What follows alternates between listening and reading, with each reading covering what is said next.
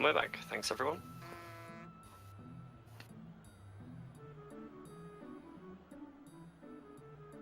Alright. Well, as you saw Cloudy do just a few minutes ago, he stole the Mage Masher in 7 tries. In the first fight, you don't actually have to win, and thus it's actually faster to suicide your party. However, we need to steal the Mage Masher before we do that.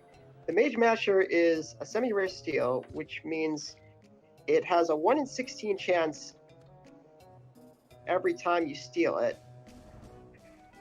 So it could take it only took 7 tries for Cloudy, so let's see how Metako's luck is.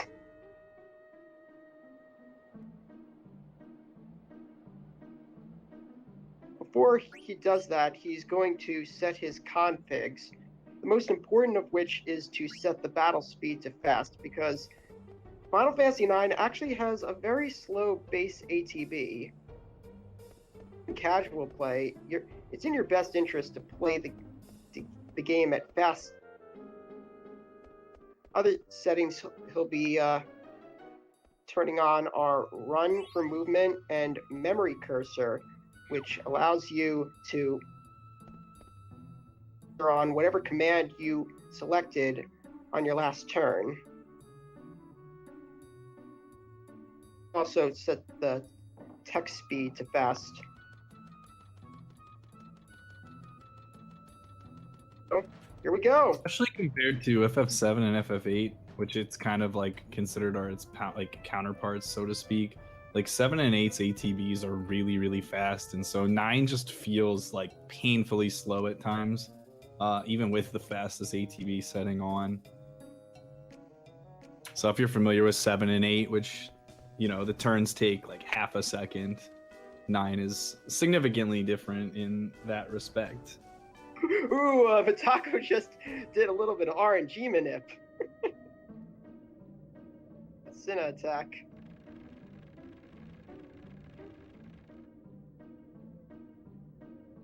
On 7 steals now?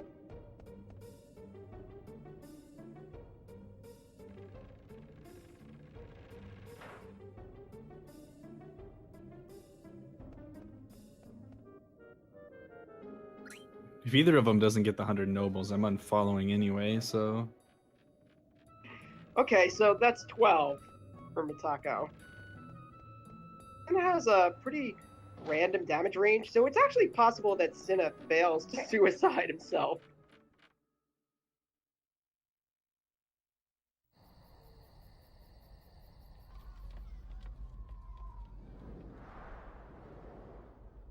So after you steal the Mage Masher, basically you learn that the main character, Zidane, is in a group of thieves called Tantalus, and they pretend to be actors, but to kidnap the princess.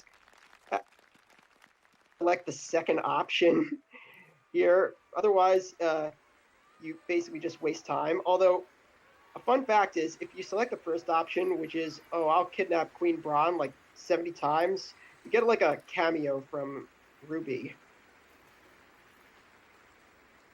Yeah, you just mash X on the wrong option over and over again until the like extra cutscene begins. It's kind of funny.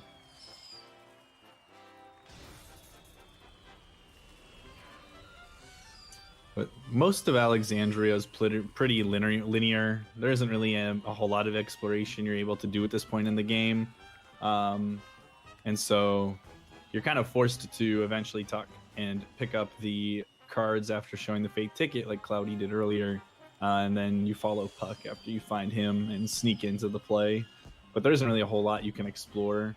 And this is one of the few points in this game that's actually true. It actually has a ton of exploration throughout the world to play casually, and a lot of people really like a lot of the fetches and such that you can do with the game. In fact, one of the hardest Final Fantasy minigames ever is at the very beginning of this game. Unless you're using a dance pad. Hey, listen. I was perfect through, what, like a hundo or 2 hundo or something. So there's like a minor skip you can do at the beginning here where you can if you talk to like an NPC on the right at the exact time, you can skip the part where Puck talks to you. Getting the 100 nobles actually doesn't really affect the run almost at all negatively, but if you do manage to get it, like I get it most runs, and a number of other people are pretty consistent with it too, it just makes your gil situation really cush, and you don't really ever have to worry about like, you know, saving gil. There's a couple of ether and tent pickups you can skip to save a few seconds here or there, but in the grand scheme of the run, the nobles really doesn't hurt your chances of like a PB or a good run that much if you don't get it. Okay, over on Cloudy's side, he's going into the King Leo fight. Actually, 3 enemies. You only have to kill King Leo to win the fight. However, it's in your best interest to kill the other 2 as quick as possible because they can use something called SFX, which do no damage but have extremely long animations. This is like one of the first fight that you're able to utilize an ATB waiting trick, depending on the turn order here. So you'll see that Cloudy's going to open and close his battle menus on a couple of turns when he gets an opportunity, and you can actually get an attack from Zidane, Marcus, and Blank in extra after they attack the first time on King Leo if you get like a proper RNG for it. Marcus, I don't think he's fast enough. Basically, this entire run is played on wait mode, which means that when you're in a sub menu, any ATB is frozen. So the ATB wait trick kind of uses that because by going into a sub menu during one of your party member attack animations, you can actually increase the number of turns that party member gets relative to the enemy. So first of all, usually it has to be right after the enemy took a turn. Otherwise, he is going to fill up first. And also, the character you're ATB waiting with has to have a higher speed stat than the enemy. So you're going to see that used quite a bit in the early game, but it can't really be used much in the late game because eventually bosses just get so fast you can't do it anymore. All right, Cloudy's getting the 100. You heard it here first. Why don't you teach everyone how to do 100 nobles? Ooh, just an input there.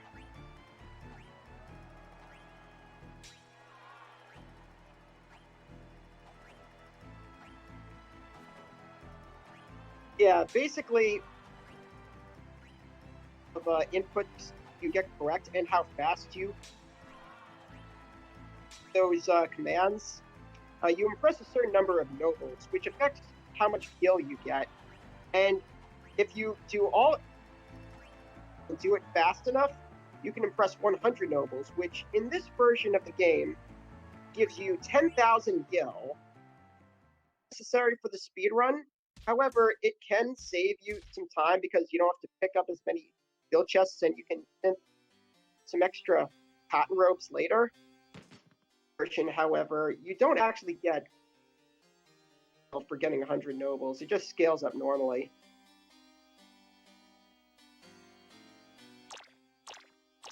The most you can get in that version is 1,000, but like I said earlier, and like TQ mentioned just now, it's really not the end of the world, so it's fine.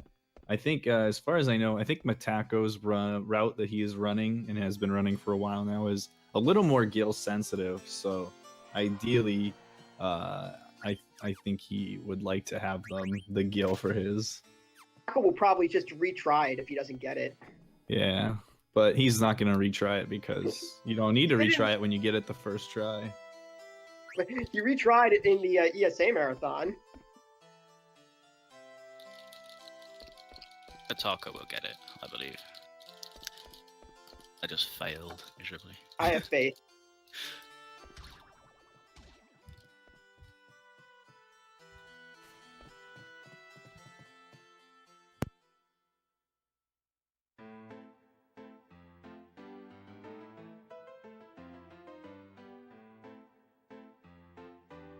Also, as you just saw Cloudy do, he equipped the Mage Masher, which was the weapon we stole in the first fight, which basically doubles Zidane's attack power, which speeds up the early game quite a bit.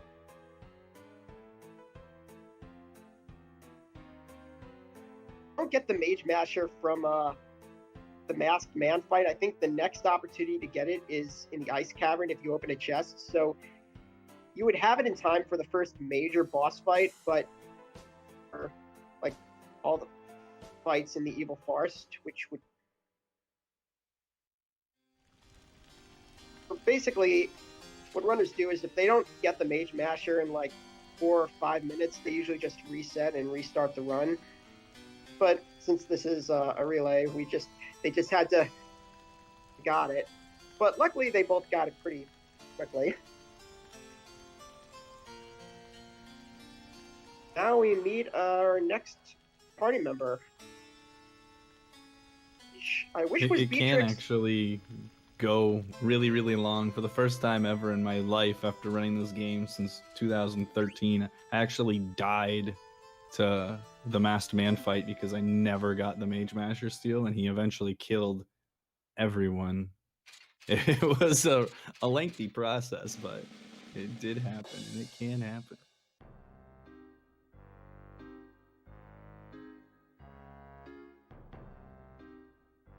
One thing I really like about this game is the character themes are like really well designed.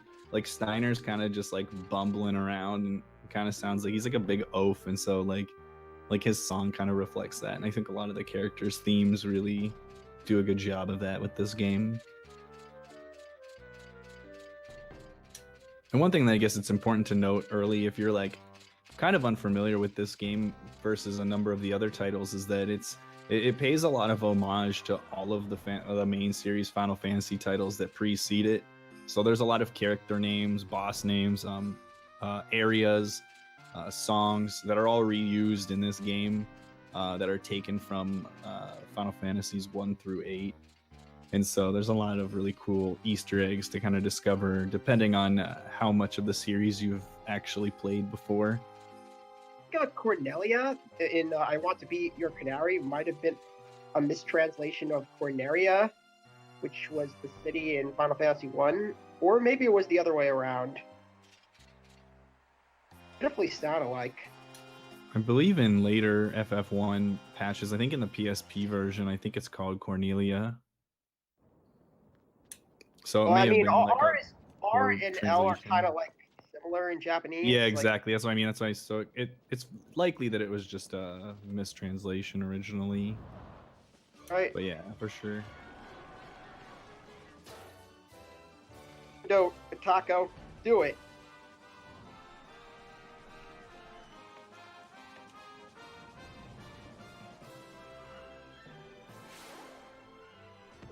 Also, the first input you can get on this is always either X triangle or right.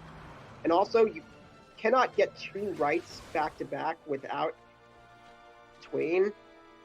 Up and down kind of like, I mean, maybe within 10 inputs, and then square and circle get added in the middle. Just a few things to know if you're really trying to get better at this.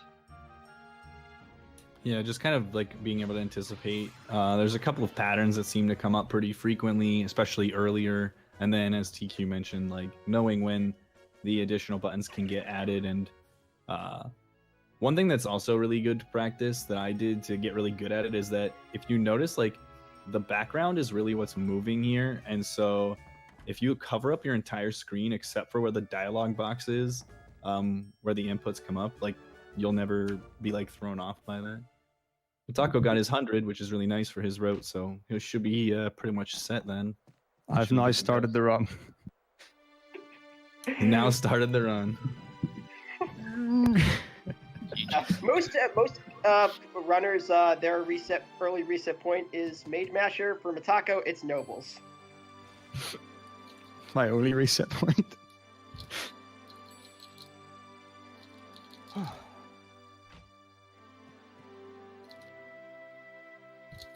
Now we're learning here that Princess Garnet, the actually wants to leave Alexandria.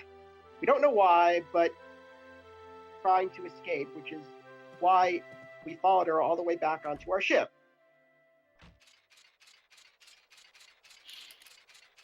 While Steiner, since all of his Pluto Knights are so incompetent, had to go after the princess himself. Apparently, one knight did actually follow him, or so we think.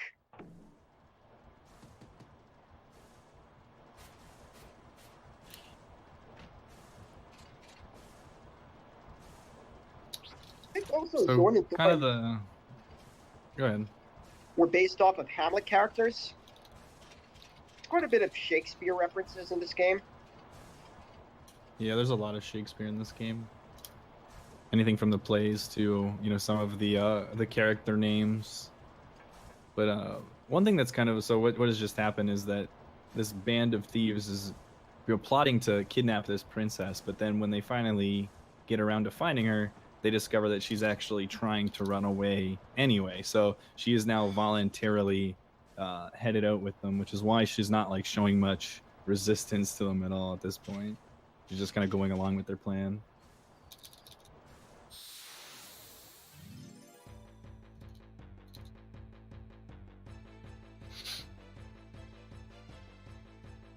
Alright, Steiner 1. This is actually the only Steiner fight where you actually have to kill Steiner. He has 169 HP, I believe.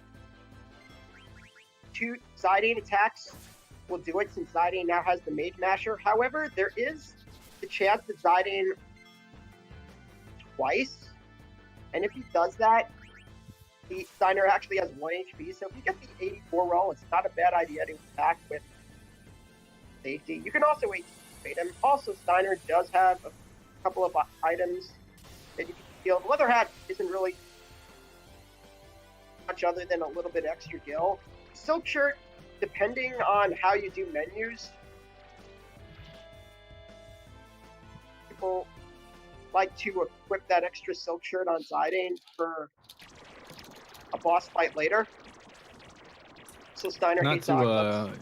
ruin the climactic moment of Steiner's existence in this run, but you just witnessed the coolest animation you will see Steiner do in the entire game about 20 minutes in, unfortunately. A lot of his other techniques that we'll see him use aren't as flashy as that. Sorry, is my mic out? Here.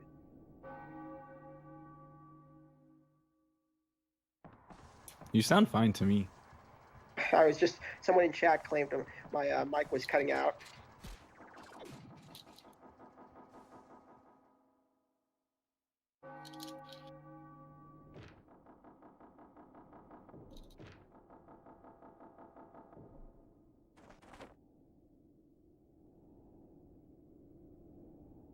You set the noise gate on Discord. It could well be.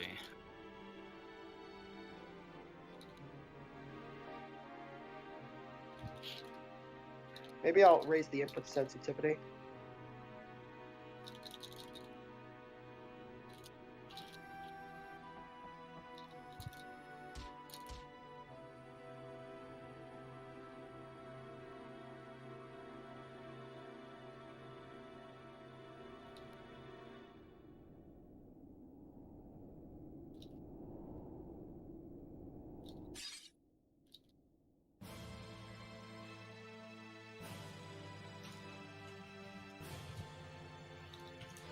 Yeah, I think everyone's going to be doing the whale zombie in this run.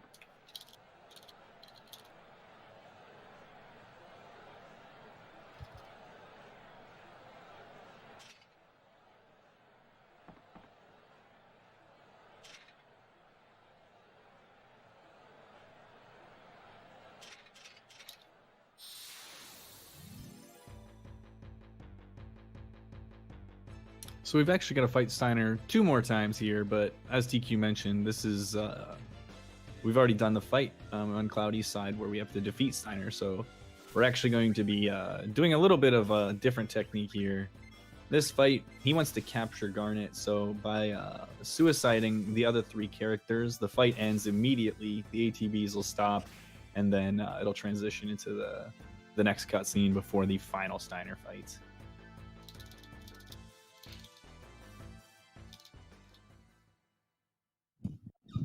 Should I show off the alternate fight for Steiner 2? Absolutely.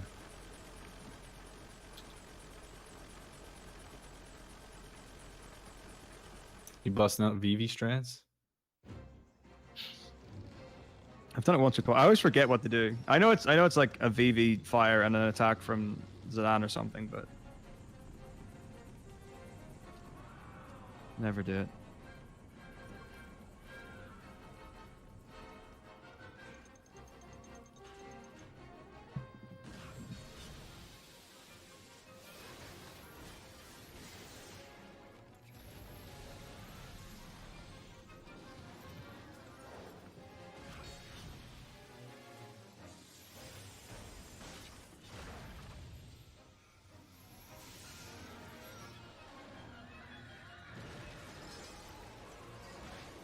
Okay.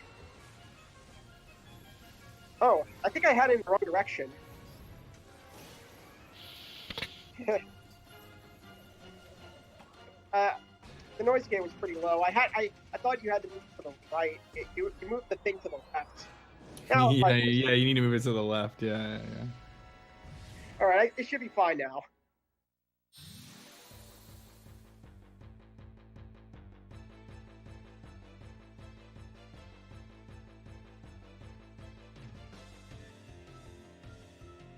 So now you'll see Metako doing his Steiner 1 fight, and Cloudy will be doing, again, a similar strategy to the last Steiner fight. However, this fight doesn't actually end with the death of the other 3 characters. They actually need to progress the fight until the bomb grows large enough to blow up. But by eliminating the other 3 characters, Steiner will actually not use any attacks on the party, which is why we eliminate them to kind of progress the fight slightly faster. And if you don't move the menu toggle to the beat of the song, you're just playing the game so improperly. So Cloudy's doing us all a favor right now and jamming out for us. Careful though, because one thing that could happen is suicide, like QX suicide on a character. Like say you cue the suicide on Zidane, and then you try to cue the suicide on Vivi, but Zidane's suicide happens just as you input the down input, and then you hit X, and all of a sudden Vivi suicides Dagger. I think everybody has done it at least one time. I've done that at least once. I've also accidentally suicided people on Steiner 1 before, which is another mess in and of itself. Yeah, it's a pretty close race. There was like a 30-minute difference after a Crisis Core, now it's like a 5-minute difference. My goal is to keep it close until cards. I'm literally going to just throw my controller in the air and see what happens. It's like the best part about running against my current PB splits. I get to cards, and even if it takes 5 games, I still save 6 minutes. Oh, wow. Yeah, my cards are so bad. Every time I roll in like +3 and I leave like -5. That feeling when you lose minutes at cards because the game just says no.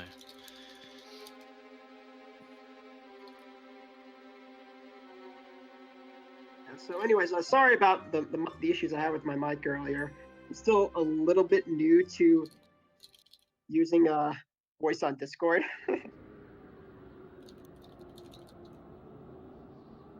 Yeah, you cannot hate on FF9. I can. I'll do it too. You just wait till AGDQ. That's probably what we're gonna do for 9 hours. Hit on FF9 if you run it.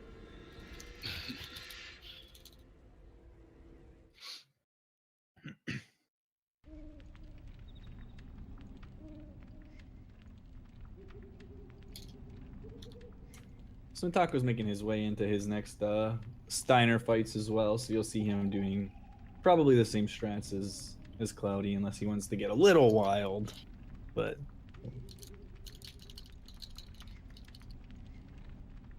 Webster, never heard of him. Yeah, FF9's tagline is actually just, "Is this a bird?" And that's basically the whole speed run. It's figuring out what's a bird.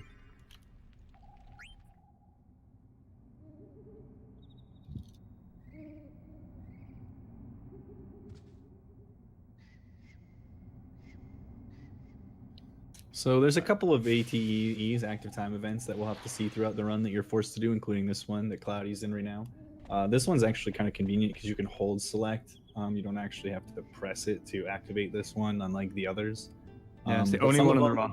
Yeah, some of them will activate automatically, and there will be one optional ATE that we'll watch later, unless you're me and you end up watching like 3 optional ones every time you play this game. Or if you run turbo like me, you can just have turbo set to X and then press select at the right time. Alright, so now we've gotten to the first area where you can actually get random encounters. All your Final Fantasy games, Final Fantasy IX does not have any sort of step manipulation. So random encounters are actually encounters. Basically, every time you enter a screen, there's like this threat level. And as you take steps, randomly makes checks based on how many steps you've taken and decides whether or not you're going to get an encounter on that step. Take steps, the chances of getting that encounter increases. The threat level resets every time you enter a screen, and every time encounter and leave it. I'm getting more. The first encounter that Cloudy got there is actually not that bad of an encounter as far as they go in this run. You're guaranteed to get a level up on Zidane to level 2, which makes it impossible to die on the Baku fight, but also prevents the trance that we are seeing now from having an additional animation at the end of the fight. But if you don't level up to level 2, then you'll get both animations, and it's ends up being as close to a wash as possible with the random encounter. It's only a little bit slower. Speaking of trance, what a great mechanic. So basically, You shut your mouth. Basically, like, the developers of Final Fantasy IX decided that Final Fantasy VIII's limit break system was too broken. And so they decided, we're going to nerf it, allowing you to whenever you wanted, like how FF7 use your limit break essentially whenever you wanted, or let you go into trance at critical health like FF8 did, which was too abusable. In FF9, the game just decides when you're going to go into trance based on how far your meter is, and every time you take damage, based on your spirit stat, your trance gauge randomly goes up. You've taken enough damage that your trance gauge completely fills, you're in trance. But here's the best part. It happens on a random encounter and you leave the encounter, guess what? Your trance is gone. You don't get to save it for another encounter. Basically, and it's unpredictable and unreliable. It's really the only mechanic that I'm like truly critical of in this game is the limit break system. And like you can tell that it's a product of wanting to try to take what was really broken in Final Fantasy VIII and make it not nearly as easy to abuse. In fact, you can't really abuse it at all. And several of the trances are actually forced, like the one we got here. But as far as the battle mechanics go, it's like the one thing that probably should have been done differently. Even if they just made it like you can access it like an FF7 kind of thing, I think it would be significantly better than what it is now. But I love Irony 2's Wanzing. So Cloudy got a steal there. He stole the broadsword. We're gonna take an iron sword off of Blank whenever he joins the party before he leaves. But in order to do that, we need a placeholder to be able to put on him so we can give the iron sword to Steiner. So he's stolen the broadsword, which we already have. He's gonna give that one to Blank and then take the iron sword off Blank and give that to Steiner for some extra damage. If you don't Moving get the forward with Black if you don't get the too. broadsword, you can buy it a little bit later from Dolly. However, it requires an extra menu, and also you lose 660 gil. And gil is kind of tight at the beginning of the run.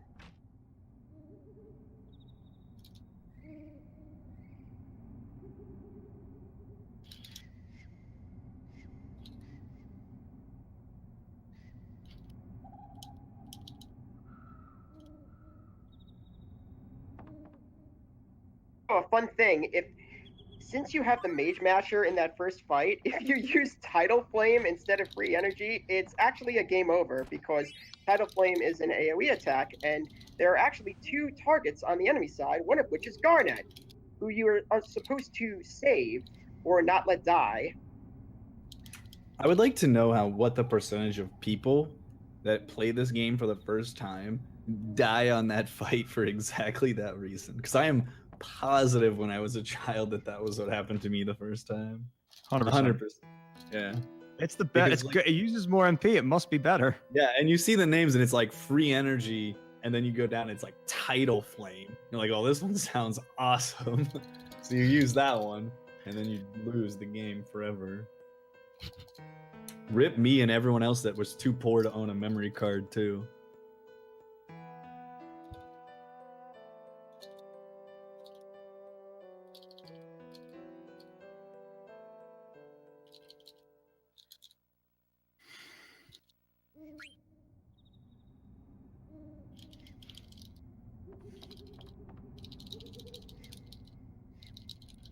So basically, Zidane wants to go save the princess, but the boss won't let him do it because it's dangerous. Even though we instantly killed a random encounter enemy.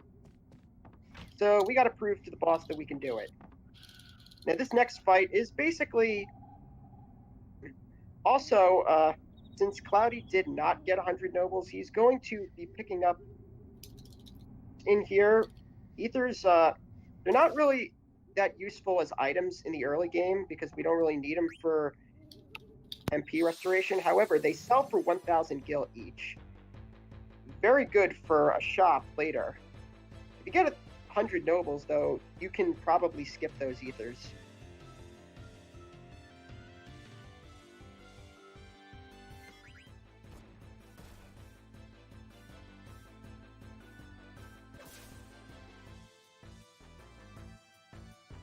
Also, since Cloudy did not get, since Metako did not get a random encounter, Zidane was level 1. So as you saw on his screen, he got the D-Trance at the end of the first.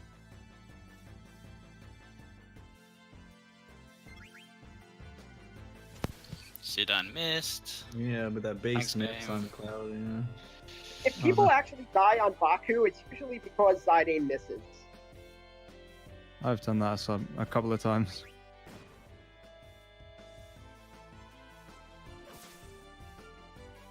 Otherwise, it's basically hold X to win.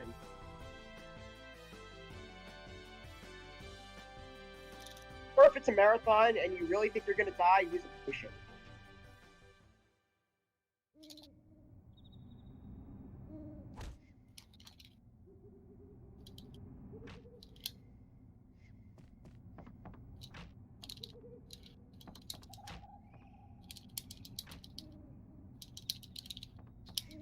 So Zidane gets the approval, is allowed to leave the group for now, and he's gonna grab Steiner, and they're gonna grab Vivi and take off into the forest and try to find the princess.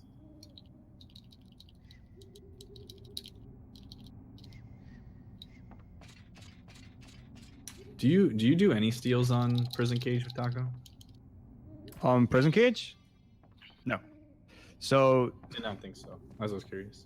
yeah, the way I've gone off it is basically there's a pretty likely chance that for PC2 you'll get the broadsword steal, but it's slower if you get the leather wrist steal, and if you miss, it's bad. But also because Steiner does less damage than Zidane, if he under damages, you can go through an extra round where Vivi has to use fire. So if you put all the variables together, on average, it works out to just slash away at it, and then because I get nobles, I can buy a broadsword in Dali instead, or an iron sword, sorry.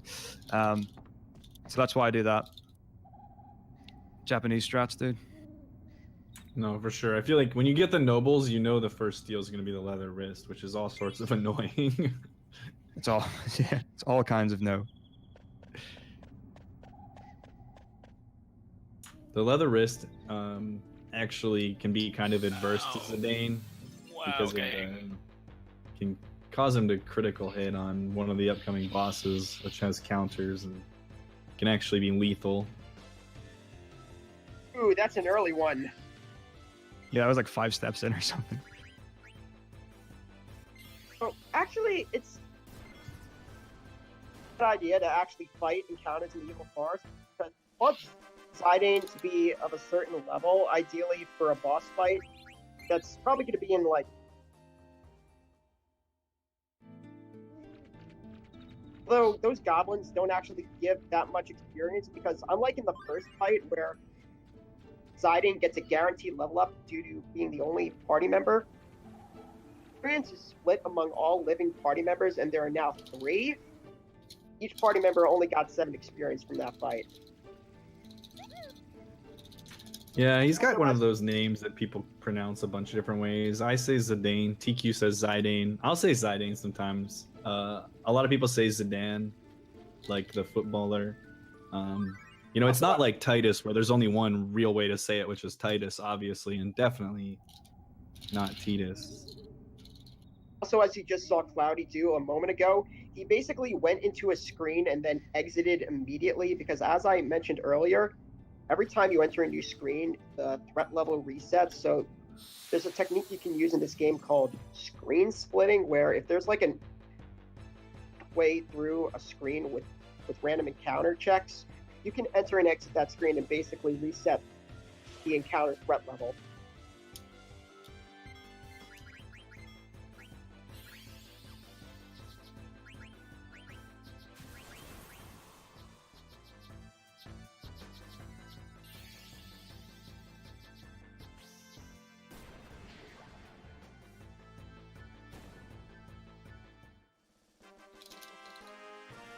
Ooh, that move actually inflicts darkness. Right now, I'm really scared I'm gonna die to Baku.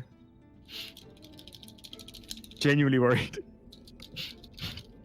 I'm thinking of poaching VV because that 36 HP is not a lot. I don't think you can take a. Just to warn you, Taco, I think if Zidane has 40 or less HP, he can die. So if he has 40 or less potion, because you never know, he could miss. Yep. Yes, he can.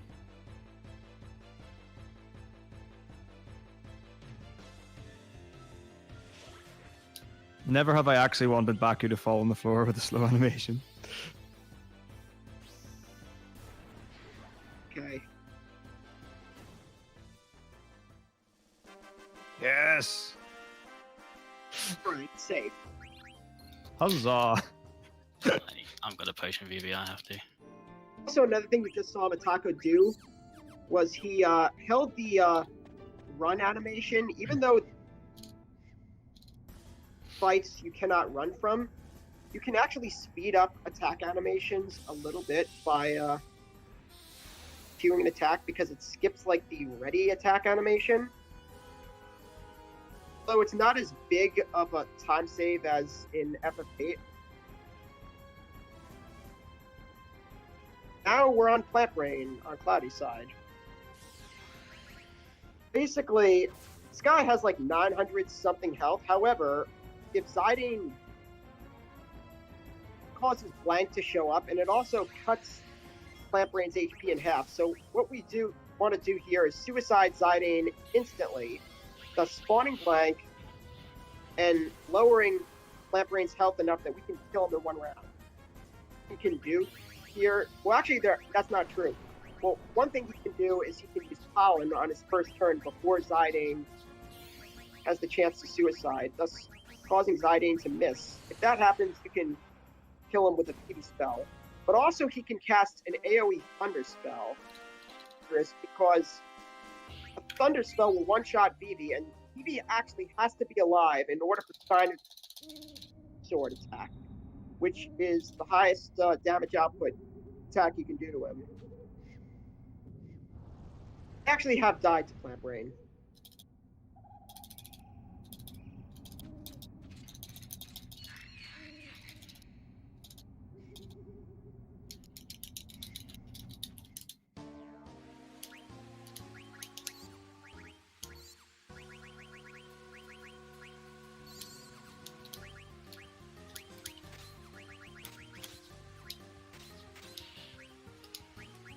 Now he's reviving, healing Zidane, and removing the darkness, because there's actually a forced plant spider fight. Really, we want all or most of the experience to go to Zidane, because we want him to be a certain level for the next boss. So he removed that iron sword from Blank by equipping the broadsword from Prison Cage earlier to optimize Steiner and give him the iron sword.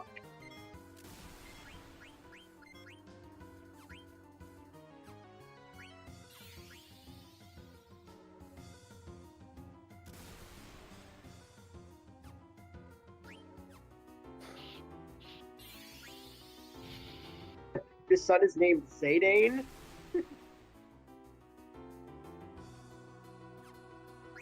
Yeah.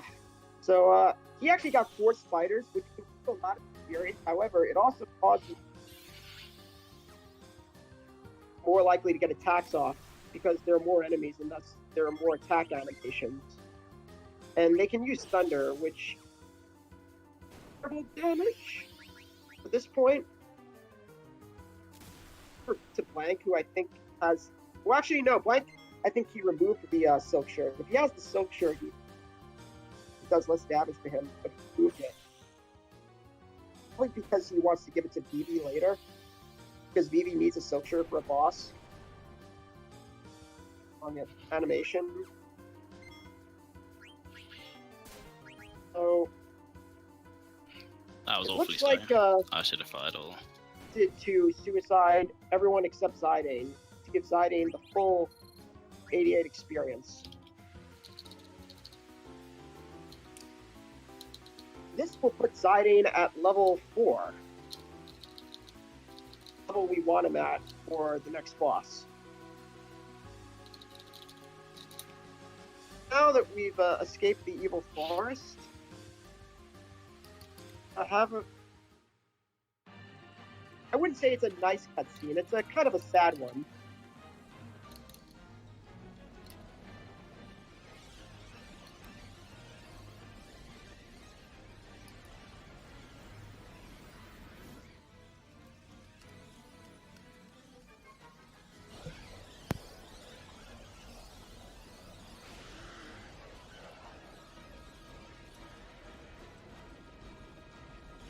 Ooh, the voice activation level.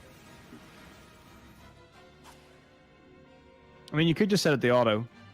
It's honestly not that bad for this stuff.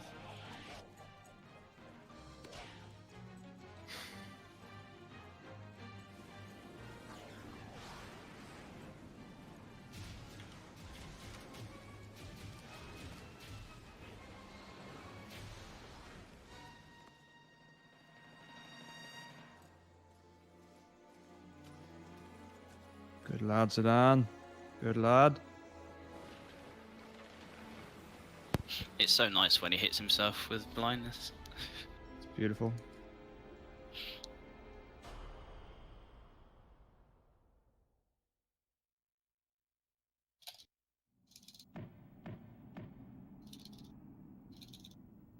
So, Even Forest was 4 encounters. That's not too bad. That's fine, really.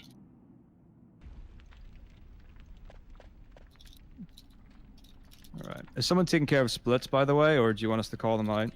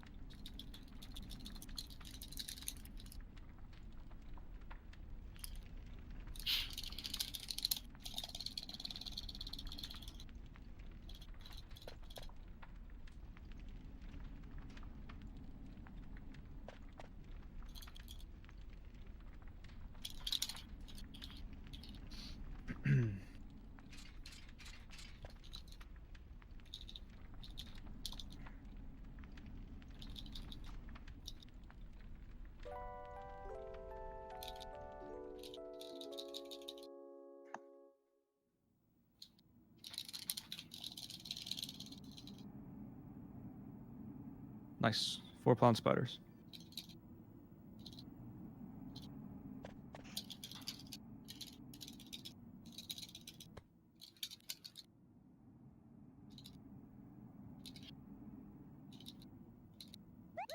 Okay.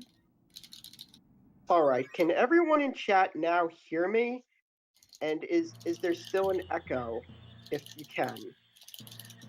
That sounded much better to me. So do I finally have this correct now? Okay. I can get both 3 and 4. All right. I think I finally got the right level. All right. Just I'm sorry. I'm using a built-in mic on my laptop. I'm not actually used to. I'm borrowing someone else's PC right now. Remember to save, remember to save, remember to save. All right. So now we finally reached the first world map.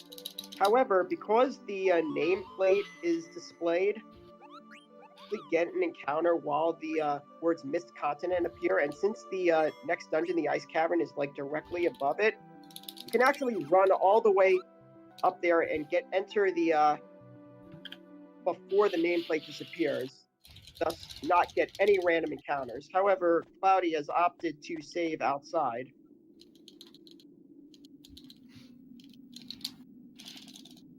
So in the first room of the ice cavern, there are like 2 swirly mist type things, and if you run into it, you'll get a random encounter. And in the task for this game, the task Little Gecko has found a movement pattern where you can consistently just run straight up and past the mist. I did manage to find a setup for it RTA, and I have since forgotten how to do it. But I can't do it the way he does. He just holds up and then goes to up left on the right timing. The only way I could get it to work is if you held left. You might want to try it, Cloudy, see how it goes for you. I'm not gonna try it. I'm gonna hope I get lucky and it's just not there for me. It could just not be there. That'd be brilliant. To answer your question, Gobblers, the Switch remake, which I don't even think is out yet, is supposed to be the same as the HD version. So I would imagine that the only difference is... I'm probably not gonna get the chest. I don't usually bother. Oh, it's not even there. So, Nice. since No task necessary, already- just run straight through. Metako, did you get level 4 siding?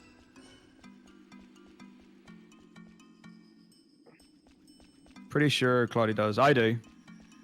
Okay, so I Most of them almost have didn't level though. 4 In fact, I should. So I got 4 plant spiders, which is 88, and I need 101. And I fought a dendrobium and then a fang goblin encounter. So I should have got over that by Ooh. 20, I think. enemy encounter on Cloudy's side. And this is actually the worst encounter as far as experience goes, the double cave imps. Looks like he is going to kill it though, because I didn't got bad ATB. In this cavern are predictably weak to fire since this is an ice cavern. Eevee with an AoE fire can just take them all out. So this is one of the better places to actually kill encounters since you can do it pretty easily. I can't remember is it angle here or not, so I had to check.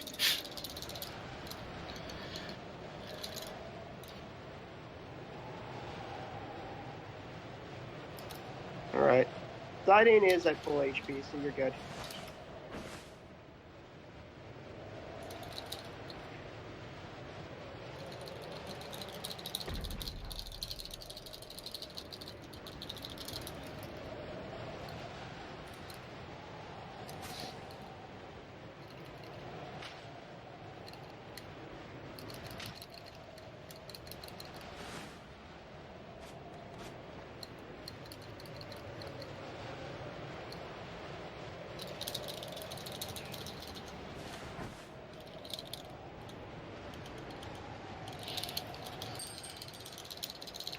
Did you get the suck shirt, Taco? Nope. I have not managed to steal anything. I got it. I am running on heavy amounts of poverty right now. My last practice run, Zidane missed every single steal I did. Wow. He missed... Yeah, he didn't steal anything on... I stole twice as well, so he missed twice, which is extremely unlikely. And then he missed on Battle 3. It's like, okay. Now we're coming up on the first major boss of the run. Actually, Black Waltz 1, that's the dangerous enemy. Basically, he's going to summon a sea lion. 472 HP. If you try attacking this sea lion while Black Waltz is still alive, Black Waltz will literally just cast a Blizzard spell and heal him.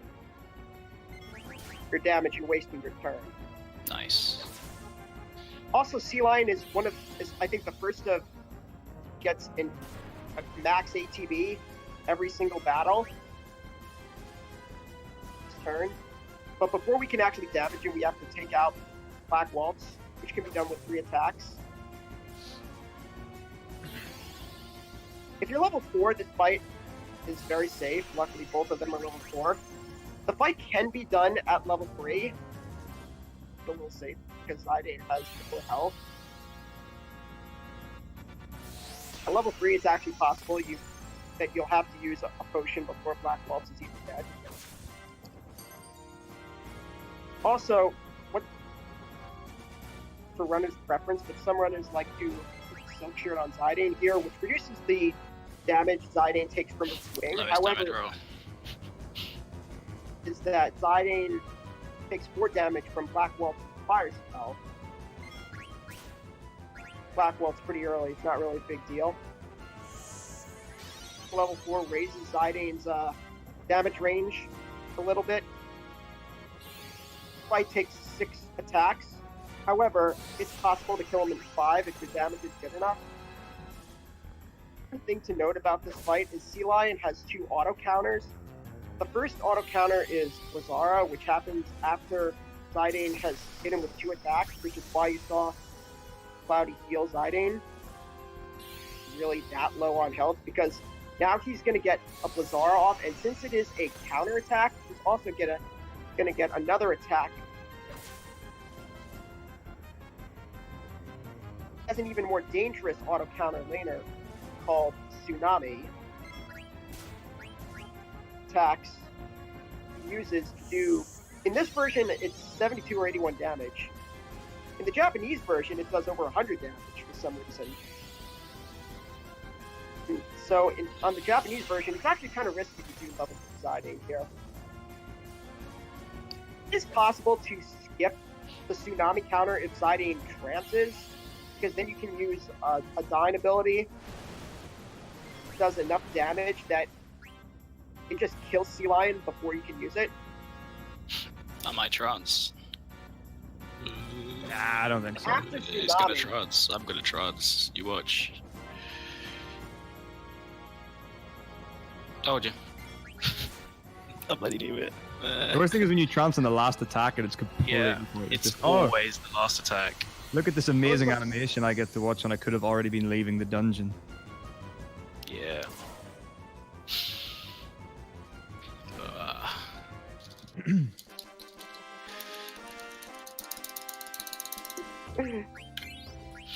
and he had about 10 HP left, give or take.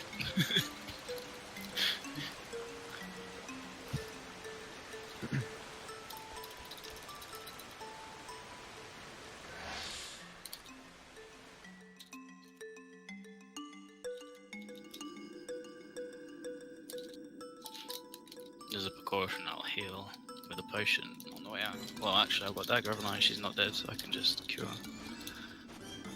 It's a good plan, actually. I might do that as well. Because I think I've got like 40 HP. Zidane can die. It can go super bad. Yeah. All right, rock and roll.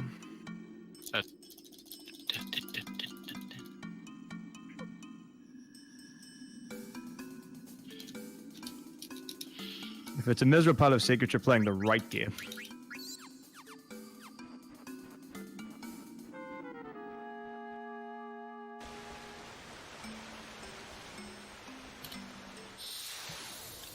Easy way to count damage on this fight.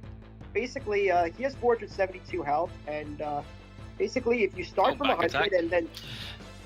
and then subtract 4 for every 4 He's running. damage off it is, whether or not you're going to get the quick kill.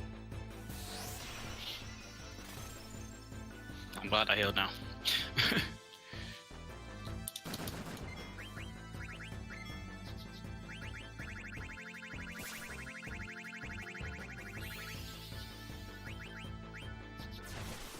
Looks like Metako does not have the silk shirt on because he only took 16 damage from that fire spell.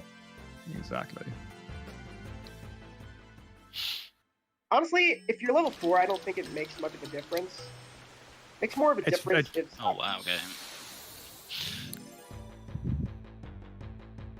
Ugh, 29 health. Should I play it risky or not? Just use a high potion. I hate having to heal before attacking Sea Lion. It's only Blizzara, so you should be able to hold off until just before Tsunami. Yeah. Oh yeah. You usually, if you get good damage rolls, you can do 3 attacks and only have to do a normal potion after that. With Good roll. 36 Blizzard, that's the most he can do with a non-counter. Good. If you're on the HD version, Sea Lion can actually crit. Speaking of crits, a crit can actually... If Zidane has the leather wrist equipped, he has 24 spirit, which means it's possible for him to get a crit at the wrong time. It can be pretty bad.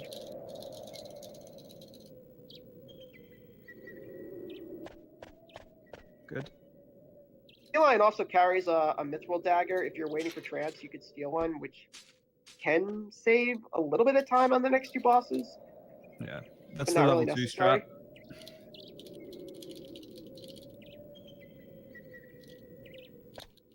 So if you're level 2, you would do 3 attacks, heal, 3 attacks to get into counter range, and then you would steal until you get trance.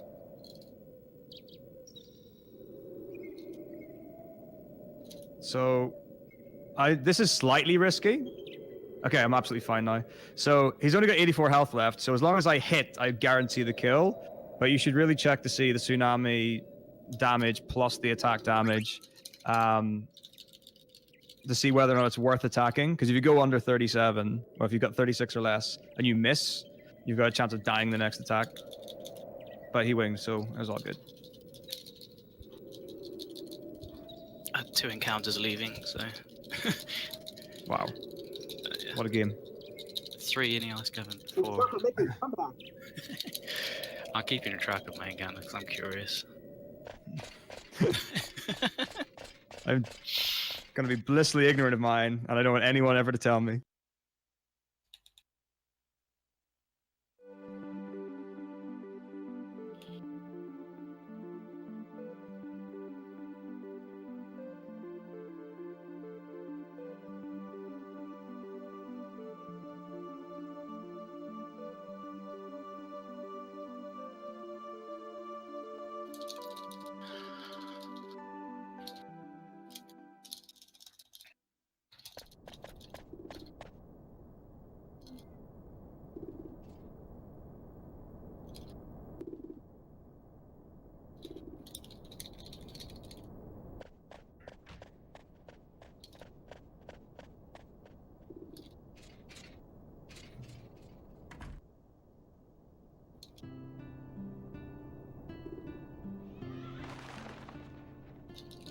no, Flat Mafia. Oh no.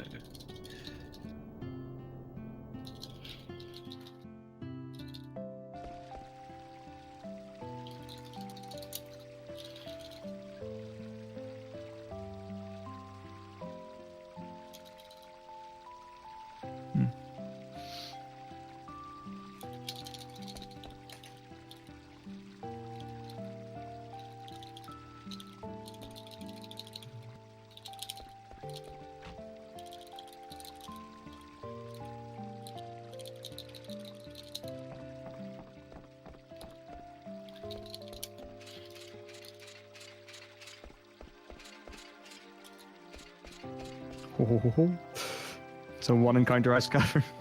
Oh, nice. So that's quarter port a minute. All Like- still to play for. It's all gonna change. Absolutely. Like, this one is fairly consistent generally. So Yeah, this segment's pretty good. yeah. Gizmaluke's gonna be the next, plus or minus 2 or 3 minutes. That's the next biggie.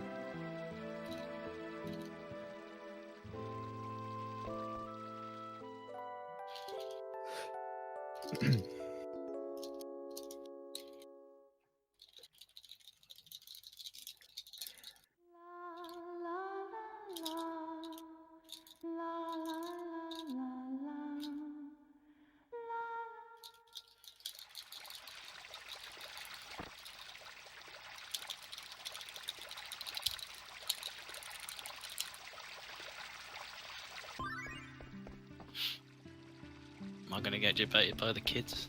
Let's see. Oh no. Yay, they stood still. That's a miracle. They never do that. Amazing.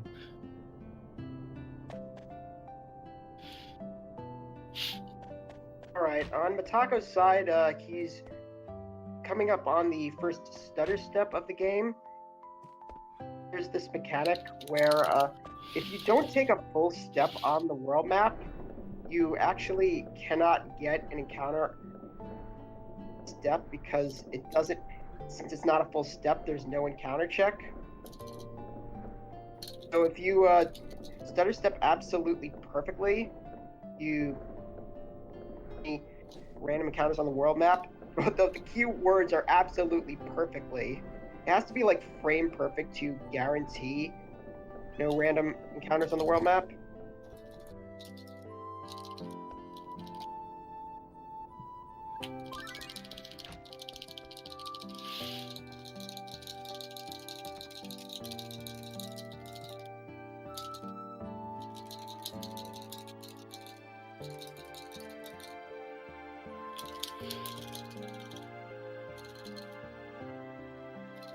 Also, important to pick the second option on this dialogue with Dagger, otherwise you lose quite a bit of time from extra text boxes. Yeah. 1, 2, 3 second, 1, 2 second. Unless you're like a fanatic for the lore. The deep lore of Final Fantasy IX. I think the second time you absolutely want to pick the second option, but the first one, does it actually save any time to pick the? It's like a text box or 2. It's very minimal.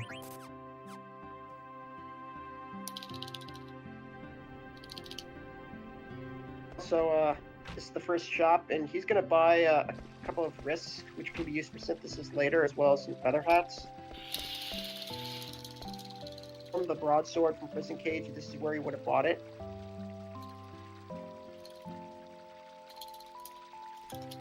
Or rather, would have bought the iron sword that he would have gotten after giving the broadsword to Blank. If he had not gotten the iron sword from Blank, he would have gotten it here.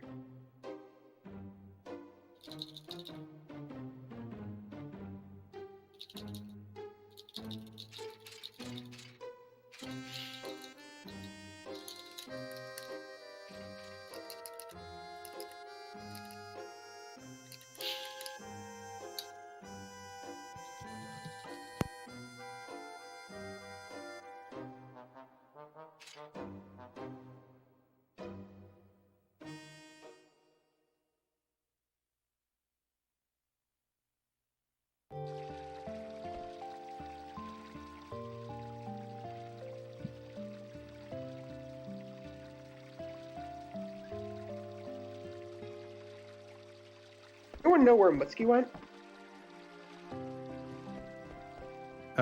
Wait. He should be here. Oh, I got the worst pattern. The girl moved.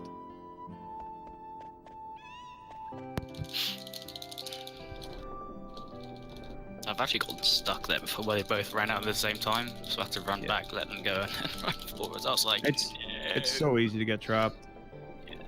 If the girl moves at all for me now, I just take a hard swing round. Because I'd rather lose a second by not crashing and then just being there going, what are you doing? Crashing into them wastes so much time. Like, you'd be surprised. The way you progress the story here is by going in and out of screens.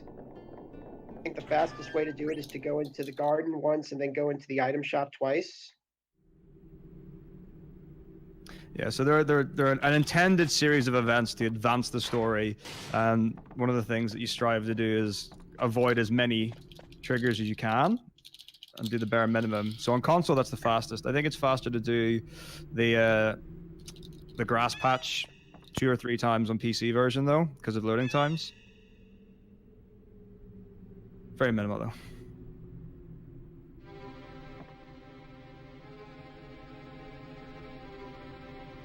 So just out of curiosity, what routes are you guys doing? I imagine that Cloudy's doing MPU route and I'm doing the Metako route. You're doing a Tantarian at night, right? Taco, your version? Yeah, so mine will be Tantarian night. I think, as far as I know, Cloudy's will be no Tantarian night. Oh, I'm doing Tantarian. I'm doing Nikki route. I always remember him doing Tantarian no night. I'd never seen him do MPU. I've done MPU a few times. It's quit after Red Dragons? Oh, no.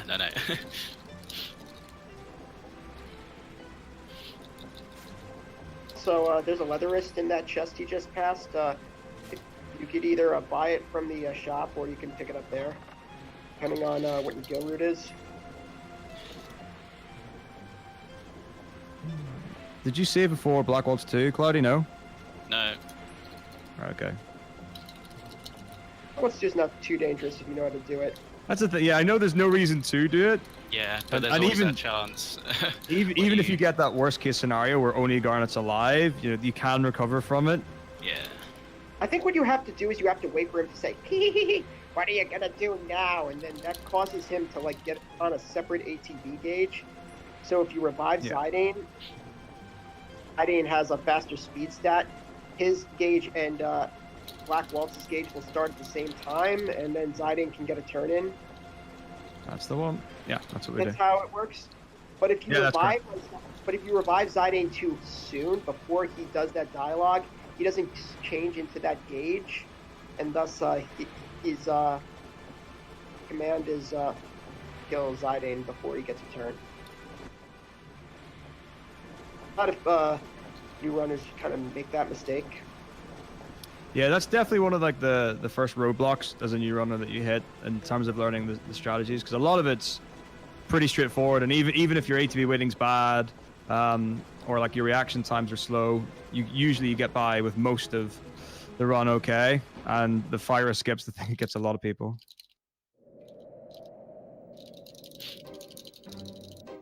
Fire skip isn't really that important if your characters are high enough level. And actually, in this version, fire doesn't even do like more than say 100 damage-ish. On Japanese version, it does more. Does a lot if you got the silk shirt on. Yes, the silk shirt is weak to fire. Apparently I went in too early. Lovely. Also, you actually have to wait for this old grandpa to get down the stairs, so it doesn't actually lose time to pick up the items here. I went in one step too early, apparently. Too keen to get your coffee from Morid? Yeah. Easily done.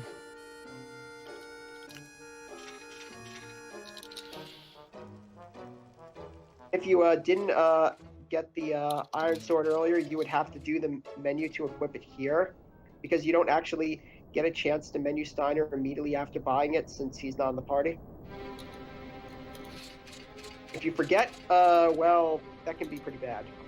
That's a Yeah. slow fight. It is just slow. That's all it is. Also, if you only have one silk shirt and you decide to juggle it between Zidane and Vivi for Sea Lion then Black Waltz 2, or sorry, Sea Lion then Black Waltz 3, the last chance you've got to do it is in the underground once you save Vivian from the box.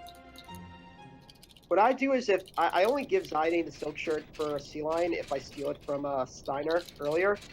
Yep. Otherwise, I just don't feel like doing the extra menu. I do the same though. Yeah, honestly, it makes such a little difference, and even a level 3 Sea Lion's honestly not that bad, and it can actually be identical to a level 4 one if you get lucky rolls.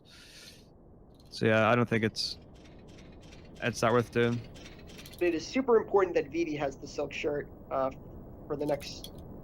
It is essential. Not so much for this fight, but for the fight after. Yeah. So like, I know my Vivi's got the silk shirt on for Black Waltz 3, but I'm still nervous. Because it's happened. I've definitely had it happen before, where the Thundara comes in, you're like, "Oh, would you look at that? 100 And damage. he's alive." He can actually survive Thundara without it. If he's level 5, he survives. I have had a level 5 VV there in a run. Alright, Black Waltz 2. So, here's another boss that gets instant ATB at the start. You can actually ATB Wade Zidane here if high enough gauge at the start. Pretty cool skip you can do.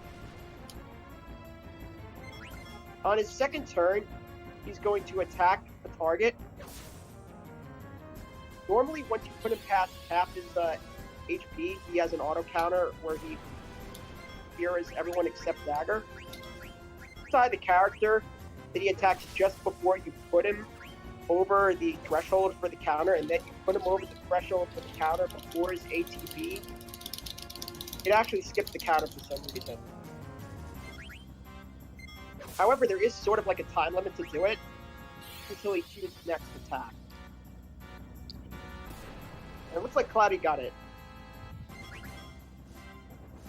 So, this is also the first fight where someone is equipped with Bird Killer, broken supportability in the game. Double Yep. ether. Damn it, man! Really? Yeah. Why do you get all the money? I need the money. That's fair. I'll not fight you on that one.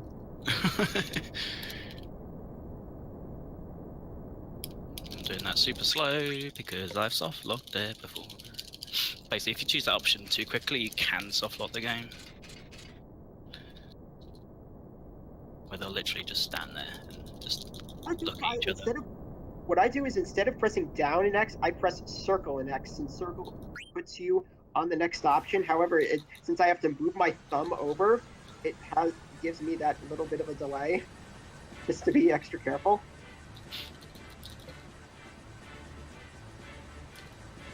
From what I understand, it has to do with the fact that on this speed, all PlayStation Final Fantasies and most PlayStation RPGs are run on PS2 console on fast disk speed.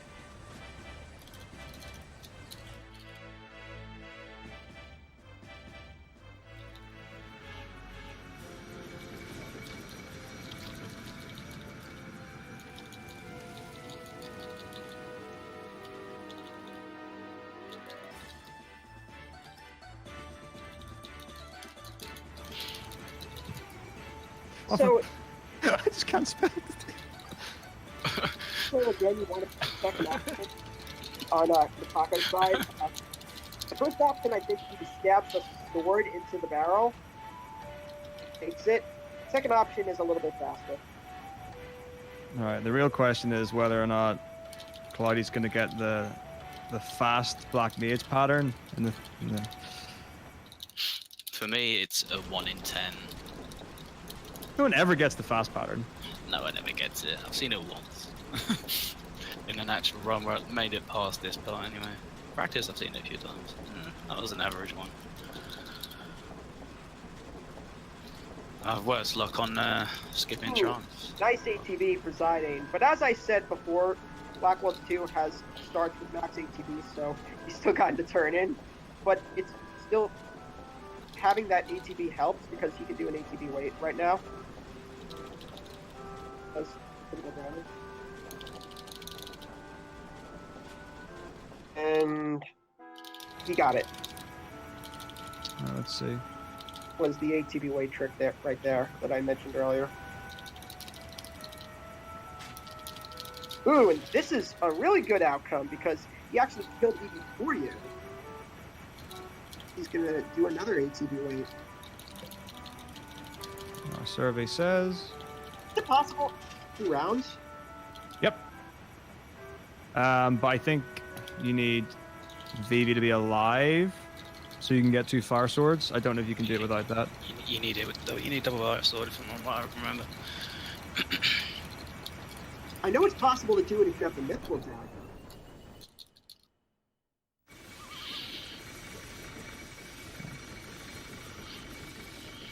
What do we get? 2 ethers. I'm sorry, Claudia. It's alright. Taruthas means money's free.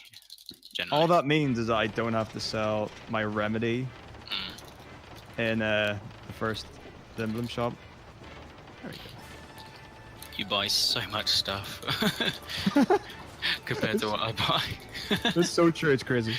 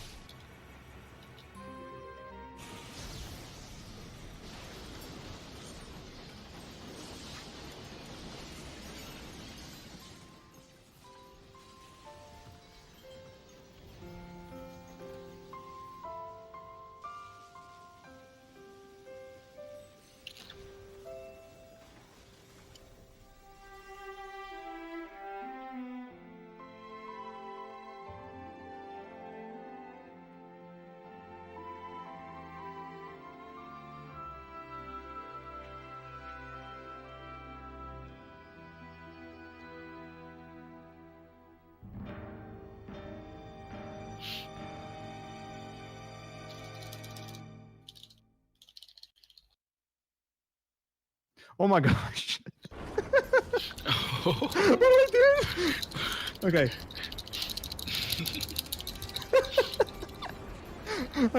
I should not be typing anything at all. Whatever. It's fine. The intention was there. Alright, Black Ops 3. This fight is basically the same way every time, if you do it correctly. Basically, Vivi is so upset that Black Ops 3 killed all those poor black mages that he's going to get an automatic trance. One's ATB, your party and Black Ops 3 start at 0. But since Zydian has a faster chance after Black Ops kills him, turn first, we introduce the mechanic where it's attacked.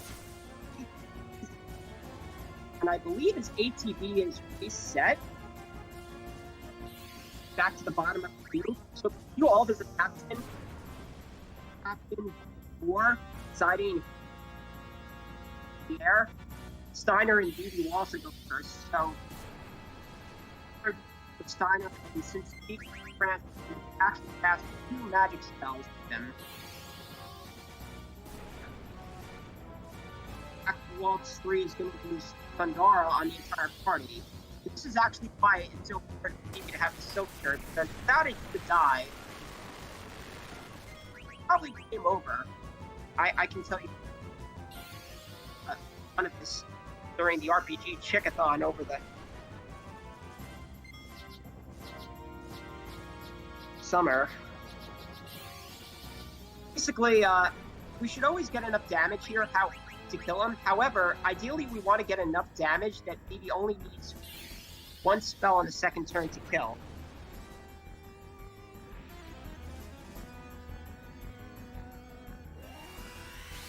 And it looks like we didn't get enough damage, so not only do you have to the second spell animation, trance, that happens.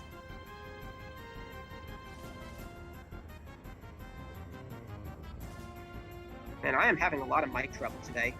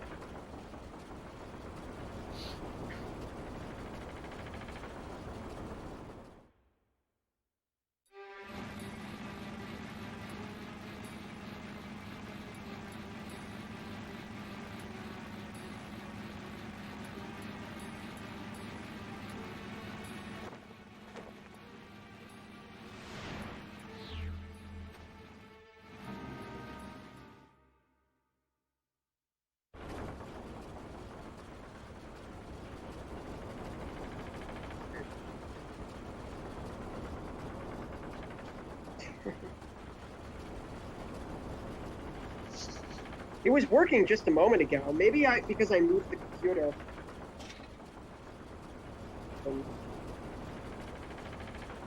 Working better now?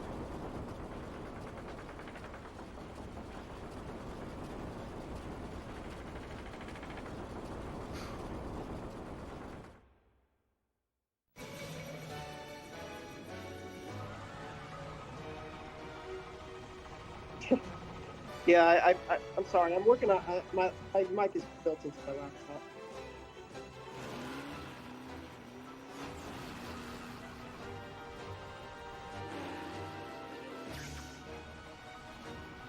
Would you like me to explain the fight again when Metako does it? I would. I think we lost a lot of it.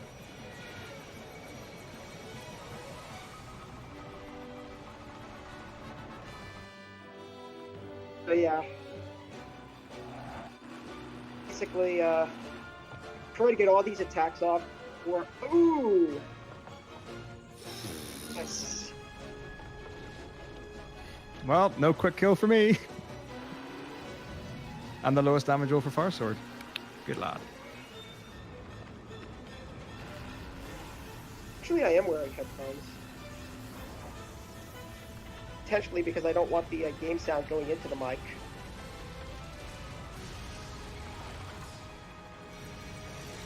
If Zyde misses, you're guaranteed not to get the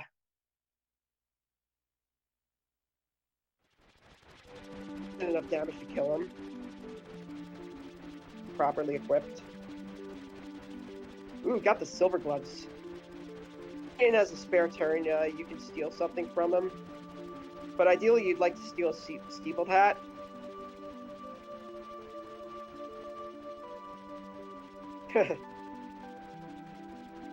Silver gloves run is pretty useless. Just gives you all you can do is sell it for a little extra gil. Yeah. So steepled hat you need to buy anyway. And if you don't sell it, it messes up your menu, so you actually have to take the time to sell it.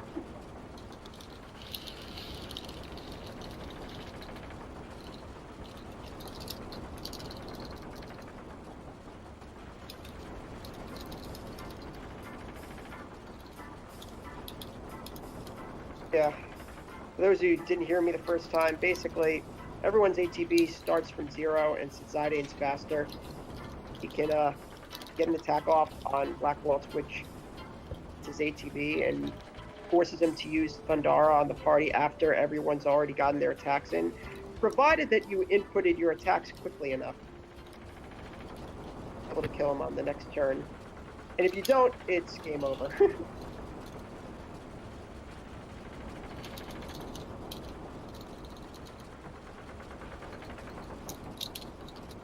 Did everyone hear me that time?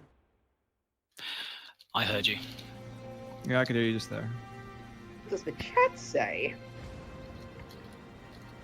Okay. Discord, please.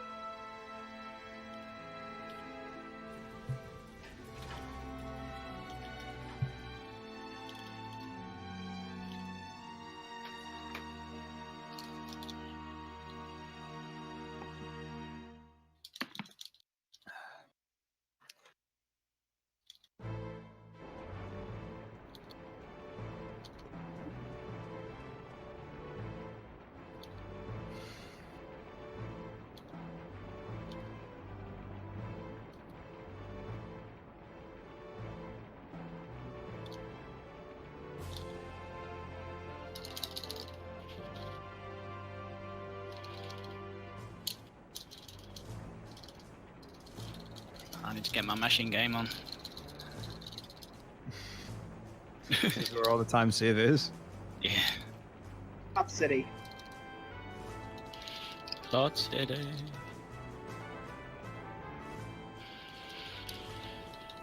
Carpal Tunnel City.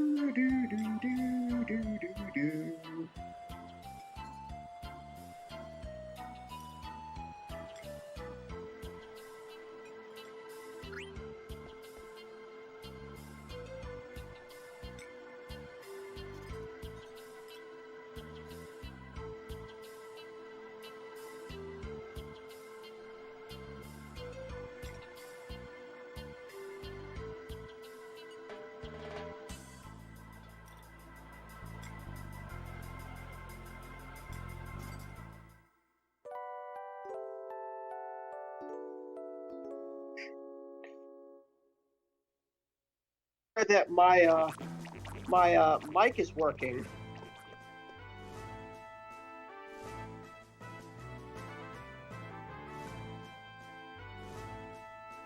Apparently I'm bad at that.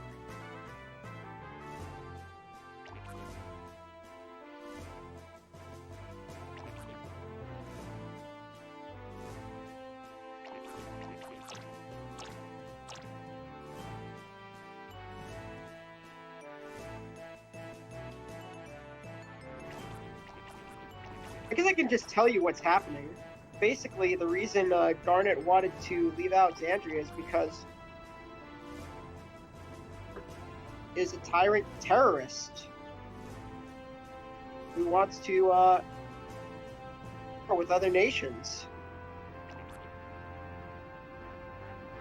And apparently she's asking her Oglup uncle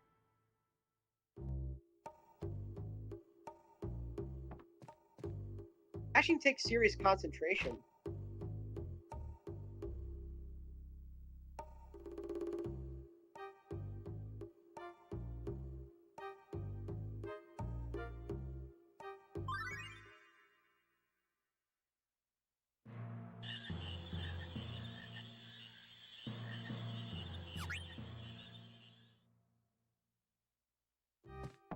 So I didn't mention this earlier, but the two Teach Me Mogster ATEs, you gotta be careful with your mashing.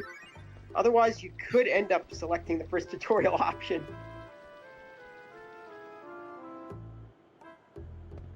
So yeah, every time you go to the Mog tutorials, it's 3 confirms, and then you cancel out of it. But anyways, this is the first major shop portion of the game. So basically, we're gonna go to the weapon shop and our ethers and a few other things. Then we have enough gil to buy not just equipment, but also because this game has a unique shop feature called item synthesis, where if you go to a synthesis shop and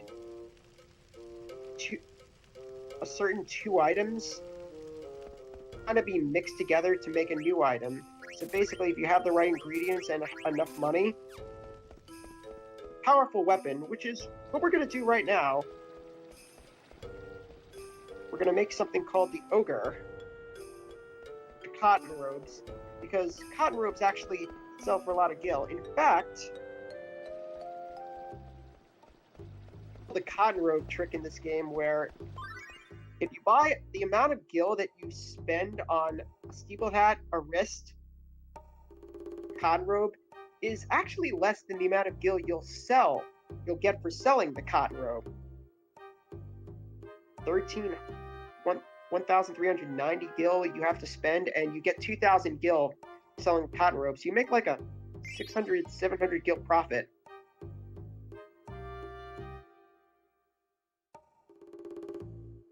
You get 100 nobles, you can make a whole bunch of them.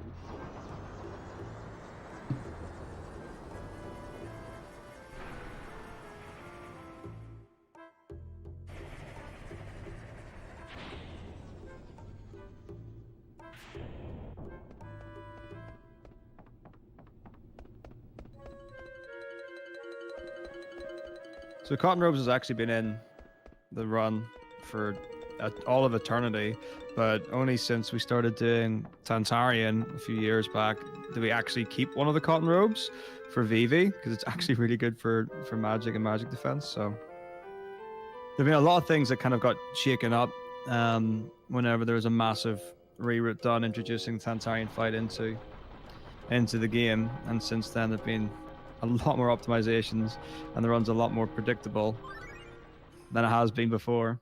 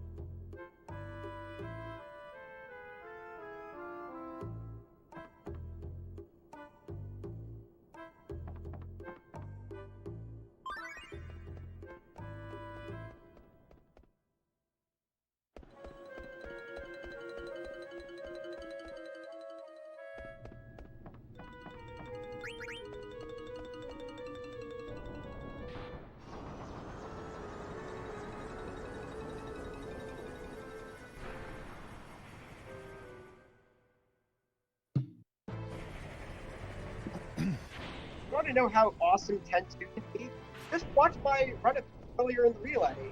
See how nice of a game it can be.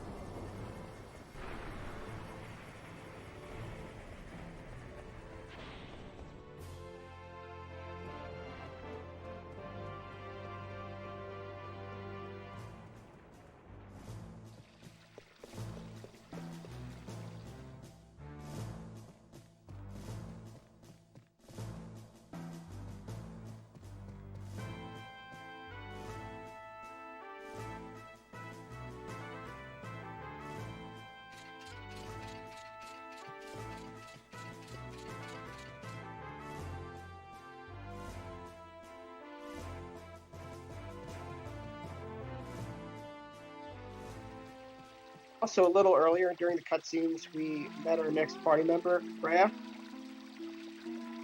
Freya's Whose primary Bastion. job is to be a Dragoon or Dragon Knight.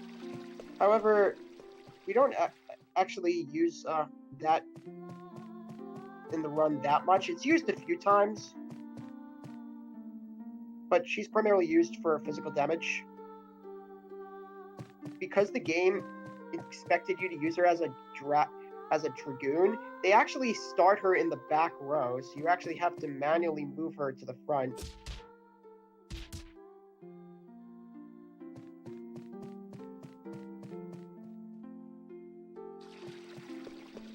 Freya's also the only character who gets Dragon Killer in the game. This is a real shame later on.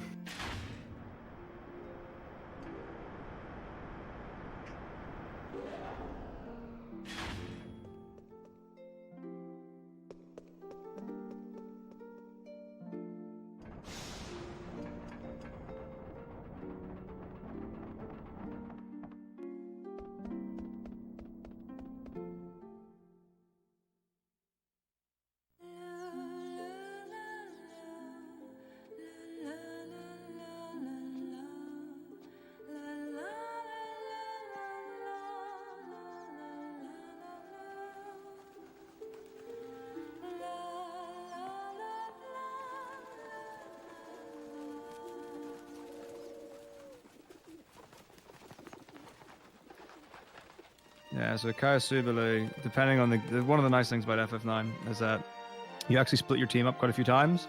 So you do gradually introduce new characters into the game, but quite often your party will split, and then one team will get someone new, and the other party will get things and bits and pieces like that. People come and go. So it is actually relatively adaptive. The final party is always going to have Zidane. Then it's usually Steiner, Freya, and then usually a mix between either Quina or Amaranth at the end. But it's pretty dynamic throughout the run.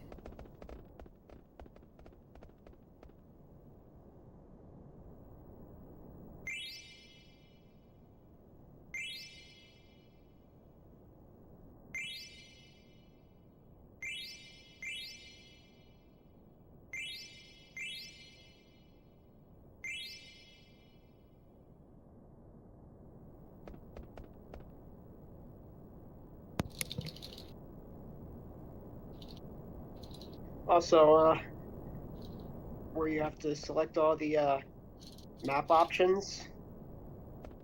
Optimal pattern for doing it.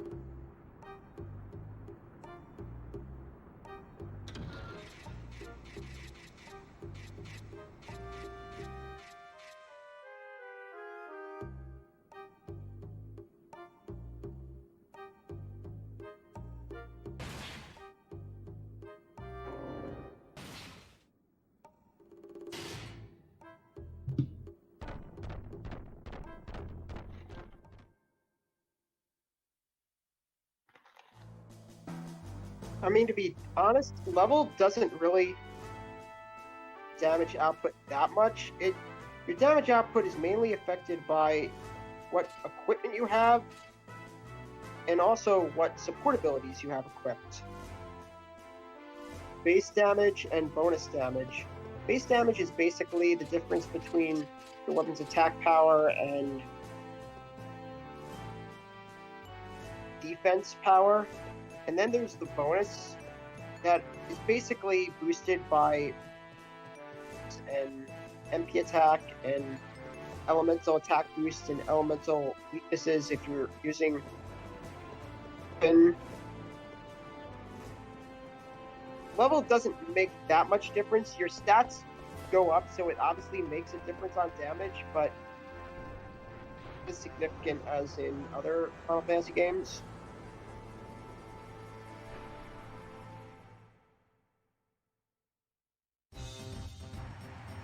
Now we get to hear one of the best for like a minute.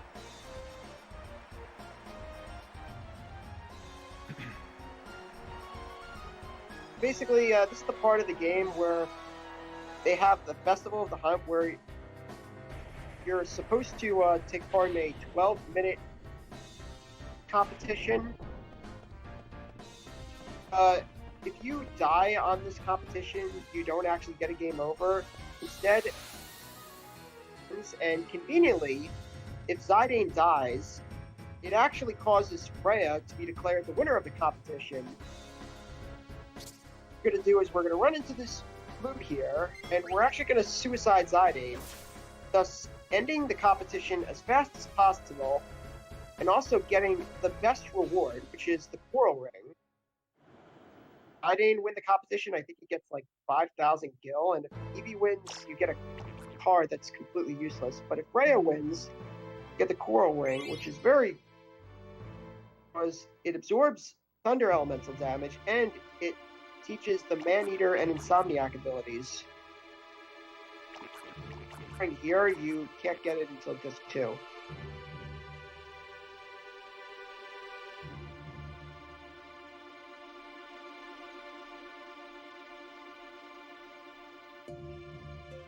It's actually pretty close, RNGesus. Not sure where the gap closed so much, but at one point, Team Choco was like a full 35 minutes ahead. It was so then- free. It was so free. It 2 was. games in, and we were 36 minutes ahead. lost And then, there's- poof, gone.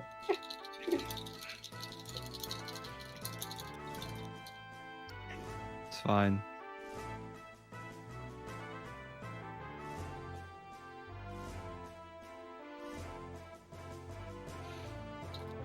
Yeah, Lightning Return basically- did good things for us. So basically, we've learned now that Promethea, which is Freya's home country, is under attack, and we believe are from Alexandria. So to go talk her mother out of, but we don't want to take her because it's dangerous. So she decided to poison her food and take off.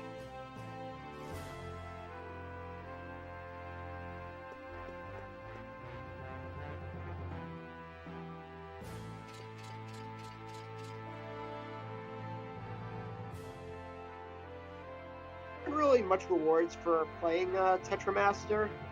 Basically, the only real reward for Yeah, you it actually is, really don't get, like, short of just like advancing your treasure hunter ranking or whatever, or getting that one award for it. There are very little benefits. You can't do anything with the cards. The only card that has a function is the naming way card, and you can rename one of your characters. yeah, like, that's- otherwise, That's it. all it does is getting every single card and having like a unique arrow arrangement. I think gives you the highest card rank, but that's it. That's only for like super completionists. Yeah, I mean, if you enjoy the card game that much, you go right ahead.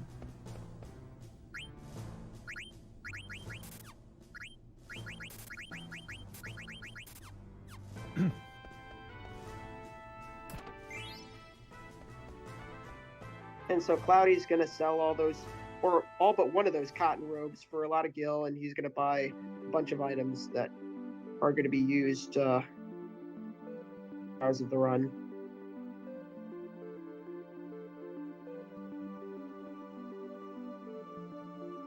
All cards percent, how about never?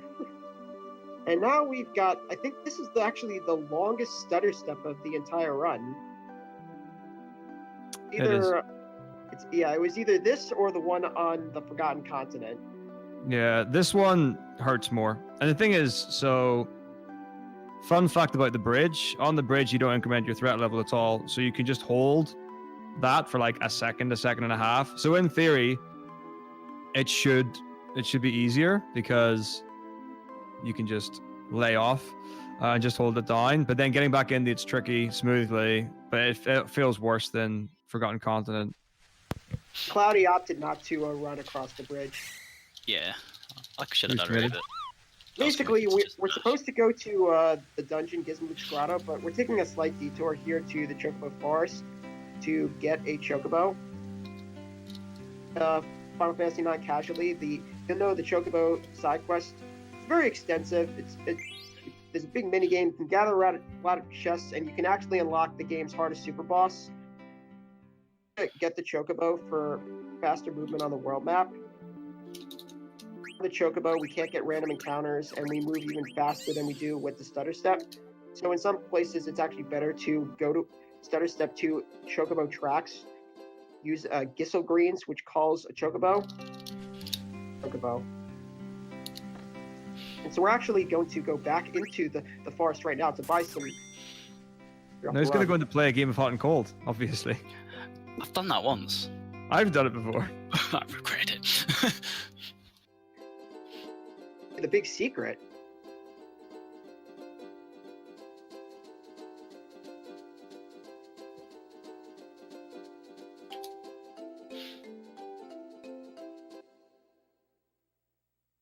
So let's see, are you going to do the double save in Gizmolux? Yeah, because I know what this place is like. There's absolutely no reason not to.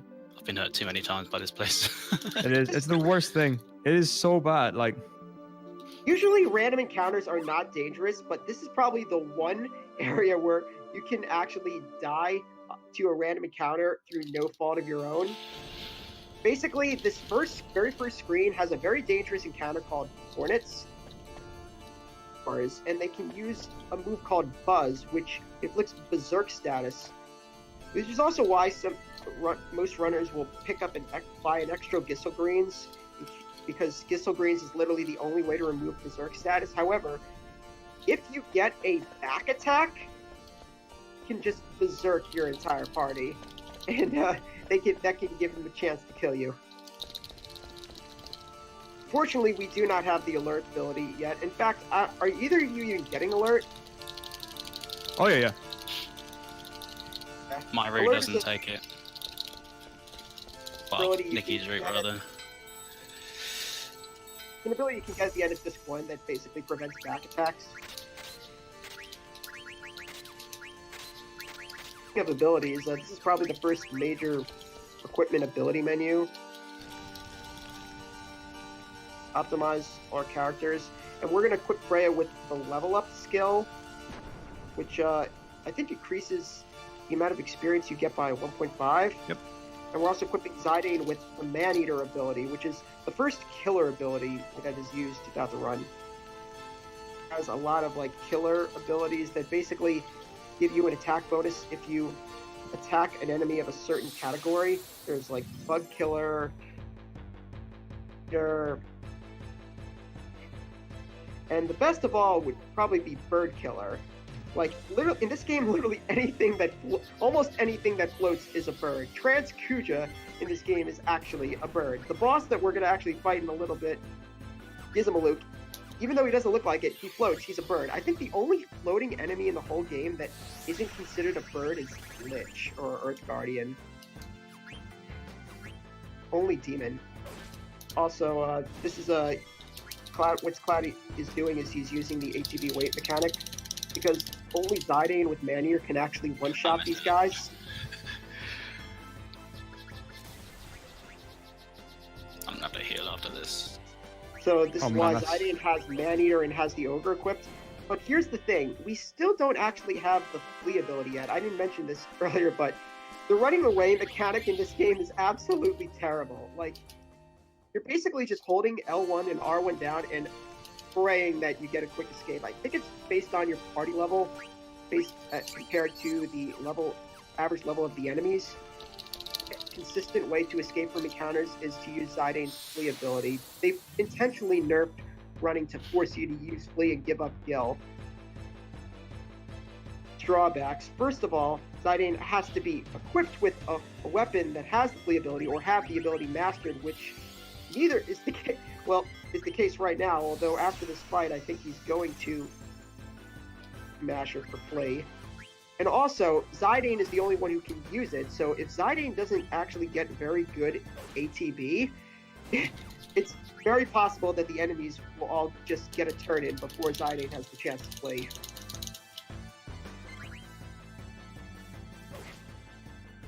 And also, in this area, it's actually possible to get a non-Flee encounter because you have to ring the bells on those doors to open them. We need to equip the Ogre on Zidane to be able to kill these mages. But it's actually possible, like, on the very last step, like, as you move into the door to get an encounter with no Flee. Wow. That's like happened twice in my entire life. Oh, that sucks. Lucky That's you. horrible. That encounter is horrible. At least it's not Lamia.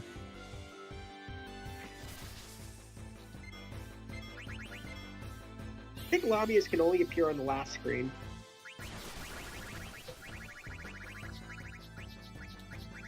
Also, some runners will choose to, if they have the headgear, will choose to equip the Undead Killer because, as I mentioned, it's possible to get a no Flee encounter. But if Zidane has Undead Killer, he can one-shot these with the Ogre. I potion on them because they're undead.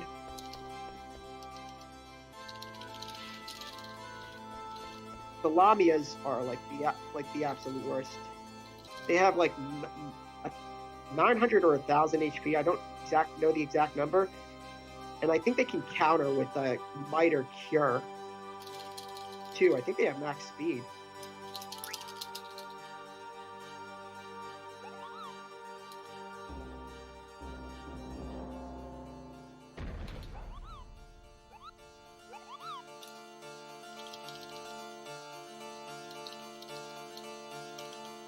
Omega's the ultimate boss, or the super boss of 8. I He's got a the wonderful cheese strat now. Friendly Monster side quest was to make the super boss easier. Basically, it makes it so you can actually physically attack him, and his ability to absorb shadow damage makes him weak to it instead. Beat him without the friendly monsters, although the friendly monsters also give you a lot of AP. So if you're trying to grind abilities and learn every ability in the game, you were to go for that. I'm still waiting for a friendly creature to get rooted in the 90%. I think it'd be hilarious. So how many players casually actually climbed up those vines and saw what was up there? Oh my gosh! I got a worse encounter than you did. Oh no. Oh no. You've got to kill it. Single skeleton. Oh no. So you're gonna allow me like a skeleton. You're at least okay. That was hard. What is this? So yeah, if Zidane had Undead Killer here, he could just one-shot these guys with a physical attack.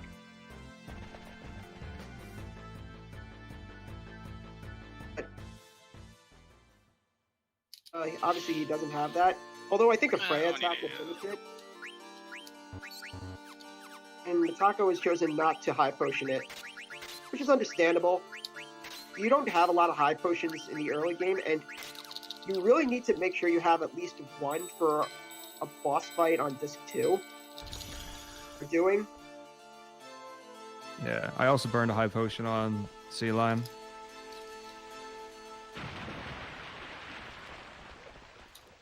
We killed Grand Dragons with Queen at this point using Limit Glove. but later in the game, there's an even better strat for killing them with Quina. Red dragons are level 60, so they're vulnerable to level 5 death. The fastest way to grind levels in the game. Probably the only thing that's going to make a solo Quina run possible. I don't even want to go there. Miza will actually like have some sort of heart failure if he tries to actually root solo Quina.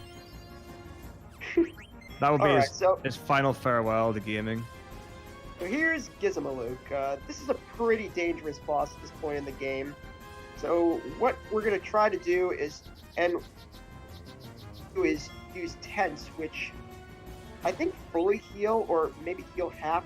But there's also a 50% chance it can inflict darkness, silence, and poison, provided that the target is vulnerable to those status effects. And luckily, is vulnerable to both darkness and silence. So luckily, Cloudy got it first try. So now, since Gizmaluke is silenced, he cannot cast water, and since he has darkness, it's a 50% chance of missing, which is very nice because Gizmaluke can actually counterattack with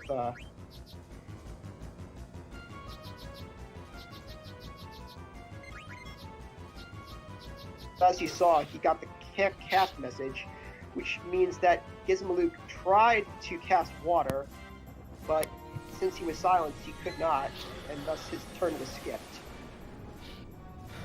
Ooh, that crit. That Freya crit. Yeah. Basically, Gizmaluke's a bird, so we used Bird Killer to do more damage. Pretty dangerous. If all your tents miss, the backup is to have Zidane use Soul Blade, which will inflict darkness. However, he is still not silenced, and darkness is not actually that good in this game. Like, it only reduces it by, I think, 50%. Unless you have like other things like Distract and those like they stack on each other, which like will reduce it from 50 to 25 and 25 to 12.5%.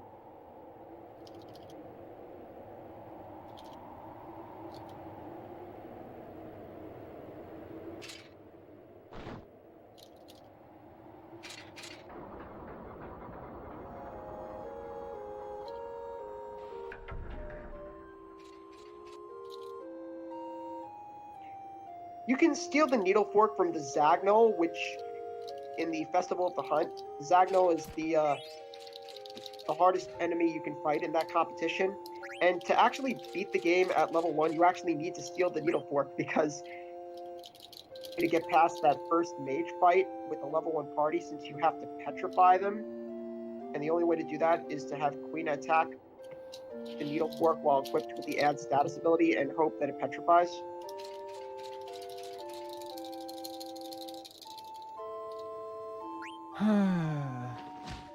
See, now that I know you got first try 10th, I can only lose time. Yeah. That was a really good fight too. Yeah, it was almost perfect, really. I couldn't really... It looked beautiful. It was a pleasure to watch. I think. And then for a crit at the end. I want to go back and check damage rolls and see if that crit actually was the kill. I'm curious. You know what Cloudy's doing here is he picked up a weapon that's going to be put on Dagger on disc 2, and also he talked to a bunch of people to basically advance the story. Yes. Double for try 10. Nice.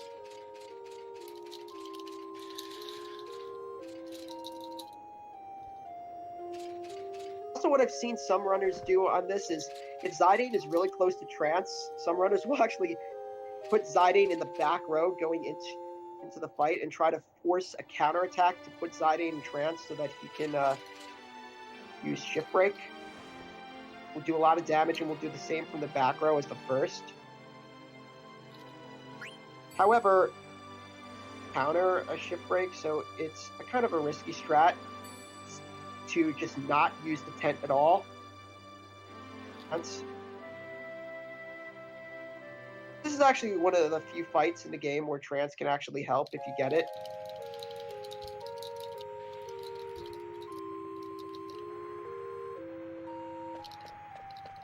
He doesn't really do much other than use potions and hide potions.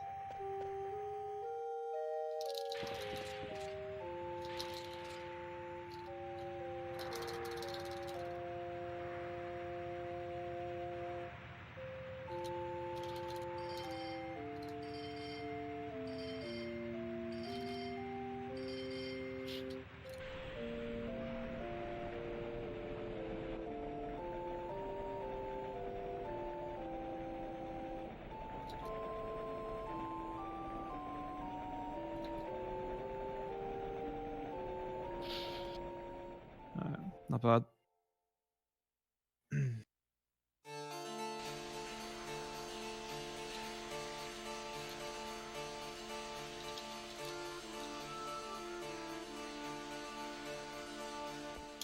Also, depending on the route that you do, you may want to make sure that Freya is alive at the end of this fight to get AP. Have a little more leeway where Freya can die and still get all the abilities she needs. Any experience from boss fights, you only get AP. And on some boss fights, you don't get anything.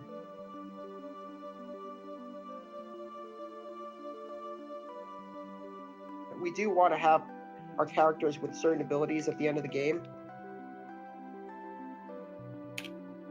Yeah, I think quite a lot of the nightless routes for Tantarian, if you don't have Freya alive, you need to force an encounter in Clay with Trunk, otherwise you won't get enough AP for Dragon Killer. I think that's the one that you lose out. I think you also lose out on Bird Killer earlier on and you get it later. Losing Dragon Killer really that bad, it only helps with one boss fight, and I think it only makes it slower. Oh yeah, but I mean, like, it's Tiamat.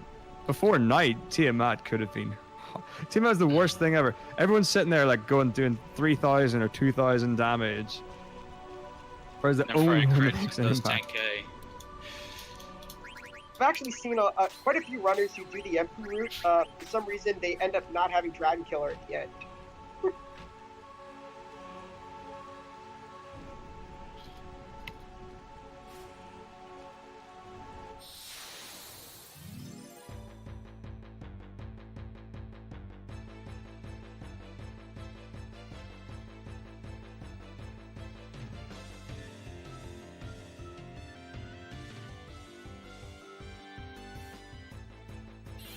As you saw on Cloudy's side, he equipped the Phase Smasher in the area where he could get random encounters and then pushed the over again just before the forced fight.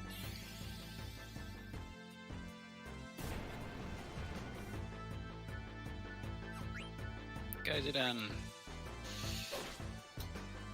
gonna assume this isn't Wonder. cover. Who was the legendary player that discovered the Narrow Family side quest? No.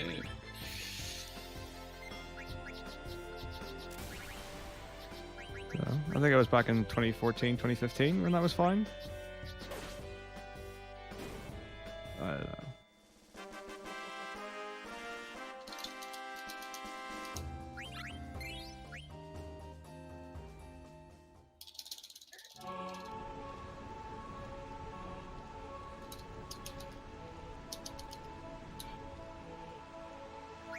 Even the Play Online website mentioned that side quest.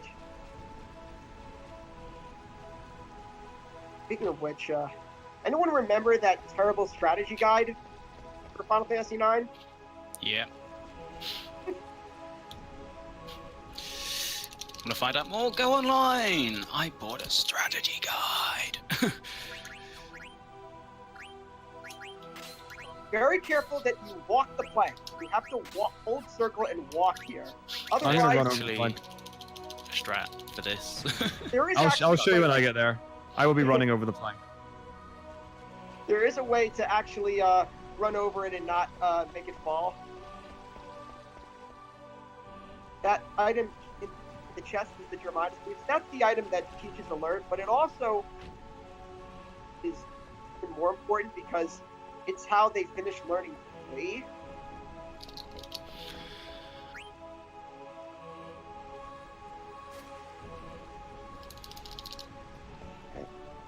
I see the game is rewarding you nicely for your not great ice cavern.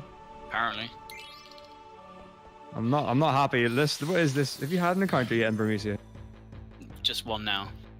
Oh, Or has one he? just now, rather. Yeah. That's what I like to hear. And a nice encounter as well. Only one enemy. Oh, amazing. Still got his silly petrify off because Zidane's ATB has been awful for every single battle, I think.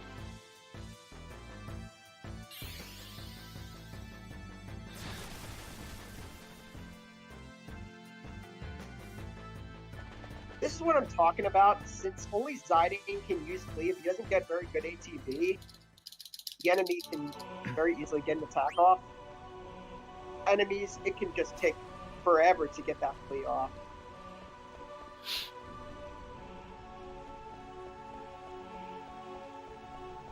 Right at the doorway again. He's like his foot's out the door. Oh no, it's 3. No, come on, damn it. Come on. Run. Oh, that was okay.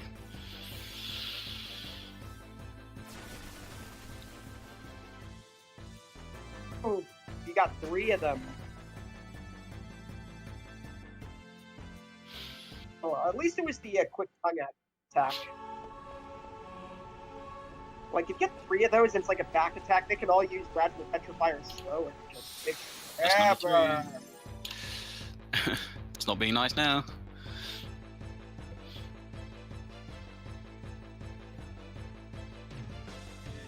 Play Metako, he jinxed it.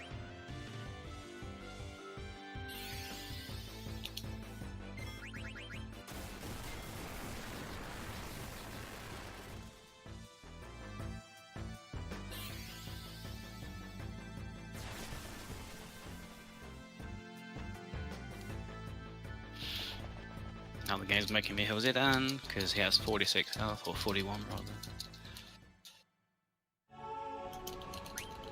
Thanks, game. Game just loves to troll.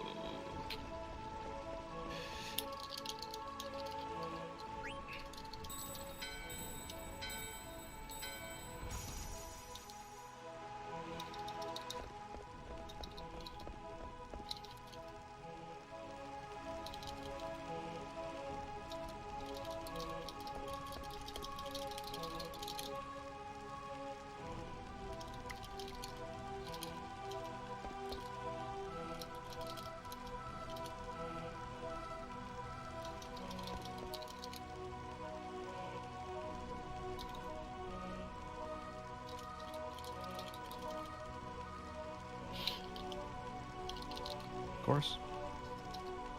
Always an encounter at the end of the first screen. Wow. It's actually possible to do a screen split. It saves like maybe a few steps if you go back into the room, like from where you came in, and then come out and then hide. I think if you went down, you would actually have more 7. steps going back than you would.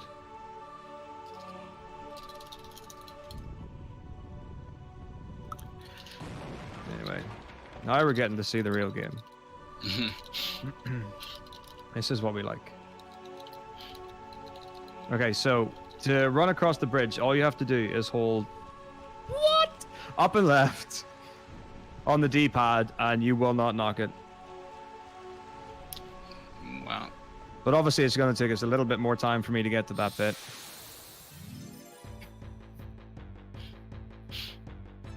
I can't believe I got an encounter on that screen. That was my fault. Might as well have picked up the 10. I might as well have done, yeah. Don't need it though. Come on, run away, run away. I'm There you just go. giving you a chance, Kappa. It's fine.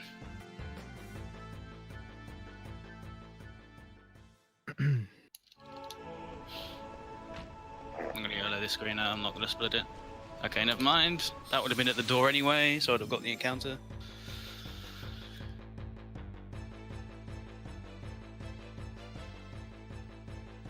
Oh, preemptive, sweet. This is Encounter City and everyone's invited. How Yeah. to skip the screen split there. Ooh, I think is this a preemptive? Yeah.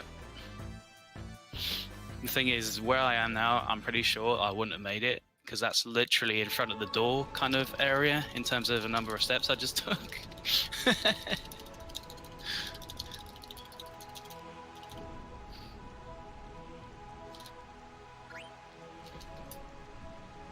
Also, on this dialogue here, you need to pick the second option.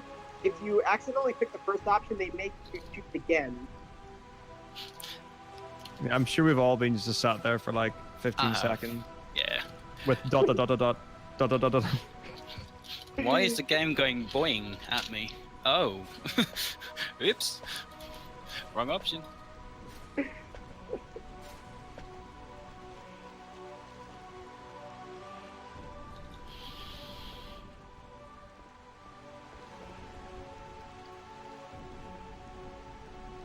This is what I'm talking about, the slow.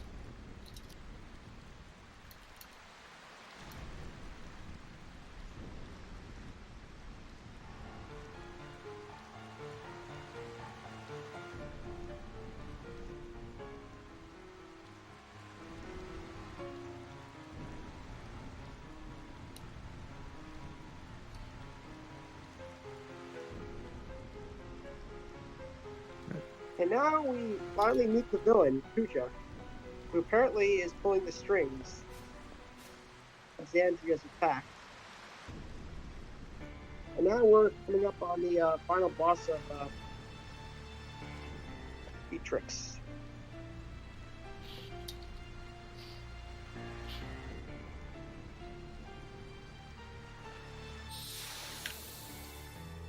So my disc one is a 14 encounter disc one.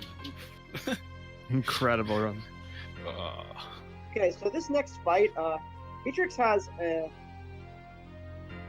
she has, I think, 3,800 something HP. Good job. Beatrix is You don't- 3630 hit points. Okay, well, you don't actually have to win this fight. Pretty low level. It's actually faster to just wait out the 10 turns, because after Beatrix has attacked the party 10 times, she will use a finisher attack and end the battle automatically. However, you do have to survive the 10 attacks. Characters get killed, you have to revive them, and she has the ability to use shock, which is basically a guaranteed one-shot. Also, Beatrix is considerably fast for a Disc 1 boss. Uses a standard physical attack. Her ATB bar is not actually paused more than like a second, and thus she can actually get a second attack off, even get a single attack. So she gets like 2 attacks per your 1 attack. There's also a minor skip you can do here if the circumstances allow it. After Beatrix takes her 8th attack, but Freya is dead, you can actually have Freya jump and skip Beatrix's I was thinking about it, but 9th no. and 10th attack. I don't want to curse myself.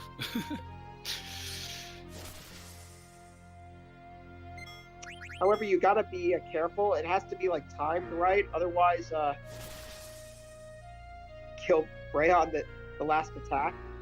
And it doesn't look like Cloudy's gonna get the skip here. Vivi's gonna hold fort though. Vivi's gonna hold. Did get a chain plate though. I did get a chain plate, so it was worth it. It was worth the steal instead of jumping. Yeah, it's one of those things where like in a normal run, you don't even think about it. Like if you get jump skip, you get it. But Yeah. in a race or a marathon or something like that, suddenly you start thinking, what, Is that the what 8th is this attack or working? is that the 7th? I don't want to risk that. No, I So, just yeah. yeah. They say The thing is, it's 20 seconds. It's literally around, so it's about 20 seconds it can save, give or take. I need those 20 seconds Yeah. desperately. It is also possible to kill Beatrix if Zidane trances, but for it to actually save time, Zidane has to trance on either the first or second attack because you need to use 2 ship breaks and a physical attack. I think a physical attack from Freya, and because it's 3 turns from Zidane, you get the trance animation, the detrance animation, and the 2 ship break animations.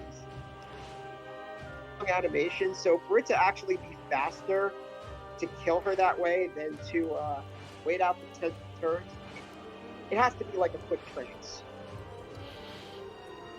Also, Zidane needs to be equipped with the ogre to do it. Might require some extra depending on your move. God, feels terrible now that Cloudy's already on disc 2 and I haven't even started the fight for Beatrix. I'm not saving end of discs, are we? Oh, let's see. When did that bite me in the bum before? Beginning of disc 3, I think I once did something, and something went wrong, and I had to reset. The problem is I've now done enough marathon setting run games to know that it's always better to save everywhere. Like I finally learned my lesson.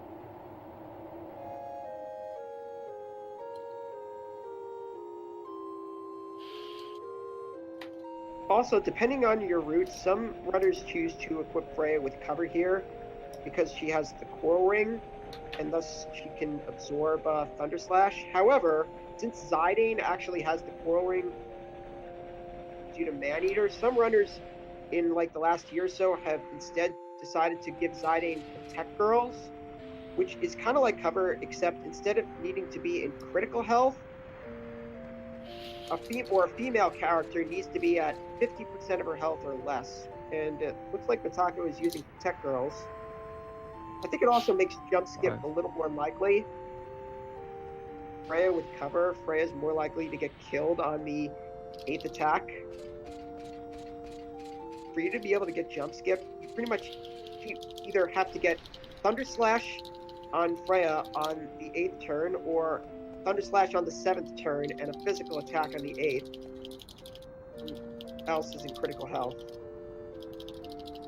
Oh wait, I've just realized Vivi doesn't even have enough damage to kill himself. I can't do jump skip. Even if I wanted to, I couldn't. Metako doesn't even have the coral ring on Zidane. It's on Freya. So wait a minute, you have girls, but Freya with the coral ring? Yeah, because she's also got cover on. So what happens is the chance of getting jump skip is super high. But then if Vivi gets attacked, Freya will cover Vivi. I'm actually really scared, so I'm gonna just revive Zidane. I know this is the 10th attack, but I'm just gonna do that. So the way it works is that, so if Freya's in lower health, then Zidane will cover her, which makes it pretty likely to get jump skip. Then if Vivi gets attacked and he's low, then Freya will cover that with cover. So she gets Thunder Slash, she's get heals to full. So we've got 2 forms of cover on other characters depending on the circumstance. Just gives you more chances of getting jump skip. Also, fun fact, this has the hardest steal item in the game. The Mithril Sword The Fairy Flute? Mithril Sword is 1 in 256, and you only have 10 turns to get it. Makes it harder. Fairy Flute, at least you can just, casually, you can just drag out the fight until you can get it. I've stolen it once in a run ever. It can save a little bit of time on this next boss Cloudy's about to fight, but other than that, all it really saves is like 1600 gil. Yep. You can skip a chest in the South Gate if you get it.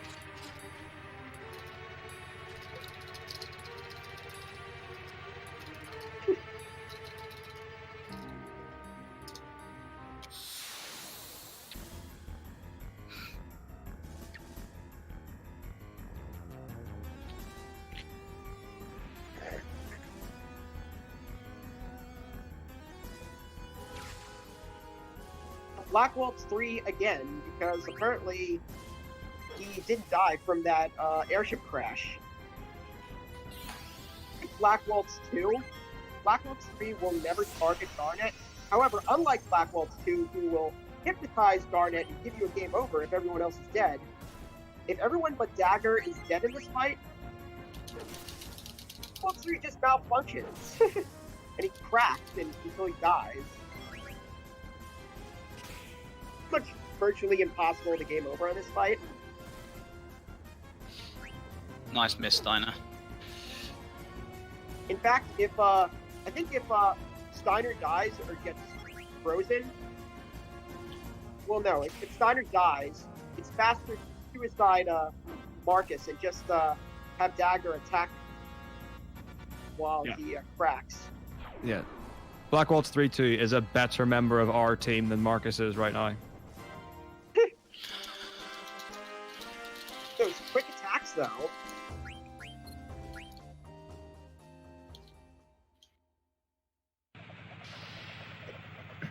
If Dagger is the only character alive at the end of this fight, unless you want to YOLO, you need to make sure that at the very least you heal your other, and revive and heal your other party members, because it's not perfect. And if you get a random encounter on Stutter Step to Trino, and Dagger is the only character alive, well... This is the point where I say I've never healed. I've also never healed, but I have died there before.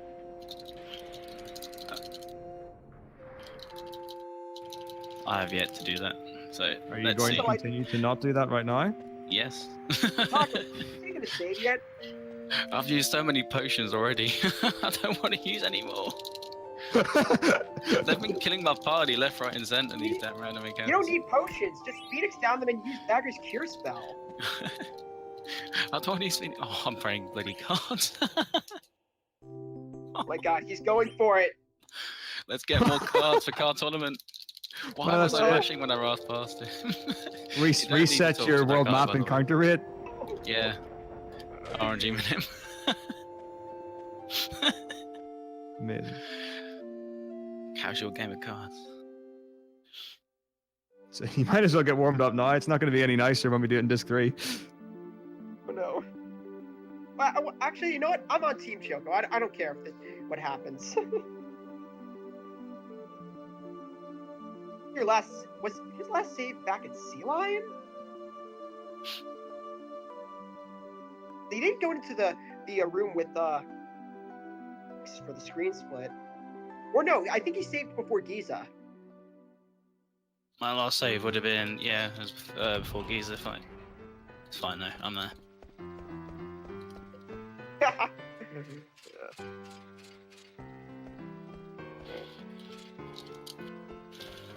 Now, very important thing as when you get into this town, although these are optional, to be able to complete the run, you actually have to watch an ATE here. Get a very important item called the Power Belt.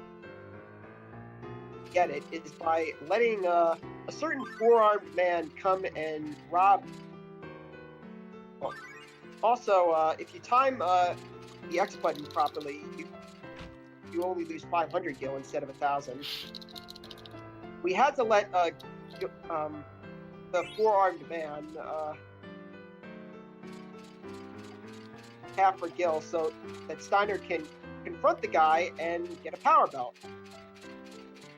Showers, I believe Cloudy is doing Tantarian No Night, and Metako is doing Tantarian and Night.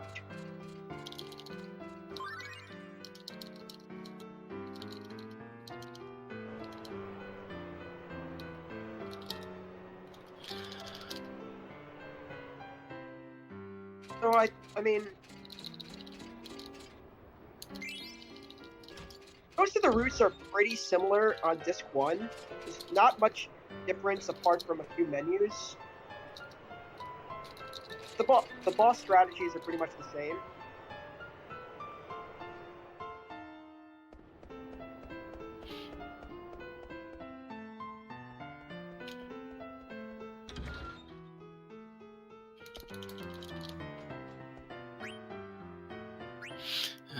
Well, actually, if Mutski's Disc 1 hadn't died on him, he would have done MP route.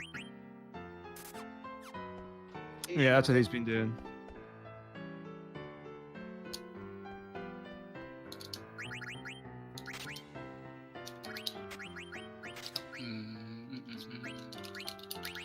I know what I'm doing. That's better. Pressing square for some reason. I don't know why. Got a card fever. Apparently.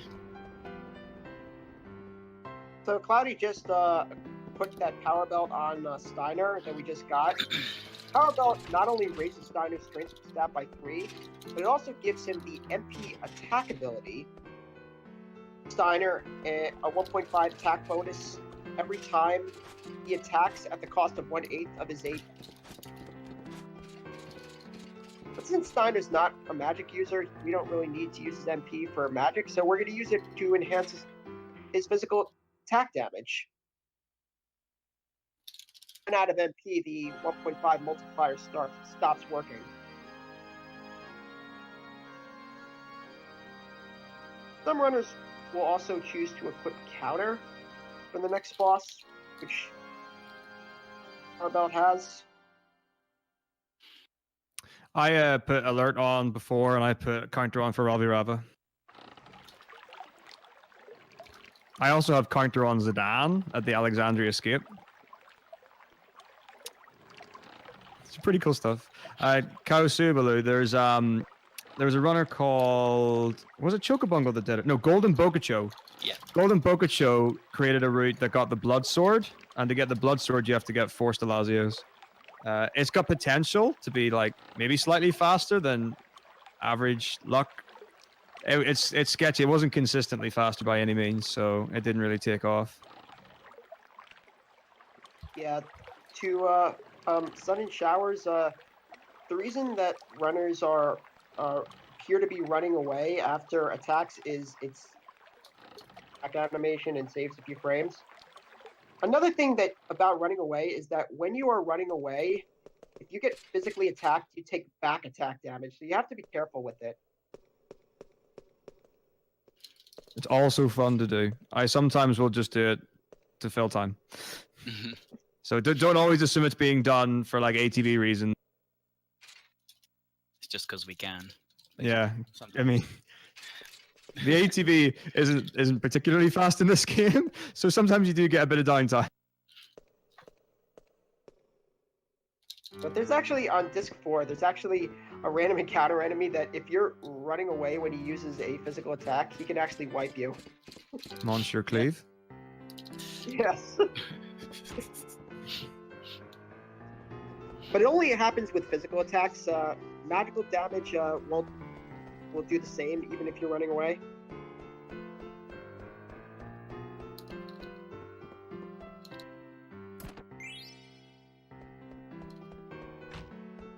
Here there's a reason to get the Blood Sword. Maybe not in a run, but casual-wise, it heals Steiner for every attack. What?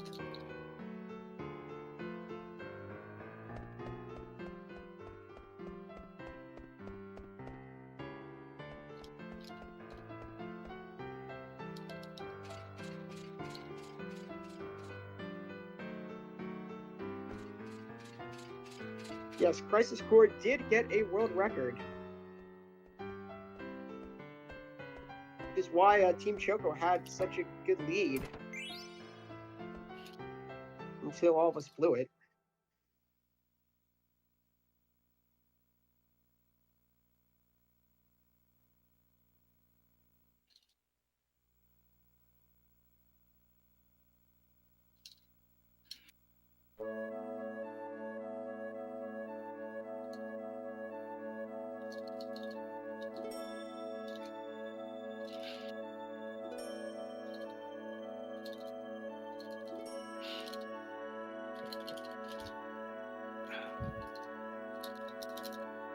This next place can be pretty awful. You can get 0 encounters or you can get 3 encounters.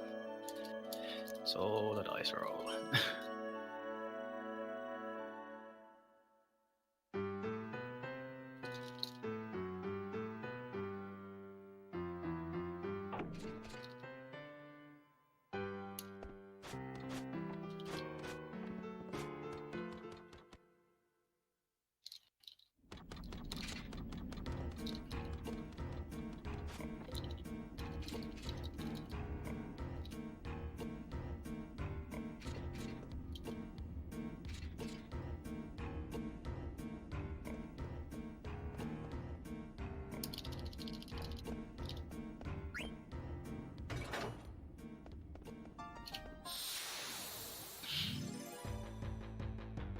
Okay, so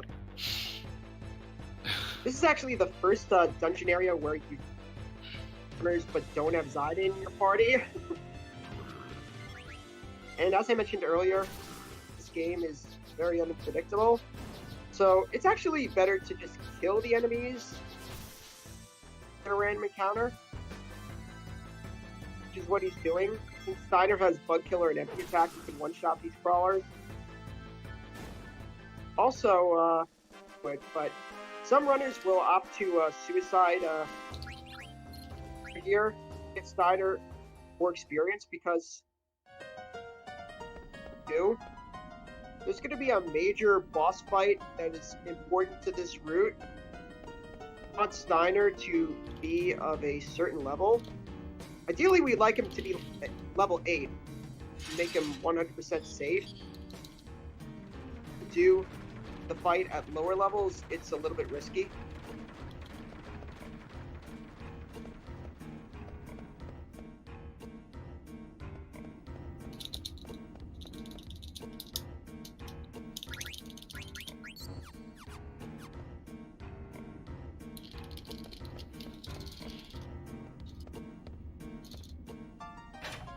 Doing a screen split here, and looks like Steiner is level 6.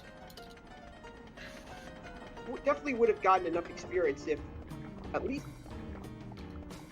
enough for level 8 if he had just suicided one character. It definitely would have gotten enough if he had suicided both. After. Tantarian can be a bit sketchy if you're not at level 8.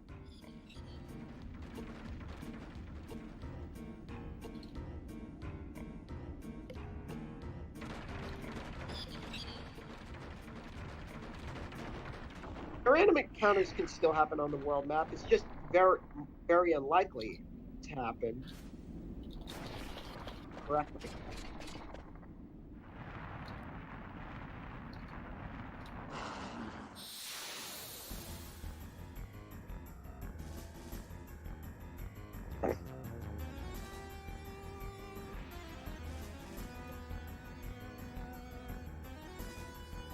Raba. Pretty typical boss. Steiner is the major damage dealer. The attack. Although Dagger can also do, since he has a racket and a feather hat. The racket, because rackets do wind elemental damage and wind damage. But this boss happened to Dagger this time because Dagger was a higher level, but if Dagger's like level 3 or lower, she can like, get one-shotted. In fact, I think she can still get one-shotted with Zara. Oh. Oh boy. 2 characters with poison. If two The clutch characters with remedy. poison- Early night. Oh. Very good for a speedrun. In this particular fight, it's very bad. Characters are poisoned. On his next turn, he will cast Night, which inflicts sleep on all targets, since he is immune.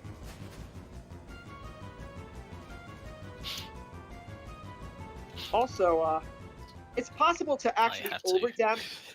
It's actually possible to overdamage Raba because design is that even if you deplete all of his HP, the fight doesn't end until he gets his next turn. So if you shoot extra attacks, the extra attacks still go off and you lose time. So if let's say 2 characters are dead and one is poisoned and is very low health, even if you killed Raba and he escapes, do a poison tick during the escape animation and it could be game over. I've had that happen.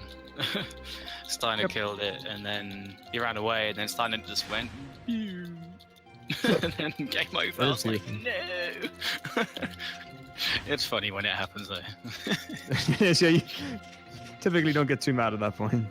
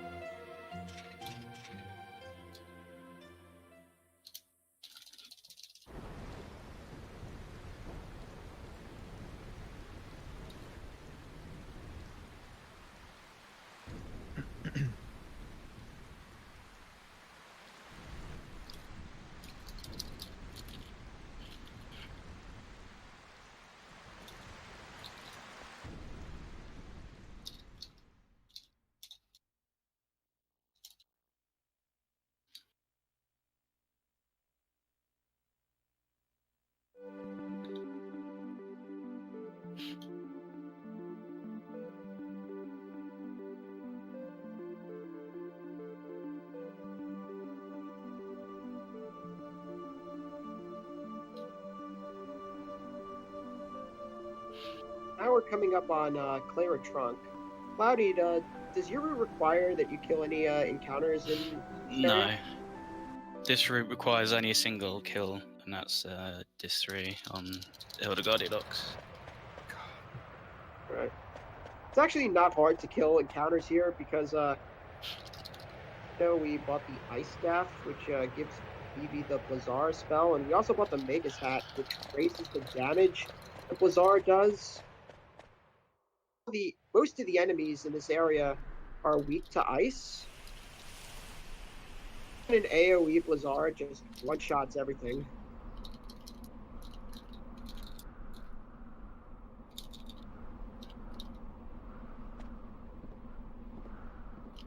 Well, at least I got a really nice Rava fight. How was the actual Your cavern? AP One encounter Garganru. That's okay. Same as me. This is not bad. Are you gonna go for double skip or are you gonna force one? Ah.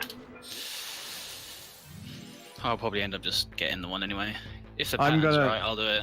But I'm going we'll to see. say that I'm gonna force one, and then if I get double skip when I go for it, I'll be like, change my mind.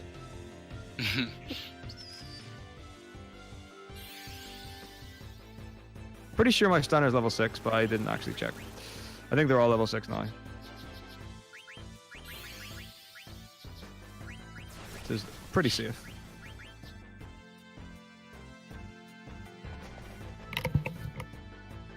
These guys can berserk you, but even if Zidane gets berserked, you can just kill him with Vivi, so it's not as bad as in Luke's Grotto. Even if your AP route doesn't require it, it's not a bad idea to kill an encounter here, because after the next boss, there are a series of soldier fights, and if they're not of a certain level, they can under damage them, and if that happens, they just go away, and you don't get experience. Your worst case scenario with the guard fights is that you don't do enough damage and they run away and you lose the experience. At least you still get the AP for it. That even happen though? Even if Steiner is level 1, I think if he has Man-Eater and MP attack, it's a guaranteed one-shot. I've seen it. I don't remember when or how, but I've definitely seen it. That can happen is Steiner can miss. He could just get wrecked with Blazara. Is that a... Alright, okay. I'm just checking. I need to stop watching Cloudy's stream. It's making me really upset. So it's like, oh, another screen with no encounters? Whatever. God damn it. I hate this whirlpool thing. This whirlpool randomly spins you one direction, so it's kind of RNG which way you go. The sand pit room. The first one is fairly easy to avoid. However, the second one is unavoidable, and it's random whether or not the sand pit puts you on the other side, or if it just makes you go back into it. Yeah, even though you can't control it, you can tell. If you spin to the right, i.e. clockwise, you will get spun up. If you spin anti-clockwise, you'll get spun left.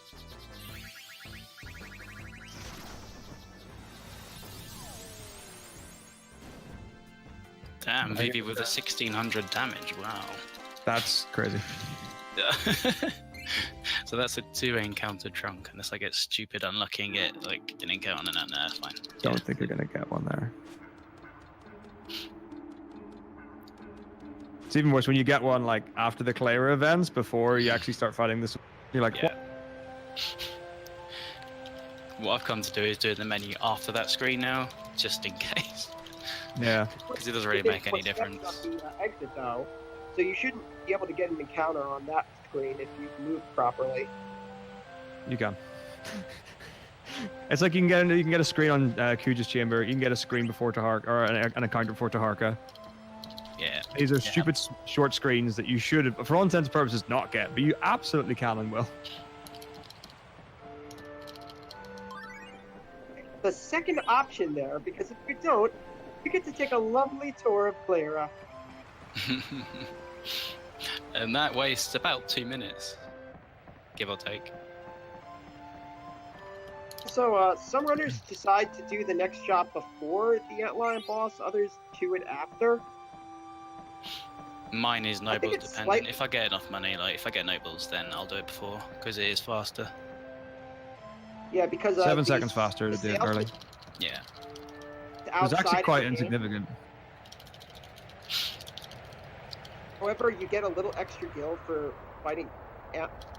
killing Antlion first.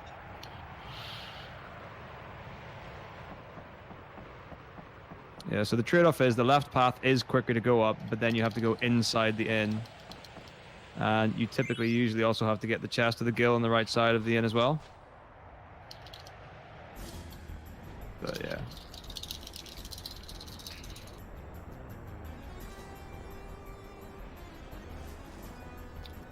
So if this route had perfect encounters at this point, when you do the menu, you would have 39 gil left after it.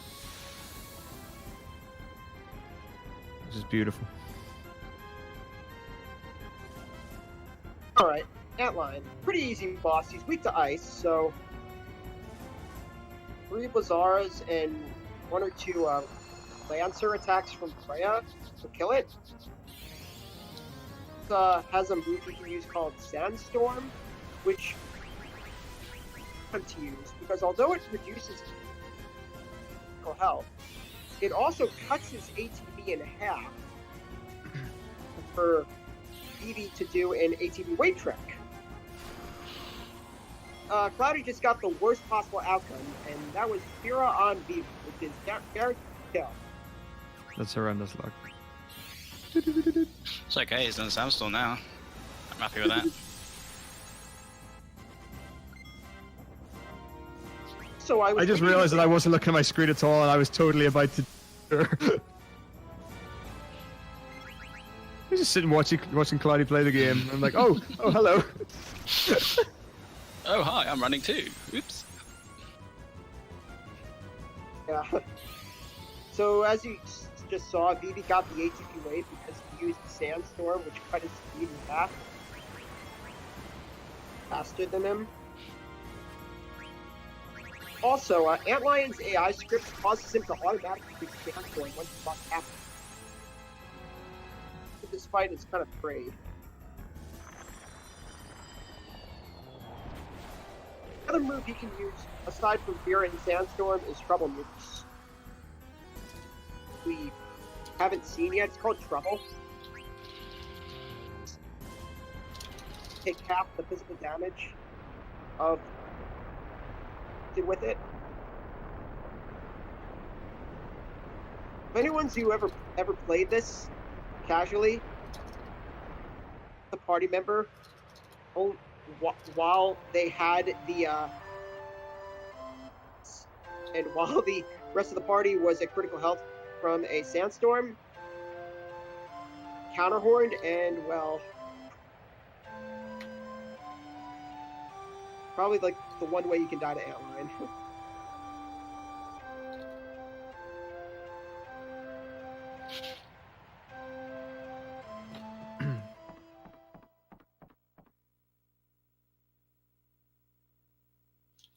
Okay.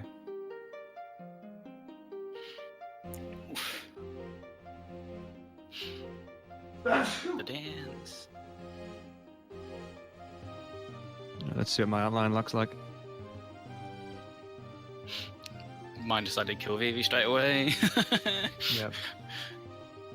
So if that doesn't happen, that'll save you some time.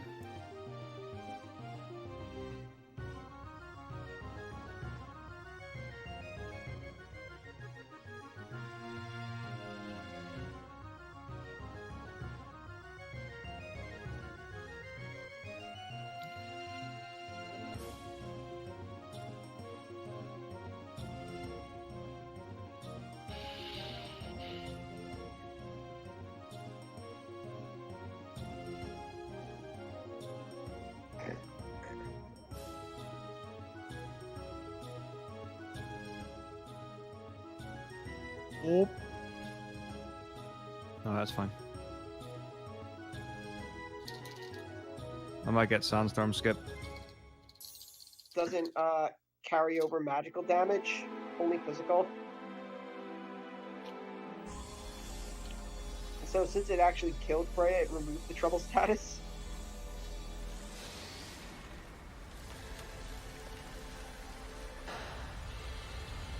Oh, I don't believe it. I'm How did he not amazed use and Sandstorm? astounded. Oh, what? Oh. Wait, did he Leo got just it. say- Leo wins all the money. He called it. Trance on online. What is this? What's going on right now? Leo has the book with all the things, I guess. My Vivi under damaged like mad. I didn't even get the 3 Bizarro 1 answer kill. Damn. What, Crazy. He's doing 1197s then. I didn't see the last damage roll. The first one was like 1273, so he is doing like okay damage, but Yeah. sometimes you just get bad rolls.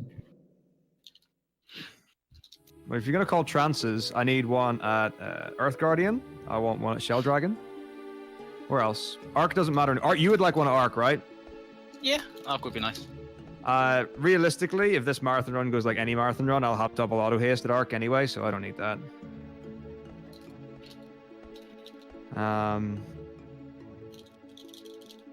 Trans Beatrix 3 would be hilarious on. That would be good.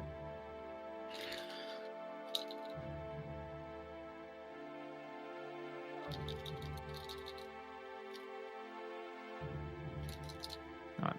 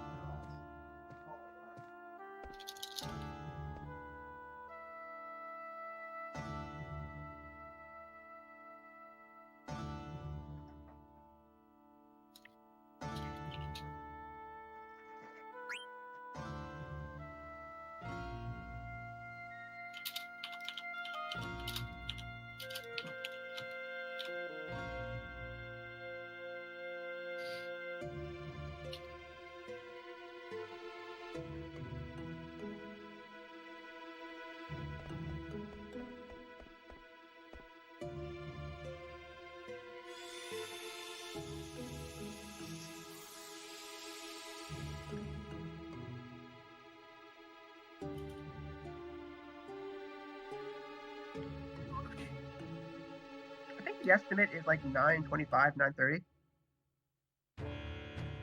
I didn't check, but yeah, I mean it's always like 930s. Always a good gauge for 9.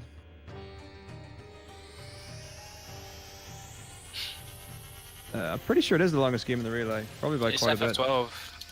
Ooh, the Oh FF12 yeah, is yeah. the 1, 2 to 3. 22333%.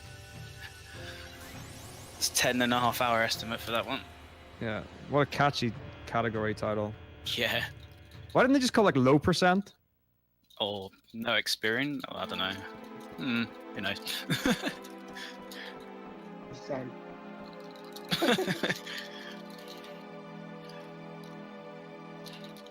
Right, I need to remember to shop.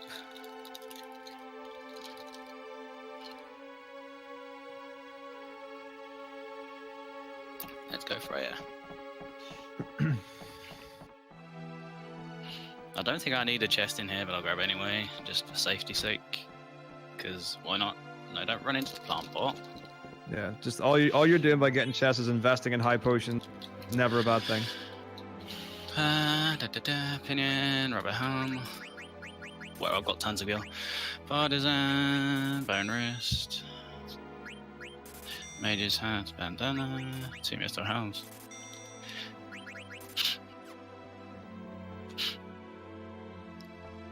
I need to practice that many more because I brain fart and I don't know why. I'm sitting there like, what am I buying now? Oh, that.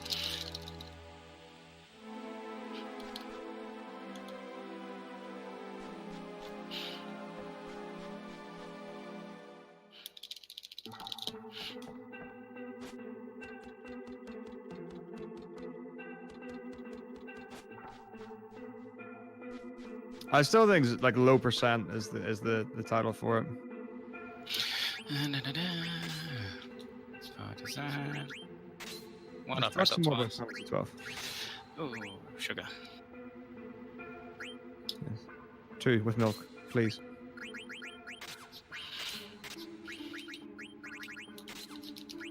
Wow, there we go.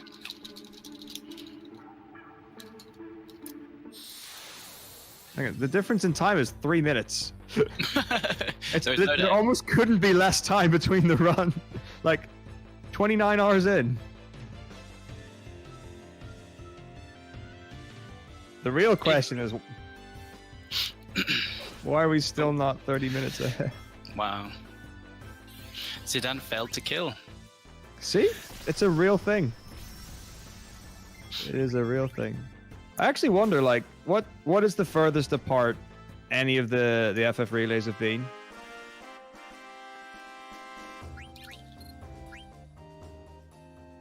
Because I always feel like they're silly close.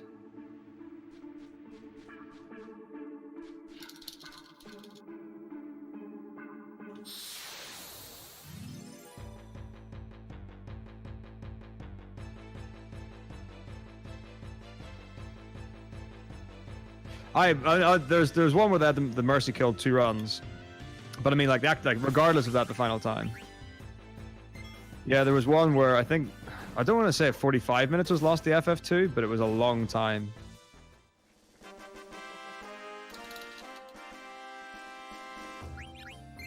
Sure, it's a good thing we've got all these consistent speed runs in the marathon this time.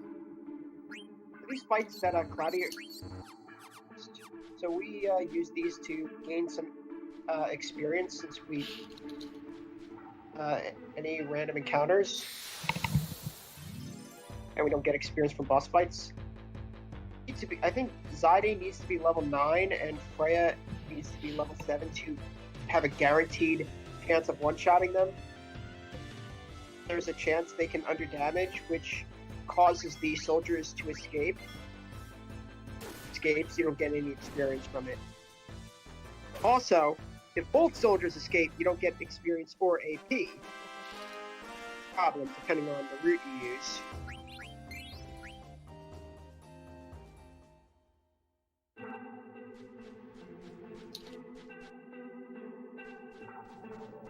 Team Mog is still slightly in the lead, but not by much.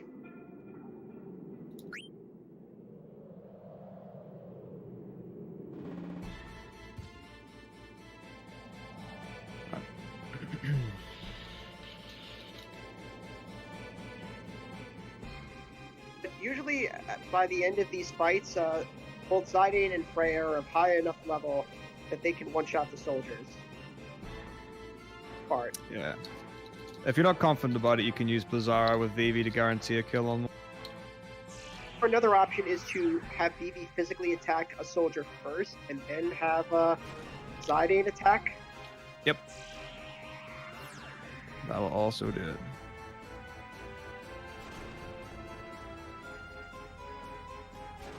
So I don't know about any other routes for FF9, but for the one I'm doing, we actually have intentional level caps for certain fights. I don't know, caps probably not the word.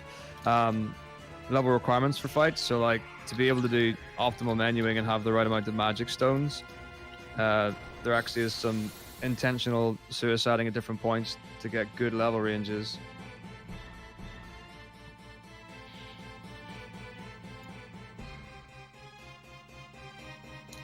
So these first 3 fights on the settlement Cloudy is about to do are guaranteed to happen. However, based on the choices you make while going up the settlement, you can reduce the number of fights or change the fights that you actually do. Your first option after these 2 fights is to stairs or head to the right, and you want to head to the right next to your encounter. Also, it saves the citizens, and the more citizens you save, you can get at the end of this.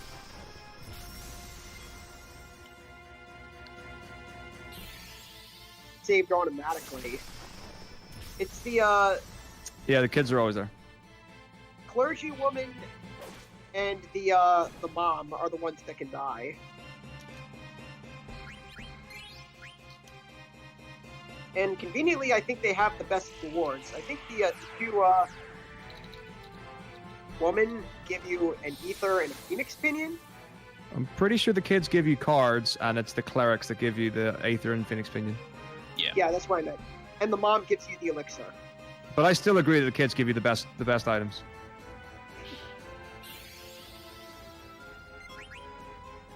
Yeah. What's her name? It's not Elmira, because that's from Final Fantasy VII. I think it's Elira or something like that. Mizu will actually kill me if I don't get the name right.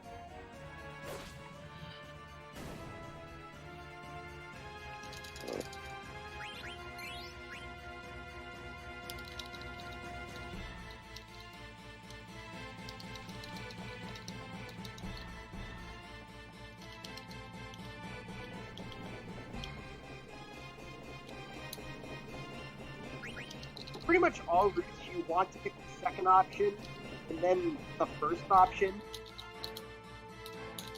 It avoids an encounter on this screen and gets you the best encounter on the next. Runners will either choose to save the mom or kill the mom. If you kill the mom, I believe you get a slightly faster fight with just a single mage experience, and you don't get the 4 AP, and you don't get the from the mom.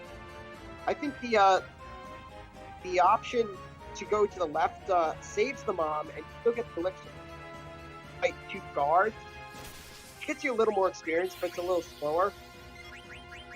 What I want to pick is the option where you cross the bridge, because that gives you a 3-soldier fight. Absolutely needed the experience. It's just slower to do that.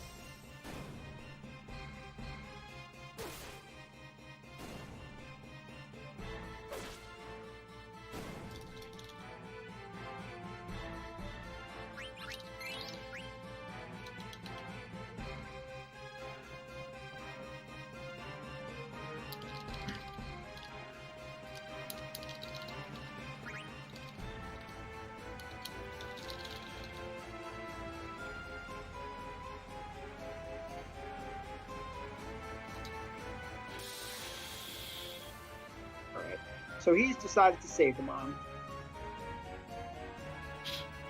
This is for the that correct AP choice. requirement, so just get more AP. I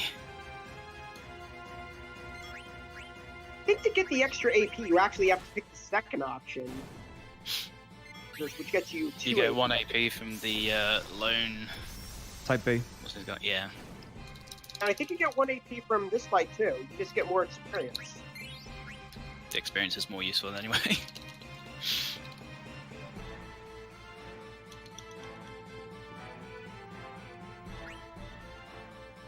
Yeah, only 1. Also, they like to drop Mythical Sword cards, Which which are are, terrible. can be useless, but they can be helpful. I do torch strats, so Oh. Oh, I can't wait. I can't wait for cards. cards will I don't be. even care who's ahead or behind at that point. I just want Yeah. to see just the mess. Win, loss, draw, loss, draw, win, or something like that. Like, genuinely, Claudia and I are both in tears. We've put down the games. We've gone to bed, and we have to rely on someone else to finish. I don't even know what the worst I've ever had is. I know the time save I had to my worst, but like I've definitely had at least 6 games, maybe 7. My worst was probably when I managed to get perfected twice. I think that was purely my fault mostly. Nice. Ugh, gross. But it was mainly cars that should have won, just lost. Like, the Goblin was invincible, apparently. And lost to my Cactuar, and I saved the Queen card. So, you can't really do anything about that, unfortunately.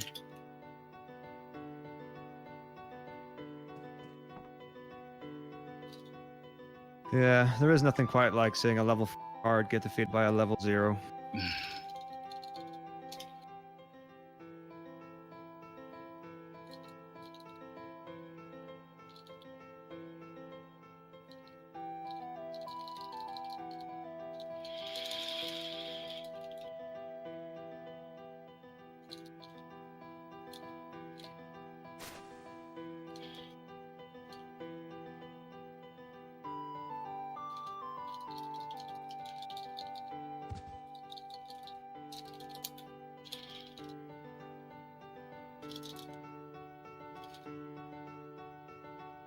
Nice.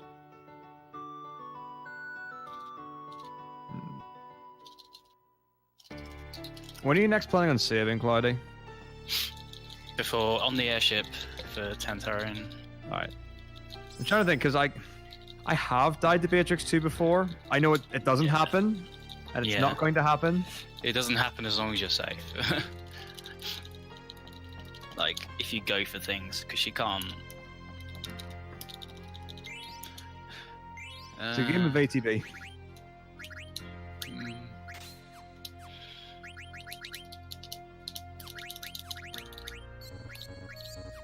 Yeah, so unlike on disc 1, we're now high enough level that we can actually kill Beatrix. However, she's still pretty fast and dangerous. Yeah. She She is. also Go ahead. uses Cure, like, once her HP gets like, reduced by half. However, because of the mechanic in which her Cure is queued, it's not a counterattack, but rather attack she queues on her own turn when she reaches the threshold. So if you time your attacks properly and put her into the threshold after she's already queued her attack, she won't actually use Cure, and then if you kill her on the next turn, you'll skip it entirely.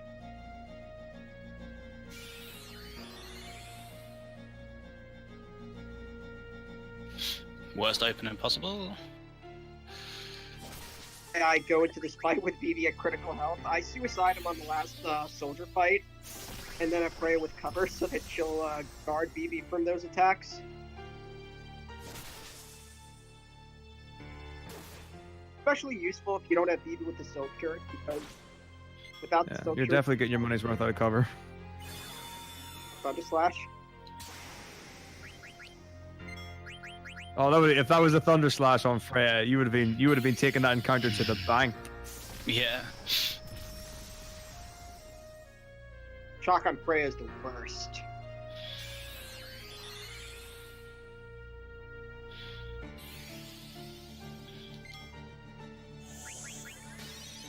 It's gonna need another hit, I think, after this.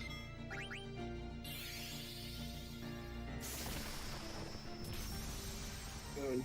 There's Cure. BB Crit, actually come does on. the- Aw. BB actually does the most That was enough damage anyway. with the Valkyrie. It was enough.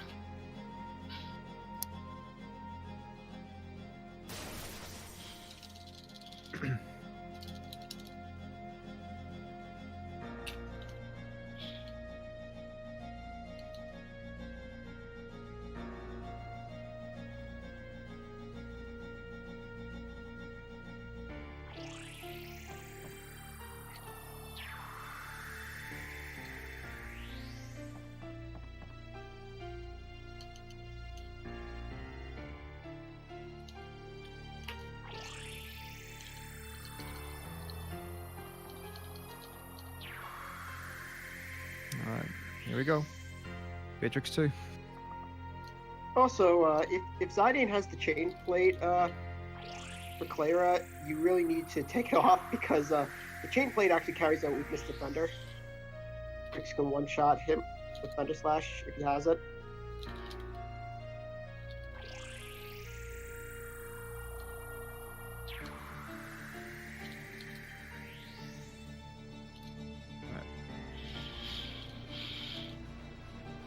If you got Queen on disc 1, this is where you would lose him.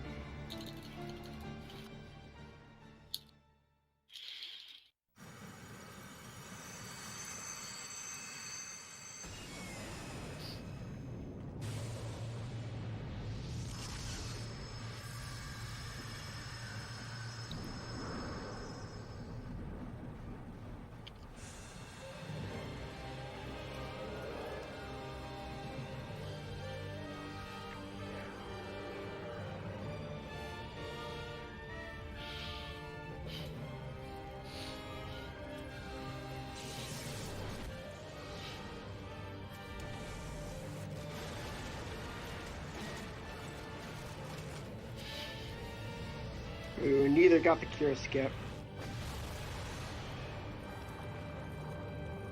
Oh. I mean, you honestly, you cannot bank on it at all. If I get a crit, I win. Nope. That was wishful thinking. It's always wishful thinking. When you want the crit, it doesn't happen. When it's the last hit of the fight, crit. Absolutely. Always. Oh, she's got 1 health left. Oh, wow. Oh, no. Oh, I miscounted. Oh, I undercounted Zidane's first attack because I missed it. I had her at 1 health. Sorry. That would have been brilliant, though. Alrighty. It's party time now. I actually, the more I think about it, the more I think, yeah, absolutely, get the encounter with the guard, even if you're level 7. Take it safe. Why not?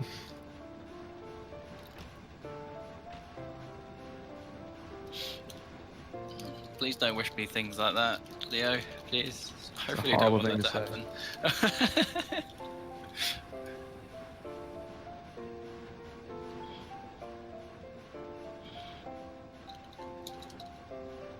I'm actually worried more about Zidane missing Steiner.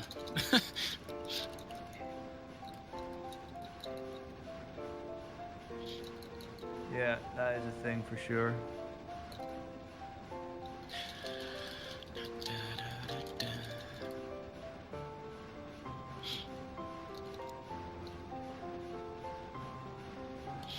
I need to remember to save.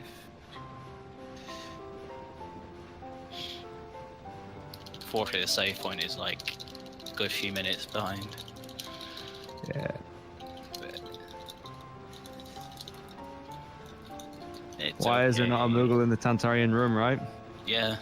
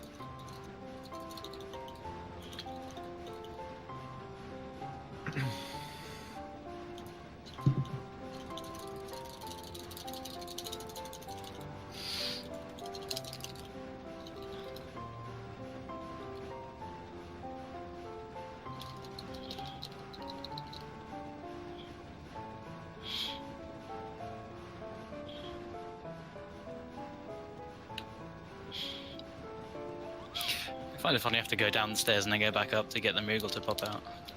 Yeah, it's the same in Trino you have to go through the little spire bit for the Moogle to come out.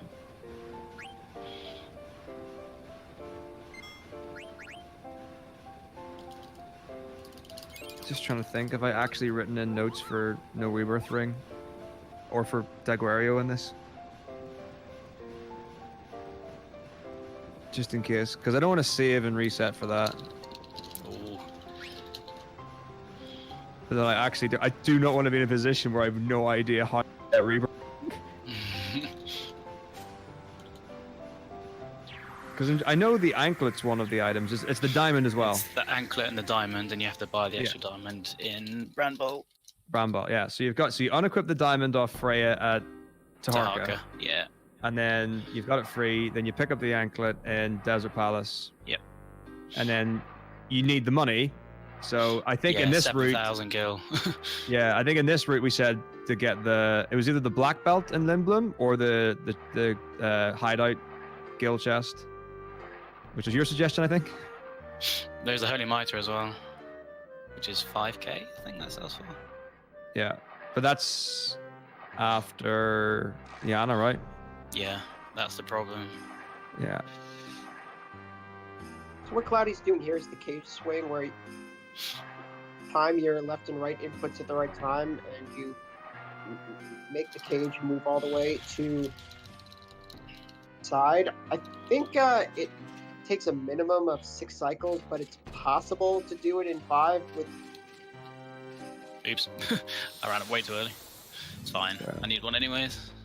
Yeah, but so there are two fast patterns you can do. One of them I don't understand at all. So you can do 3 singles, 3 doubles, and 2 triples, and that will get you. That's the fastest I've ever been able to do it. But there is a way. So you're supposed to go the same direction that Marcus says, and just keep the momentum going. But if you go against it at a specific timing, it somehow gives you more trajectory.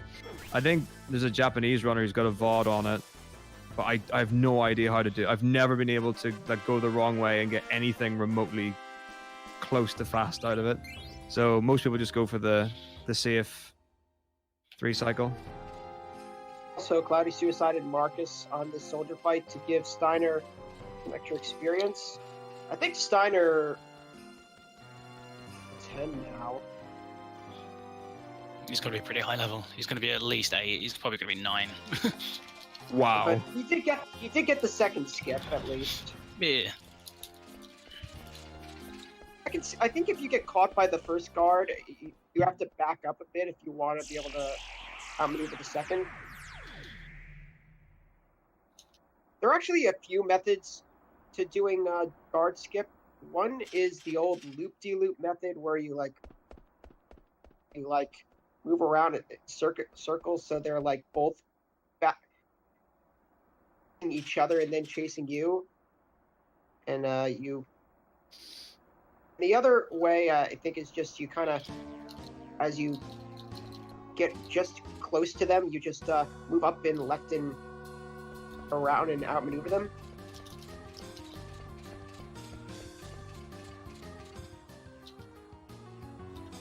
The only downside to doing is that if Steiner isn't already level 8, there is a chance you can die on Tantarian. If you didn't get an encounter in Garganru, and you do double guard skip, you're going to end up fighting Tantarian with Steiner at level. Or lower. I've done it with level 1 before. Don't. Yeah, he doesn't even have enough HP to. Yeah, don't do it with level 1. It's stupid. Like Zidane kills Steiner with 1 hit at level 1.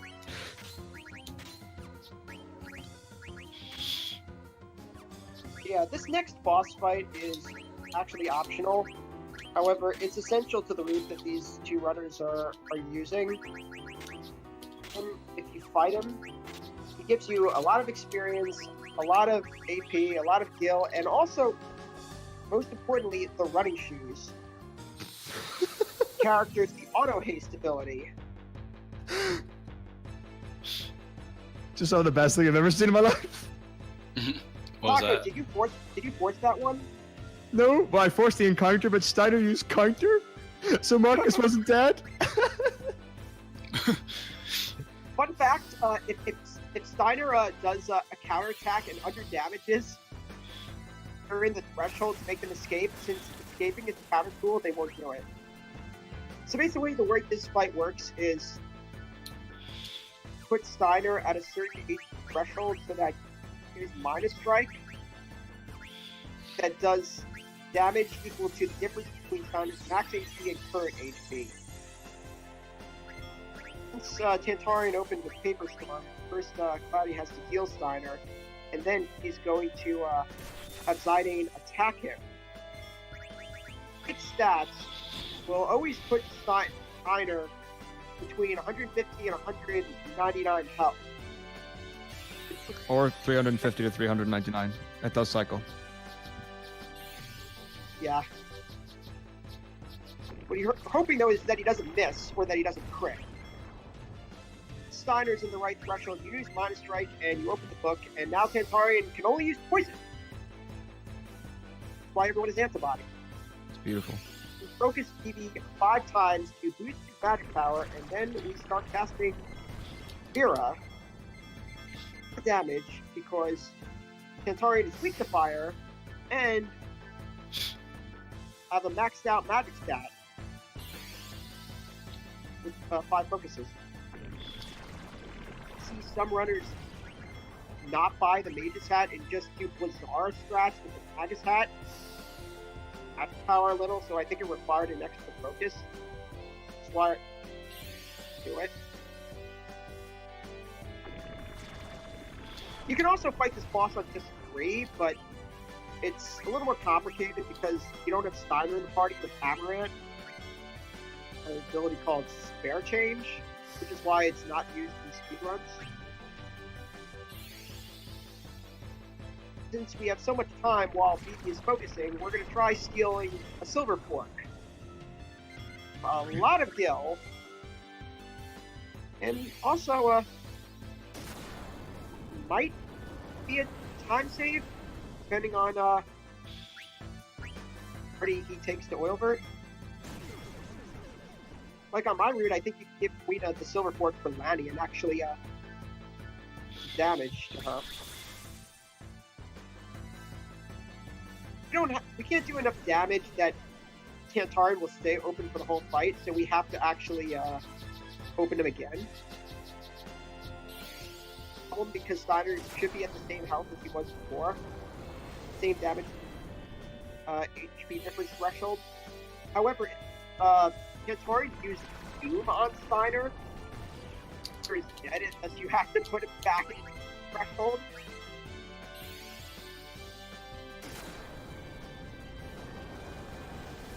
Also, I don't know if Cloud is going to do this, but some runners, if Freya has the Javelin, or do it too, some runners will try to put Steiner in critical health before the end of the fight.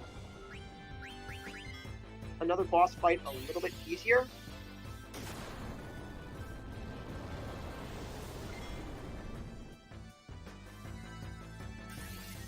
I have millions of high potions. Got 5. I think that's a record. I've never seen that many at this point. I've got 2. Just not bad, actually. I've run out of potions in the fight before.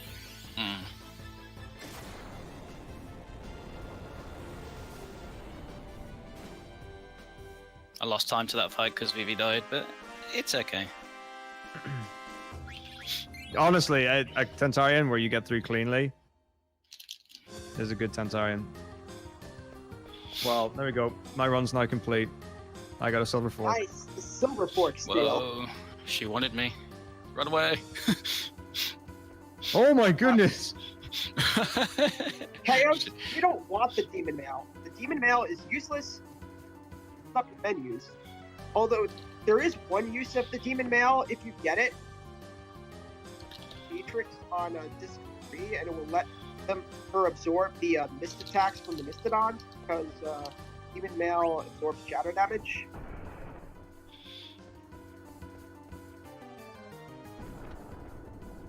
So yeah, I need to tell myself to stop stealing now. I'm used to like never getting it and just perma stealing. Does it actually lose time to do steal attempts? Did you get the Demon's Mail? I did not get it. I don't think it can lose time if focusing, because focusing has such a quick animation. Yeah. Once Vivi gets into the Pharaoh phase, at that point, Tantarian may have already queued his attack. Lower to steal and fail. Whoop. Alright. Whoops. Don't even know where I'm running to. Run! Run!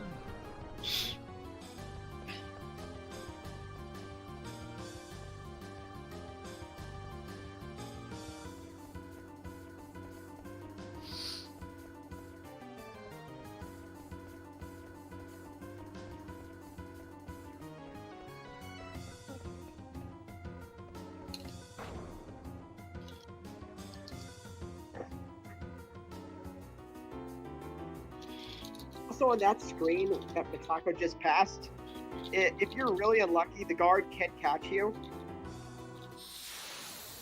There are a couple of things you can do to give yourself like a real fighting chance on. The main thing is using D-pad and not analog stick, because you turn faster with the D-pad, So you do instant turns, whereas the analog stick takes time to actually roll around the full 360 axis.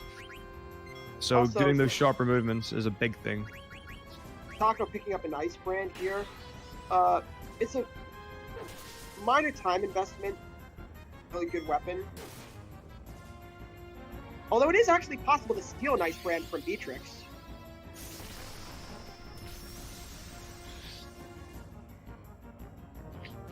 Yeah. In this fight, really all they're going to do is try to power each other up.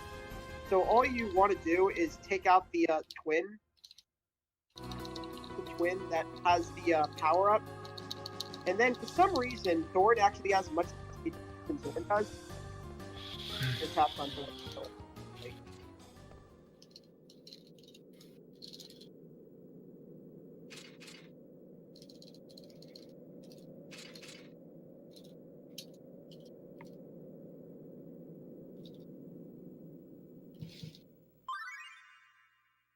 So if anyone's curious to know why I just burnt a whole lot of like really nice healing items, so the strat that we use here is we keep MP attack and counter on Steiner for Zorn and Thorn and Beatrix 3.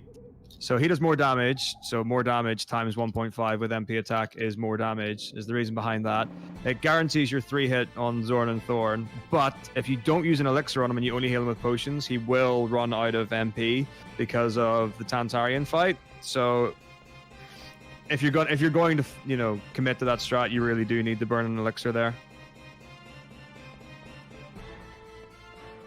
Now we're going for the no save before Beatrix.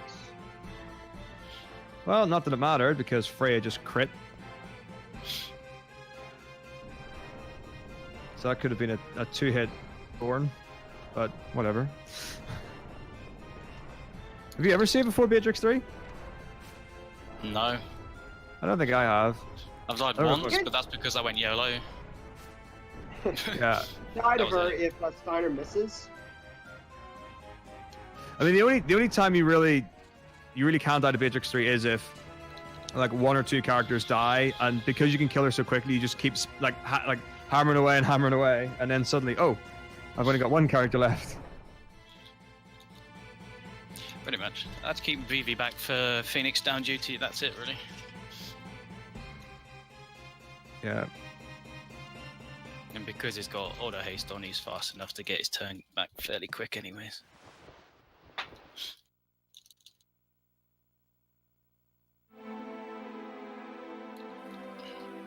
In the second fight, Beatrix can heal herself after she's lost half her health, but you can skip it the same way. It's about the same amount. Even though it's called Cura, I think it's like the same HP restoration range. 700 and 900 in both fights.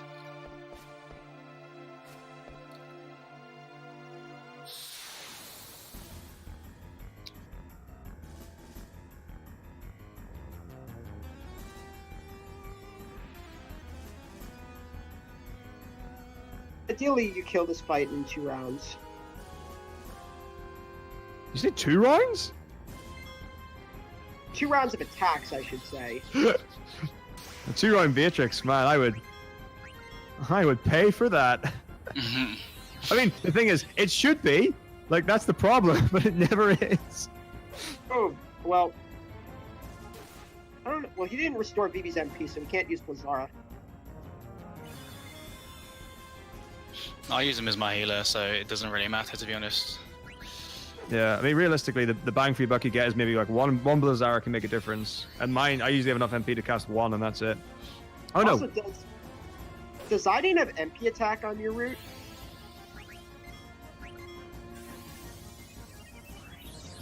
Cloudy, you're all set up for a 4-man charge right now. Yeah, it looks like Zidane's doing more damage. I guess he has the power belt. He has a power belt, yes. Yeah. I mean, I think the only route that actually has Steiner with the power belt is the route I'm doing. And MPU. Oh, does MPU do that as well? Yeah. Oh, that's right, because you do it's the attack weight around it. Yeah, pretty much. Yeah. That's the item. So he would need that, yeah. That's right, sorry. Yeah, if you don't give Zidane the power belt here, then you would give it to him right after this fight. It's really Because weird he's- if you look at like both screens, like because everyone's in the same formation before and after the fight. It does look a bit like we're in exactly the same place. I'm surprised it's this close seems like after someone- 30 hours. Just Pretty- casted reset.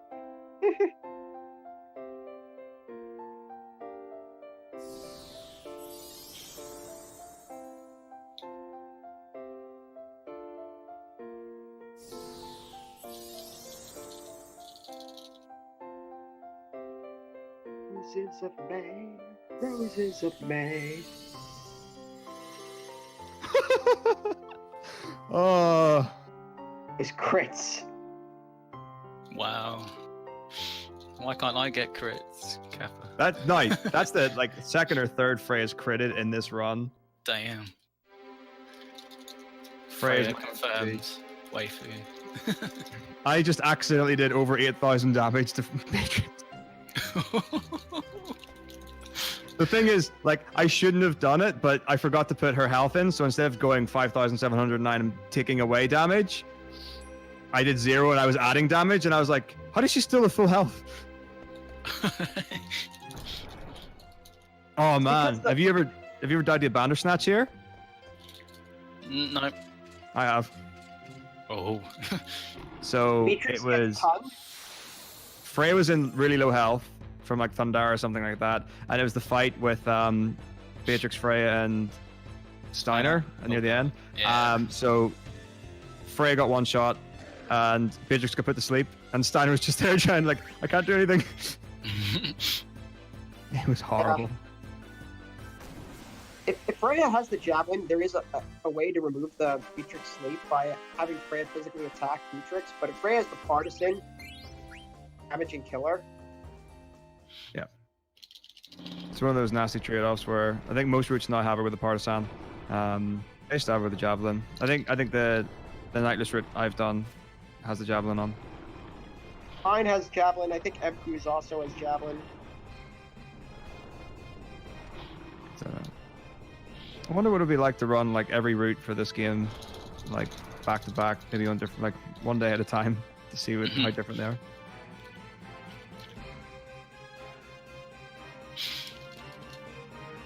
That would probably take you more time than doing Final Fantasy 1 through 15. Let's have a think about that. So, oh yeah, I guess if you did every single like permutation, because like there are 3 different Nightless routes that are very similar. But yeah, man, 1 through 15. That's stupid. Oh, why do I attack with dagger? What the heck? Because she does all the damage. Apparently.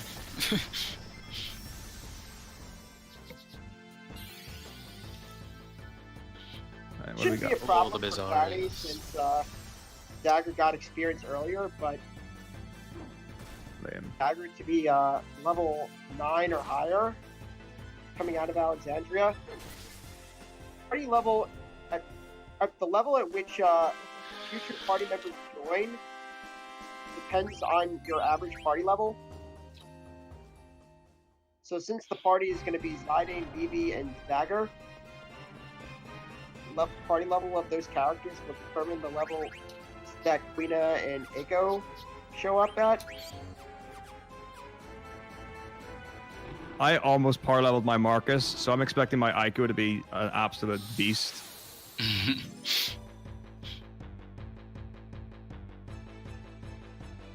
Like I think my Marcus was like level 7 or something when I Oh, wow. left him.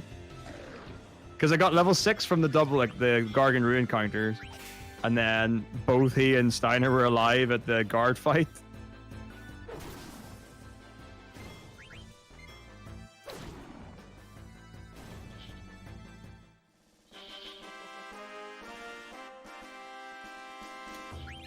All right.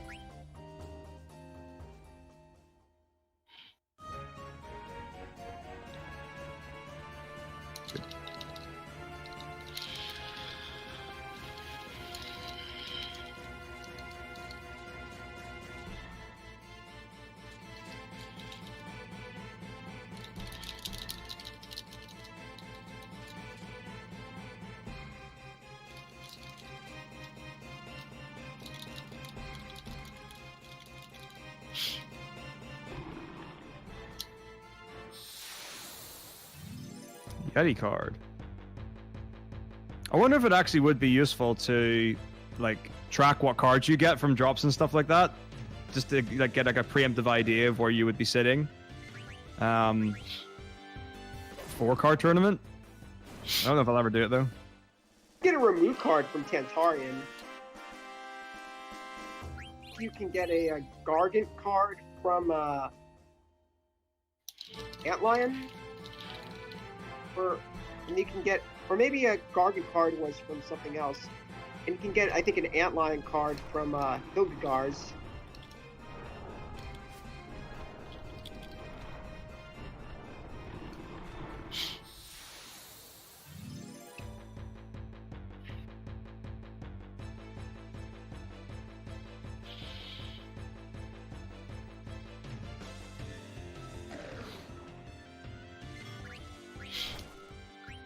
Damn it, why'd I have to put Freya to sleep? Does that really matter? Beatrix is the one that kills him. Oh, this is the part I didn't see. Remember when I said about 3 minutes ago, have you ever done it? I'm sorry, Cloudy. I didn't mean it. I didn't mean it.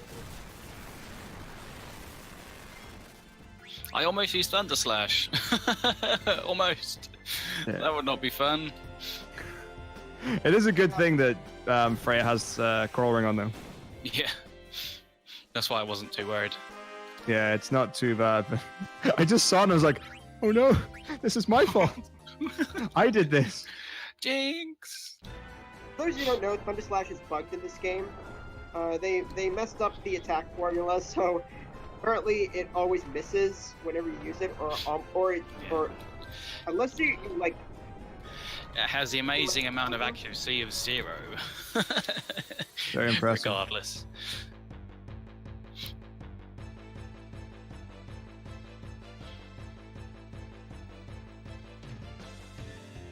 I think the only way it can hit is if you attack something that's weak to thunder and like chance it that the formula works. Formula that actually determines like whether attacks status attacks miss. But that fight went better.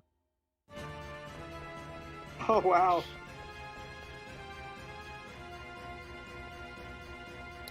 Not me. No, not me too.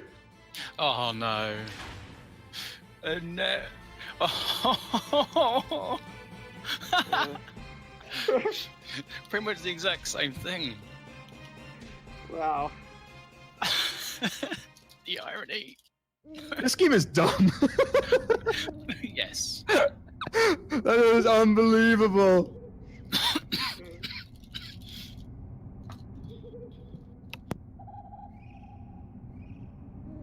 What a world. Your 30 seconds went down to nothing, because you probably did gain about 30 seconds there, because but then you had the same thing. Yeah. The irony. God.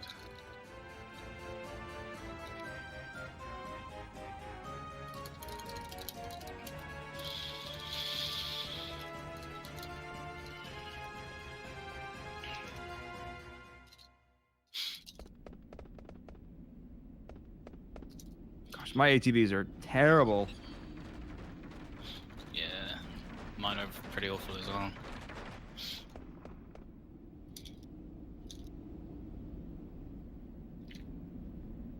No! Oh, come on! Why? This is real. This is Go, go, go, go, go. Get That's them. rough.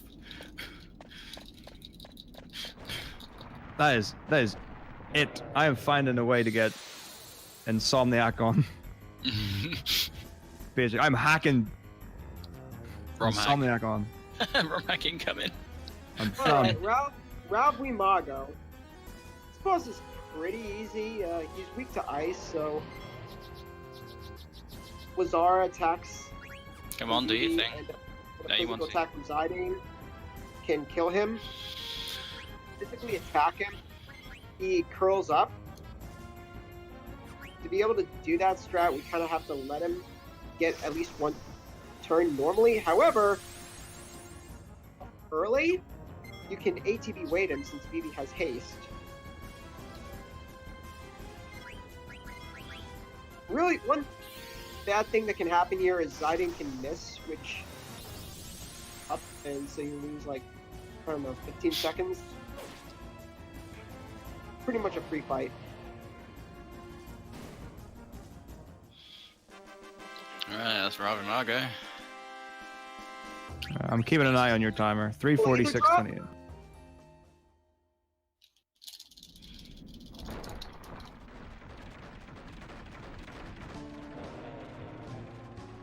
Double ethers! Yep, I got 2 ethers. Amazing. Again, That makes up for the one I accidentally used on Zidane before Beatrix 2 for no reason whatsoever. Nice. I decided to not press down. Yeah, my ethers are like gold dust.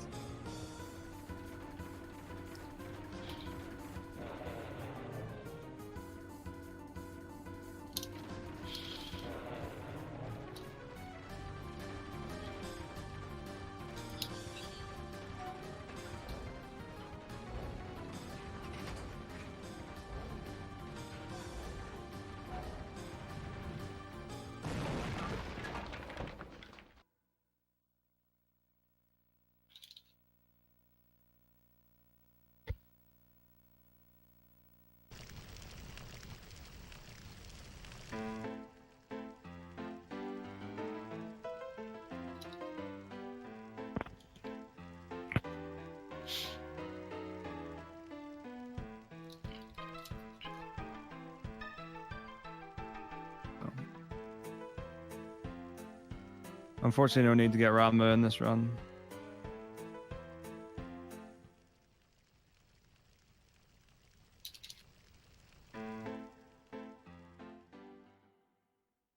Yeah, they simply don't do enough damage for the amount of time they take. They take longer, and we then generally do more damage anyway with kill abilities MP attack.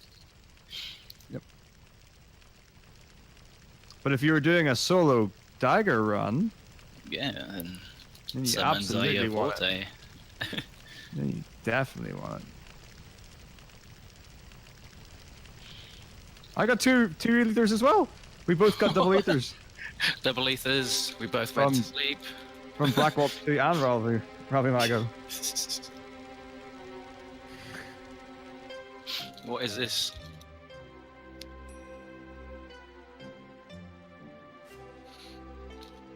Oh, you're slowly catching.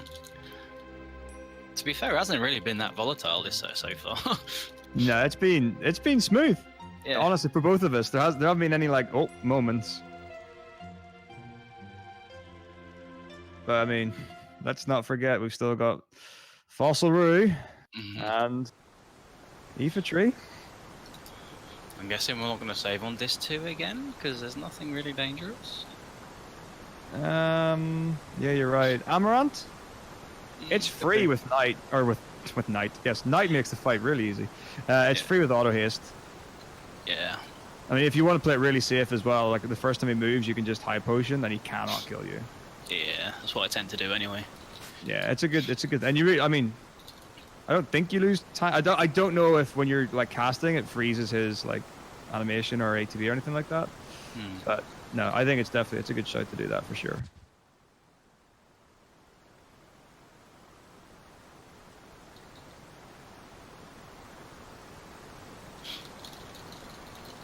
But I mean, the thing is, even with like how close it still is right now, there are at least 4 or 5 dungeons that could easily sway it 3 minutes either way. Easily. The second half of this 2 is the RNG fest, as it were. That's it. Infantry and Fossilry. Yeah.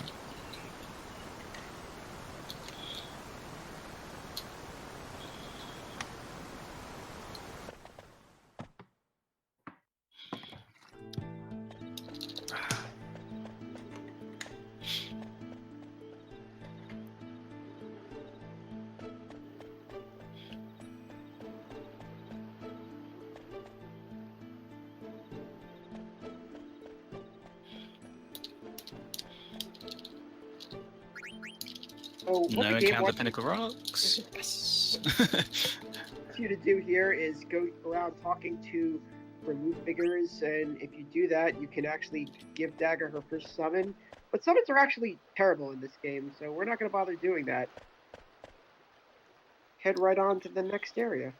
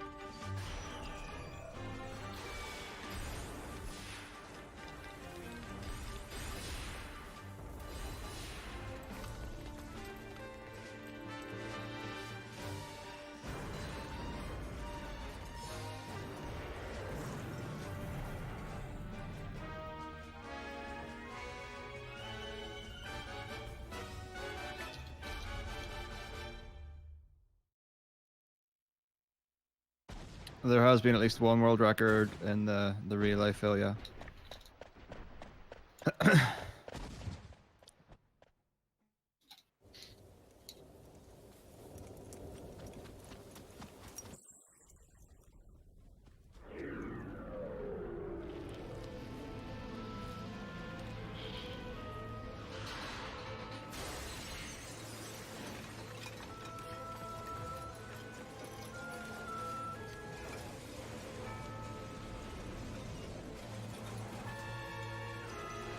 Of course.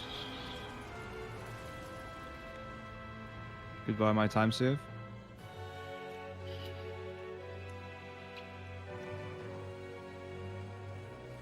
Oh no, not on pinnacle rocks. Yeah. And with perfect ATB as well. And the fastest animation. Beautiful. Oh, there you go. So when you get one in Q's Marsh as well.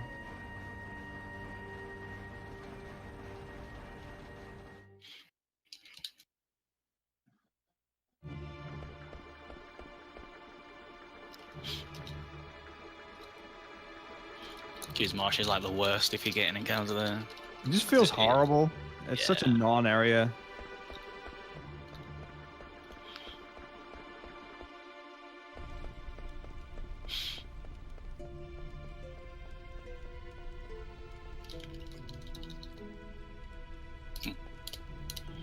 Why am I talking to NPCs? I guess just to fill in the deep lore. Apparently. And solo Ico, you have to go into the house there and get some stuff. And I think that you go to places where I've never seen before. And it was just like, go and get this. And I'm like, what is this? I never knew this was a thing. Yeah, it's like, I didn't even know you could go into that room.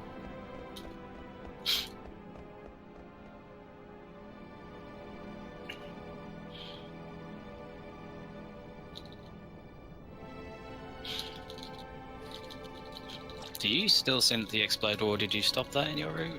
There's think you no stopped more it. synthing in this. Alright. It's horrible. I grab it. I want to grab it. No, what I want to grab is anything for red dragons. What to throw at them? And I don't even care. Anything. Any thief sword to make the pain that is red dragons go away.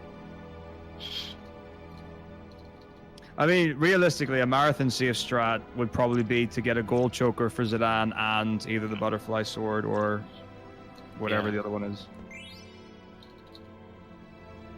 To have the either silence or confuse, and then you can't get killed by Twister. But we're here to go fast, so. Mm-hmm. I'm 100% saving at that Moogle out just by Estegaza. So it looks like Cloudy opted to synth and Exploda, which is probably what most runners do, although some choose to skip it.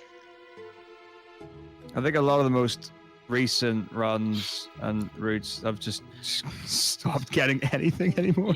Yeah.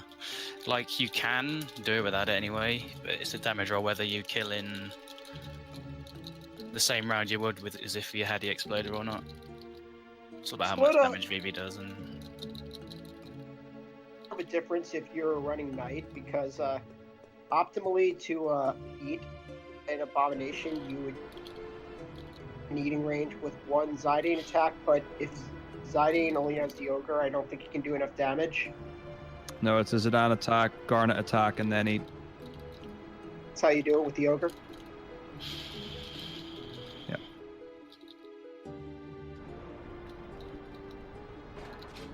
Yeah, I haven't got. What's the thing you get here? It's been so long since I can't remember. What's the weapon you would synth here? the Exploder. The Exploder, yeah. I haven't got one of those in years. That was taken out a long time ago. Mm-hmm. Or one of them, where you get two in the run if you synth one, because you get one later, but one I get to throw it. Well, two I get to throw at arc, which is one of the reasons why it's worth it still in this route. Oh yeah, no, that's good. But why throw 2 Exploders when you can throw 4 silver forks? Not enough money. Need to take out the rebirth ring, the reflect ring out for that. Okay, it was genuinely the most amazing thing whenever we were like rooting money in this. Yeah. And we just kept coming back to arc, and it was like, how are we going to get a 2-round arc and have Steiner at and be useful in Desert Palace? How are we going to have it all? How are we going to have the cake and eat it? And it was at one point it was like, okay, we've got like a 70% chance of getting it with 2 forks and 2 diamond swords. And it's like, well, we can sometimes afford that. But the biggest thing we did was we don't buy any diamond helms in this, and I don't remember why. Because you normally get one in Ipsons. Yeah, normally I think, which route? I forget how many I buy. I think it's 2, but it's probably Yeah. one. And it was one of those, we literally just like looked at it, was like, why do we buy this?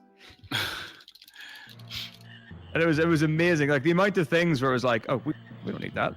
We don't need that. That's a waste of time. That's a waste of a menu. But it was, I mean, it's, you could absolutely say, okay, well, this is for defense, this is for magic defense. This makes this fight easier, better, whatever. There are reasons for everything that you would get in it. But it's got to the stupid point now where it's like, oh, let's just YOLO everything. Yeah, it's the only way really these days. Now that the times are coming down heavily. Yeah, if you want to get that good a time, you take it. Because I mean, arguably that set like the third synthesis that you would do in Limblam, that's 30 seconds. Mm-hmm. If you can take seconds. a consistently free 30 seconds, Mm-hmm.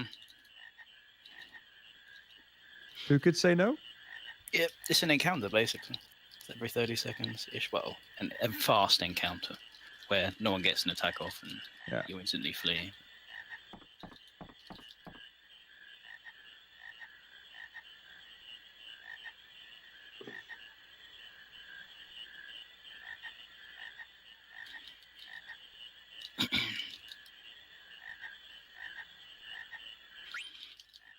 I'm pretty sure I didn't get the silver foot, but I'm going to check just in case. I'm going to give Quinna the headgear because why not? extra defense for no reason. Even though she... If Queen has the silver fork for Lanny, I think it's possible to get a 2-round on her. Yeah, you can. Depends on damage roll. As long as it does over 600 each hit. Yeah. I've seen it do 1200, so yeah. Queen has a very random damage range. It's Basically, like Sinner's hammer. Attacks, it randomly selects a strength value between 1 and what Queen's current strength is.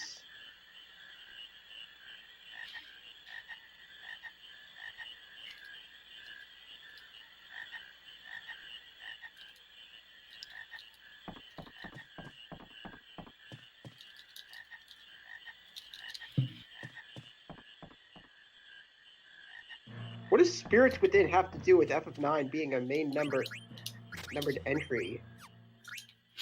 Oh.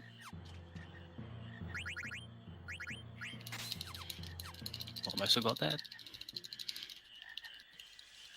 I was just responding to someone in chat.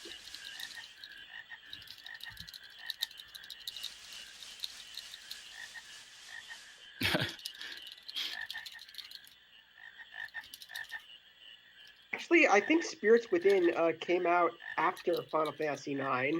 Yeah. I'm pretty sure. At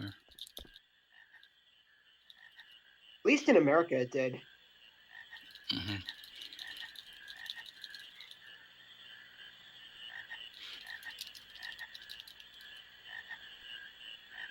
Forget Spirits Within. Kingslave, that's where it's at. Me. Kingslave is better than the game. Has a more coherent story. At least they fixed it in the update, so it is better. Right, time for the horrible looking boss that even Zidane says heck no and runs away. I think if you saw that coming at you, yeah, I think you would like run away with the shield that's got a skull and face and is chomping at you. It's a consistent pattern to actually dodging the axes here. I think it's like run on the top on the first It's up, down, up, yeah. bottom on the second, and then top on the third. And but there's a minor skip you can do on the last screen where I think it like skips the. It makes him do a spin animation quicker. But Is what it does. but you have to like bump into the axe, so if you do it wrong. No one knows how to do it consistently. Everyone goes for it in some sort of way, and no one can tell if they got it or not. It's the best thing ever.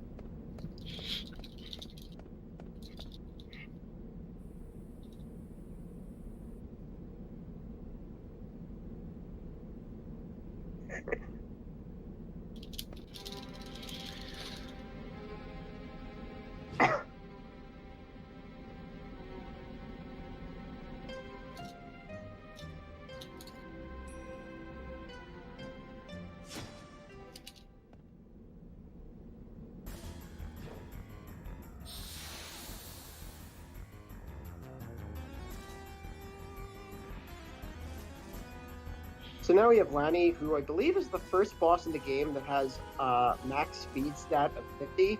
She also gets ATB and always starts the fight with a physical attack on Dagger. She'll always target Dagger as long as Dagger is... The only way she'll damage other party members if Dagger's alive is if she casts Water, which is an AoE. I think she can also counterattack. As long as you keep Dagger alive while you damage her with Zidane and BB, this fight is pretty consistent.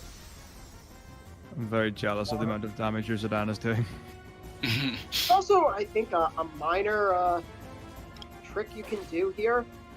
I'm being very safe, just in case, because that water will Tap deal a her lot of health. damage. She flips her Yeah, hair and says, "Why are you giving up?" I think her like ATB gets. It's fine. After a certain amount of damage, Lani hits a threshold where ATB does reset to 0. There we go. So you try to, with ones that don't have an exploder, you try to manipulate that. That HP range.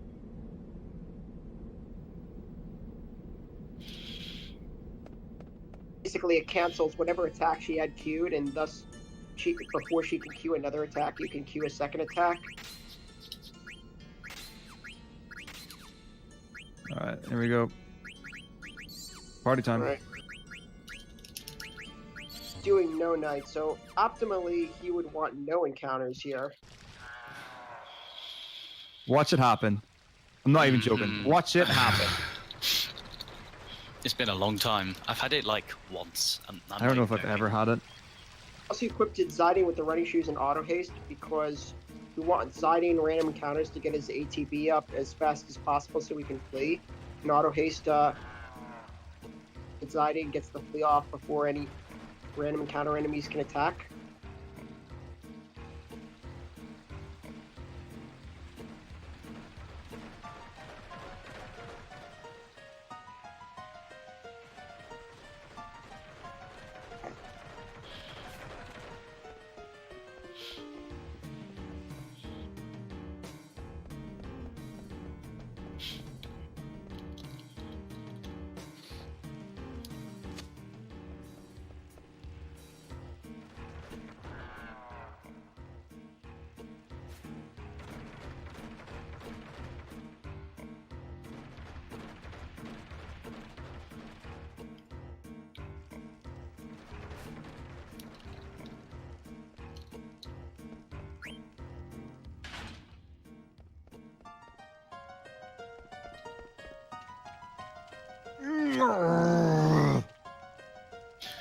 Ooh, the miss. Brutal. Sedan. So I Please. can't do the You can't skip scan, can you? no. Maybe. No, I can't. But I can't get the fast fight either. Gan does no Sucks. damage, but I think it has the longest animation of anything she can do. Mhm. So it's Yeah, extremely so fast. unfortunately there's nothing I can do about that. But I might get, if I get the Sedan attack in, I might get like recovery on it. Ooh, So I really want Zidane to get his attack in before. we actually ran away. Miracle. Alright, well, there it is. There it is. There it is. That's 2.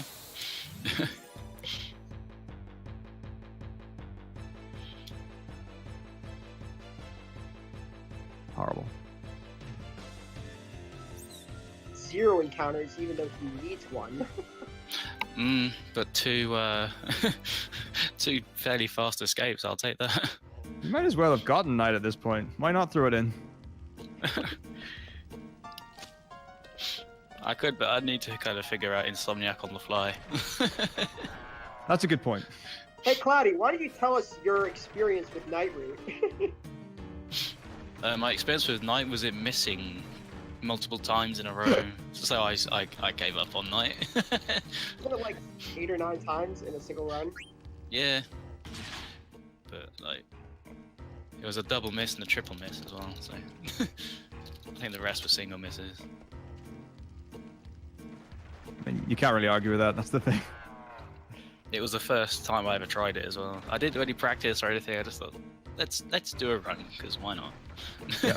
Because I like to do that. But hey, Agreed. Knight just said no. Knight said no. I'm playing cards here to reset the danger value. This is optional, of course, but prefer to do it.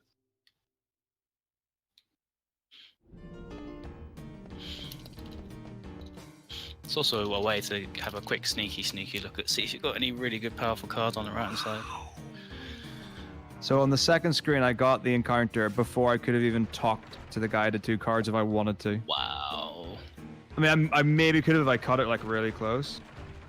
But that was terrible.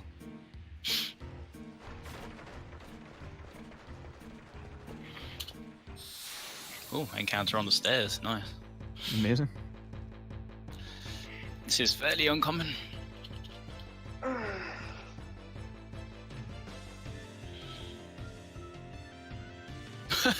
Run away again.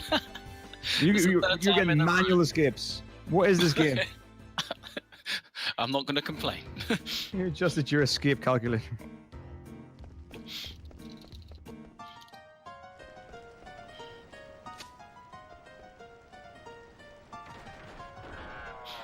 This just does not happen in FF9. So I'm not going to say anything. So just put your head down. Don't say anything. Just- They'll not notice. No, The no. game will let me get away with it.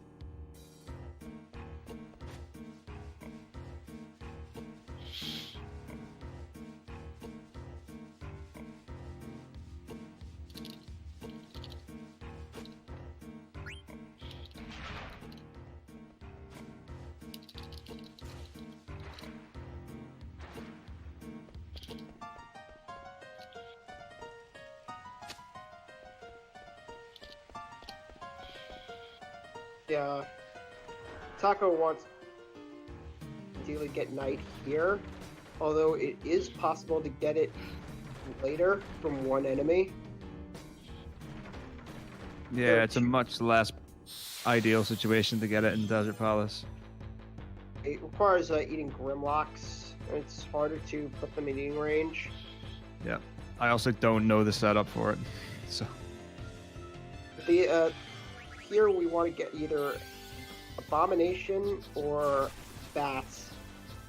Bats, I think, slower because you have to cast magic on them. yeah, your ideal scenario is one Abomination. Like a 2 Abomination fight's not good, and Bats, take a little bit of time to sort out. Also, Bats can use Absorb, which means they could actually undo some of the damage you've dealt. Yep. 4 encounters. That's okay. Beautiful. 3 One with fast. Abomination. That's Let's good. go.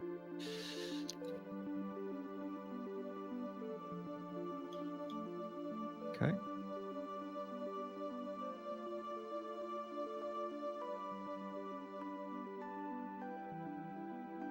Okay.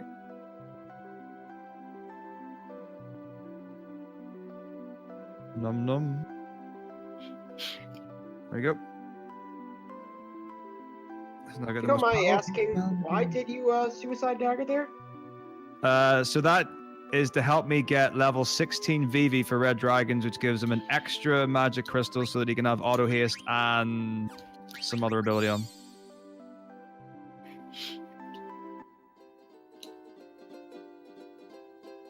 And then at Tree, there's another level check. So Dagger needs to be level 11. It's 10 or 11 at the end of Tree before you get Amaranth for him to join at level 14. If he joins at level 13, you'll have level 20 at the end of the game, assuming you got like no encounters, kind of thing. Also on Cloudy So side, yeah, you gotta be very... I've got a massive spreadsheet with every like a table of levels and stuff. When you ride the Chocobo to Condopedi, you have to be very careful that you don't park the Chocobo too close to the area. Because if you do, you won't actually be able to get back on the Chocobo. You'll just end up going back into the area and exiting the area and back to the Chocobo tracks and recall the Chocobo. Yeah, it's Same not thing fun can when happen that happens. in the Black Mage Forest. I've done it before. I have done it before, and I like brute forced my way onto that Chocobo. Yeah. I wasn't taking no for an answer. It's only 3 attempts, I think. I lost about a minute, but I was still going. Oh, gross, gross, gross, gross, gross.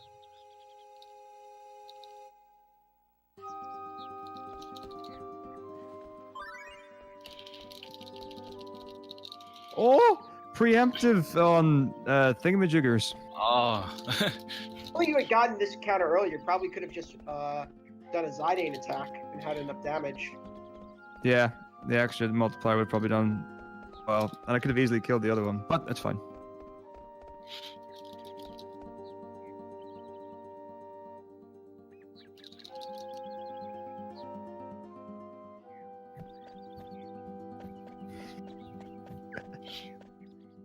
Do what I want, my shadow. 4 encounters as well. Nice. So far, evens-ish.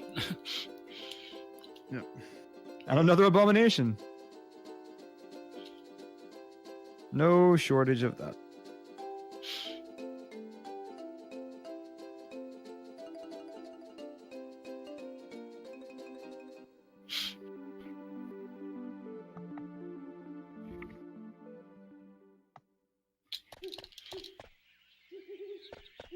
So on the world map, you've on the world map, you'll see that we've been stutter stepping an awful lot. This is one of 2 parts of the world map on the outer continent. The first being before Ice Cavern, where we actually run for a bit as well. Yeah, The because idea is if the nameplate's marquee is on the screen, then you cannot get encounters, so you might as well run.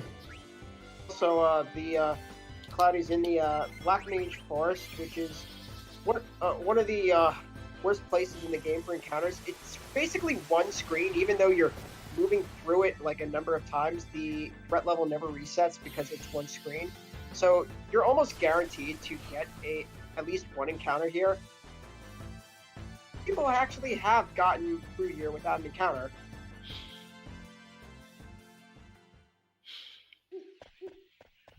I have still to this day never got through there with one.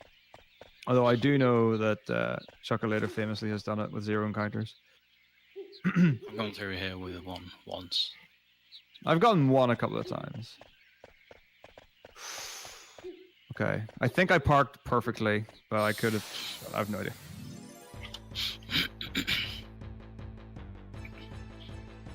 Actually, saves like a number of encounter checks to go back that way and end up at the entrance of the screen. I'll take that. Back attack, but I ran anyway, so it's fine. God, that's not on. Somebody stop this man. I'm getting very lucky. Ooh! I demand camera footage of your rig right now. That's like 5 encounters you've managed to escape from. I do have a webcam. I didn't even know you could do that. Get the quick escape before they actually get the attack off. Yeah. I guess because the text says back attack, there's still like performed before the attack actually goes off.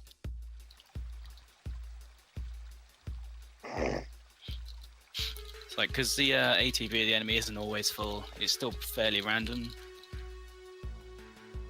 Even though it's a preemptive, it's a bit weird.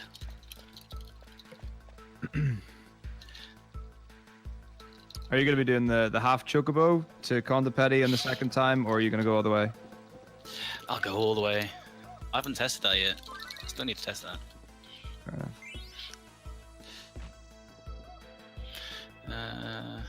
Don't need to sell, so 3.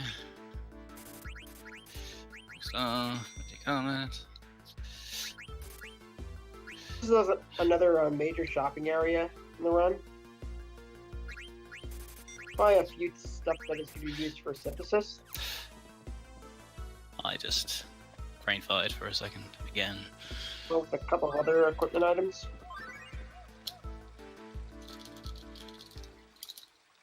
Oh, I didn't buy bone wrists. Oops. I need to go buy 3 bone wrists now. It's fine. Actually, a little bit faster to trigger that ATE as an optional ATE, mandatory one. Not that I'm aware of.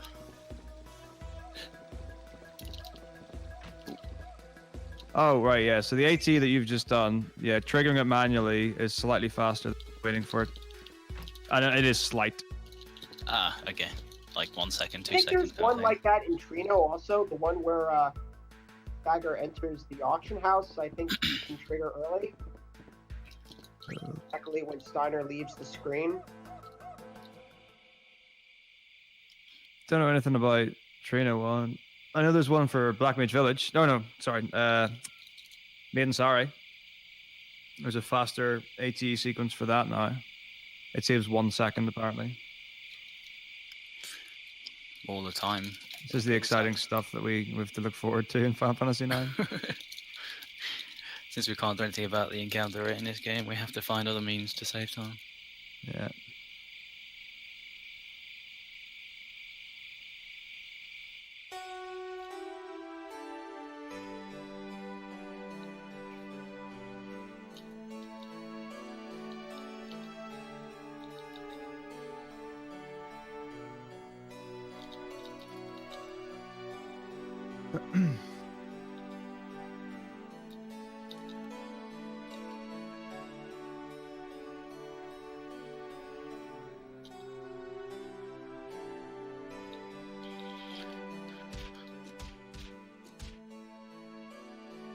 Oh, for goodness sake.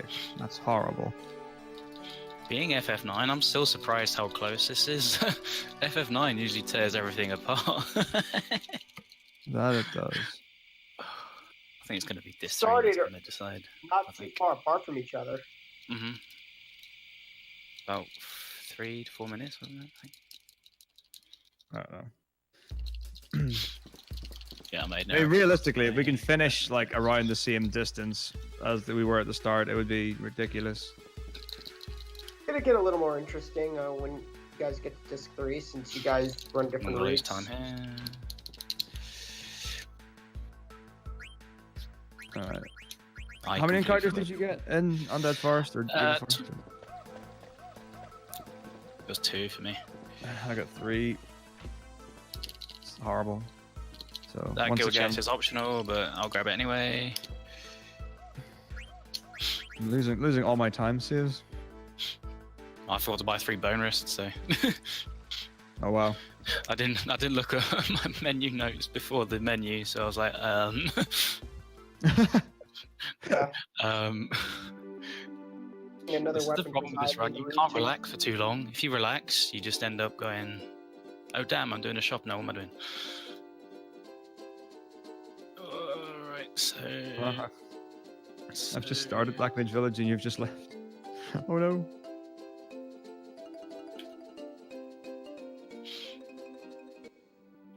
That's what you'd probably call too close, but it doesn't matter at this point. Because next time I use it, it'll be with a glacial green.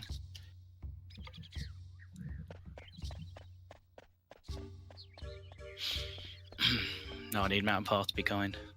Let's see what happens.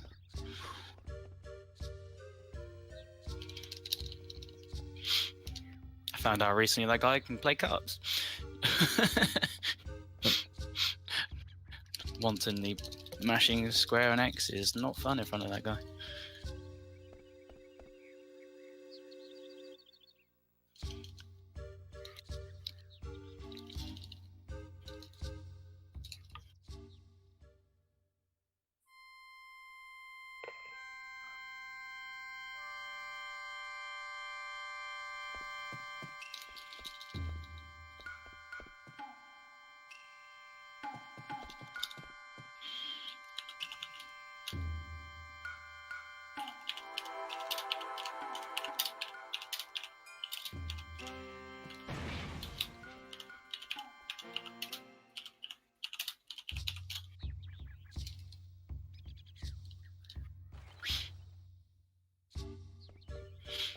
Alright, let's go.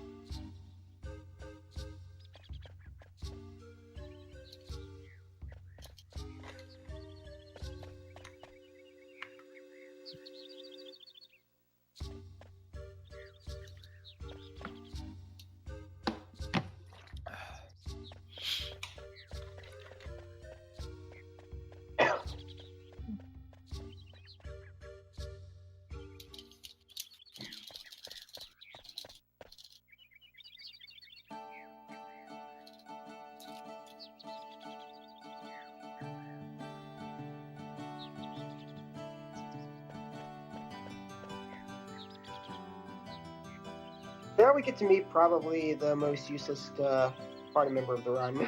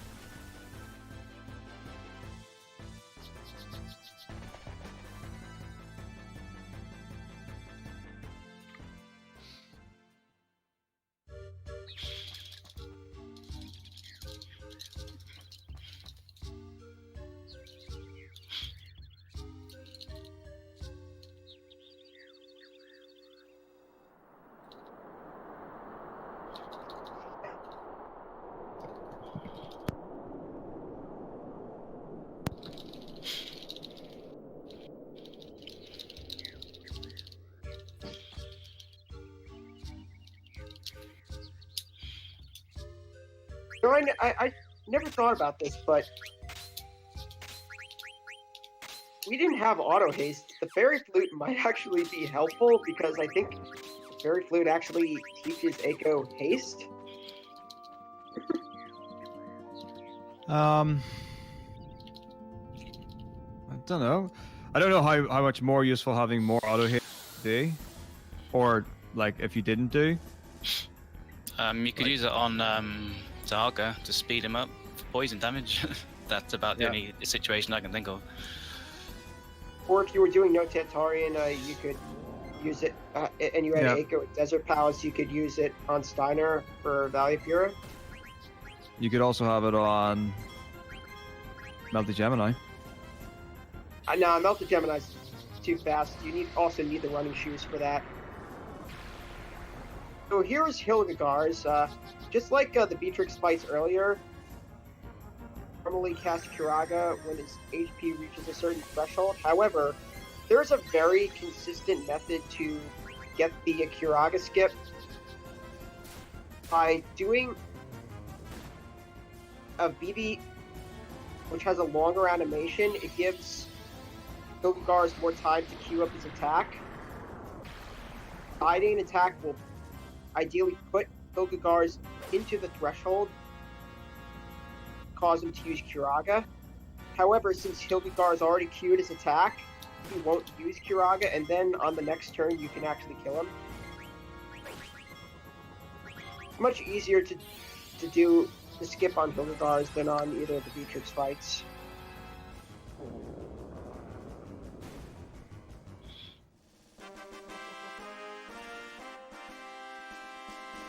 Depending on the route you use, some runners will have Vivi cast Blazara, and other runners like Cloudy who buy the Oak Staff will cast Bio twice and then drain him, which skips the death animation.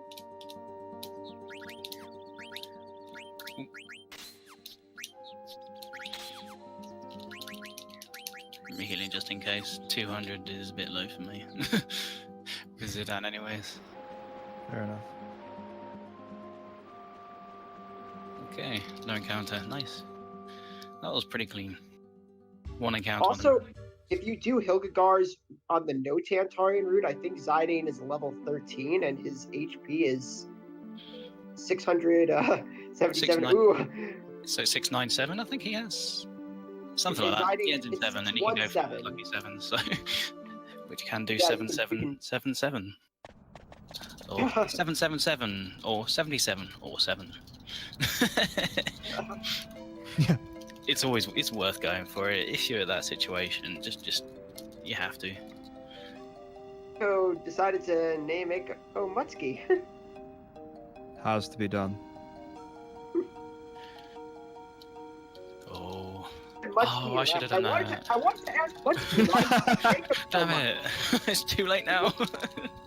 You could get the naming way card from Kuja's chamber and go to Daguerreo.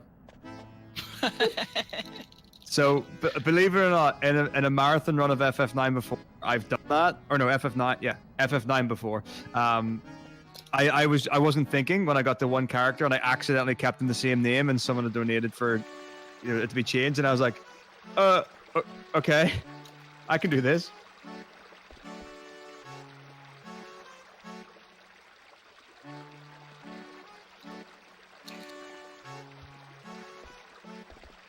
So, normally the game wants you to watch a few.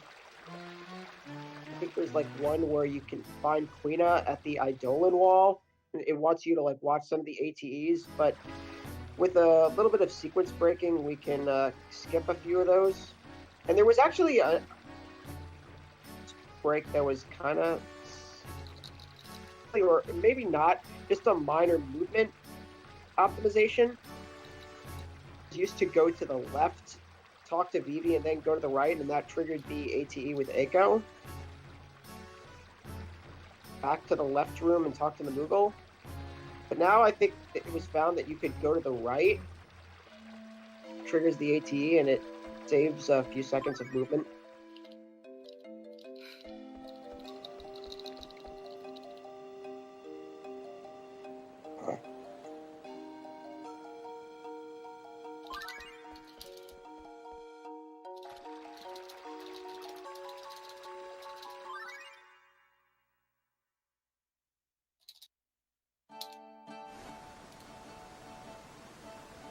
I honestly thought it was pronounced Ico because the letters E and I are the same two letters that are at the beginning of the word Eidolon, which is how it summons Final Fantasy IV. So I thought it was Ico. It's but- obviously pronounced Ico because it's AI in the same way that Eiffel is. Am I right? Yeah. But according to World of Final Fantasy, it's pronounced Eiko. Well, what is that? That's not even canon. World of Final Fantasy.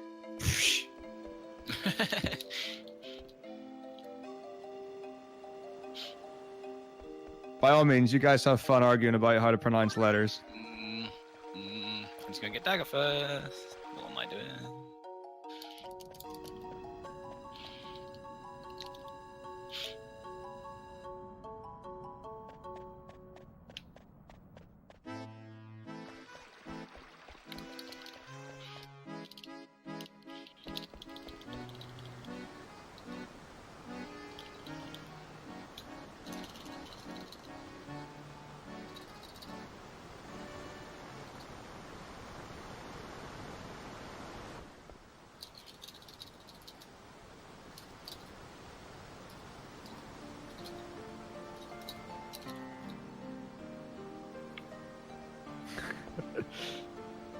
Jaffe is 100% accurate.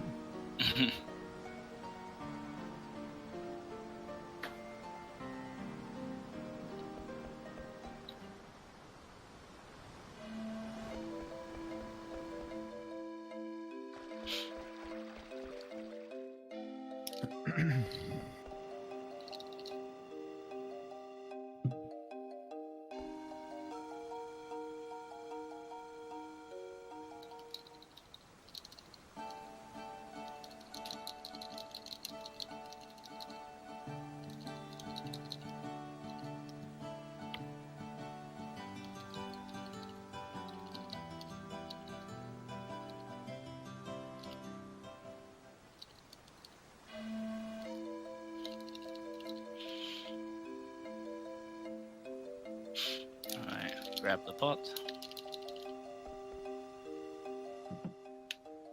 Get stuck on the stool apparently. uh.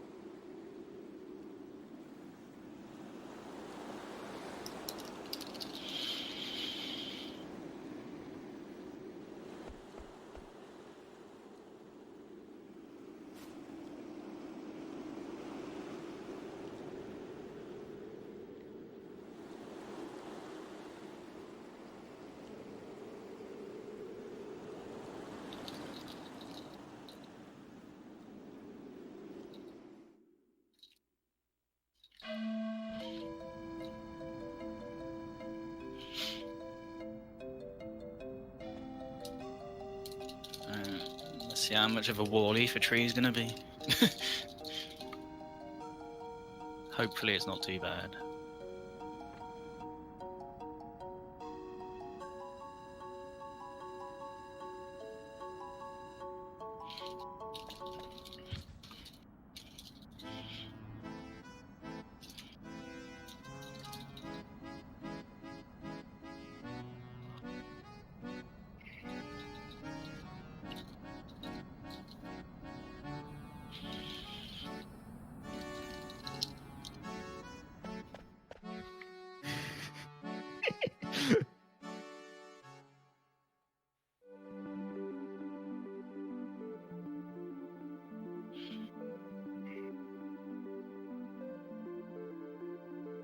God.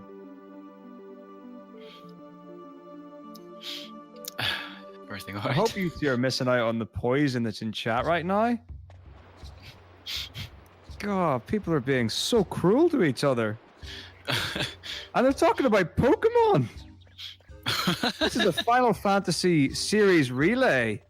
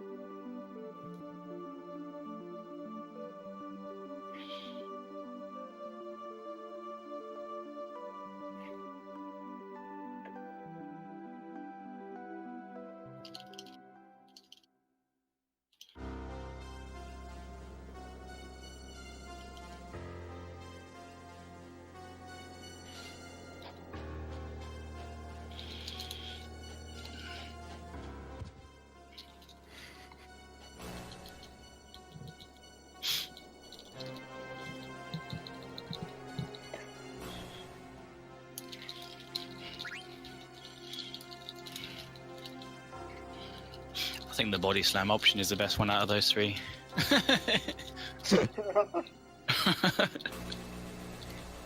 You?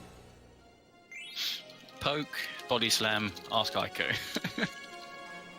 That one actually, if you keep mashing, it eventually will put you on the Ask Go option. I was really hoping you were going to say if you bashed it enough, it actually would break. Because that would be amazing. Zidane's foot confirmed stronger than Carbuncle's shield. Now we're in the tree, one of the, if not the worst places for enemy encounters. It's in this area Wow. that Preemptive. Get out of there. No man, get them levels up. Fight them all. I don't need levels. I need speed.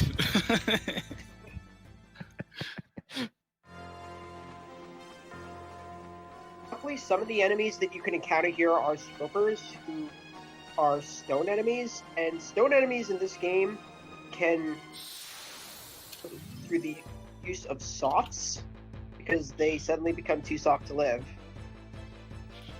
way to get some experience.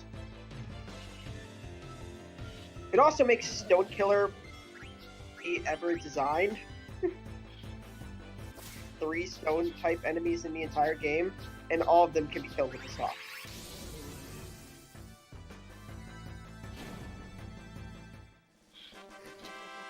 So what I like to do in my route is I actually sell all of the potions that I have, I think, in Black Mage Village, and then I buy softs so that the softs are in the top item slot. Wow. Whoa.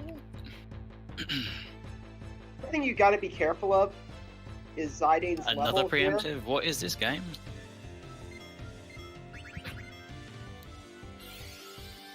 There are a few enemies, including the boss of this area, that can use a move called Level 5 Death, which instantly kills whose level is a multiple of 5.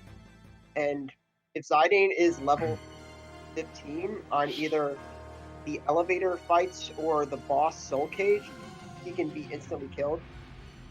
He can also be instantly killed by level 5 Death in a random encounter by a Draco zombie. He, I think, is level 16 with Zidane. Yeah. He's safe.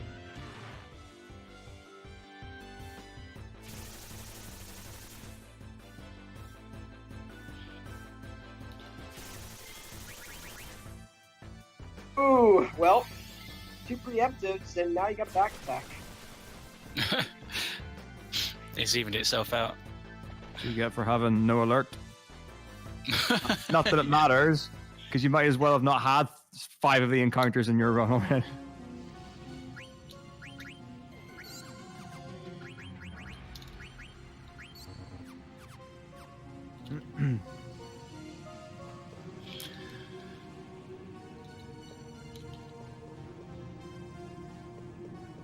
Alright, so we're now in lavender time. Someone will get the reference there. For all the ghosts.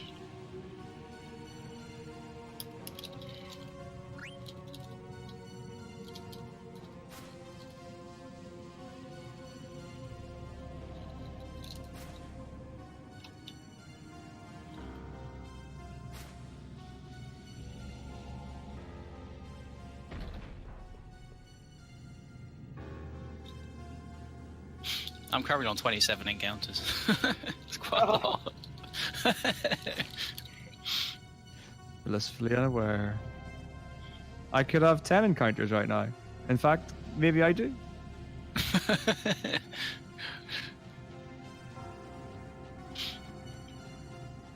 Yeah, and like earlier runs and stuff that I've done, I used to have like I had my split site and I was comparing to stuff, and I just don't want to know anymore. Also, wouldn't it be great if we actually had Queena here? If we did, learning level 5 death would be free.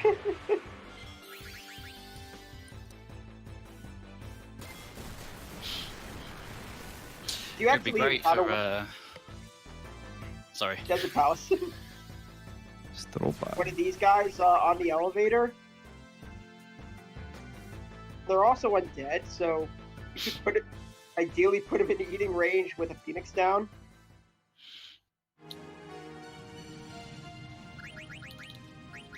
The game doesn't do that for you. I don't even know why I held then, really, but yeah, it's whatever.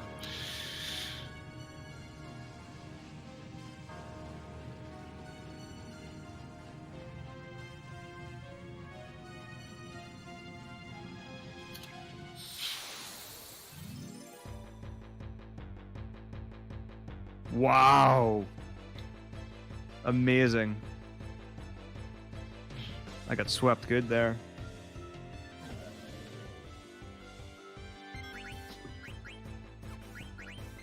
Yeah, that hurts. Especially if it's a back attack, which you won't get, but Zidane survives it. Unless you're running away.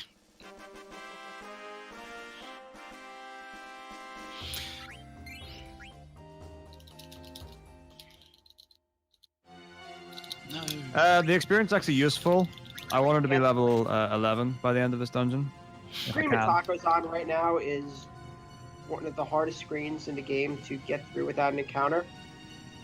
I don't even know if you. Well, I mean, in theory you can, but I don't even know if the task does it without an encounter. The task has done it without an encounter. So the last one before the elevator, another difficult one.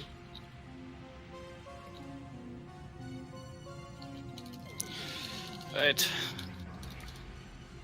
it even called? Is it even really an elevator? What would you call this thing? I think it's called one. Does it say it's an elevator? Yeah, they do mention elevator, but Oh, like come a leaf on. around a tree. A leaf around a tree. I had 6 encounters, so that was okay. That's not bad. 4 outside, 2 inside. KO Garnet doesn't really need the experience.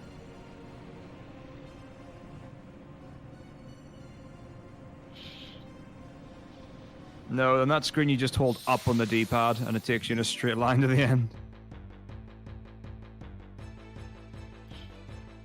Wow. 2. Oh, back attack. Okay.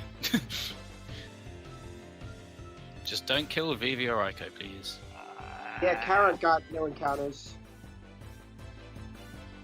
Also, who's done the Excalibur 2 Perfect Game challenge, Just Incredible. He got through that screen without an encounter. On Super Mario RPG.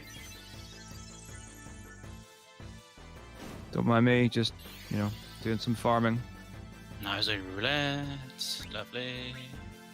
Oh, wow, that's Don't kill Zidane. ugly. Kill himself. Nice. Fine. nice. Oh! Slow ass animation, but well, at least his dad did die.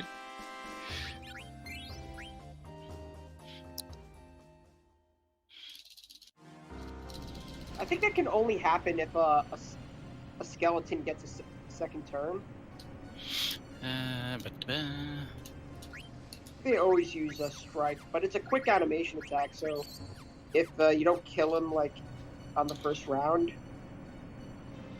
off.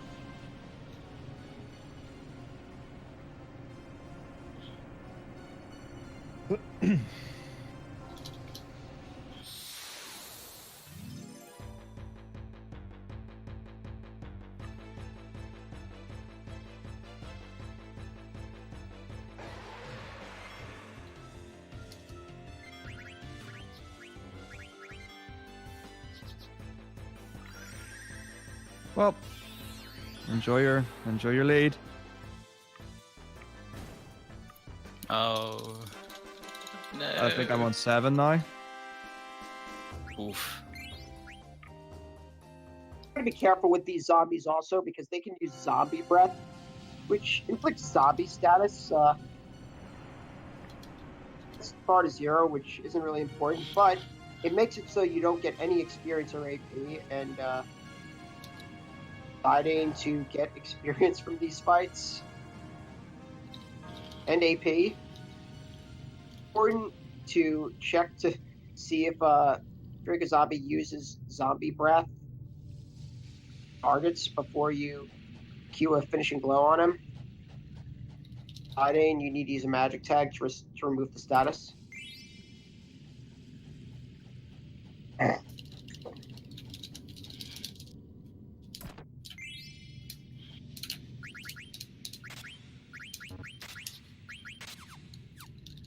Oh my goodness.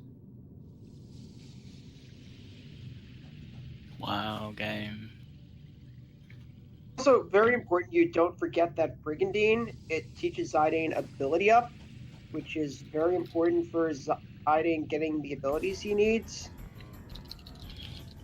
His ability up doubles the amount of AP you get.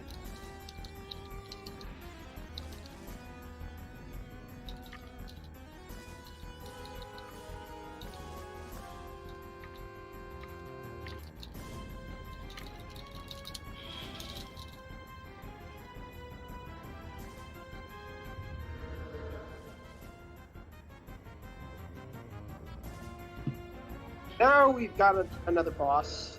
Oh look, he's a tree. I have a great idea. Let's cast fire on it.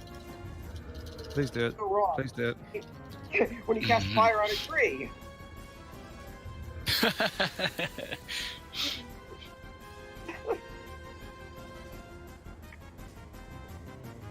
mean, there can't be any easier way to kill this thing, right?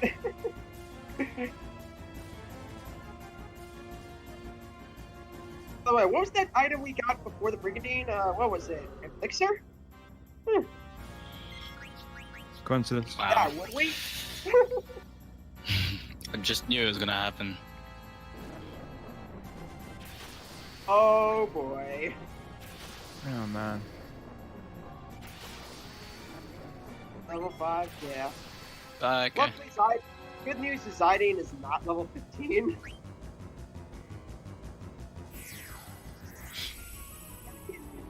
It is if you wait like 3 seconds in a sub menu, even though ATP is frozen, if an attack, the attack will happen within 3 seconds. You can use that to kind of decide what you're going to do.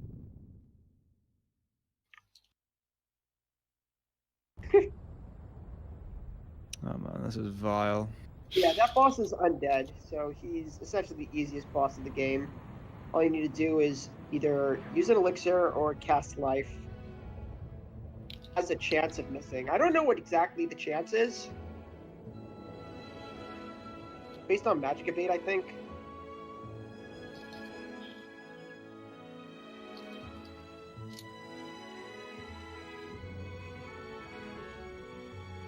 Yes, that was total bait, Raichu. A fire spell on him, he basically gets set on fire and then starts shooting fire blades and annihilates your whole party.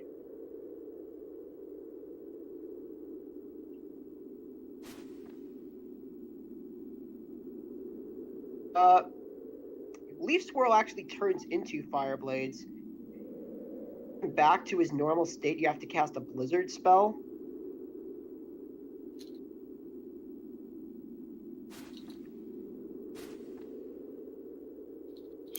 Yes, he can use Mustard Bomb, which inflicts heat status.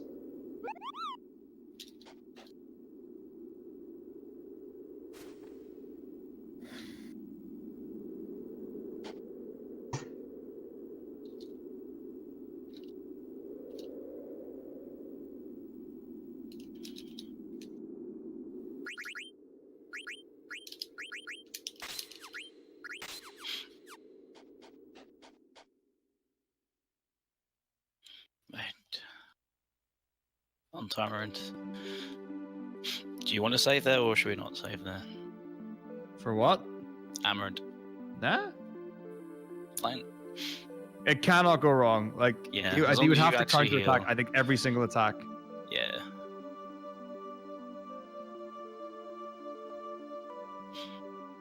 Next save is probably going to be... I'll save it end of this too, I think. For sure. Just in case. Well, it's been quite a while, hasn't it? Yeah.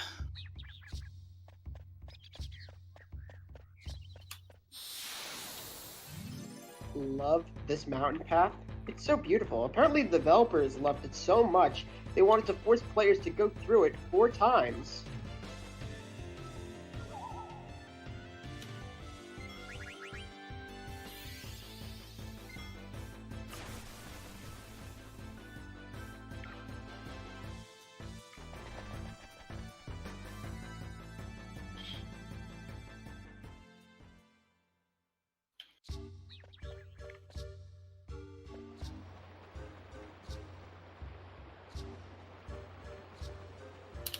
Wow, 2 encounters. Nice. Amazing.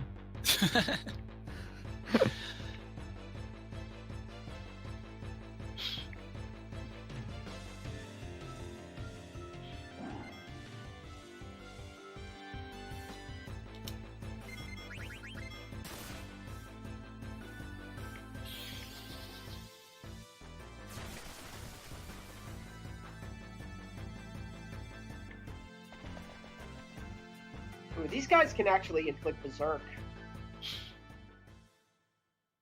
Yeah, they're not very nice people. Or enemies, or whatever you want to call them. Ogre thingies. I forget what they're called.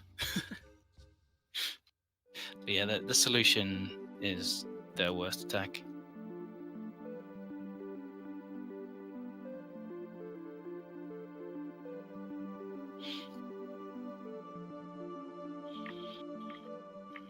Need to remember to heal. The Moogle.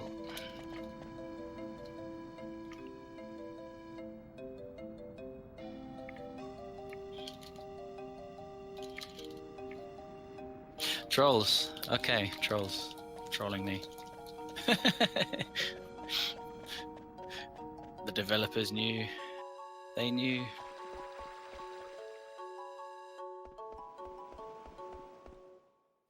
Yeah, ogres are the... I should know that. I do know that. I'm just... not thinking clearly, apparently.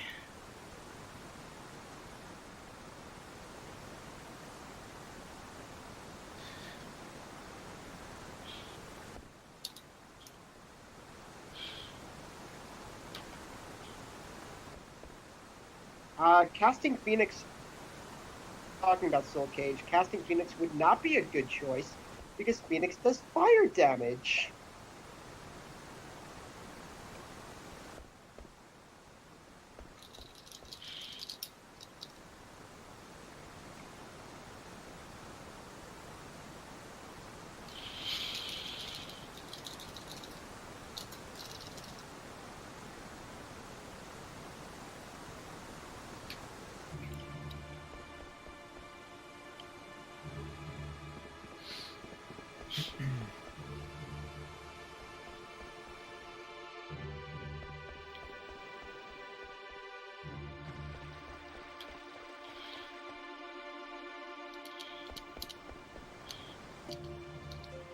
Yield, nice.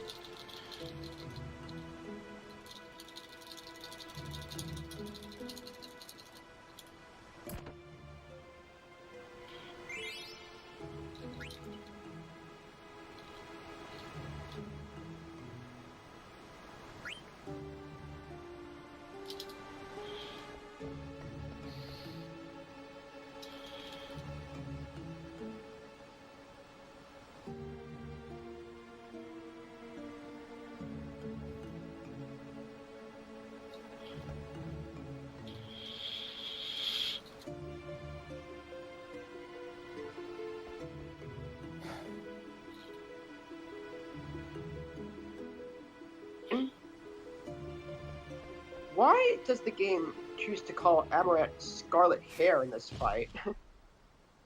named the character yet, but is his hair really in a scarlet?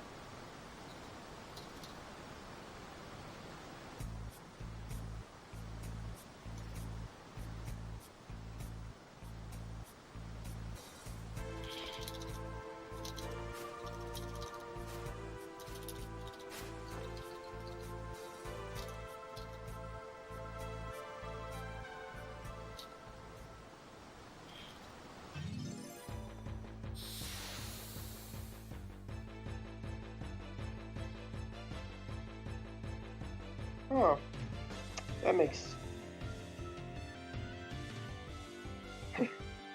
So anyways, this fight is pretty straightforward. It's just basically attack, since we have Green Tooth, Man-Eater, and Empty Attack. The one thing to note about him is that he'll jump around the fight.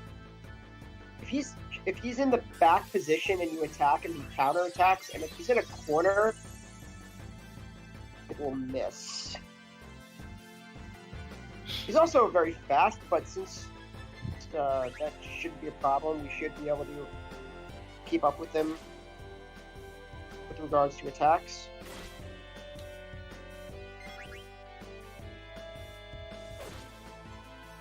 But once he moves into the middle, he won't counterattack, and you can still miss, but it's not as likely. If we didn't have haste here, we'd have to rely on counter. It had to happen, Extra didn't attacks in. it? It just had to happen. Useless trots again. You should have waited. It wouldn't have made any difference. He's still... What about nothing P for Solution 9, but then now you're all out.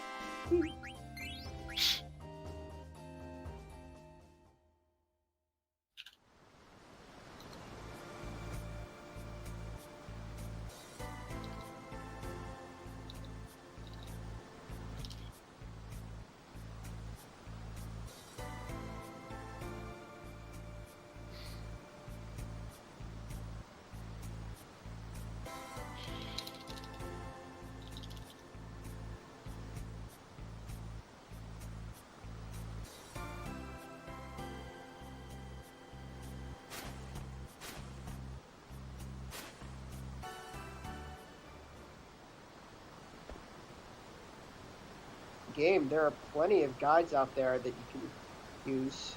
There are lots of different routes.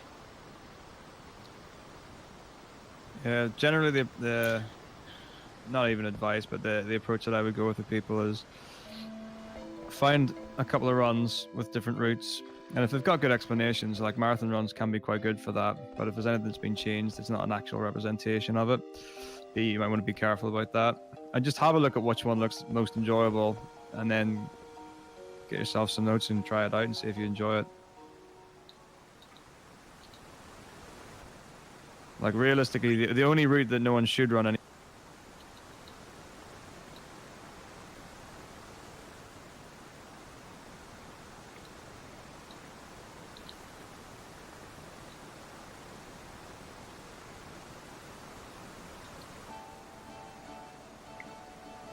I think his mic cut out.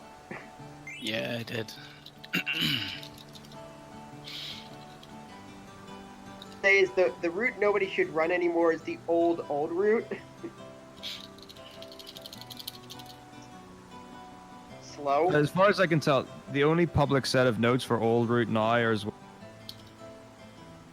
Just Wanzig. Yeah. if you see a set of notes that's just credit Mr. Zwanzig, read them. They're beautiful, but don't do them.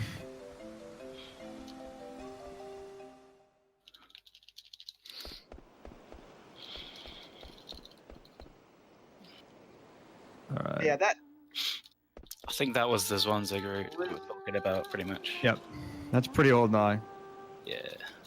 might have actually been the route that ate the whale zombie and learned level 5 death. That was even before that, I think. I don't know if Whale Zombie was 2013.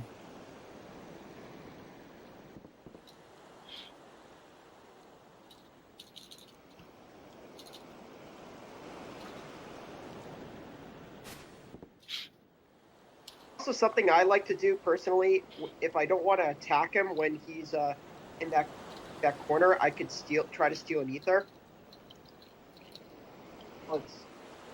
And can be helpful if you didn't get a lot of ether drops.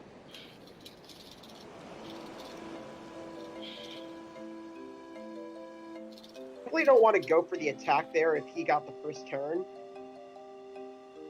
If I'm behind, I Because, go for every attack I can get on it. Because also when he counterattacks, it does a critical damage. Yeah.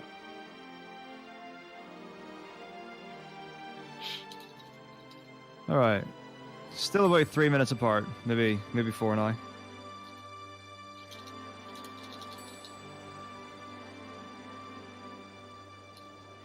He doesn't use his tail specifically for like speed running, but he does use the tail for hovering.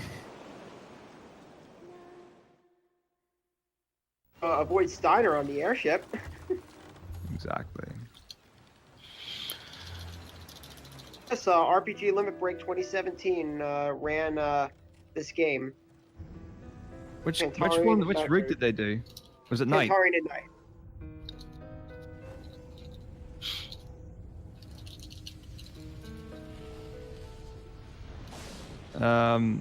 That was actually, it was insane. I think they got a Steiner attack and Night off before used Meteor. That's pretty amazing. Right, so off the top of my head, if you want to do MPU, watch Lizbel's record. If you want to do Night without, hang on. If you want to do Tantarian Night, I would do the route that I'm doing. It's the most modern and optimized version of it. If you want to do Tantarian Nightless, who's got? I mean, I think Ziak's got the fastest run, but it is in Japanese. And yeah, he had the Japanese world record until that food ticket. There are a couple of optimizations that have since been made to Nightless.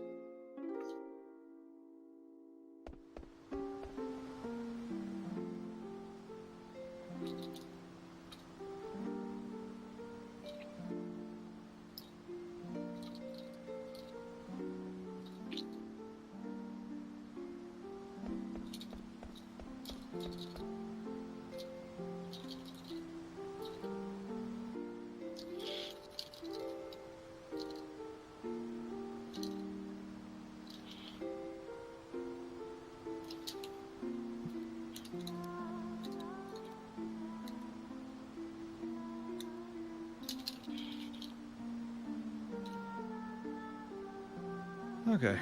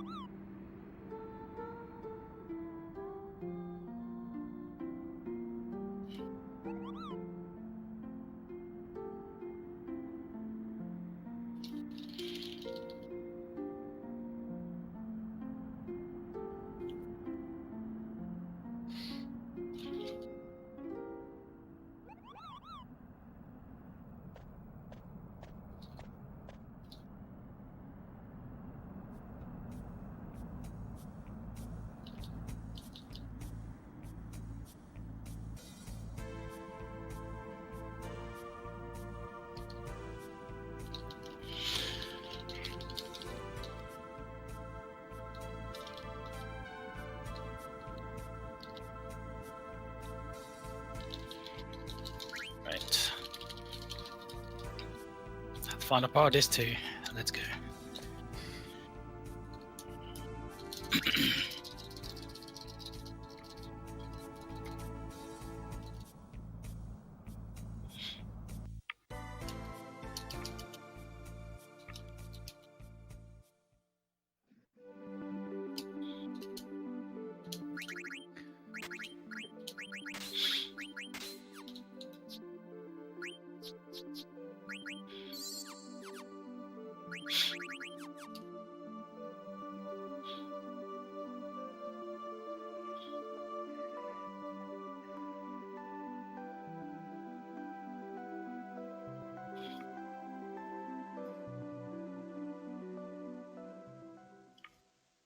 I think you got it backwards.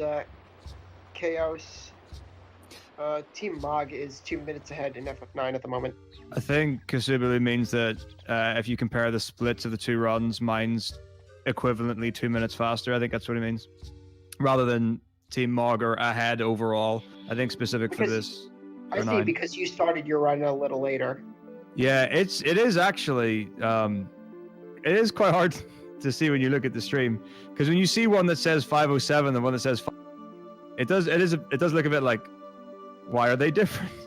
There's an obvious reason for it, but it does look a bit odd.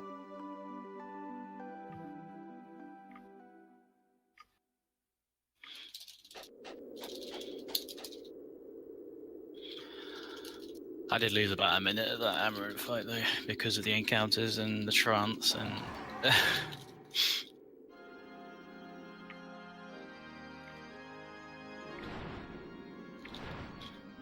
Alright. So this time we're finally going to encounter Kuja, the man who's been behind all of Alexandria's destructive attacks.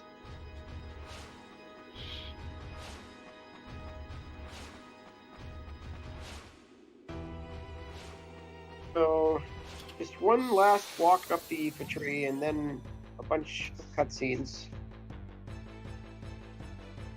And then Mastodons.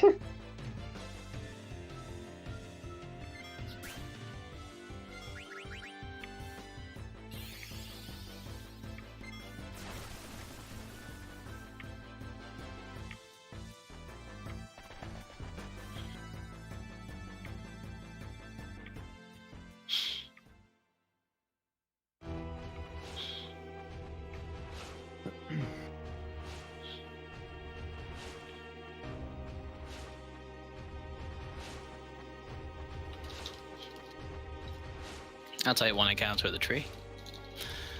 Amazing.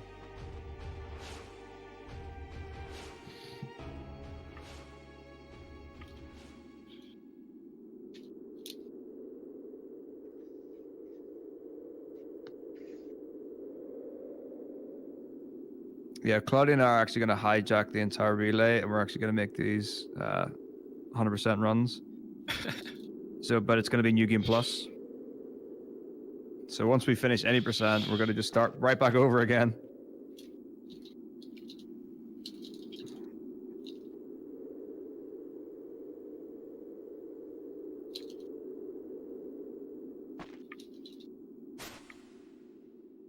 I'd watch it.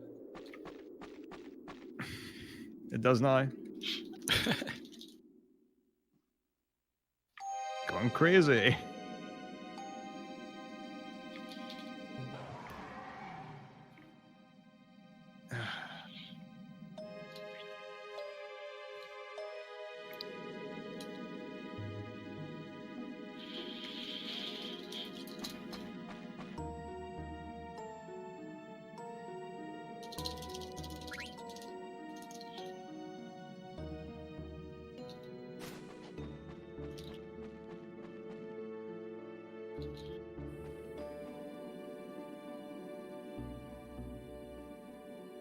Oh yeah, Excalibur 2 is mandatory. You wouldn't not get it. Yeah.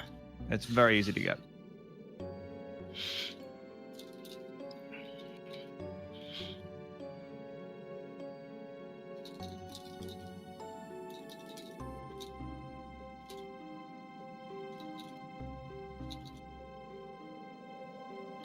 There is no FF9 100%.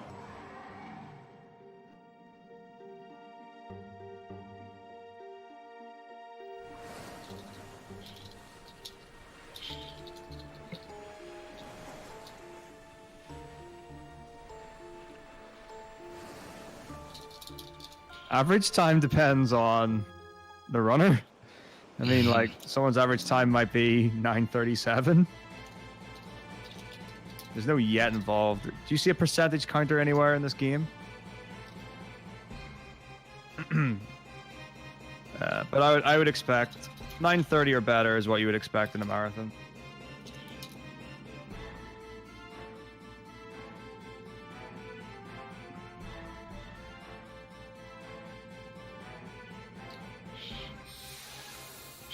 Let's see how this goes. Hopefully this goes fine. Exactly.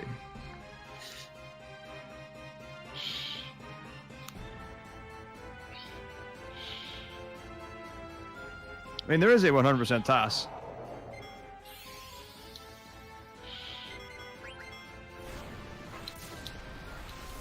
Yeah, there's 100% runs for a bunch of category or a bunch of games that don't have percentage counters. All right, so now we got a couple of Mistodon fights, so we can instantly kill them with life, although life can miss. You can also use a Phoenix down and then just bonk them on the head. Or one-shot them with a physical attack, but as you saw on Cloudy's screen, damage.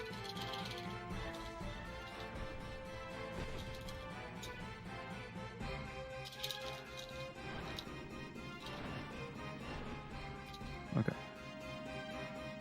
I don't even want to think about what 100% category would be in FF9.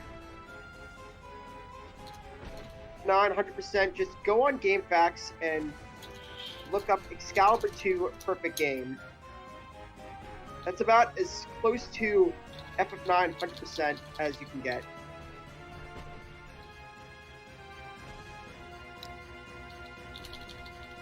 And we're talking about getting all missable items, and a lot of the missable equipment items can't be obtained on Disc 4, which is when you have to be under 12 hours, too.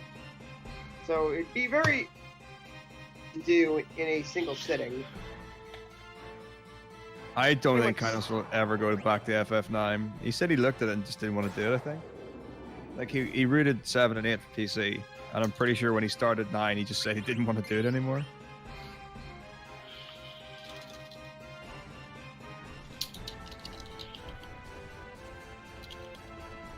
So now that Cloudy has killed 2 Mistodon fights, he's going to run down a path. And while doing so, Mistodons are going to chase him. In this version, usually you will only get 1 Mistodon fight on the way down if you move properly. There's a chance you can get 2. And that was a pretty early one.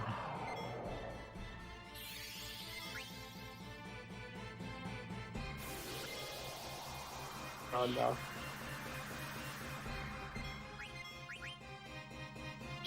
Nice job, Zidane.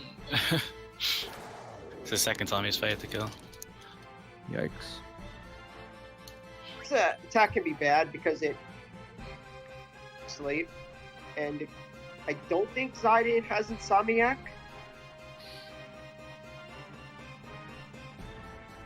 I spy with my little not eyes a something minor. beginning with Ralph. Look at Ralph. No, Ralph. Thankfully. I would argue that Nemesis Percent and Order of Ambrosia are stupidly long. They're only like 22 hours or something. That's not that long.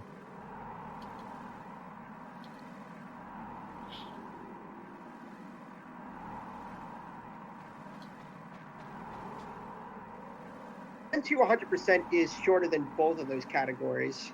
What's it like? Is it 17 hours? Less, maybe? World record is 18 on PS2 is 18 hours 30 minutes. Right, okay.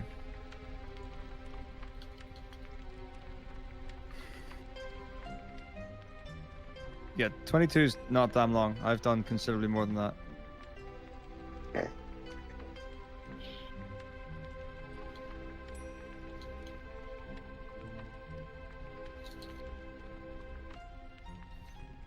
Amazing.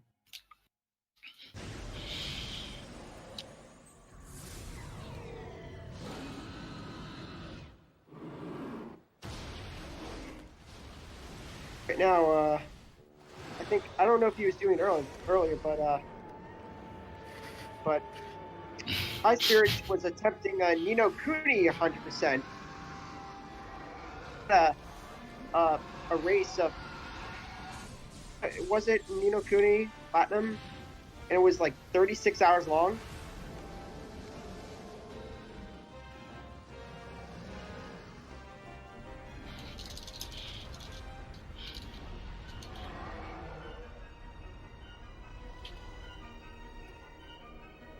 Britney Spears, Close to War just did a, I think it was a 36-hour Dragon Quest VIII 100% run.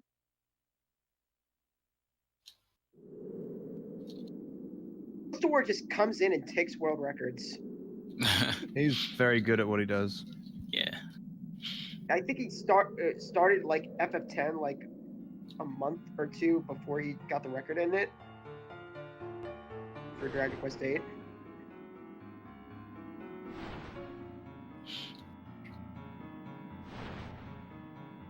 Yeah, this is basically the end of Disc 2.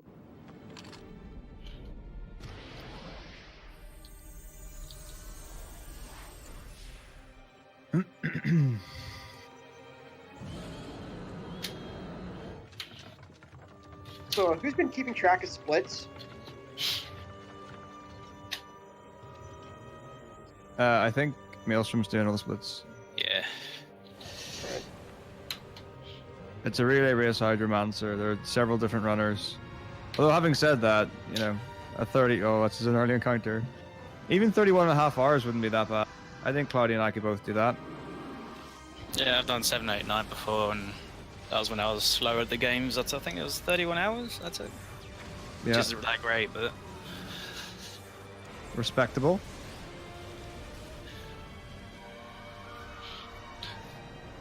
I think my 78-10 race against Deathton was like 30.5 hours.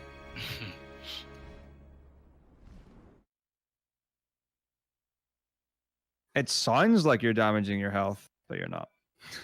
But it's probably not a conversation for an event like this, because it is just a different runner for every game. Yeah.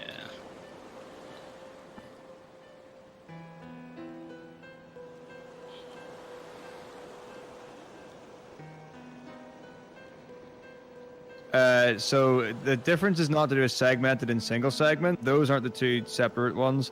Single segment is usually compared against RTA. So single segment means that you do not reset the game at any point. RTA means that it's done in real time, as a single segment would be, but you can reset the game. So there's some games where either to reset RNG or to farm something or something like that, you would do resets because it's faster. That would not be single segment. That would be RTA. You only got one Mistodon on the way down, right? Metako? Yep. Yeah, we both got singles. Single Mistodons in our areas. Alright, well, that's pretty much the end of Disc 2, and not really much going on, just a lot of plot and cutscene mashing. This is, as far as I recall, I remember Hollow once saying that the beginning of Disc 3 was his favorite part of the speedrun.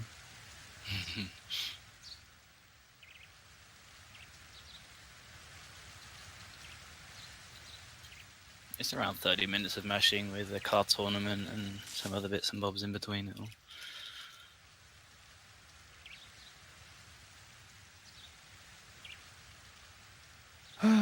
Okay.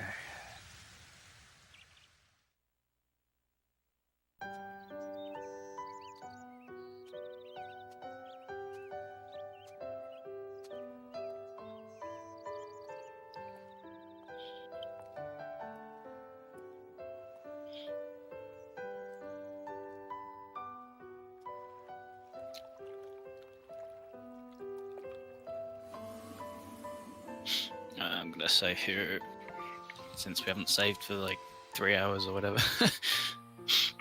Yeah, it's been a 2 long hours. time. Well, it's been 2 Might hours. as and well just throw it Pantarian, in. 2 hours just throwing a save at the end of this. Yeah, like one of the safest pits in the entire run. Oh, this is the point to see. But I agree. Just for whatever reason, I don't want anything bad. You never know. But hey, if you lose cards, you can just restart the start of Disc 3. Nah. Sounds great.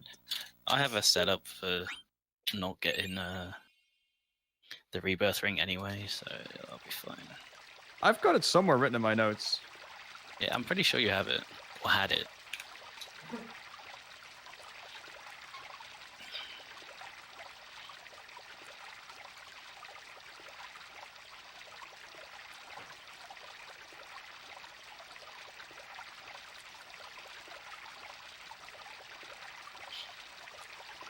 I just hope I'm okay with our tournament today. And I don't make silly decisions. But hey, let's see what happens.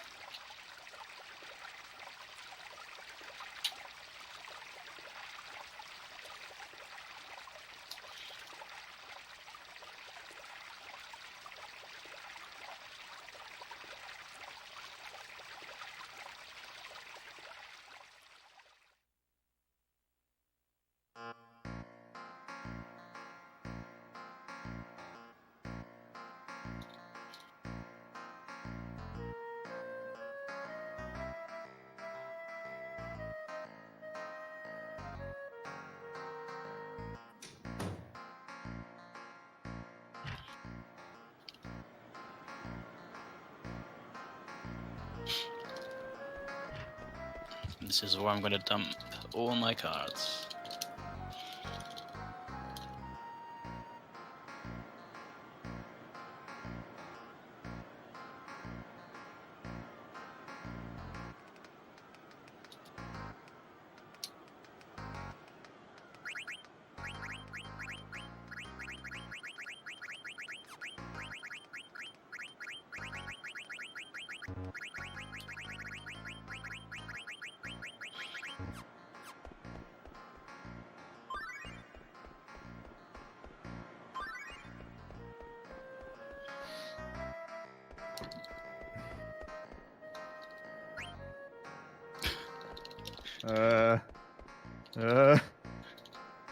Do I see some Chocobo Knights in chat by any chance? Yeah.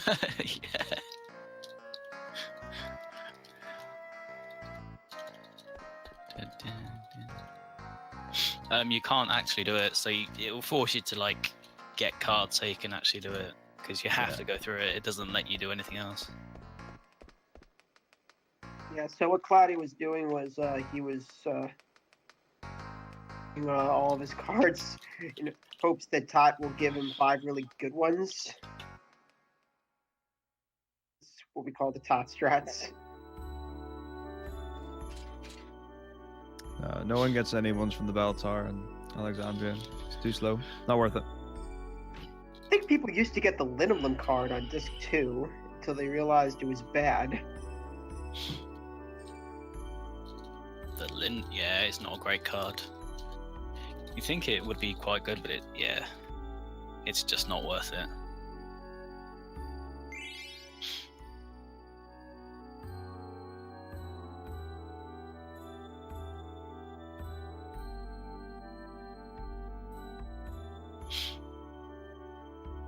I think you've gained about a minute on me, because my disc 2 finished 5:22. Also, we've gained a bunch of jewels that just clutter our inventory. Did we Do get to sell nothing later for 1 gil? Oh. Stupid muscle memory I didn't save. Right, where can I first save? Because it actually is probably worth saving before disc 3 Mastodons, just in case. I have died to there before. I have, yep. Because Mist is, yeah. It's bad.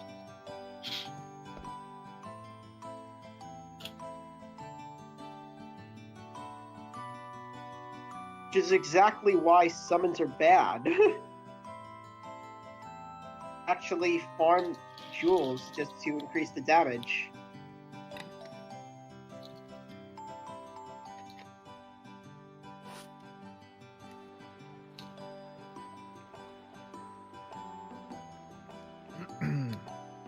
Well, past the halfway mark.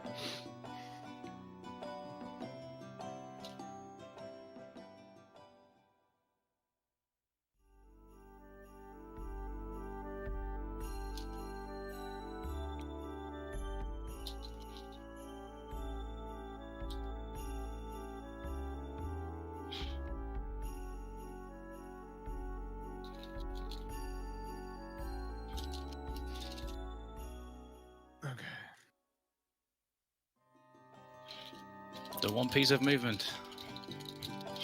There's actually when you're VV in Alexandria on disc 3, there's a fun little mini game you can part of the game called Hip Hall Racing. Of it, you can get an exclusive key item. That are probably better than anything you'll get from Tot. Yeah, you get decent cards, but it takes a while. Yeah, I like hip hop racing. Yeah, it's fun. Yeah. Good for practicing your mashing technique. It's true. So, Cloudy, jump rope, one serious try. No, I don't think I've ever done it, and I've never really tried. Does that make sense? So I can confirm it only takes 7 minutes to get 1,000. 7 minutes. Very fast. If we did first the 1,000, then I feel pretty confident I could catch up.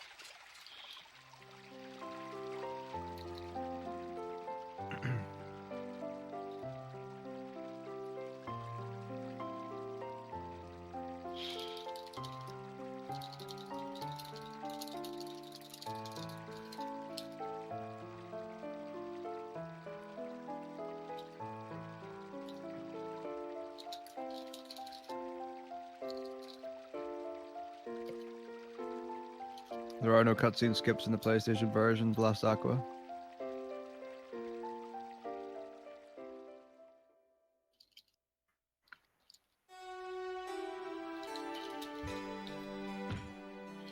I do love that the graph for the relays always look like a really nice butterfly or something like that.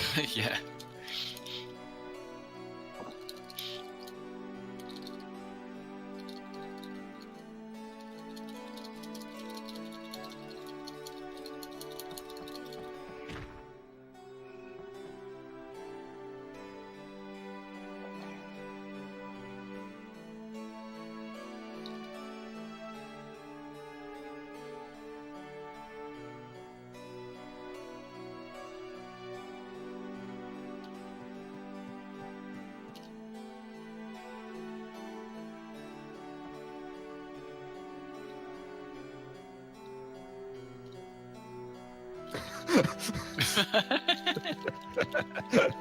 I didn't even know there was a commentary. Come on, that's brilliant. That's cool. Oh. Running into walls.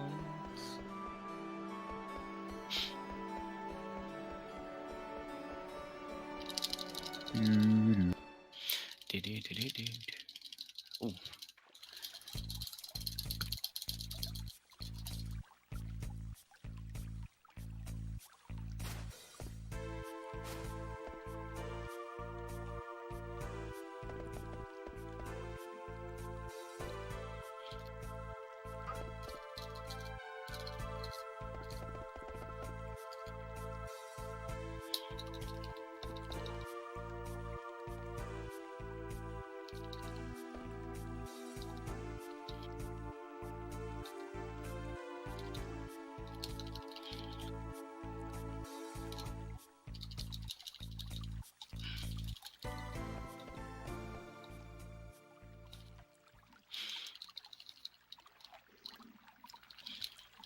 Right.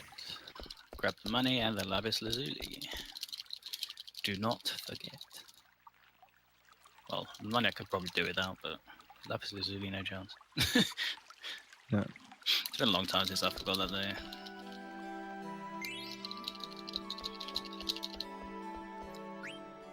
You know what Freya should have done instead of trying to fight Amaranth? She should have tried to trick those guards into thinking Amaranth was stealing something.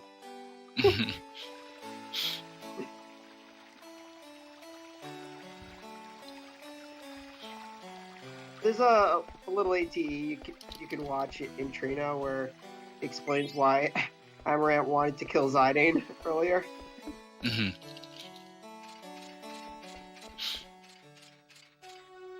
He framed him, basically. Also, Cloudy just got the all-important Lapis Lazuli, which teaches the Accuracy Plus ability, which basically makes it so characters can't miss physical attacks.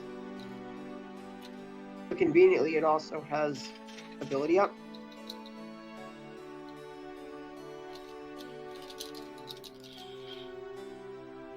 Good in this game. Oh no! In fact, Double Lapis is really good. You mean Zidane?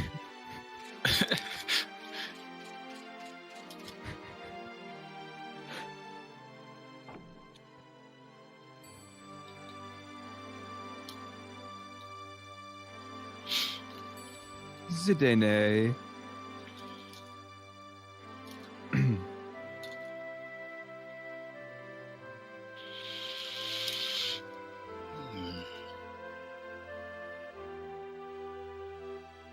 About 3 minutes till card tolerant. You're so good.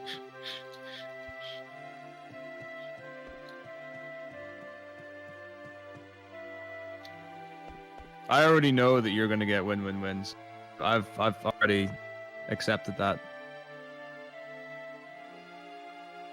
Our tournament can totally change this race. So far, it's been pretty close, really. Yeah. There hasn't been much difference from the start of the run. I think Metako is. There's been 2 minutes of difference since we both started. Like literally, the closest it's been. So I think it was 5:18 to start with. I managed to get down into the 2-minute range at one point. It's been sitting pretty at 3 minutes difference for a long time.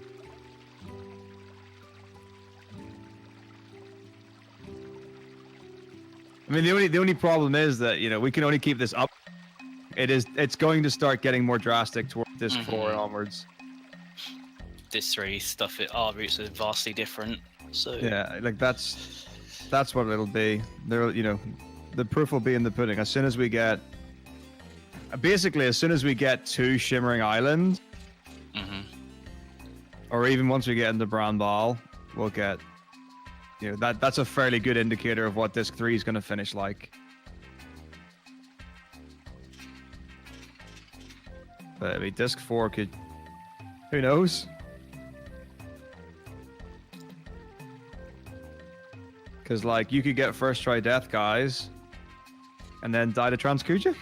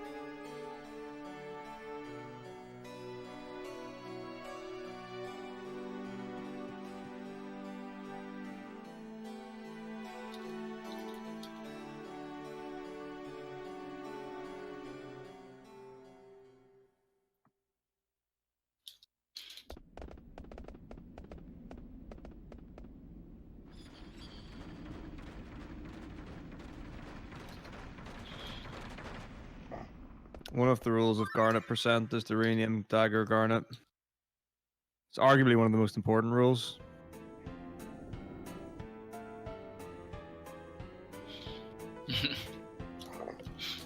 it makes the category whole. It does. It gives it a bit of legitimacy.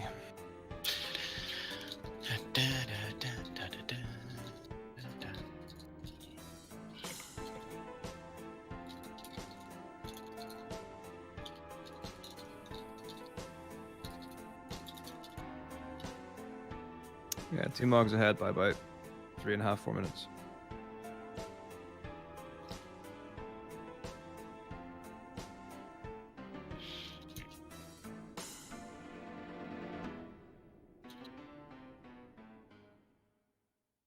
I really don't know what's so important about this cutscene that the game made you watch it. It's just one of those things, I guess. Same with the Freya Freya ATE in Lindeblum with the 2 rats. I don't feel that important to the story. Oh man, here we go. Oh, and take a look at Amaranth. If you actually walk like directly left while Amaranth is still walking, he just vanishes into thin air. Yeah, his model literally disappears.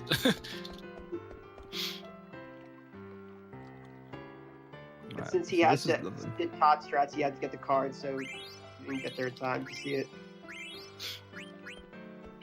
What he's gonna do now is I intended by 5. buy That's fine. some goblin cards, which are basically bait cards. They're really weak cards that trick the opposing player into taking. We win the card back and win the card that took the card on the previous turn through a combo. To do this, we need goblin cards to have lots of arrows. Does not always work. In fact, Oh, this game come on. is them that you can actually lose to a goblin card. Well, that was the freest match 1. Yeah, I was like, what's going on here? What? Try I was avoiding I was getting a expecting to perfect. get debated or something. Oh, you Here we almost go. got the perfect. Perfect, just...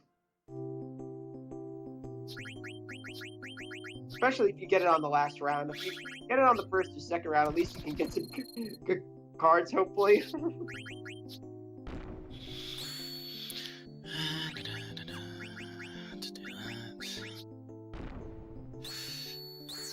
Save the Queen is really good. Wow, game. I mean, the cards do have, like, power defense and magic defense, I have to and go for it because I don't if know it says where his card's gonna be. they attack the physical defense. If it says M, they attack the magic defense, and if it says X, they attack whichever is weaker. It's gonna be close. Oh, You have to fight them both. Oh no! That no Blazer choice, beetle, but- man. I God watch damn it. out when playing cards with multiple. Playing cards with multiple arrows because they can, if they take it, they can combo you.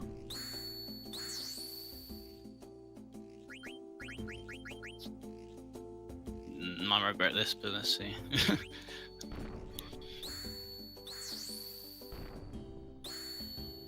Okay. 3. Whoa. Oh. Okay. 2. Win, draw, win. That's okay. And now for the big play. The big plays. And before I just lose miserably. Don't forget, it's still faster to lose than it is to draw slowly. Yeah.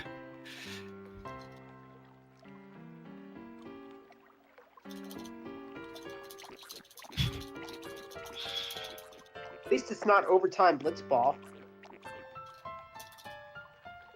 Oh yeah, that's even worse, I think. Because of the Blitzball's 5 a fun game. I like Blitzball.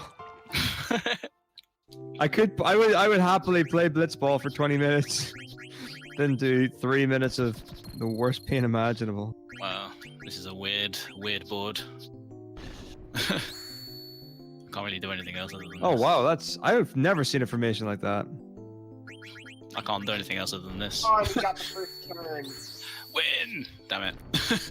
First turn always puts you at a disadvantage. Also, board.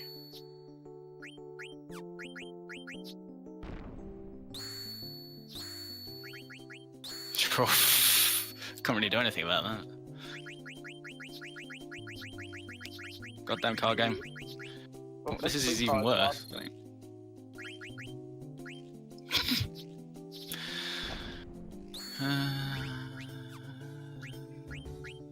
Even if your card stats so. are higher than card you're battling, there's still the RNG factor. You can still lose a card battle. A weak card.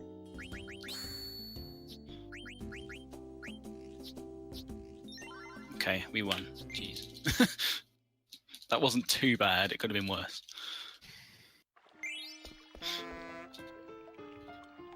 A draw and a win is still faster than getting extra items and going to Daguerreo, so... Let's go! No shame.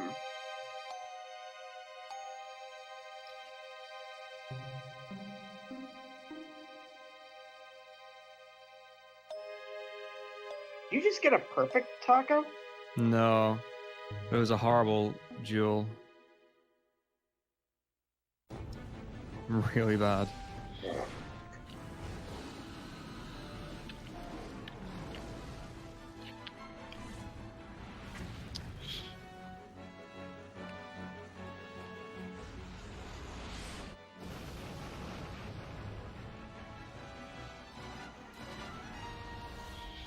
Ooh.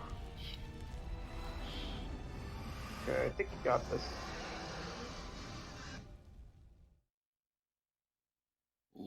Balls. Oh no! Oh. No! Might as well risk it like this. I could have like forced a draw, but why not? Well, it's not really not really overtaking and he overtaking them. Basically, if a card is physical, then its attack power challenges a card's physical defense. If a card is magical, it attacks a card's magical defense. X, then it attacks whichever one is weaker.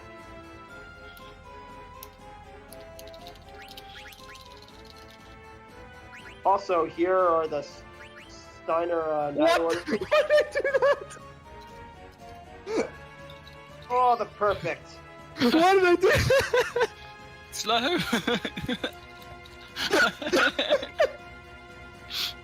This is basically pick the first and the third option and then just mash X and you get the next reward. What is it doing? You wanted all the cards for the next round. I just couldn't help myself. I just saw it. I was Give me like, I them can take that card. Give me cards game. Give me cards game. Right.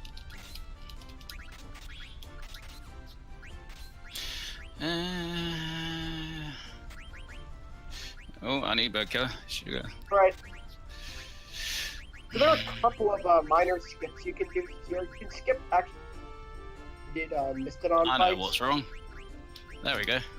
Oh, Steiner is autolife? I didn't mean to do that. There we go. Jeez. Oh, sugar. Oh, Yeah, I You can are I can't- having a laugh. I'm having a... Oh, this Come is, on. does not look good. This is not what you're supposed to do, by the way. You're supposed to run the other way around. For some reason, I just decided to hold down. Oh, yeah. Please die fast. Taco just got a draw. Alright. What to do is you're supposed to trick that Mistodon into like coming close to you, and then once it's close enough, you just move around the other side of the tent. It's fine. Safety strats. Extra XP! Extra HP for death guys. Let's see if we skip this one at least. That's the easy skip. The harder one is this one. The consistent method doing it is to line up the tip of Steiner's sword fence, and then you when you move out, bypasses the trigger. Did you win? Yeah, I did. Yes. It's horrible. I hated everything about that. At least you got the rebirth ring. That's what's important. true. It's a good thing. These Mastodon fights aren't really anything. Steiner can usually kill them with a physical attack. I think there's a chance to underdamage the first few fights. And Beatrix has white magic, so she can cast life and instantly kill them. And it missed. Well, that's very important, since he doesn't take so much damage. Yeah, these fights were basically intended to catch up Steiner on EXP since he wasn't in your party for most of this too. Ray doesn't really get that, but she does get level up fairly early. So I guess something.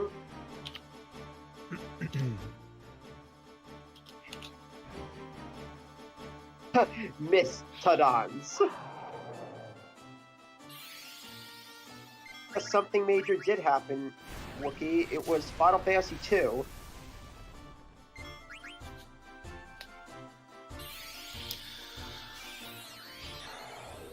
Type 0 is probably about 4 hours. Probably less than that. 3.5, 4 hours away. Also, Beatrix, just as you saw, on Disc 2, into sleep, and these Mastodons can use Mist. I think it has Insomniac. No matter what route you do.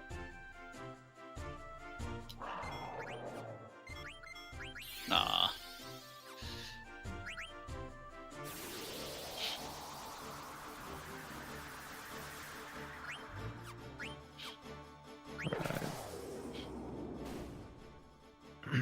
So realistically, it should stay about the same as what it is now. This isn't guaranteed to inflict sleep, though. No. I'm not liking Taka, show us how to get the skip. Beatrix's HP. I might throw a bloody potion on her, I think, because that's dangerous. Because she can die in one hit to that. I'm gonna watch out for that NPC also. I'm just running out of the house. I'm not resetting from here. Good. I think this game had a better translation than some of the other earlier. Oh yeah. I mean, Vastly, honestly. it's not bad. I thought the translation for FF7 was pretty bad. There's some horrible lines in that. Mm-hmm.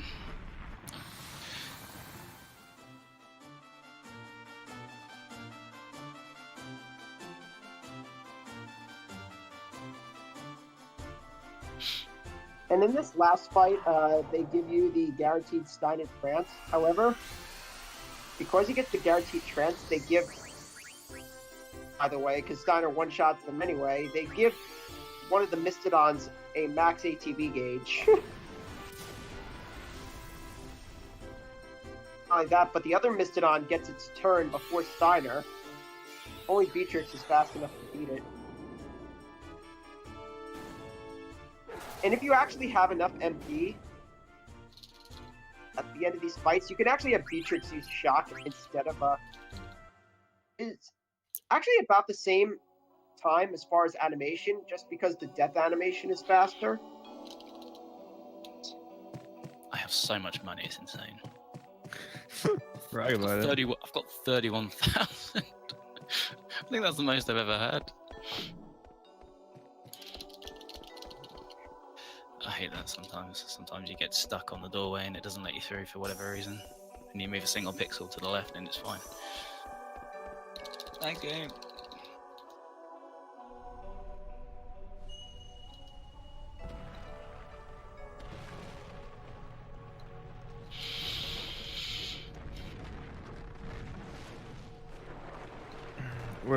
So the game is for PlayStation 1, but we're playing on PlayStation 2s because we've got faster speed.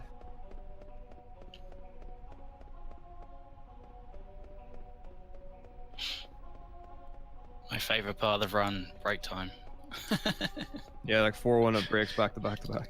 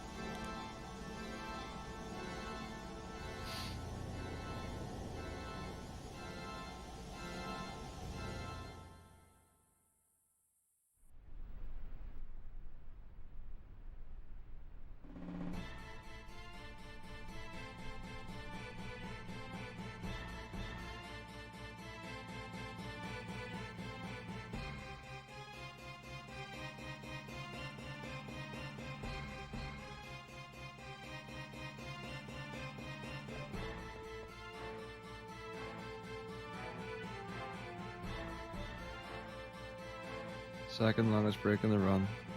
1 minute 53. Yep. It's a good one. It's the best break in the run, I think. That's what it is, yeah. It's one that gives you time to think about what's gonna come up.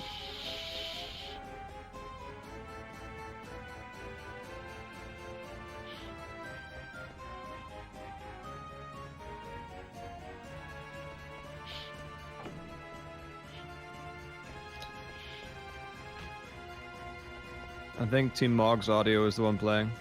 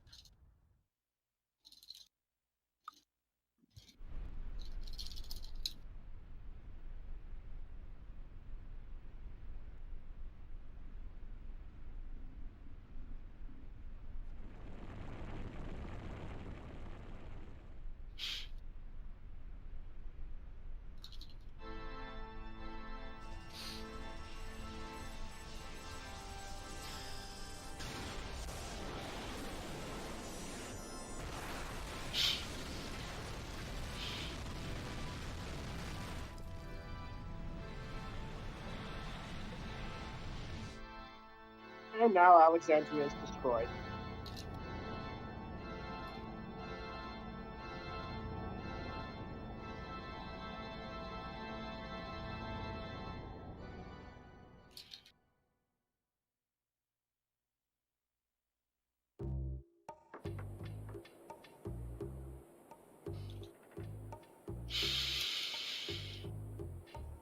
Right. Plot today. Let's go. Oh, is that what's next? Yeah. Then the exciting part of the run starts. Best thing is like, you know it's there, but it's so easy to forget. Mm-hmm. It's literally about the same length as Alexandria is as well. Yeah. But there is more to do here, though. It's worse because you don't even have the FMVs to give you a pee break. Mm-hmm. Consecutive minutes of mashing.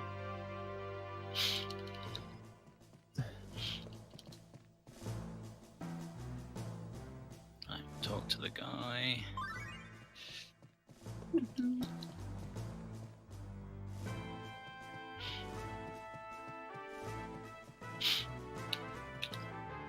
We talk to that guy so we can go straight up to Sid's room instead of going into the chamber because it's a little bit faster.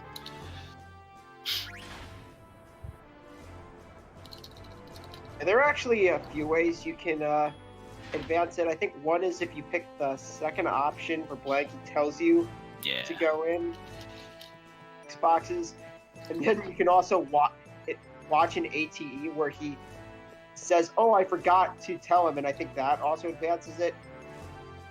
The last option is to go into the conference room first, which has a really long cutscene, but Yeah. fastest way to do it. I think talking to Blank is the slowest. Really, even slower than going into the conference room? Yeah. It talks for like 30 seconds, I think, whereas the conference room dialogue is like 20 max. I haven't really timed it, but I know that I've tried it and I was like, nope, it's too long.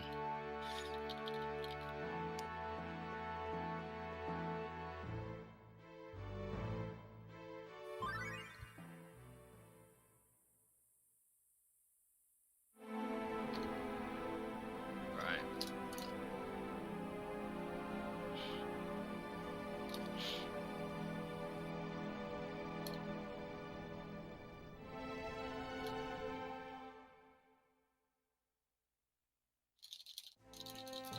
You can fight Alexander. Oh, you're on about 16.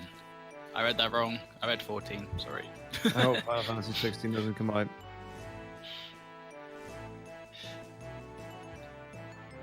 Or at least It'll not be a for long like time. 5 years Yeah. or longer. I don't want to learn another Final Fantasy speedrun. I'd like to see them give Final Fantasy 16 to another developer. Ooh. Interesting. I mean, like at this point, there really aren't any of the fundamental Final Fantasy is. Probably could.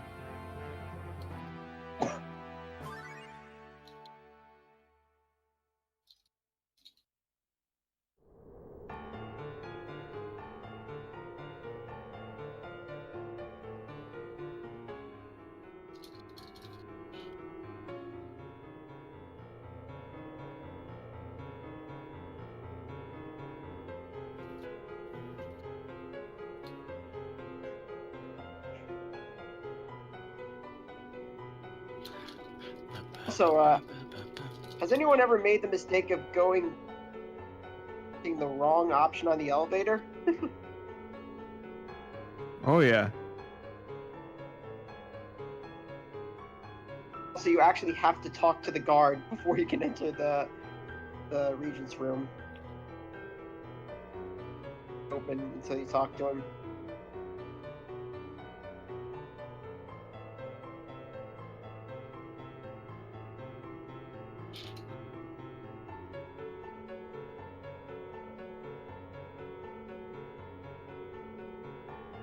Yeah, there's a NES ROM for Final Fantasy 7. it's a very abridged version of the game, but it's still pretty cool.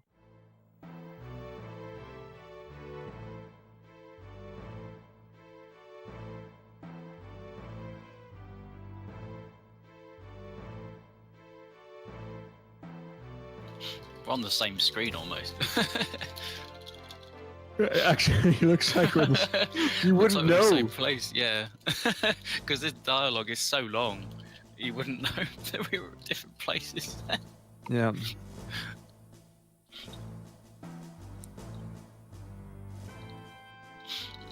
I noticed the PlayStation version being run on a PS2. Well, PS2 Slim to be more precise.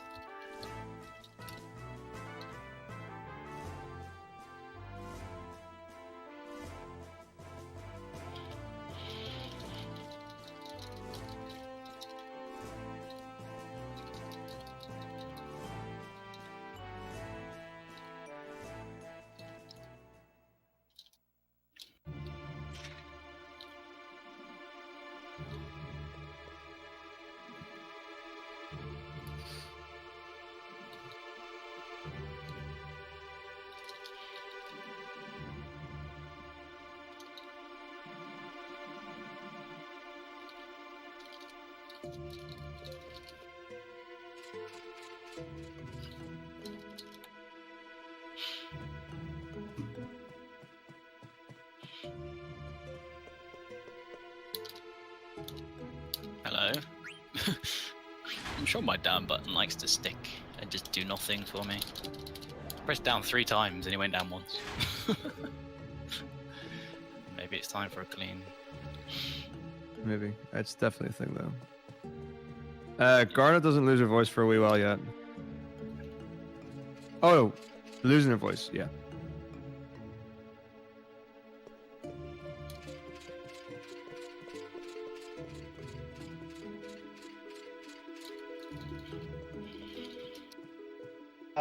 Currently, Aerith's name in Final Fantasy VII was actually Aerith deep within the code when the new skip, because skip the second boss also skips naming Aerith, and when she joins your party, she's actually named Aerith and not Aerith. Mm-hmm. It's pretty ironic that.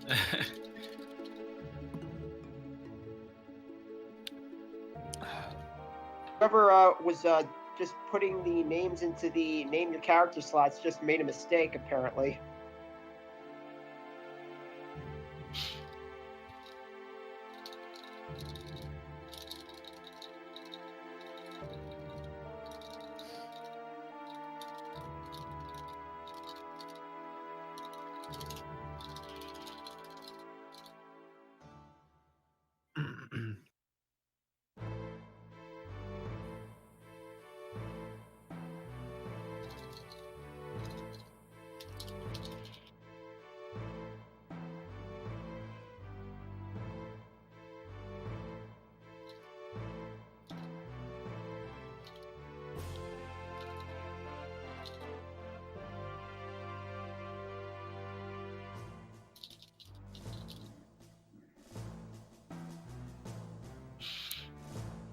Right.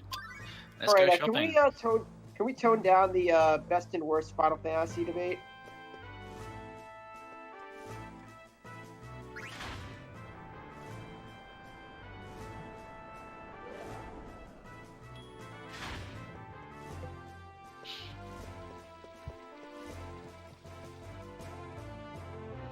I always say that the best Final Fantasy is your favorite Final Fantasy. So if you think if FF9 is your favorite, then to you FF9 is the best. If FF7 is your favorite, then FF7 to you is the best. I want to make a facetious comment right now, but I'm going to resist. Alright. This next part of the shopping is, well, we need the sword obviously, but the synth is optional. It's not really much shopping. You're just buying one weapon that we need Yeah, to the rest buy of a it's tree now. synth. But that So- weapon's actually pretty important because it teaches a very important ability to Steiner. Yeah, the most OP ability in the game. You won't be seeing it until a little bit later, but we do Oops. need to start getting Yeah. AP for it. This is you to go around town asking for 3 potions because they're going to try and turn Sid back into... Spoiler alert, they're going to fail. And also you have to select the second option there to actually get to the shop. But luckily the Coral Sword is the very first option on the shop list. You can literally just mash X and leave. So it looks like Cloudy is going to also go to the synthesis shop. He didn't do it in Alexandria earlier, so I think he's going to make an Angel Bless. And now he's making a Reflect Ring as well. I wish I had a reflect ring. He did. Reflect Like ring's you really usually good. Well, I think the one fight where not having it can be a problem is Transkuja, because he can kind of troll Steiner. Other than that, I think if you have Knight, Earth Guardian isn't a problem. Ring Necron is pretty safe.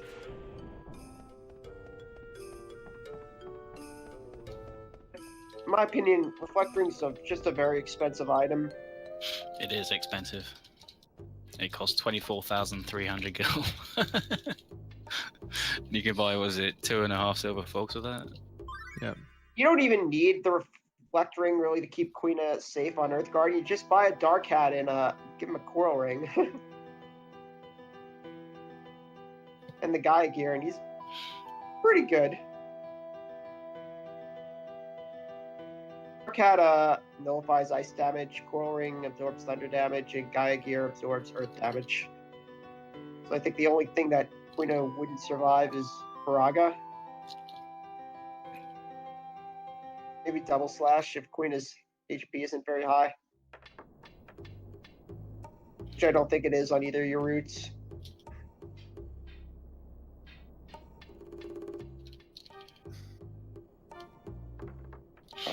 Right. Next potion is with Sinner.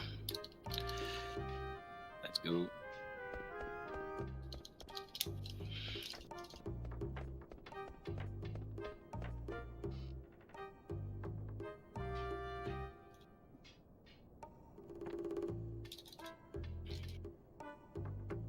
Sun and Showers, I don't even know if we'll be alive when Final Fantasy 30 comes out.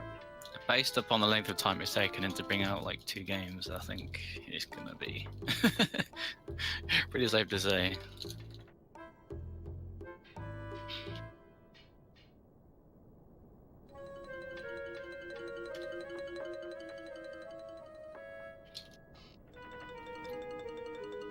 It seems like we get one Final Fantasy game per console generation now.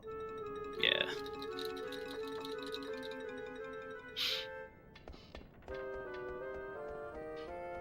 Years ago, it used to be like 3 games per console generation.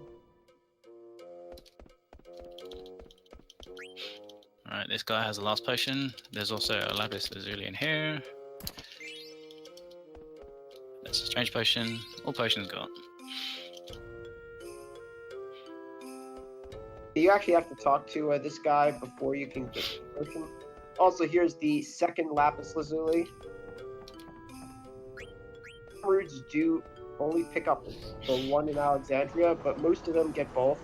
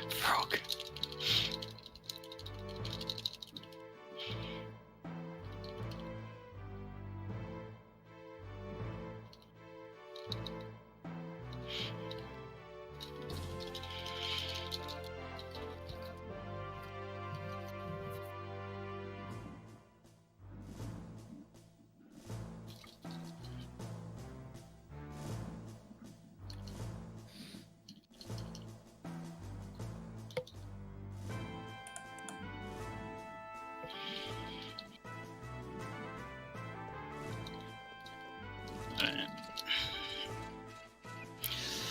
Time to leave.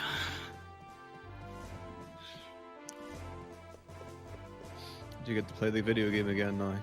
Yeah. Let's play games now. Let's go.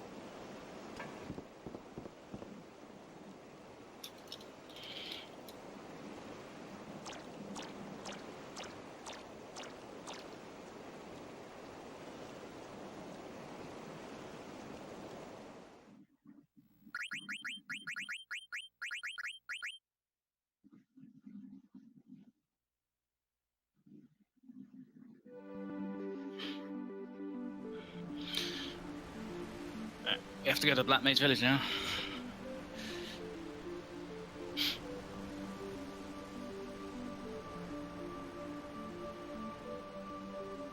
Alright, so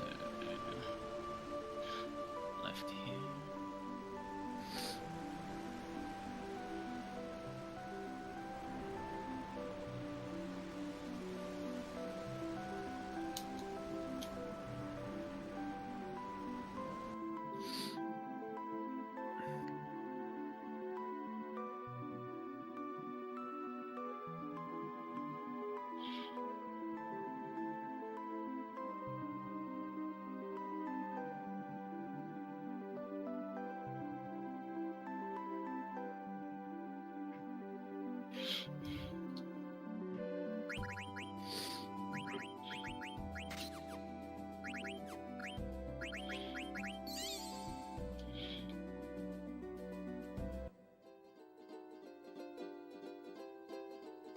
Right.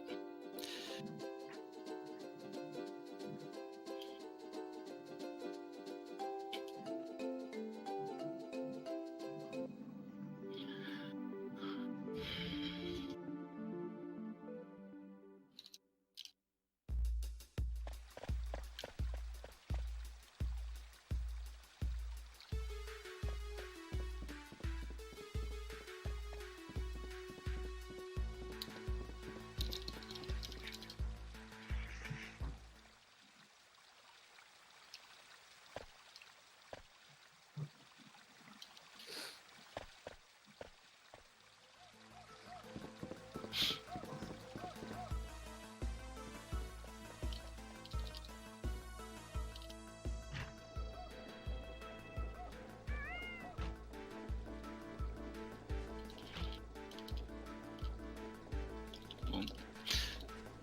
Apparently I wasn't holding up. Lovely when you stand there for 3 seconds. I think Zidane was contemplating his life choices for a minute. Right. So.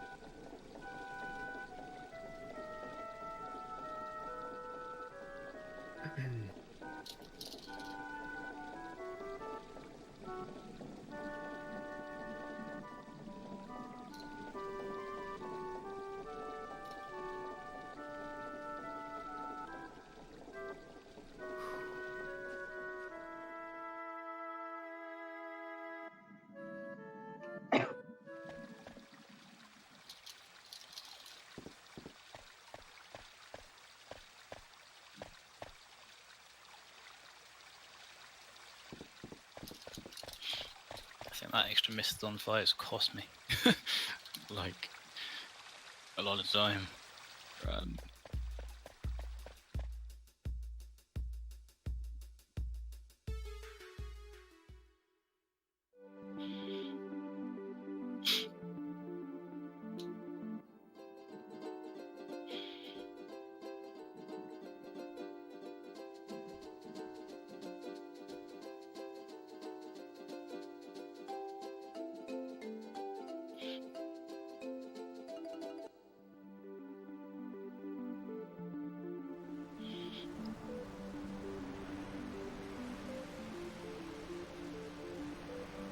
Alright, so we're off to Kuja's Sand Fortress.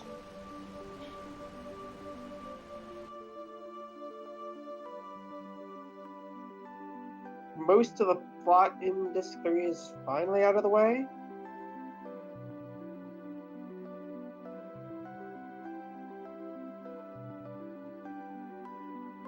The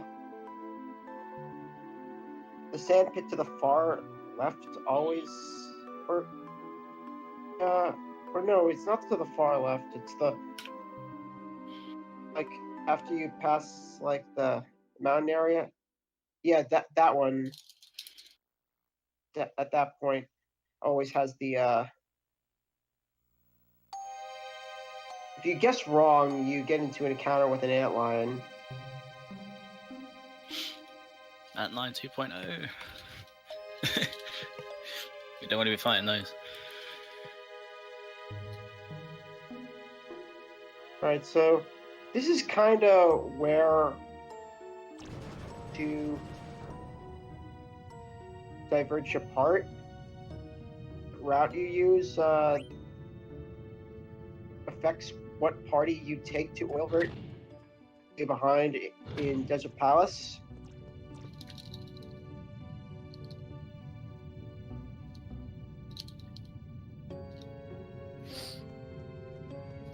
Because your decision depends on what you need for each fight. Need AP for certain abilities, and what strategies you plan to use on the bosses.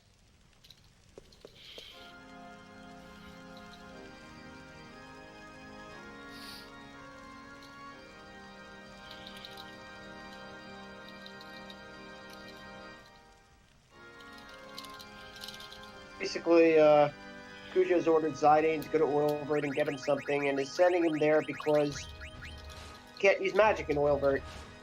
It's how to do magic, as you'll see when you actually fight him. That's why he says it's really not his kind of place. So, looks like Cloudy will be taking Freya, Amaranth, and Eiko.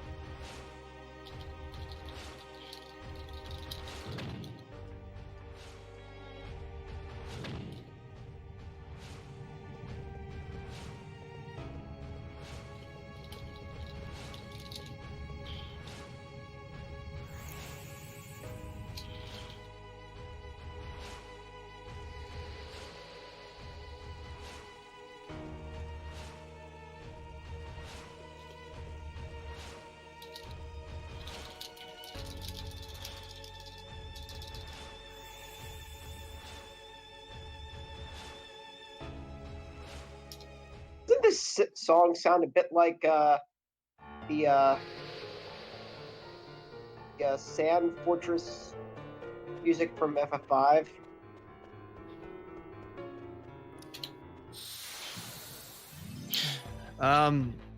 Oh yeah, the Pyramid of Mur at the end. Yeah. Or do you mean the desert? I think it sounds a bit like the Pyramid of Mur. You get the first tablet in FF5.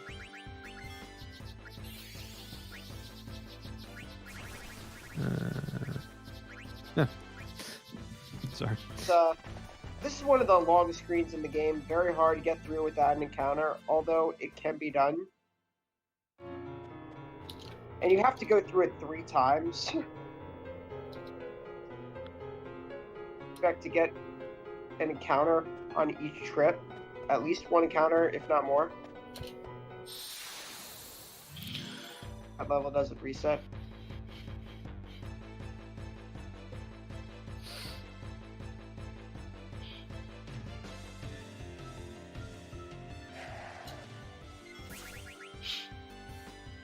Two, 2-1, I would say, is pretty standard.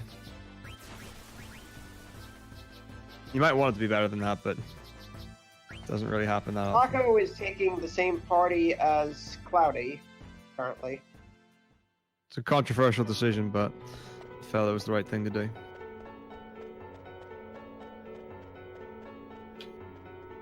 This is actually the only route I've done that takes Amaranth to whatever.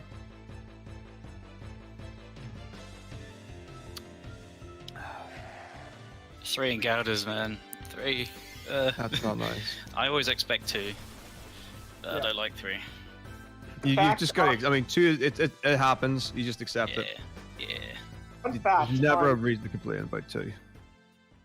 Nempu's route, he actually takes, except he takes Vivi instead of Eiko because the at the beginning of Desert Palace depends on who is going to be Who's the your lead party character? leader. The cutscene with Eiko is a little bit faster than the one with Steiner, who becomes the lead character. But something that was actually discovered quite recently is that it doesn't actually save time because if you take Vivi to Oilbert, Vivi actually talks to one of the black mages for time that you would save for having that Eiko cutscene. So it's actually not really I had a no time idea save. that Vivi had extra dialogue in Weaver. It's not really extra. She just kind of moves over to the black mage in like second. I think you mean Okay. the guys on the airship, don't you? Isn't that where he talked to them? Ugh. I can't remember. It's been so long since I took Vivi to. I just don't I'm trying to. In my head, I'm trying to envision it, and I'm like, what? I guess this is probably when he goes on the teleporter. Because there are those 2 mages there that teleport Yeah, that would make sense. room. Yeah, the time limit for Excalibur 2 is 12 hours. It doesn't have to be done in a single sitting. It only checks your game time. So you can make safety saves. Use that to your advantage. 12 hours to beat Lich in Memoria. And pick it up. Yeah.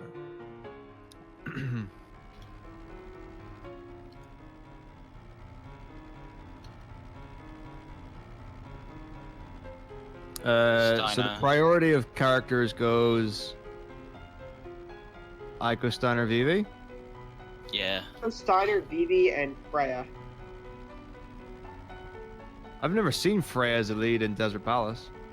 Because you would have to take Eiko, Vivi, and Steiner all to Oilbert. I want to see that. I just want to. I've never actually in this game as Freya. I want to do it now. Pretty sure it's Freya because Dagger's mute, so it can't be her. Amaranth, I'm pretty sure you can never walk around as. And Queen is only interested in eating frogs, so I doubt Queen would be a party leader. So I'm pretty sure it's Freya. Oilbert.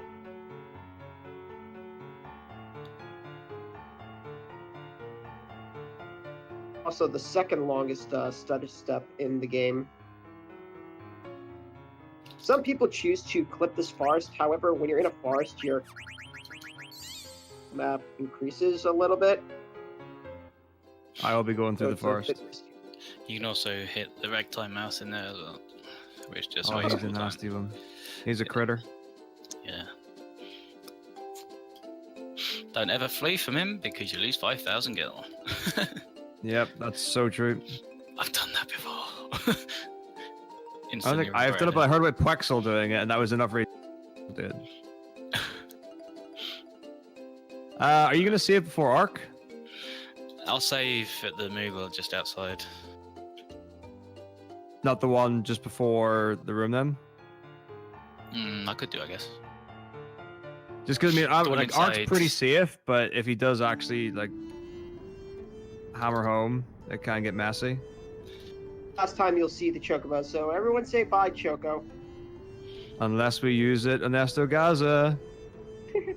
I love that there are still people who do that. I love that people still do that. Opinions, tents. Right, ogre. Mithril sword. Also, this is one of the major shop menus of the run. Basically, we're selling a lot of items in our inventory to have enough gil for the next several shops.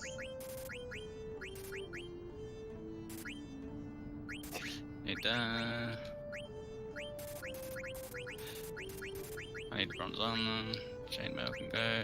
The important thing here is remembering what you need to keep, because if you sell something you you need later, like those mithril helms, it can kill your run. Because some of these items you can't even recover. Here we go, silence. Don't need a pinwheel. And some of these items, like the jewels, really nothing, but we just want them out of the inventory. Wait, it's diamond gloves. Our gloves were right there. I'm just... Below. Under thunder gloves. Go up. There they are.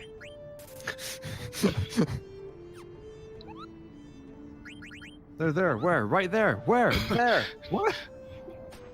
It's beautiful. All right. Go. Correct, Kaya.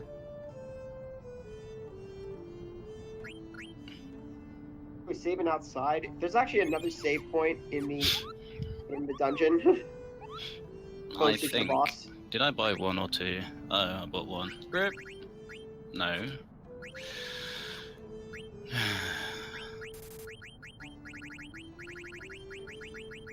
How much do they cost again? Oh. What happened? I just forgot to buy two. It's fine. My brain is apparently not working today.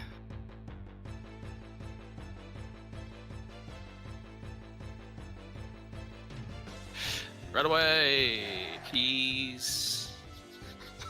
That is the worst shop I've ever done. I have 93 high potions.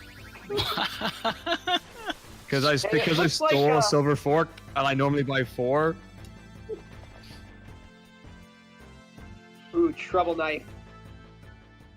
And Karakar knows all about that attack. I felt so bad for him in that relay.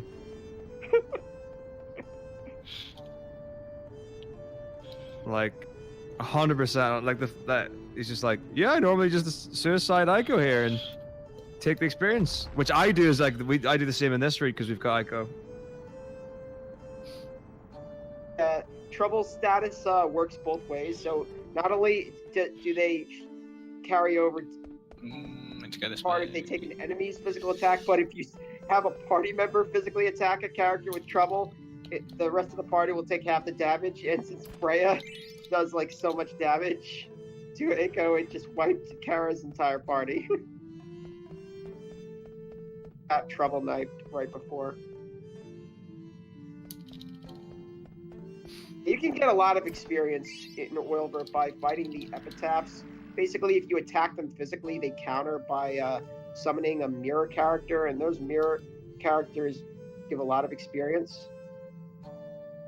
He fights one. Yeah, MPU has one there if you didn't get enough fights in Ether Tree. The only thing you need to know about them is that they start with max ATB, and if the mirror character is actually in your party and that mirror character gets a turn, it instantly kills the character they're mirroring. You gotta have the attacks like queued up in time.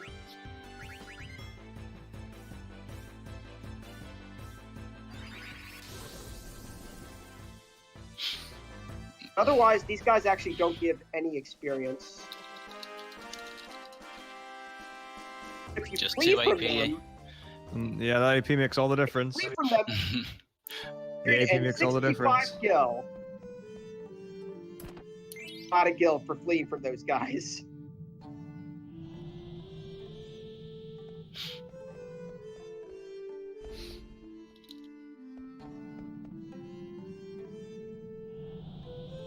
Also, in this dungeon, we're learning about a dying planet called Terra.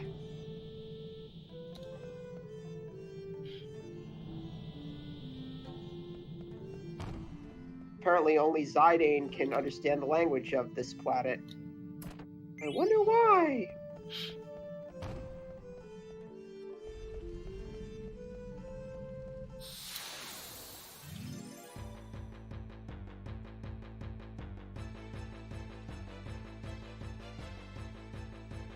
I'm getting all the encounters. Ouch. Yeah, normally Waver is not too bad in terms of like time gain and loss. Desert Palace is usually a bigger decider. I got the Garuda. These guys are nasty. Yeah, aerial slash is not a fun spell. No. Hellstorm, which reduces a character to critical health. All that. Or Maelstrom and aerial slash. I believe Combo. the Garudas in this area actually cannot use Stop or Faraga because there's no magic. Yeah. The ones in Estogaza can actually cast those spells. I'm just gonna do a real quick heal here. That was sore. Oof. The arrow slash was huge. You Does a holding lot run? of damage.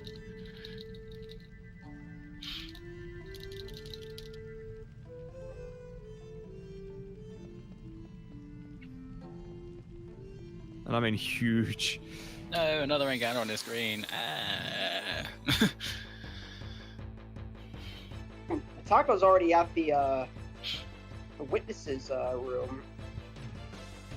Yeah, I'm one screen ahead now. It's actually a pretty comfortable. Actually, see the head come out before the text shows up. Necessarily just be mashing randomly. And here it is, Maelstrom.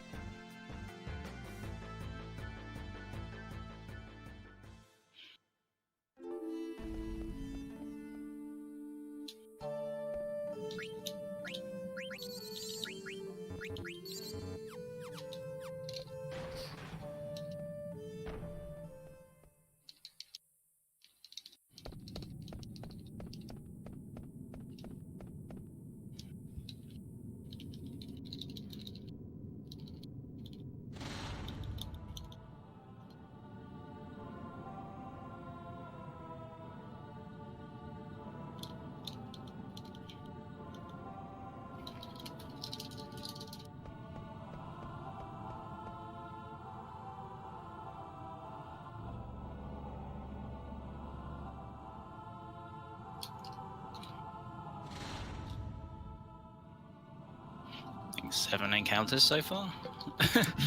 That's not fun. No. At least 3 were in the other place, not here. Right.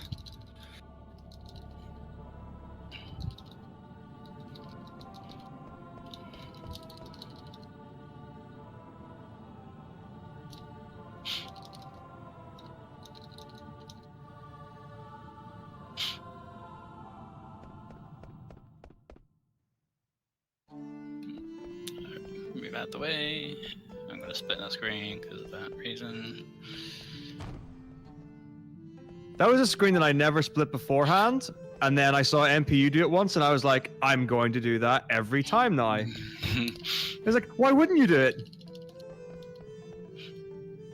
Also, I don't know if I mentioned this earlier, but for most of the equipment menus, we use the optimize command, which basically puts the best equipment on. However, the caveat to this is that if 2 equipment items, usually this happens with accessories, but if 2 equipment items are of like equal priority, the game just puts whichever item is higher in the inventory,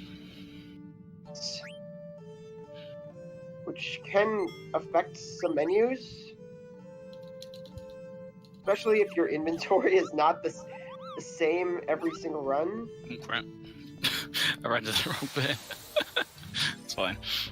I probably would have got that encounter regardless. Run away!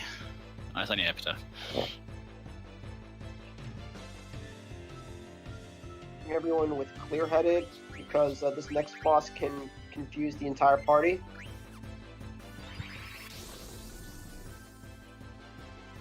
I'm actually really surprised I haven't got early auto haste. But the amount of encounters that we've been taking in the game, I'm amazed that he didn't learn it. You're gonna get a better Desert Palace than Taco.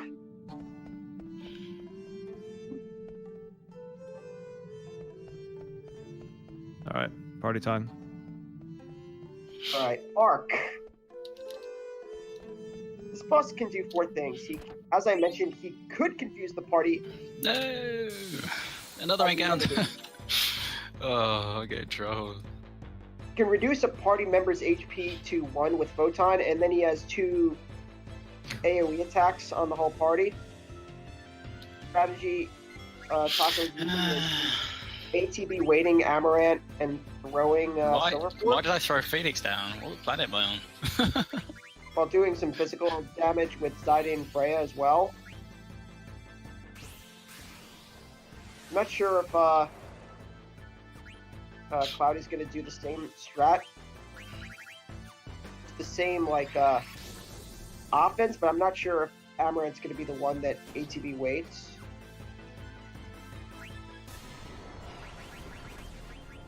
Depends on what ability route he uses.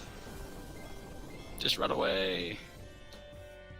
Taco just ATB waited Amaranth to get 2 Silver Forks off in a single turn between Ark's attacks. So with this strat, it's a guaranteed 2-round on Arc, 4 forks, and Can I attacks ATB wait this guy? I guess that's the way to do Ouch! it. You got the. You got Don't throw Phoenix down as epitaph. What happened? For some reason, I decided to throw Phoenix down the epitaph, and I don't know why. This is bad. Okay. Let's go as a free 2 minutes for you, Taco.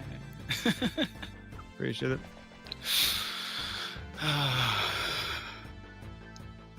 So does he just instantly kill Zidane every time you bring him up? Or, Yeah. Right, so.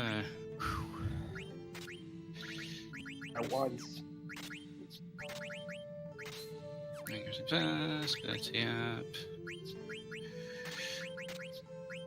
And it's now time for the Hourglass Key minigame. No, I don't want to. Isn't this fun? Yeah, in fact, I'm gonna go for this because I might as well. So I will be muting stuff so I can't hear, so I can, because I use an audio cue for this. Okay. Let's see how it goes.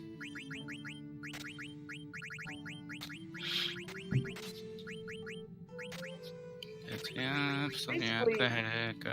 You're playing as Sid, trying to free the remaining party members from their prisons. You have to grab a key that is being guarded by a hedgehog pie in a cage, and even though the hedgehog pie can't get out of the cage, Frog Sid is too scared to actually go for the key when it's turning around. Basically, you just have to mash circle, I think it is, to or closer. And if you fail it 5 times, it makes the minigame a little bit easier. Quick turns, but it looks like Metako is not going for that and is just going to literally try and get it in one cycle. But as you can see, do it in one cycle. The hedgehog pie is found.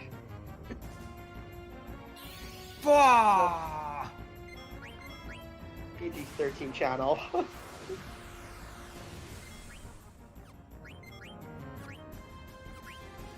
So, yeah. It's pretty hard to try that, and I think he just lost a considerable amount of time.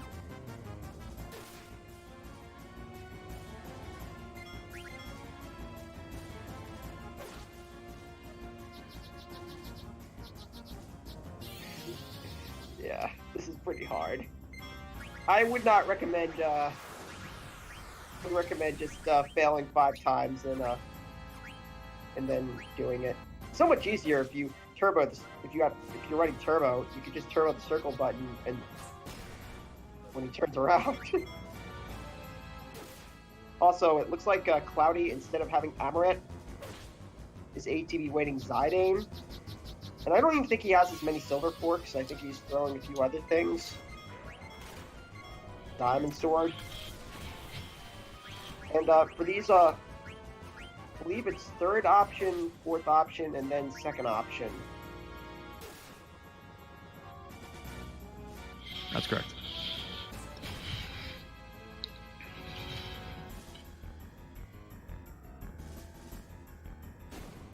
But Team Choco has taken the lead. That was my fault. I'm sorry, friends. Let's go. Now they've taken the lead. It's fine. It's still all to play for. Desert Palace is the place to catch up. Also, Ark always drops a pumice piece. Can be used for something, Double kill. anything, but it absorbs holy damage. Some people runners pick equipment on Transkuja. Worst dungeon in the game, because you don't have Zidane, and so you can't use Flea. And your party is very underleveled, which makes running away from random encounters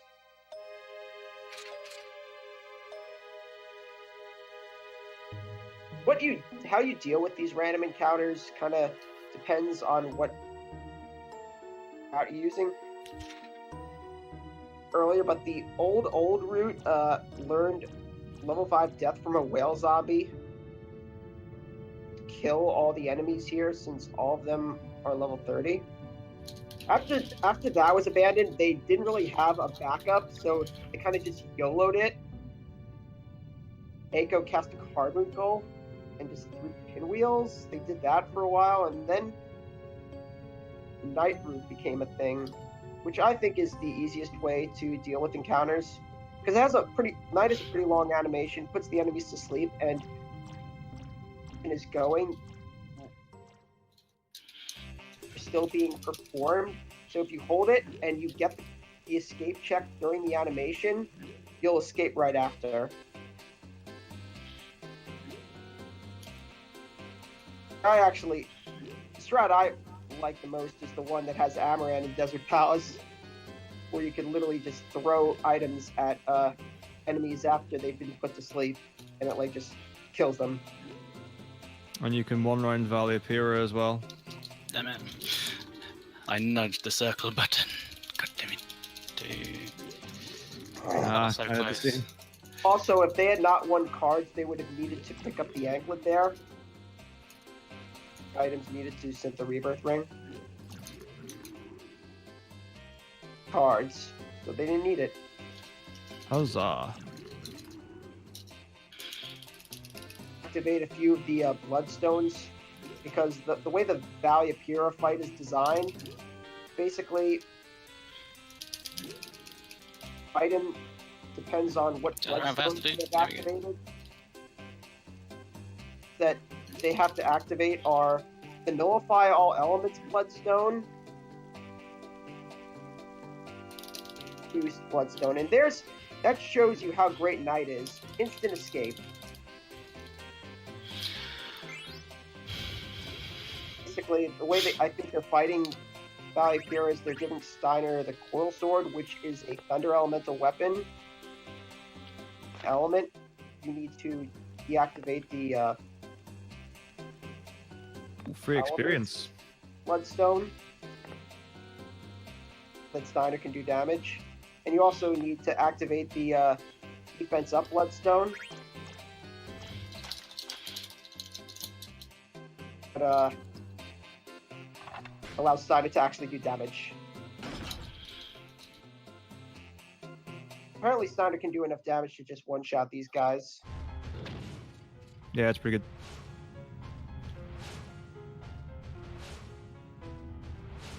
Might as well take 2 dragons if they're there.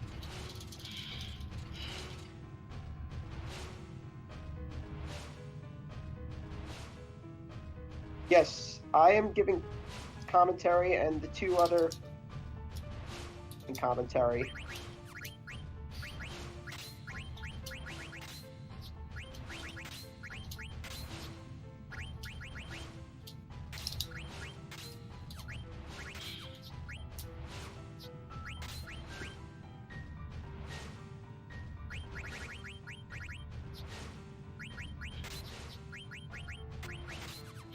That was weird. Oh, the worst encounter in the whole game. Oh, double door on there. No. Yeah. Oh yeah. absorb thunder damage, so Steiner can't actually do any damage with the Whirl Sword. I think what Empu does is he gives Steiner a Diamond Sword for this reason, so that he can physically attack him. Yeah, I mean, I could pick up a I think I have. No. You could pick up a Diamond Sword and do something about it, but... If you have VV, you can do Buy a Sword, but then without VV, there's no option to do that. Yeah, that's what I do. It still sucks. Bio Sword doesn't remove sleep, which is nice. See, now I'm just burning all my MP. It just missed because it died to a poison.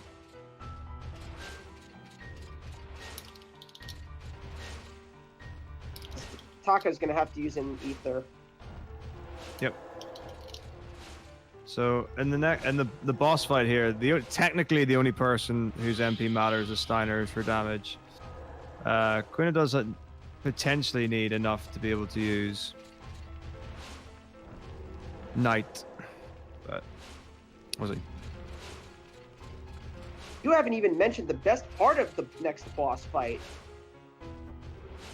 Dagger and Berserk. Dagger is in a very depressed state. So, give her a command. There's a 50 at this point in the game. There's a 50% chance that she'll just not concentrate and skip her turn. She's the best. She's really good at her job. But we really want her to be able to cast Berserk on Steiner to. But there's a 50% chance she'll fail, and even if she does cast Berserk, there's also a chance that she can miss. Yep. So. And also, Knight can miss. There are a lot of things that can miss. Steiner can miss. I don't think he has accuracy plus. No, he's got the running shoes. You mentioned you skipped that Bloodstone that reduces his evade. Higher evade as a result.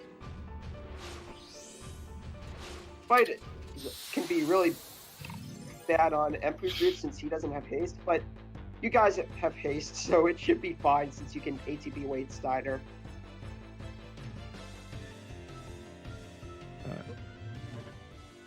So I got I think it was 4 encounters, 3 or 4, and one was pretty bad.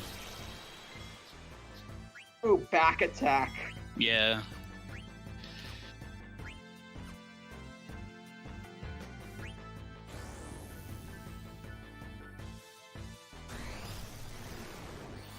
These guys can cast Freeze, which can be a problem if they cast it on the wrong character.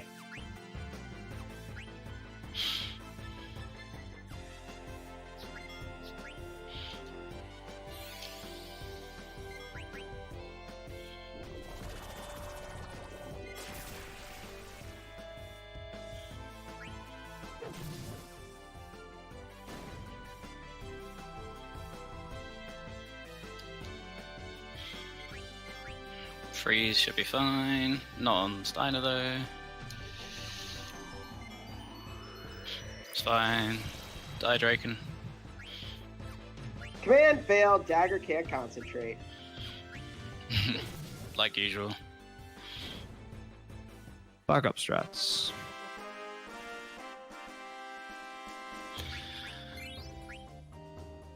That 990 bio damage.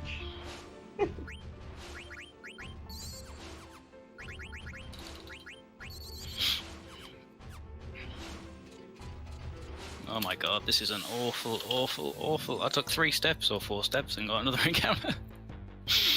Please be some. Oh.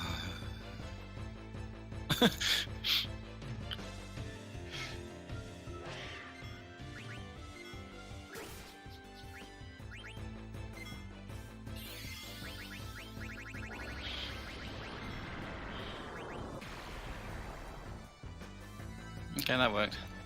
And Queen is out of MP. Yeah. And Dagger's asleep. Right. Alright.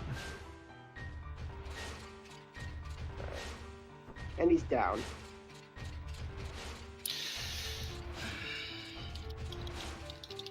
Cloud is going to have to do that fight without Knight as a backup.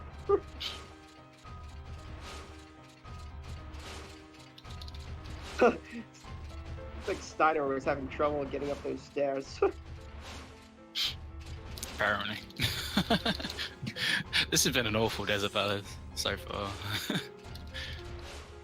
Can't actually get an encounter on this screen until you've lit the candle on the bottom. Yeah, I knew it. Case. Last possible step, pretty much. Draken? Oh, it's these things. Wow. Stop you.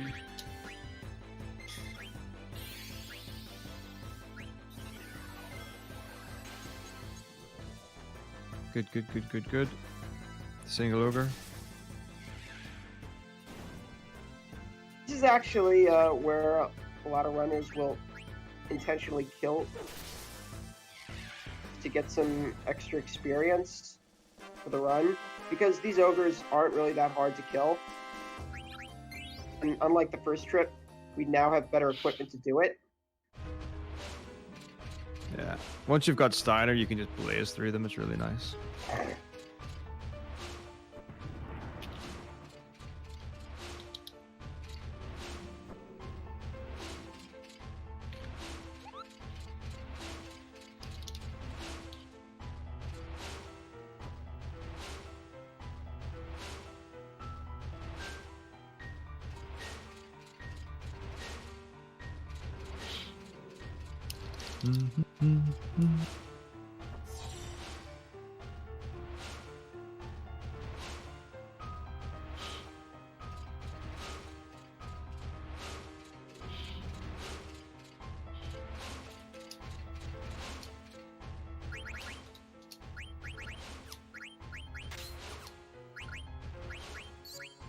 Oh, I need to eat the Steiner.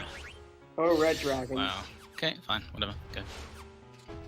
Good thing you guys aren't running Empu's route, because red dragons on that route is something. Yeah, it's pretty sucky in this route. It's very fast when it goes right, but you've got no recovery if it goes wrong.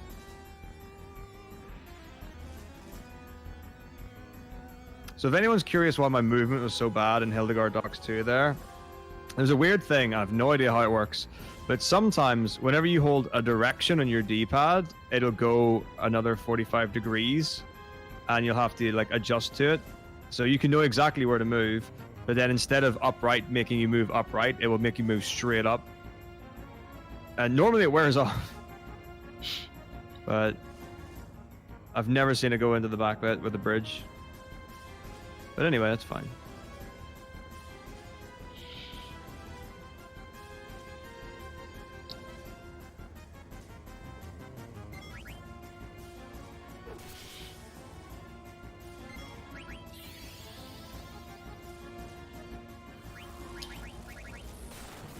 I wouldn't call it I've never seen this. It's something I've seen, but just not that far into the screen. I don't think that counts.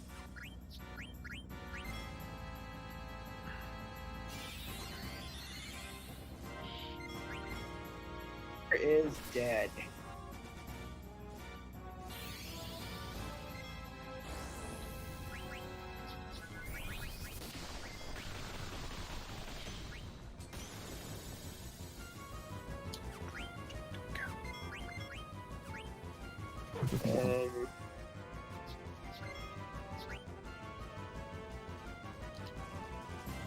That's a lot of Blizzaga damage. Dagger fails again.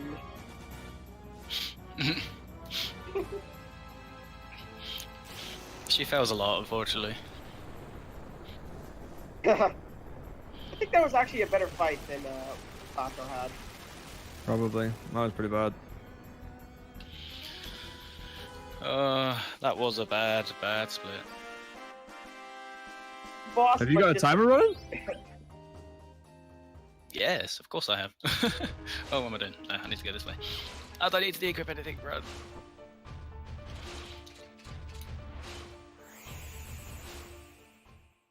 I lost a lot of time. It's only average stuff anyway. Average.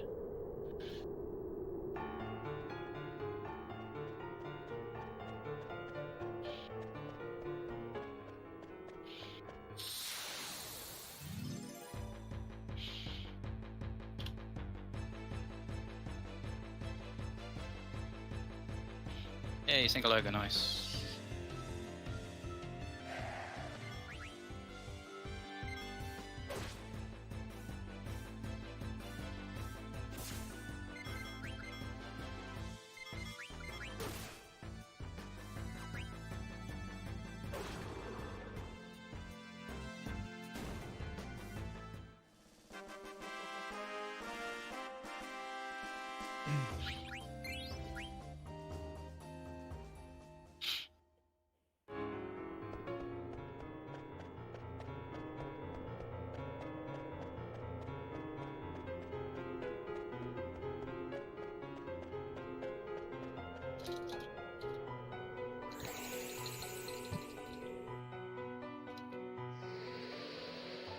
More damage? It's pretty low. Yeah, it was. Oh, it's because he doesn't have MP attack on. I forgot.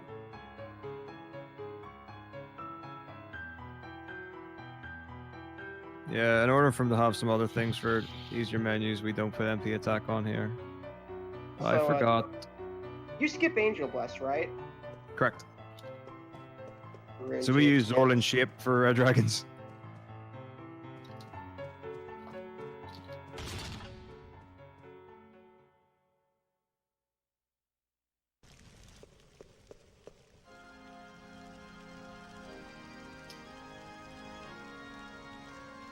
This has not been a good build a guard for Taco. No, what? Gosh, mine might have even been 2-3-2 so far. It's even halfway through the screen. About that. Oh, there's the third one. So yeah, I think that was 2-3-3 or 2-2-3. Bad is what it was. 3-1, whatever else I get.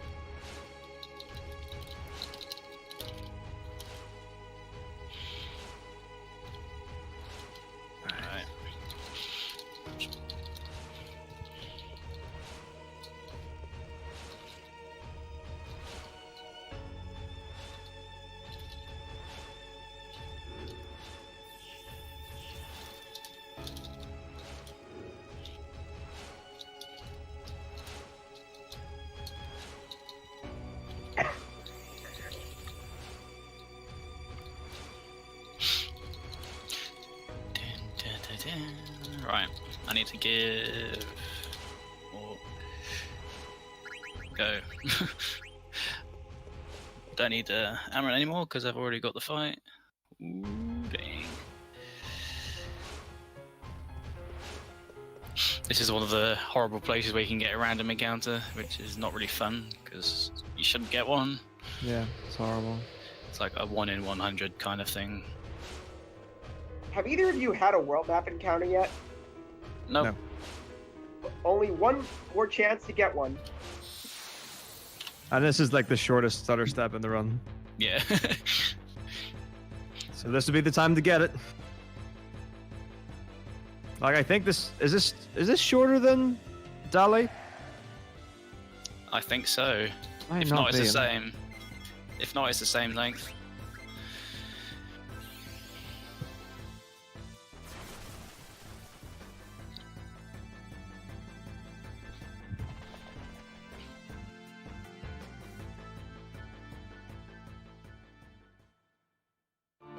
Whoa.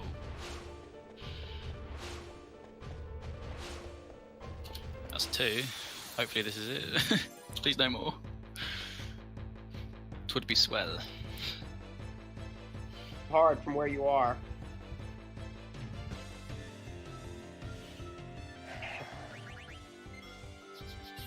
Who didn't see that coming?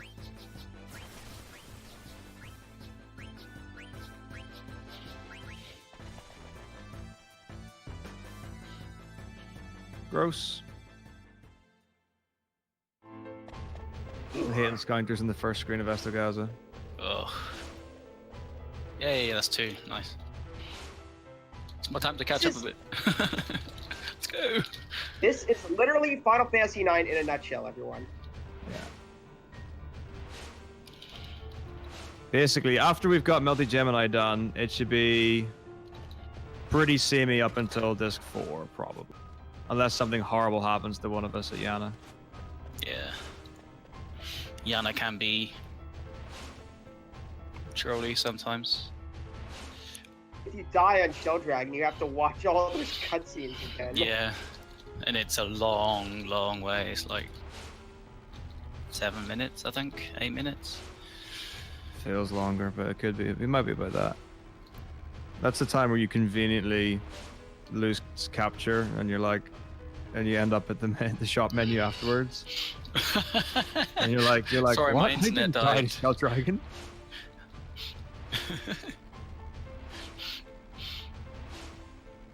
Alright, so the shop is Flame Saber, Octagon Rod, and I just need to stutter step. Let's go.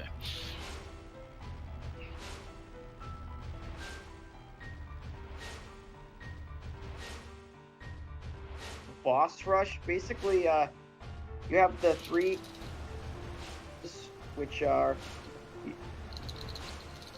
Amdusius Abaddon. One. but they're not too dangerous. And then at the end, you have 3 consecutive boss fights. 1 can be scary, but the other 2 are a joke.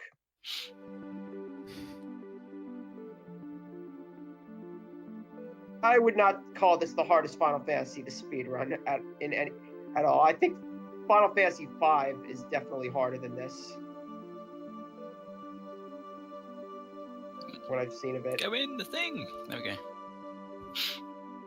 Ooh, bind the heavy lance. Yep, that's how we 2-run Melty Gemini.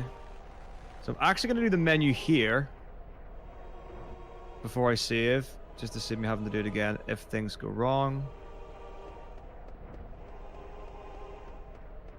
No encounter, thank you.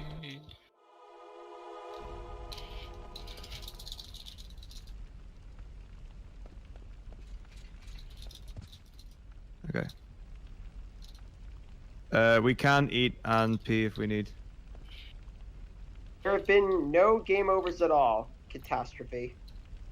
Or resets. I lost time because I messed up and decided to throw a Phoenix down an Epitaph instead of a soft, and I really don't know why. But yeah, I decided to do a mirror in it, had to be Zidane. It had to choose Zidane. Out of the 8 other people, or the 8 people it could choose, chose Zidane, which is the worst.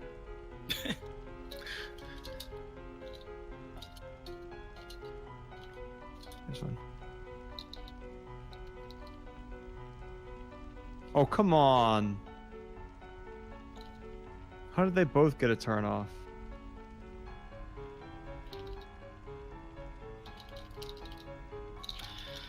Actually, it wasn't that much considering that you were running away. Absolutely, yeah.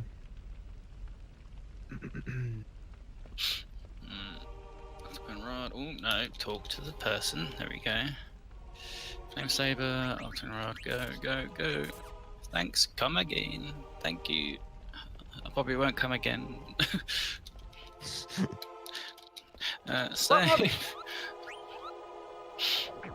In this area is inspired by Final Fantasy I's Gulug Volcano. Yeah.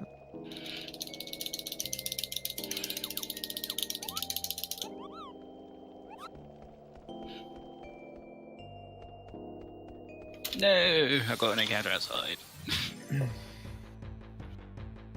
Although to be fair, it's pretty common to get an encounter there, I find. Yeah. More often than not, for sure. Single Garuda. Run.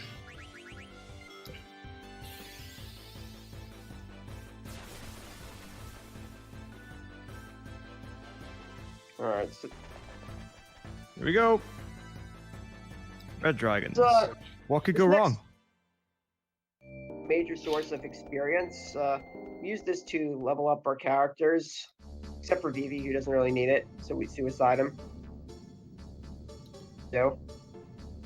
But what you use for this fight kind of varies. Like, the old original strat was to give Zidane Angel Bless and have him Soul Blade to inflict confusion, and then have Vivi cast Blizzaga on both since they're weak to ice, and then Steiner could take them out with attacks.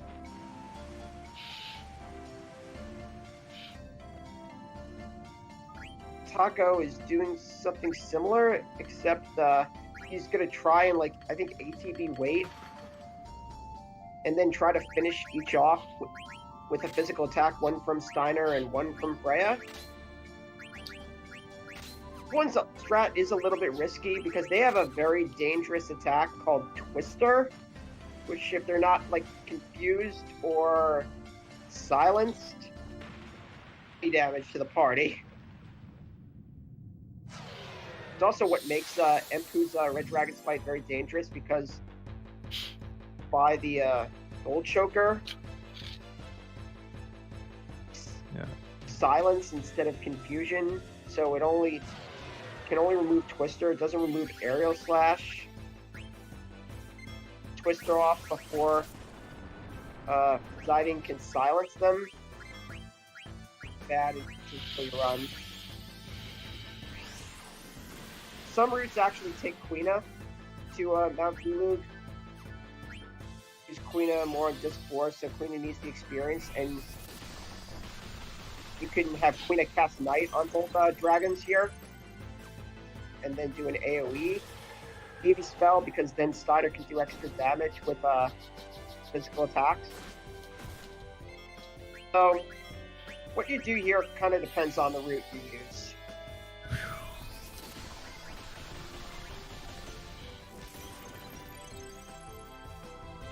Like, Metako had a good fight, and it's like Cloudy's having. Cloudy used the traditional 2 ethers, nice. and so yeah, this fight gives you a lot of experience. This round needs diamond. You don't actually have to heal after, because they give you a free heal, but you just still have to do an equipment menu, an ability menu. Where the hell's the Rebirth Ring? I don't know. Also, I believe both runners have gotten the Distract ability by now, which reduces physical AC for enemies by 50. Strength,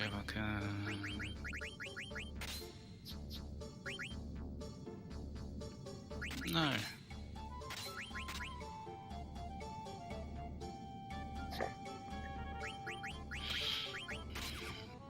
think that's right. Okay, whatever. It's fine.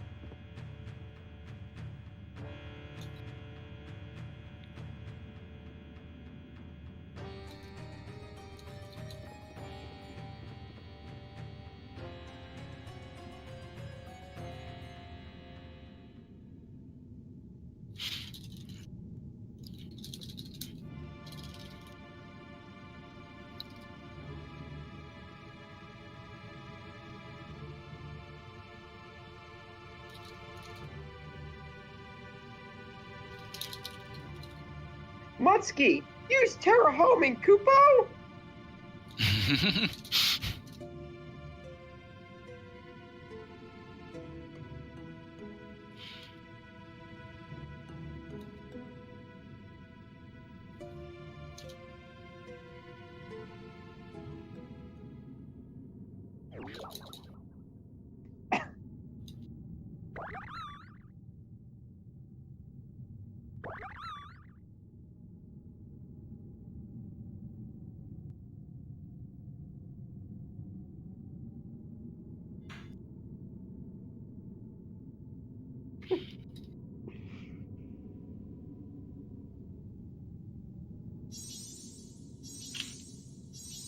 He made that a second tier or third tier emote just so people wouldn't use it.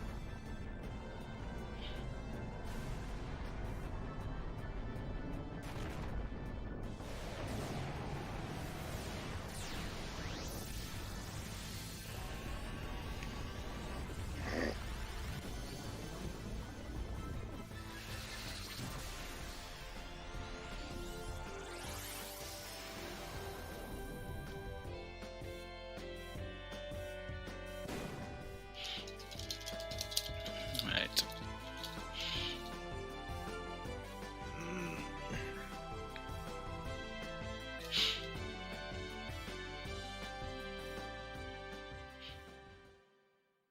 I think there's about, what, 2 minutes in it at the moment now? 3 tops. Everything can still change though. Gemini. He has one major attack called Viral Smoke, which does considerable damage to the whole party when he, speak of the devil, he just used it. Yep. But also it inflicts Oh, virus okay. status. Hard to There's a actually lot of get damage AP. to Zidane. Hard to get AP from this fight. So most routes are routed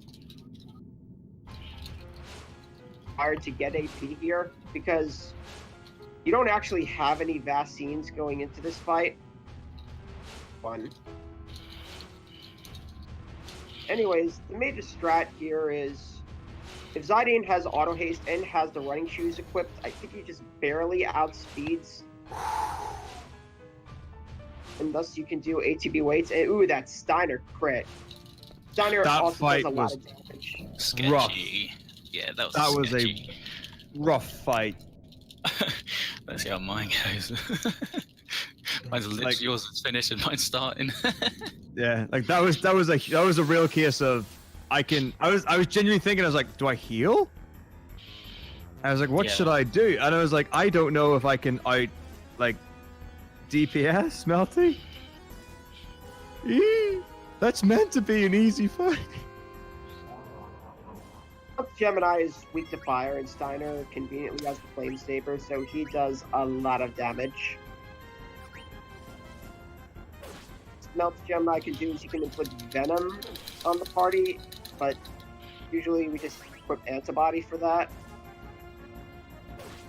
Bio on one or more characters, and he can also use wings. Physical damage.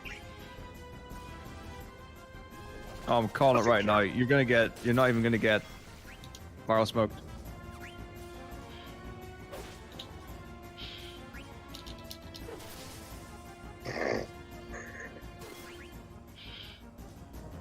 Game Nice has miss, Zidane. a lot of support abilities that protect Fine, against we got certain this. status effects. He missed. Wow, that is a lot of damage. He did 825 to Zidane. That's it. Dead anyways. Fine. How is they doing so much damage? Do you know what I mean? Belt. He's got the power belt. No, I meant viral smoke. Oh, viral smack. I don't know. It's That- meant to do that's- like less than half your health, and it just cleaned me out. Yeah.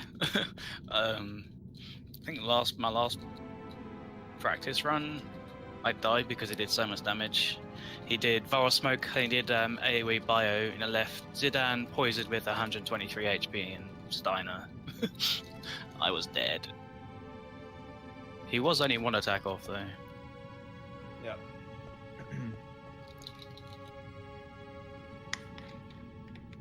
Well, as I was just saying, the game has a lot of support abilities that guard against certain status effects. Antibody guards against poison and venom. Clear-headed against confusion. On disc 4, you'll see them equipping body temp to protect against heat and freeze.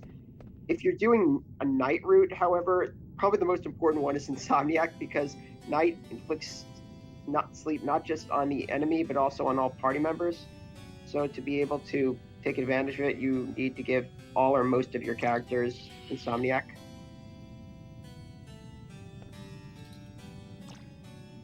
Someone play 1,000 Words right now from Metako.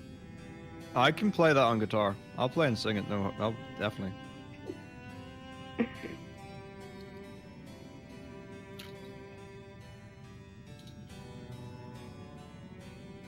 got 10 minutes to kill anyway. Oh yeah, the thrill ride that is Lindblom again. Music's very nice though. Yep.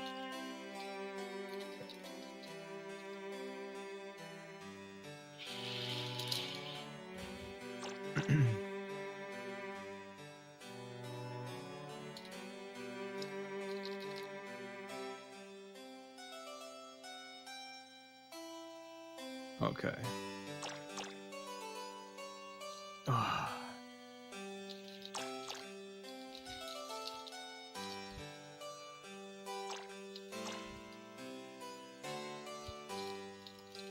I'll never cheat on you again.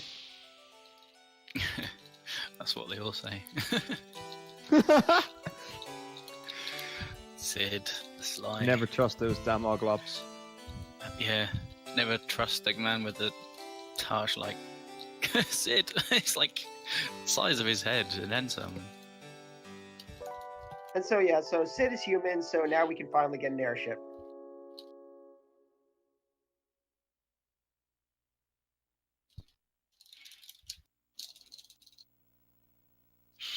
Right, go.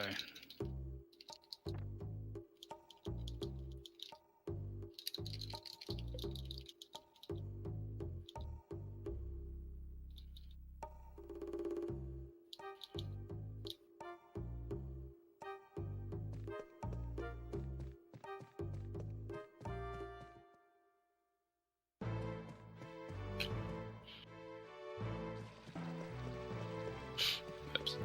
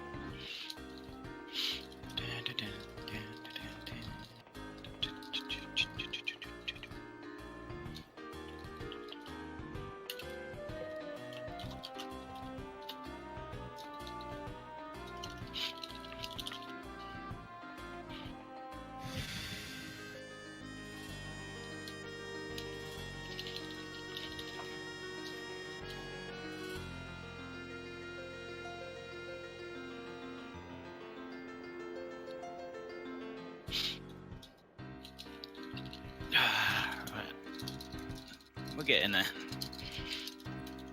Yep.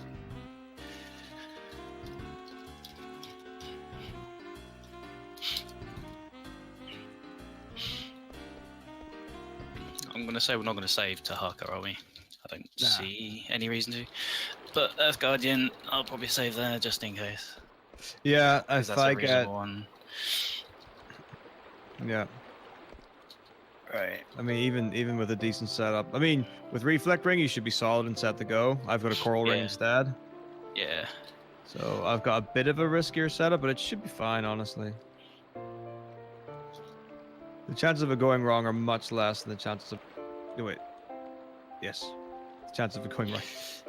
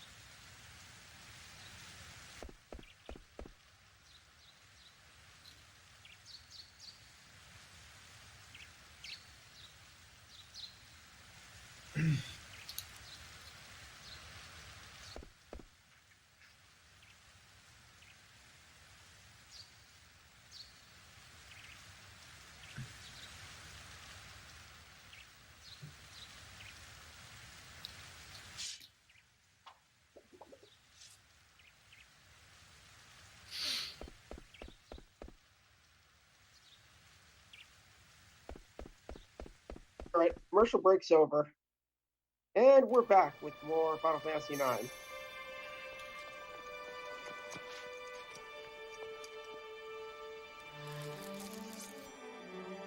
Oh, I know why to save in Ibsen's castle. When you've got Zidane on his own. Oh yes. Oh yes. Can save on the way out though. One thing you should know about that lone walk with Zidane is that enemies actually can't use instant death attacks. Like I think the veteran normally uses. Roulette. It does use blaster, yeah. I think the Ibsen's Castle version can use roulette at all. I think that's only the Memoria version. He normally uses blaster, but he won't do it if Zidane's the only character in the party. Also, the guy cannot use freeze.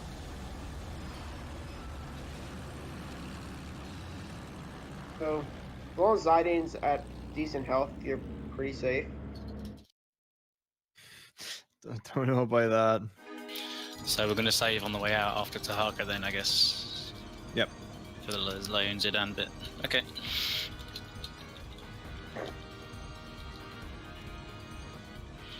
So this is Ibsen's Castle. The main gimmick of this dungeon is that the attack power of all weapons is reversed. Ah, Vivi, there we go. Wow. Basically, weaker weapons do more damage here. I don't know if that's really used. That mechanic is really used in any speedrun routes. I think, like actually on my route, I actually have Freya with the javelin here. He can do some physical damage onto Harka.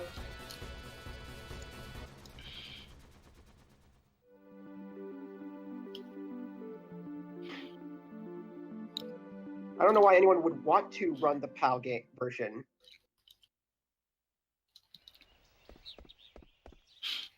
It's 15% slower than this. Plus the in-game time runs at the same speed as this, so you have a real disadvantage. It's hard to get it on PAL.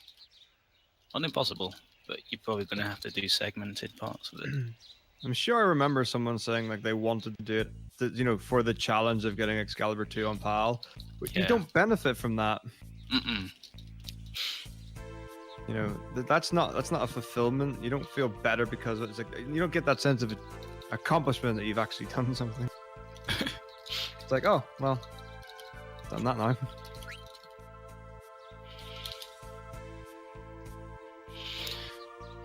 Shopping is 2 Diamond Helms, Hairpin, Red Hat, Venetia Shield, Jade Armlet, Incline. Okay.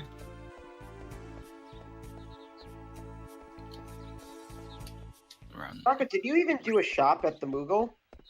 Yep. We get what is it? Golden Hairpin, Red Hat, Venetia Shield, Jade Armlet. That's all. You don't get very much at all. It must have been so fast I didn't notice. My shop's a bit bigger.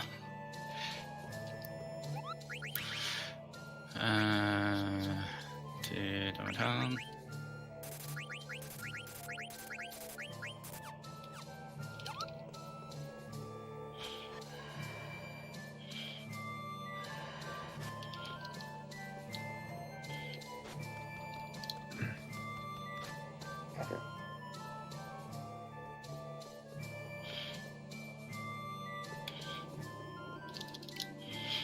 Did you get an encounter on the way? No, but I've still got a chance to get one before Taharka on the mirror screen. I've got one. Alright, I'm okay. I'm okay. Oh, it's Tomberries. They've come for revenge because they're not in the relay. Oh wow!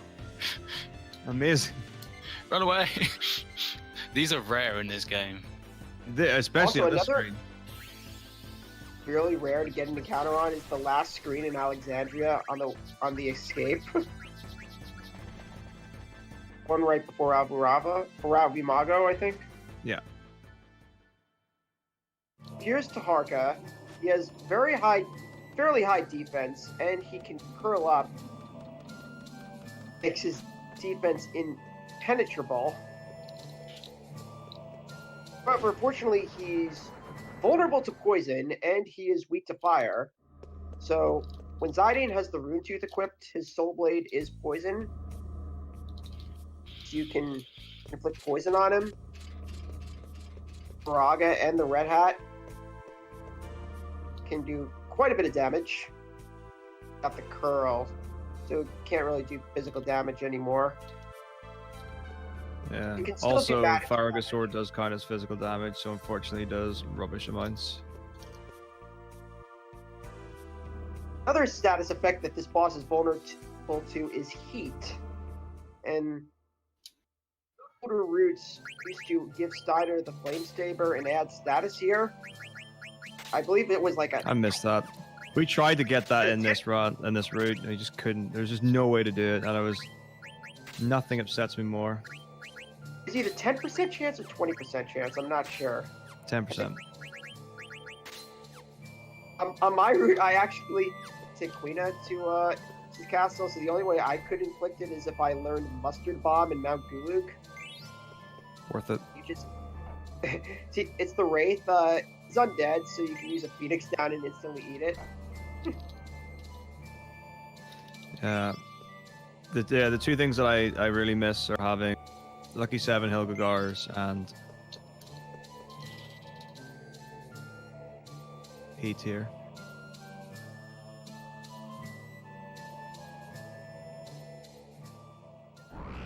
But other than that, he's not an overly dangerous boss. The only thing that you need to worry about is that when he's curled, he can do ram, which does a lot of physical damage. I think it might be able to one-shot a character in the front row.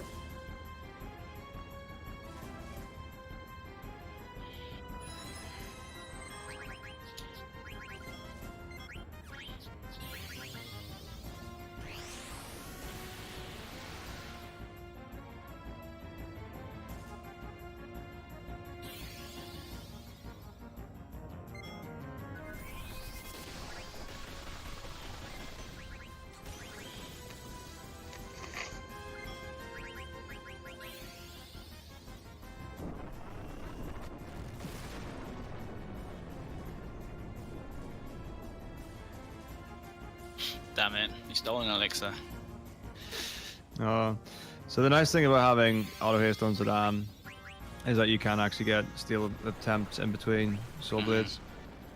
It's actually a very good weapon you can steal. It's a weapon we get later anyways, but if you get it now, it can save quite a bit of money, and it can make the next boss a little bit faster. Pretty much the last weapon. It's the last weapon Zidane gets in the run. Hour.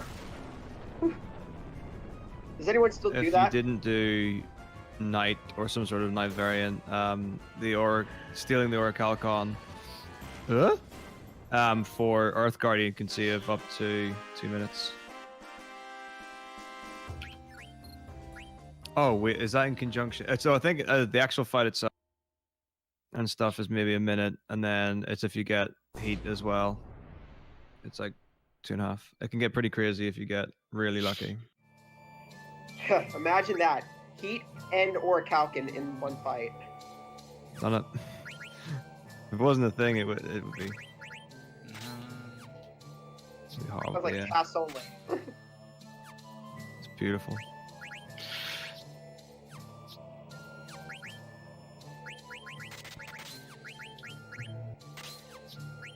Where's my ribbon? There we go.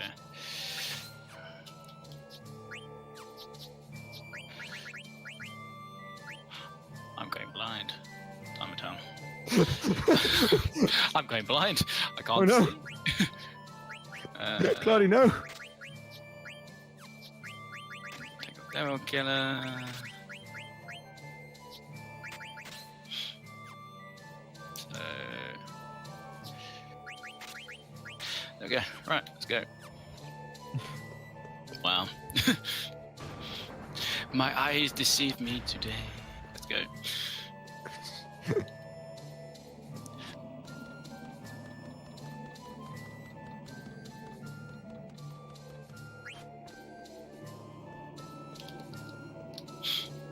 Save the Moogle.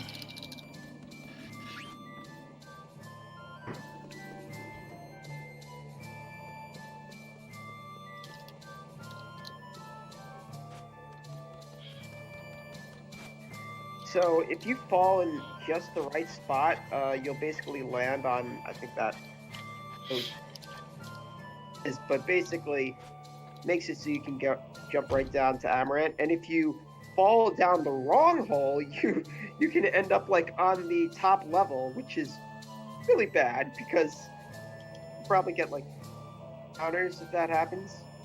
Yep. There are 2 holes that you can fall down that aren't too far off time wise, but there's definitely a better one.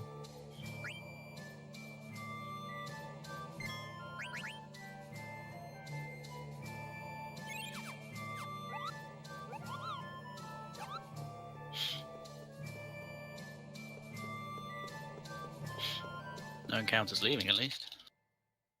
Bonus.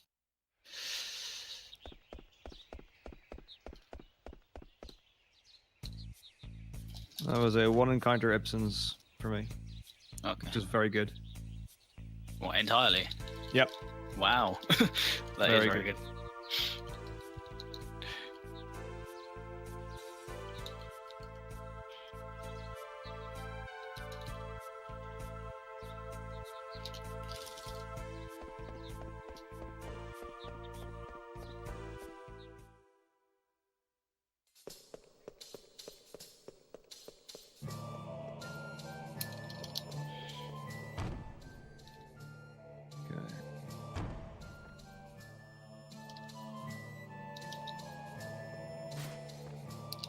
Yeah, Team Choco was trailing behind Team Maga pretty much only by like a few minutes for most of the run, and then I think in Desert Palace is when Team Choco took back the lead.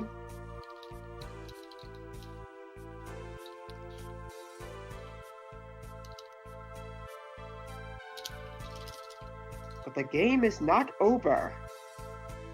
Far from it. Here You we're might be thinking that we're 7.5 hours into the. But are we?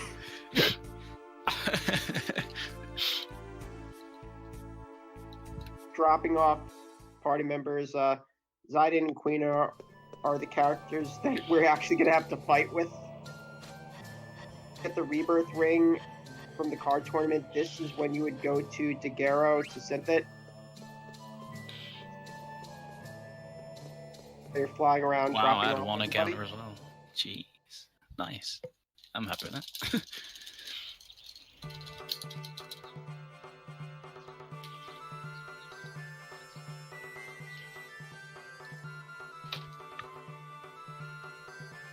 Well, if you do all bosses, I think 7 is 10 hours. Yeah, a good run would be 9.5, I think. Or is it 8? Yeah, 9.5. That's what Ben's got for 7 all bosses.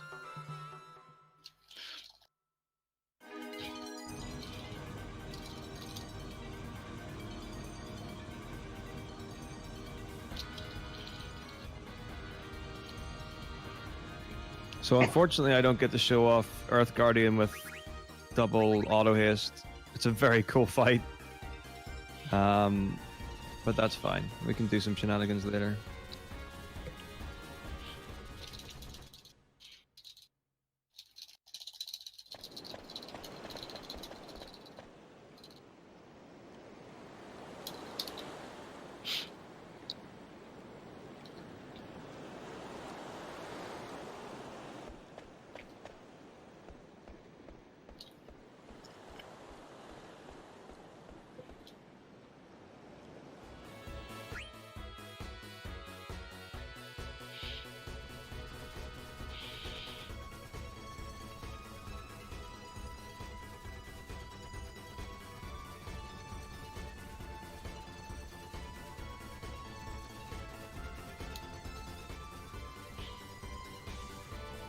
Was this extra save really necessary? Didn't you just save like at the end of the Ipsen's Oh, I castle? saved before going inside, coming back in, getting Amaran, coming out again.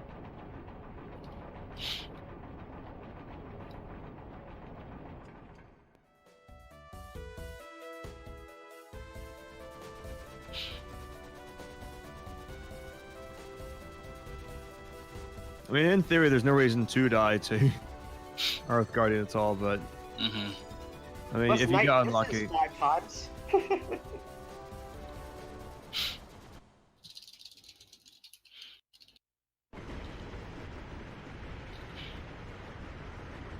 Actually, yeah, I guess when you're on the airship, it does kind of look like FF6 a bit.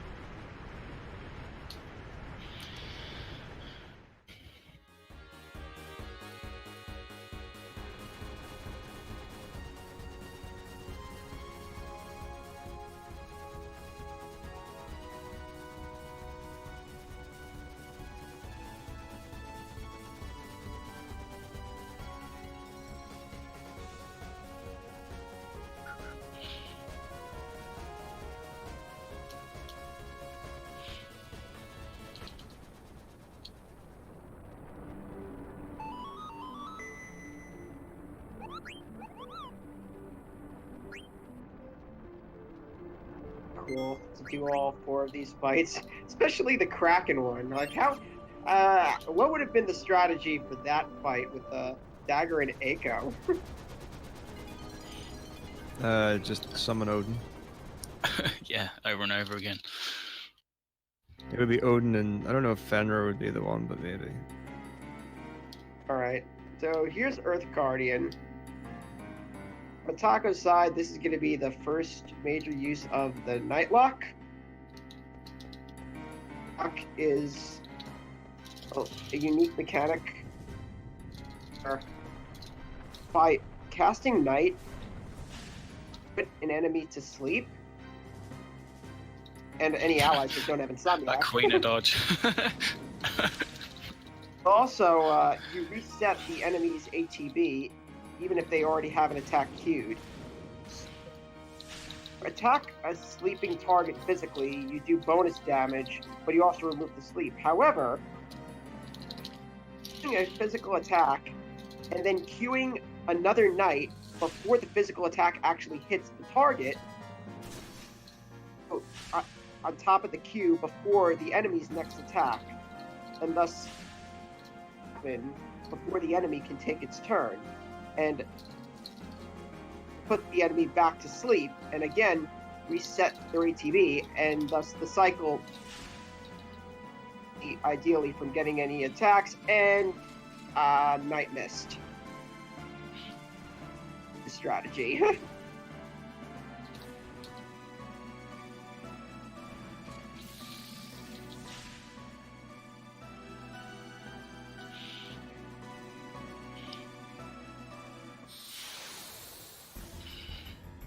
Also, this boss does not actually have a heavy flag, so he is, once you've done 75%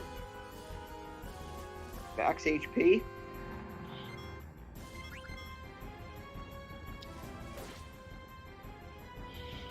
And Queen just learned Earthshake, which we're never going to use. Indeed. Now on Cloudy's side, he does not have Night. With Auto Reflect. Oh, why did I do that? That was silly. No. Which of course never actually reflects any spells because Earth Guardian's too smart and won't actually cast them. Come on, Queen. I knew this would bite me. Oh, nice crit, then. Because Zidane also has Auto Reagan on Cloudy's side.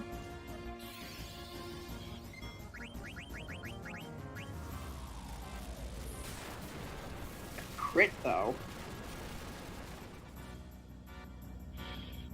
I'll leave Quinner alone, game. Come on. Zidane of the ribbon.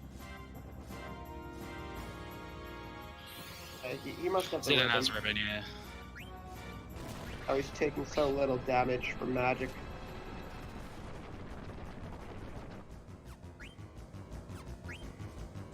Alright. Earthquake is good.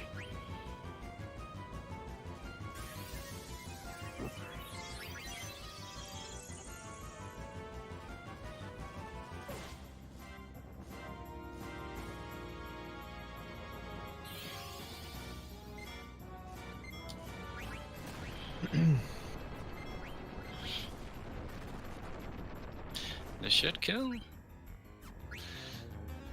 you not been ATB waiting him? I have been. Just he doesn't need the last attack.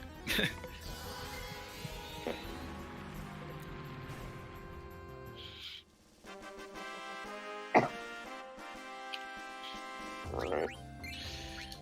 Could have died, that was awful. Now we're heading into Terra.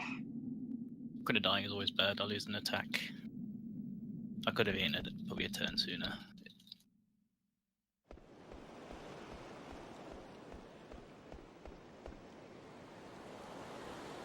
Is great.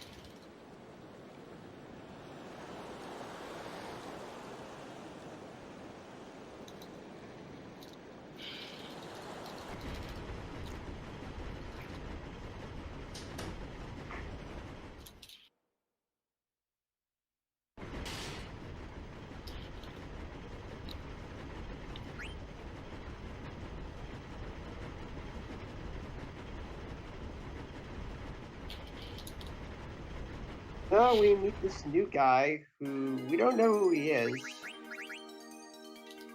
Or who we are. Or who Zidane is, at least.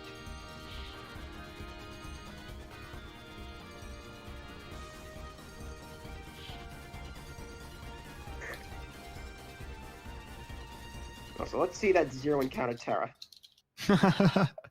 Right. Because that exists. Mm-hmm.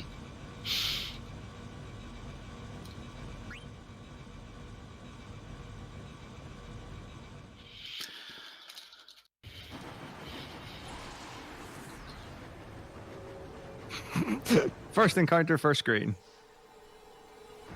Of course, of course.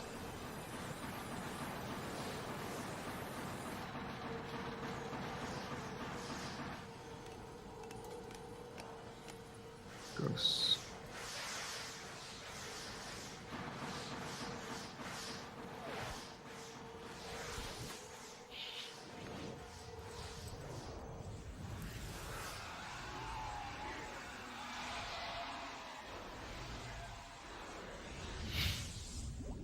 Have we had a zero encounter anything yet?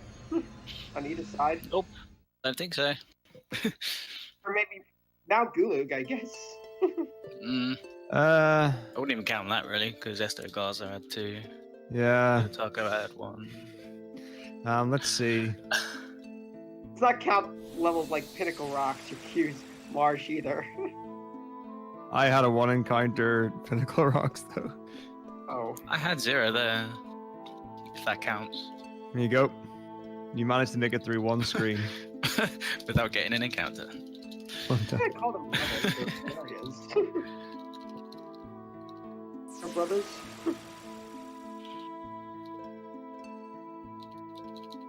Picked up a Demon's Vest in that chest. There is, yeah.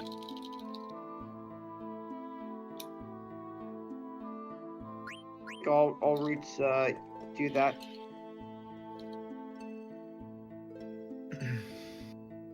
Supposed to give it to Zidane for armor on disc 4, except for I think Empu gives it to Quina Dragon. I got an encounter on the first screen as well. Nice. It looks like mine's gonna be a 2 encounter Terra. Ooh, Hektai.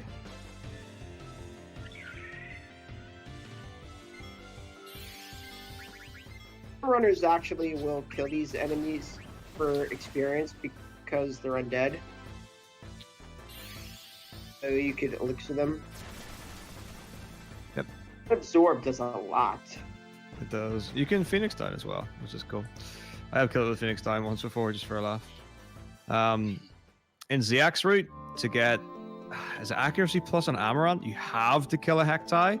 There's no other point where he's got the equips for it. It's crazy.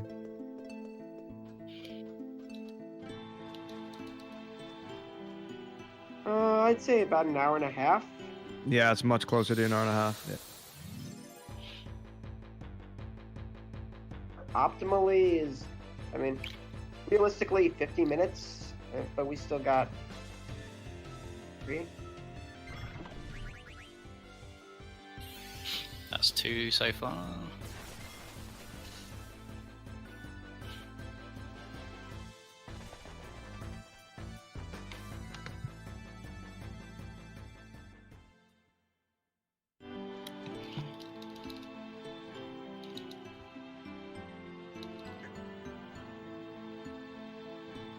I mean, this is where it really matters. We need to get past the Disc 3 Gauntlet. The Disc 3 Gauntlet matters a lot. A Death to Shell Dragon would put either of us back 8 minutes, easy. I'm actually not looking at the timers right now. So, like, are we like in a half hours into the run now? 8 hours flattish. Oh. Or All right, so something. this is looking like about, looks like it's going to be about around estimate 9:30. Yeah, so I mean, even if you get like a 50-minute disc 4, we've still got from here to the end of disc 3, which is a while. All right, there we go.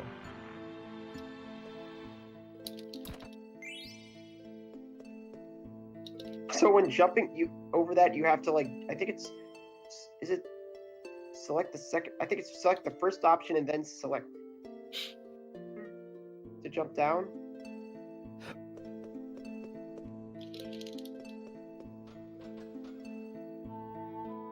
I am not sitting on a toilet. 4 encounter terror. Ugh. Oh, rough. Must love that other stairs to get through as well. Surely you're not getting an encounter there.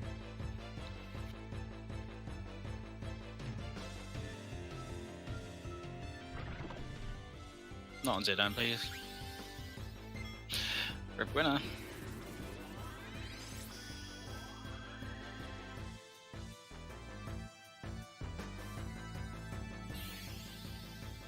At least he hasn't used roulette.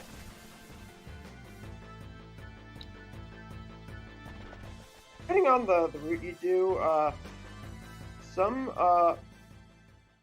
I think do the shop here in Brandball once they get control of Eiko. Like myself, actually do it Idane because you don't get the chance to menu Freya of Eiko, and I actually give Freya the Holy Lance for Yana items. Can only be done if you do the shop menu first, but I believe it's slightly faster with Eiko. You have to Yeah, move a you have to little- go into that screen with Eiko anyway, so it saves a little bit of time going into it anyway.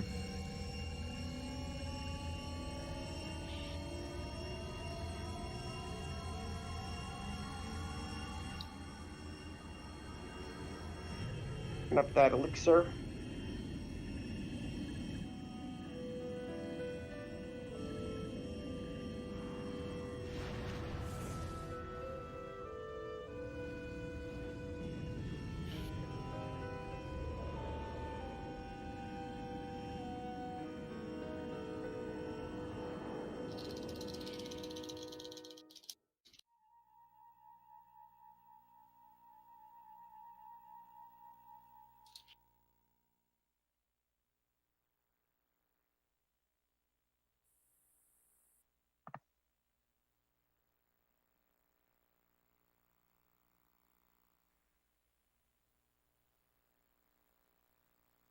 All right.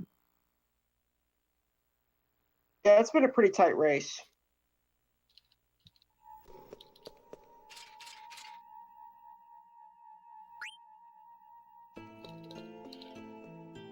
I do hope it stays like that.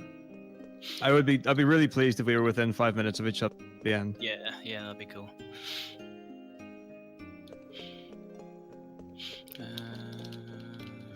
I'm gonna grab the wing edge because why not? The wing edge has saved me more times than I care to think about for like Inducius and stuff.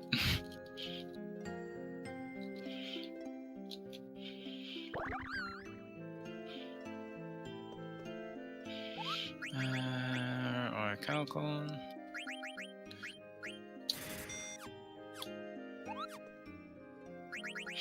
Chain plate. Ow. Whack my face. Ico needs nothing. Looks like Cloudy did the menu before. Rebirth ring, where are you? No.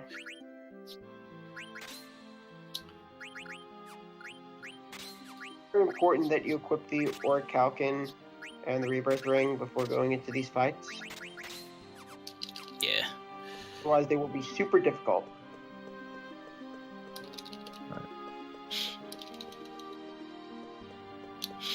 There's also angel Oh, earrings on the oh. floor there, which is worth a lot of money. 10,000 gold.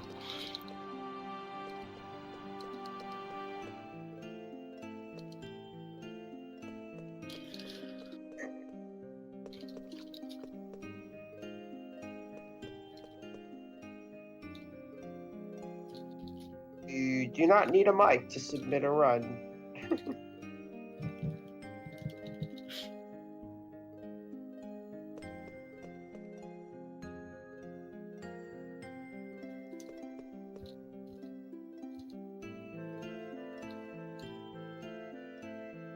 Actually, did my 10-2 race with my mic muted.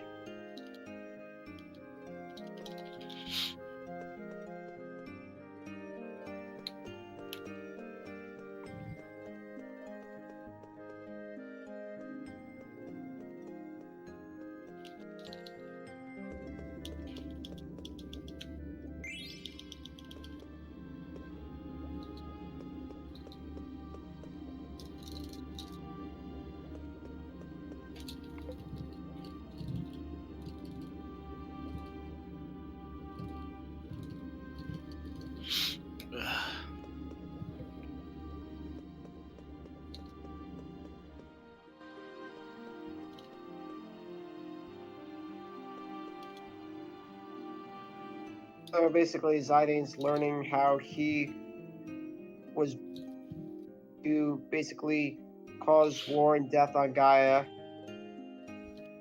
and Zidane doesn't want to do it. Now Garland's gonna try and strip him of his soul as punishment. Alright, go and save.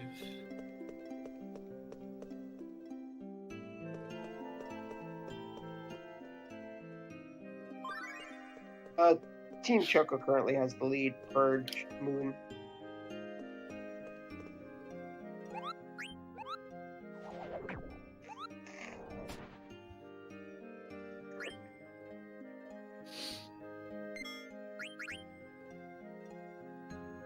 Morning, Sarah. Good morning, Sarah. Morning, Sarah. We are actually quite in the morning now. 5:20 a.m. It's gonna be horrible to try and sleep for a couple of hours after this, have a normal Sunday, and then get up for work tomorrow. Yeah.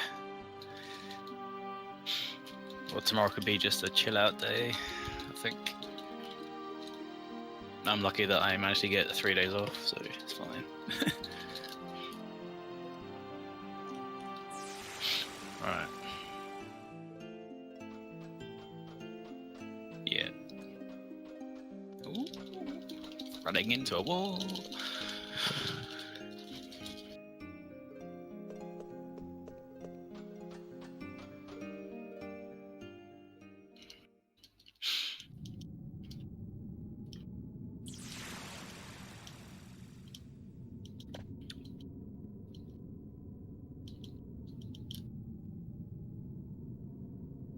Okay, so these next 3 fights coming up are the last fights where we get any experience. So basically, we want to direct that experience towards the party members that are actually going to be used in the end game. Ones that are not going to be used to split among living party members. So by killing off characters we don't need, extra experience to the characters we do need.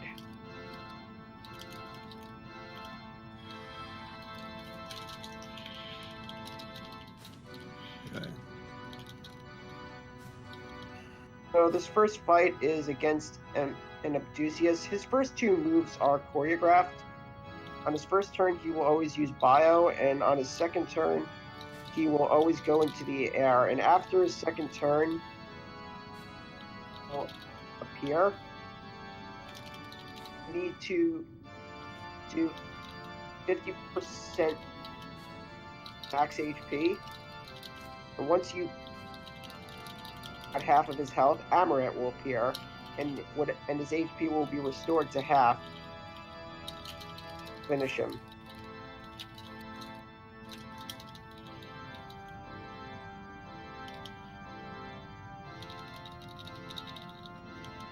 And I'm assuming that Taco is going to want everyone alive at the end of this. I'm gonna what at the end of it? Every character alive for experience. Yeah, I want everyone alive at the end of this. Okay.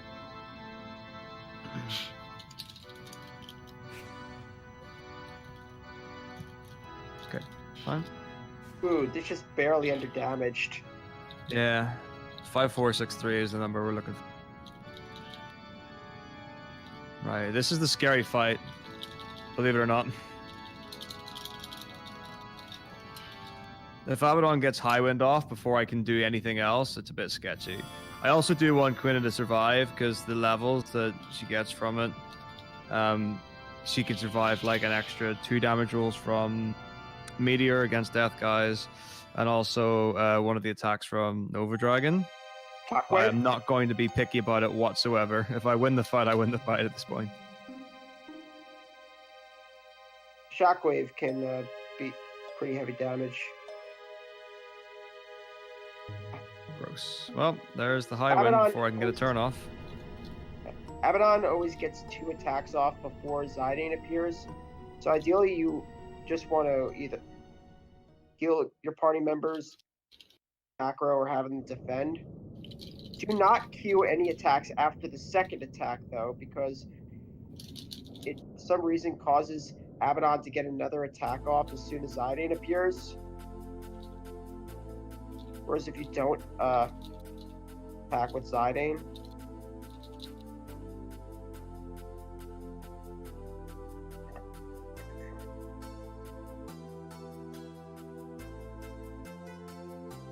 actually a minor skip you can do. If Steiner's in the back row, you actually don't get that short little dialogue of your late Zidane.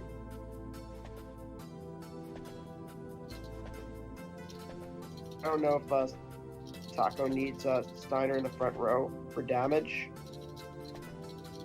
Yep. All right, so couldn't keep Quinn alive, but don't care. You got I the could have broken her back, but you can ATB with Abaddon. Abaddon's really slow.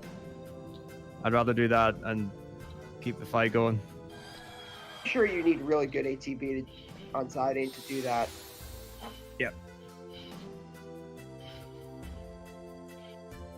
All right, here we go. So the final enemy in this gauntlet is Shell Dragon.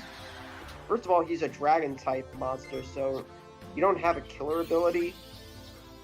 He has pretty high defense, so Zidane's not going to do as much damage to other enemies. But the thing to note is that in order to actually Shell Dragon, we need to get Dagger to appear first, and that will only happen once Zidane is in critical health. And the fastest way to do that is auto life equipped to just suicide Zidane. Depending on what Zidane's level is, I think it's possible that if Shell Dragon opens up with charge, he could Zidane in critical health for you. It can happen, but I don't think it can do it as the first attack. Right, here we go. Will Berserk hit? Will Berserk miss? Of course it missed. Why would Berserk land? So it's 4 attacks normally for Shell Dragon. It becomes 3 if you've got 3 if you've got Berserk. Ouch. And you charge. It's fine. I might. The thing is, I can wait out a trance. I've already done. Hopefully he doesn't use Smash. It's alright. Actually, Okay. That's it. I'm even gonna max out and use. I don't even care. I can probably use a weak, but I'm taking the kill. So this should do max damage, and I've already done 4,000. He's got 10,000 and change. There we go. Yana was a success. I'm taking it. Nice. No, this will be the really funny one where you get a random. The thing about Berserk is that if you're gonna do like ATB weight Berserk strats, you need to hold ATB weight in the sub menu, but not actually queue the attack, because otherwise the Berserk status like eats your command and resets the ATB.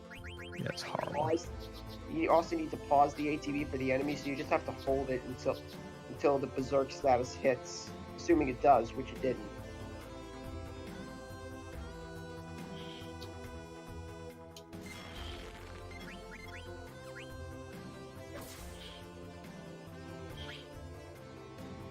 World record for Final Fantasy IX is 844 by Lisboheim.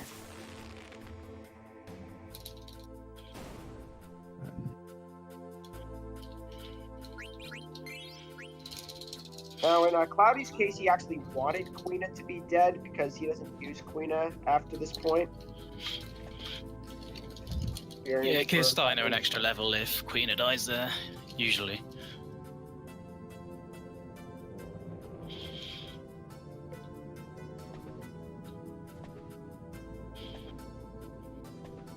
And on Metako's side is the last shop of the game, essentially. All the items that you don't need anymore, and we're buying our last equipment items and a bunch of takedowns for the end game.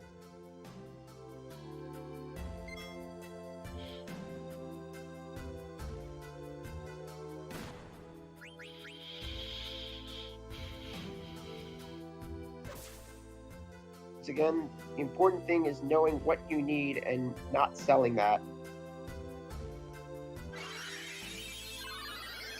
Oh, see it. I actually don't really need to see it.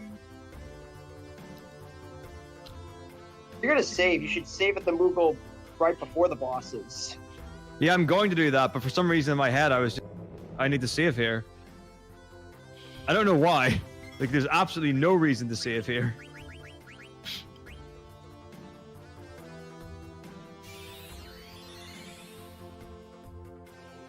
Don't do it, game. Fuck. I knew he was gonna do that. Please watch That was your a language, high roll. Cloudy. Huh? This is RPG Limit Break channel. Ouch! Oh no! Bloody double charge, man. Tanks game.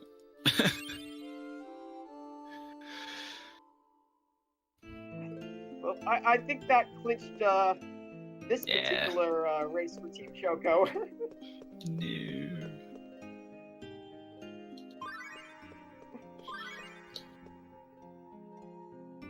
This is why I never revive Dagger if she dies. I just do the fight with Zidane.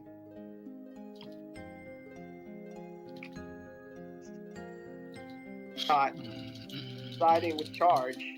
You can usually survive 2 charges, but the second Yeah, one was you a can. pretty high roll.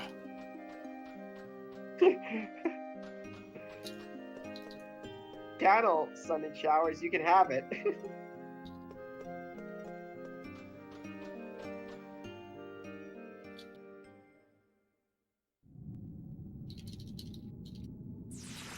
So actually, that's like what Metako just did. Was there's like a puzzle where you have to like avoid the lights, and if you get hit by one of the lights, encounter, and then you have to do the puzzle again because the timer runs out. And you have to make it past those like lights and then cross the bridge before the timer runs out. Pick the 4th option on that switch. Yep. So you don't go up there. But look at the bright side. We get to, well, someone switch the audio. So we can listen to Yana again.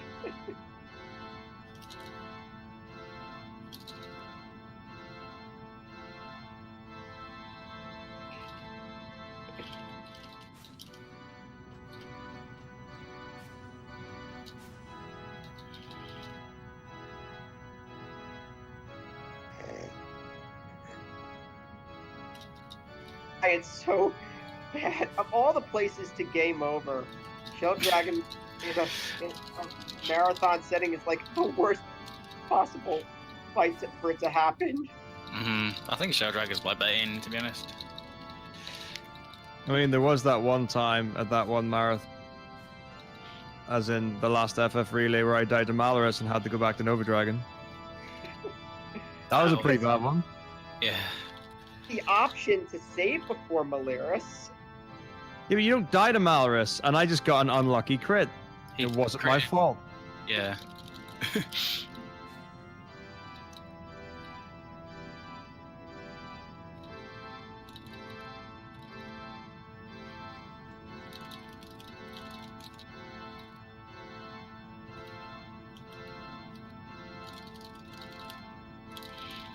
So we're coming up on the final bosses of Disc 3.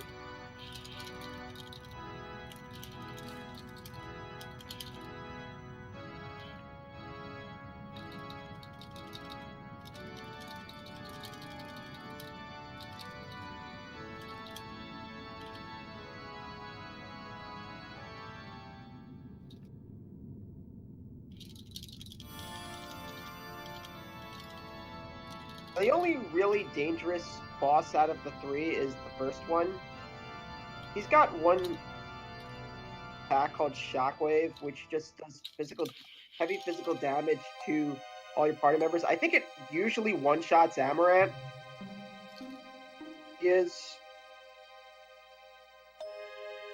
And I think it can also one-shot Freya.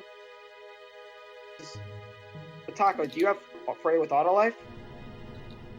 Zidane's got auto life at this. Freya gets. Double, She will get if he it double considerably later on. shockwaves, actually wipe you with a double shockwave. So this is Twister- not a great opening. Twister's not much better. Yeah, Twister. Like Silver Twister Dragon. take no damage from it. Silver Dragon sucks. Mhm. All the dragons, not great. Nova Dragon is worse. Claw's a very Silver fast Dragon. animation attack, so he's probably gonna get another attack off. Yeah. So the funny thing is that, you know, if he uses Shockwave, Steiner will live, and well, there's Shockwave. So the problem I've got now is that lots of people are going to die, but I also need people alive To finish the for fight. to learn abilities. Oh. Dave, So I really need the hope right now. cannot have one character alive at the end of Oh this come fight. on, double Shockwave. Oh no. There you go. It's me out. Damn. What the heck? At least. Did you save? Oh yeah. Good. Oh, could you imagine if?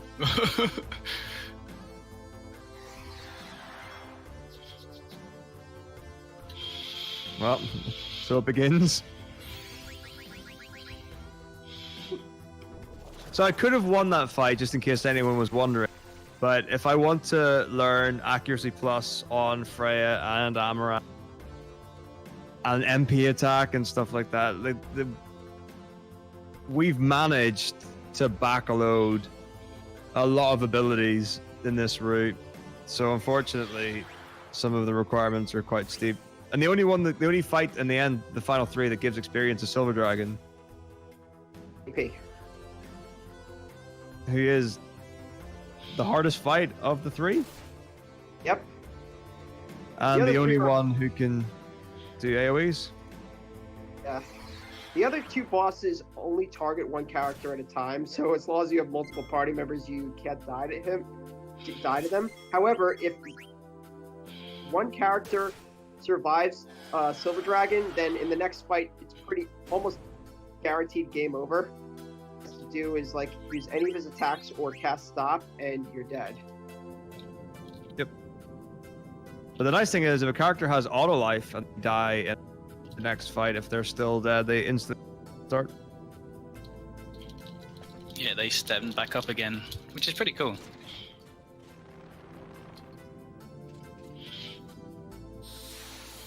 There's some abilities for me.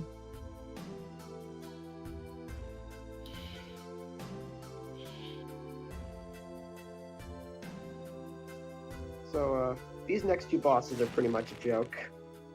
They're pretty totally much free, 100%. They actually Single target make attacks, most can't kill. not only that, but they also make you stronger because target attacks will one-shot a character, and thus when we revive a character with a Phoenix down, it puts them in critical health, which allows us to use a very OP move. As you're gonna start seeing from this fight onward. Also, Metako stole the battle boots there, which teaches Freya the initiative ability.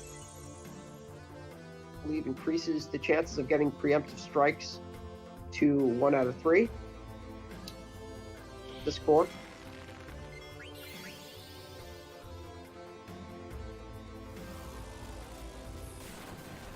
Alright. So now we have two characters in critical health. So this is the first time you're going to see use of charge, which is ability in FF9. It basically allows every character in come on, critical Zidane. health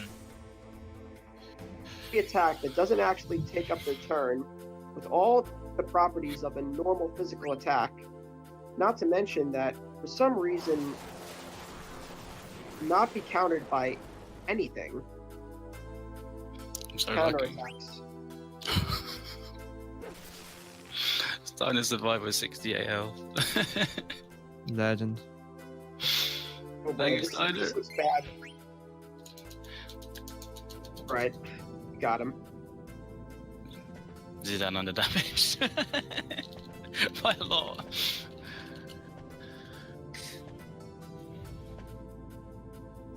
Yeah, he kind of is. Zidane's Make got sure I get sun through that. showers.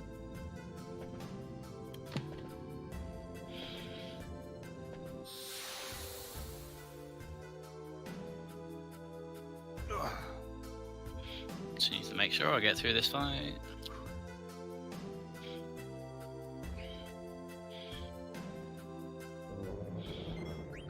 And done charge again.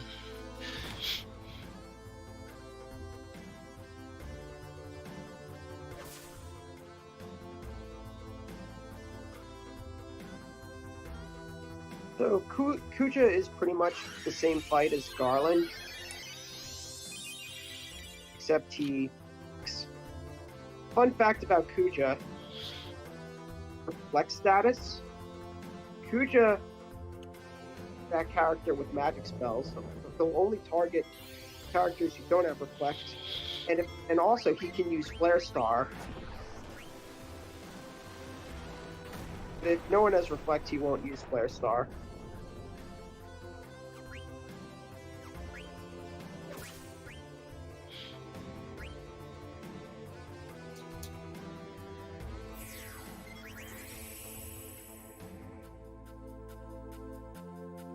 Could have gone for Berserk there.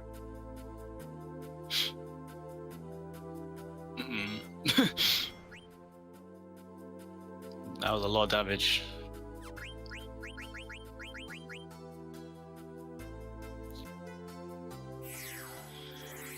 Don't smash. Come on. Ugh. Is it really gonna be this? Don't be like this game. Ooh. How much health does Kuja have left?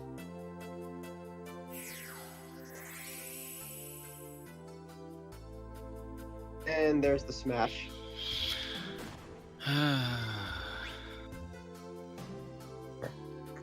Looks like I'm gonna be waiting out trance because I'm not risking this. It's not worth it. It'll be a case of if you can get enough health and then get Earthshake, then you can bring back Garnet.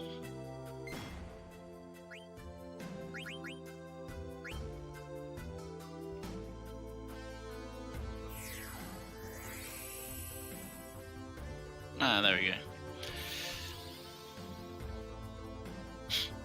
Well, I need 2 hits Of course, anyway. You're So. Not Alone is awesome, Legendary Crow. That's why. Die you get.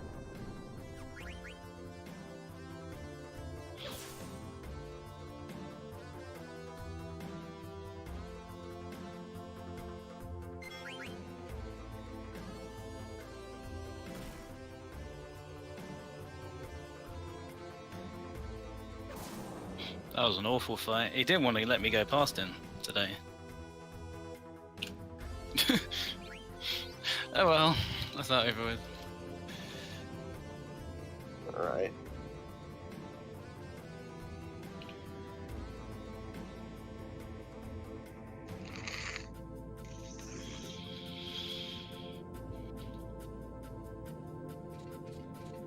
In this game is just a cinematic attack.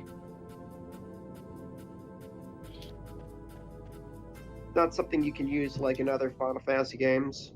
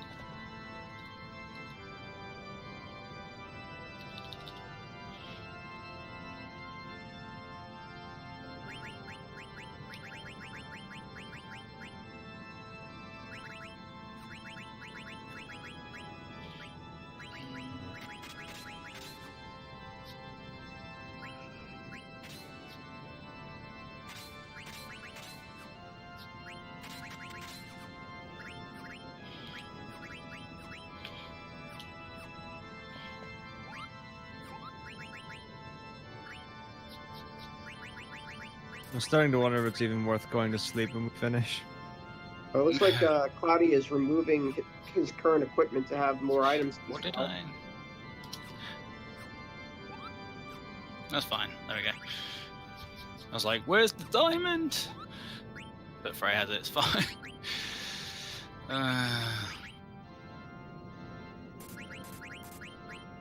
Need that. Need that.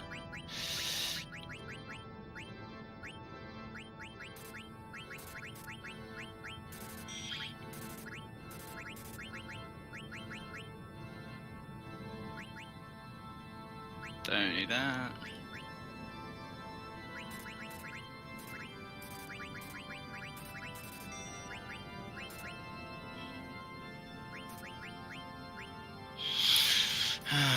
Right, so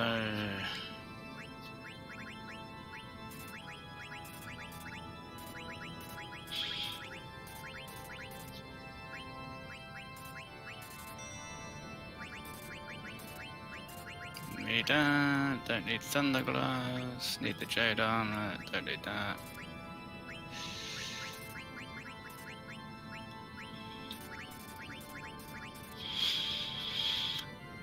For not getting the tower, Kabeppa.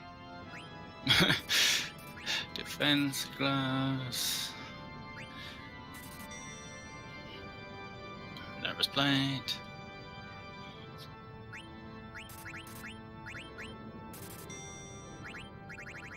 Watch a hollow run if you want to see the tower. Yep. 2 coordinates. And he has been streaming FF9 lately, so that's what you need to do. Mm. I'll do Oz. I've got an Ozma save. I'll happily go. I'm saving here. Ozma. I mean, this file won't work because I haven't got some of the equips and stuff that I need. But Wow. I got an encounter. Lovely. Hades is boring. Like Hades is really boring. The music sure isn't boring. The music. The is awesome. music is awesome. That is true. The Hades fight is dull. It's pointless. It's just the same as all the other fights of Disc 4.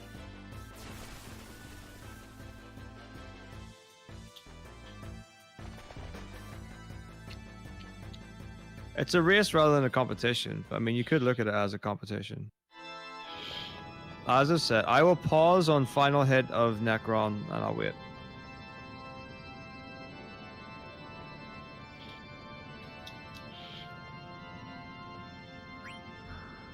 Play some cards.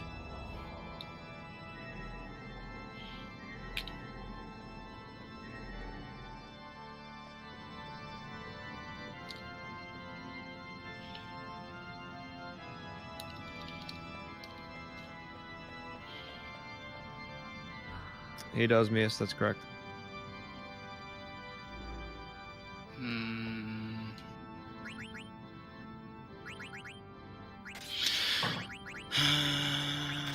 Steiner, optimize, spies, ribbon.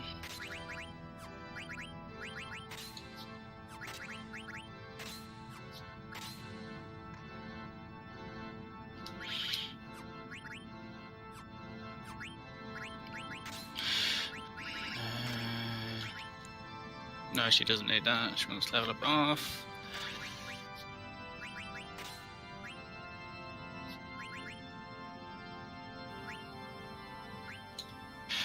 Drank auto life. What else did I miss? I think that's it. Oh man, I need to. Not no.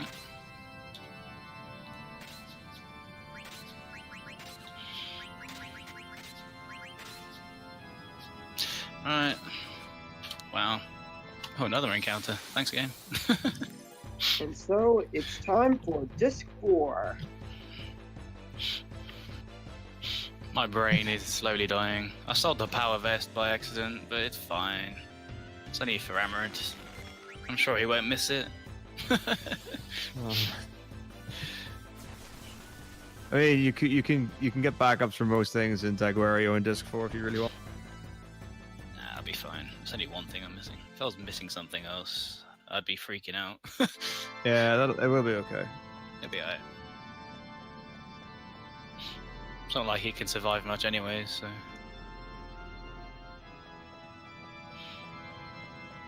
Two things. Things you can eat and things you know can eat. I mean, right now I could live my life off that. Wow. I didn't ever realize you could walk past the trigger for that.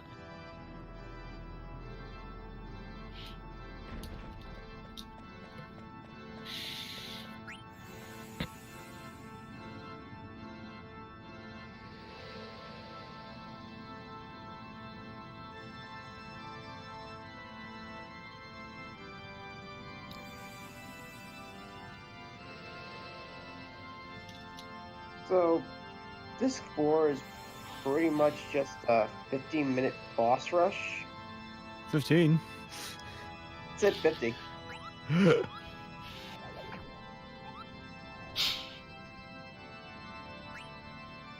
Yeah, it's pretty cool. It's a really nice way to finish. Like FF7 and 8 have got like 25, 30-minute discs. Or final discs rather, I should say. And FF9 is a good bit longer at 45, 50. But it's still pretty snappy. All right.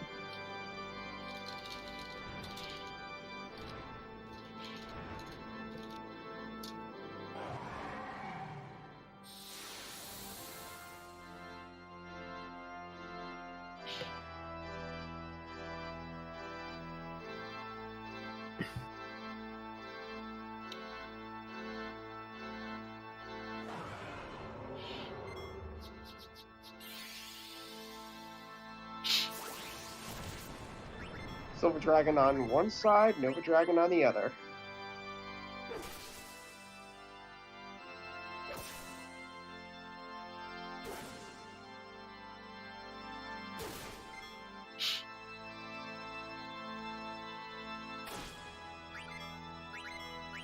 Nice. Pretty clean fight, really. That's a really nice silver fight. Ooh, and that miss.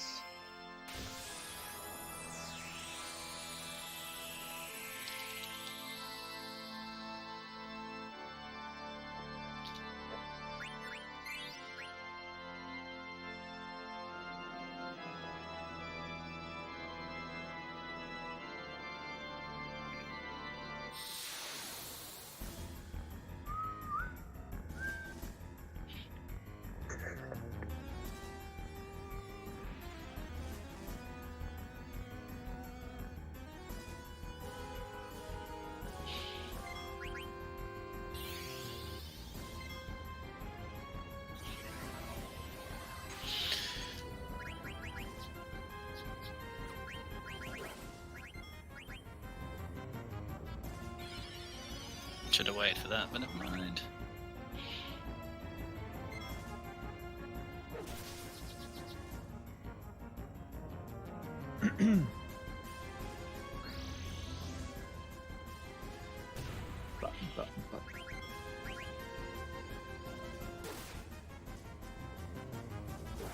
A really dangerous boss, Nova Dragon. However, with the use of Night, we can ideally prevent Nova Dragon from using his most dangerous attacks. Some extreme damage to him. It's okay, I have one. Nice. I say that that's a really cocky, overconfident thing that you should never say, because Knight can miss.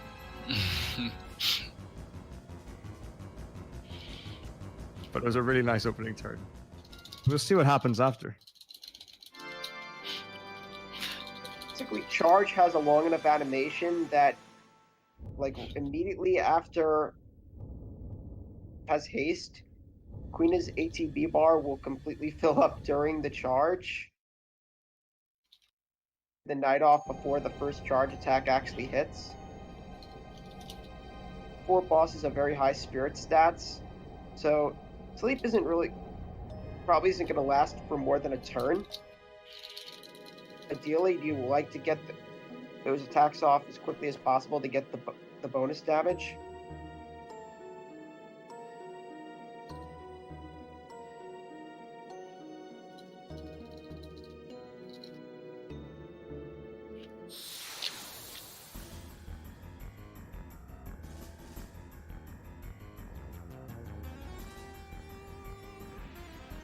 Not sure why you're waiting so long to cue the charge.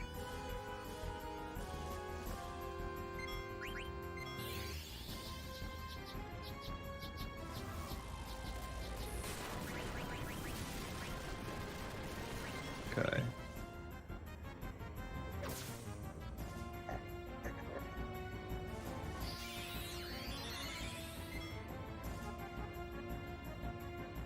Assuming he's like 1 attack away. Yeah, he's got 3,000 health ish. So yeah, just gonna make sure everyone's alive. Because if Zidane's alive for Nova Dragon, that is one of the steps that I need to have 2 characters with auto life for Death Guys. So we get Zidane and Freya with auto life or Death Guys and Transkuja in this route.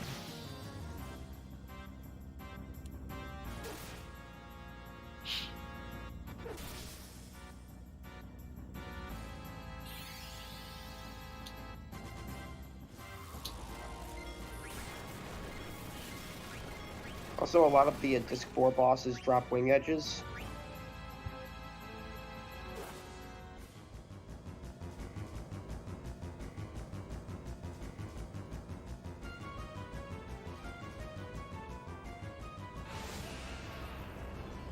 Which, some runners, mainly no knight runners, will go for Amaranth.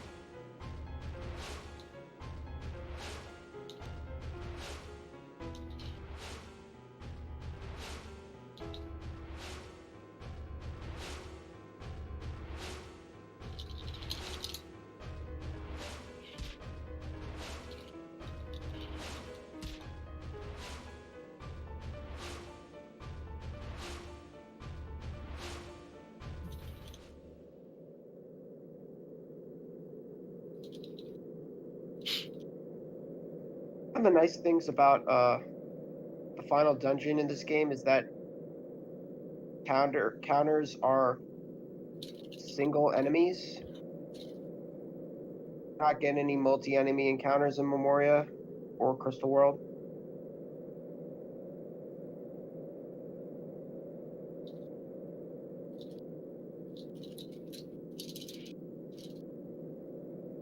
So encounters can't really be that slow.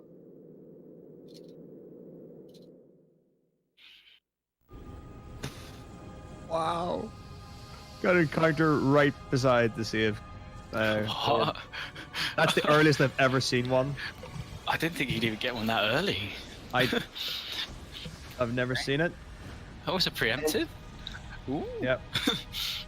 So the nice thing about this is I can use this and I am dumb. Ooh. Why did I steal instead of...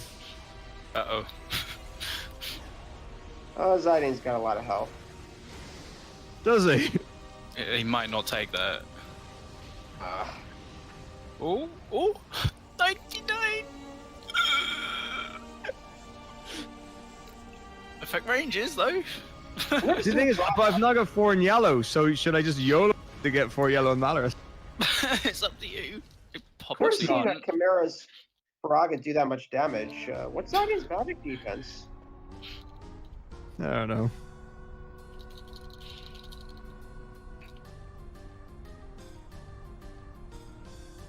Oh, now Metako's taking the save before Malaris. Yeah. Learning from his past mistakes. Just being a good sport.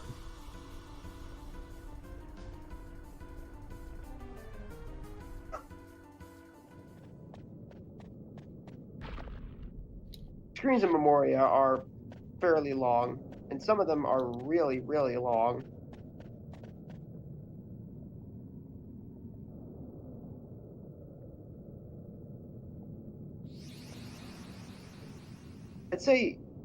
I would say that 20% of the encounters that an FF9 run happen on Disc 4.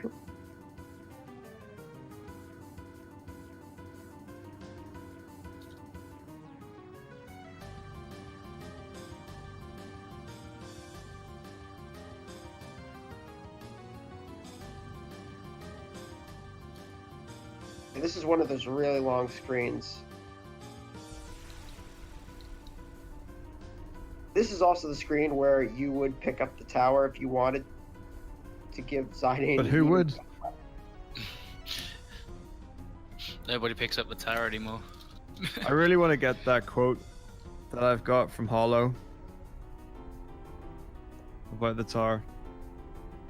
That dangerous random encounter enemy I mentioned earlier in the run. There's your boy. Mr. Cleve. I mean, the best one I think I've seen from it was like along the lines of, I think he might have like crit Zidane or something went really bad with Zidane, and then he used might, and then even though I was in full health, I couldn't survive the attack. That was really weird. I once saw a run where Zidane tranced on that encounter before you could actually cue a flea. That was me. Pretty bad. That happened to me. Was that you? Yeah, it was me. I've got it clipped somewhere. Yeah, if Zidane trances, his flea ability turns into free energy. So if you haven't already queued the flea when it happens,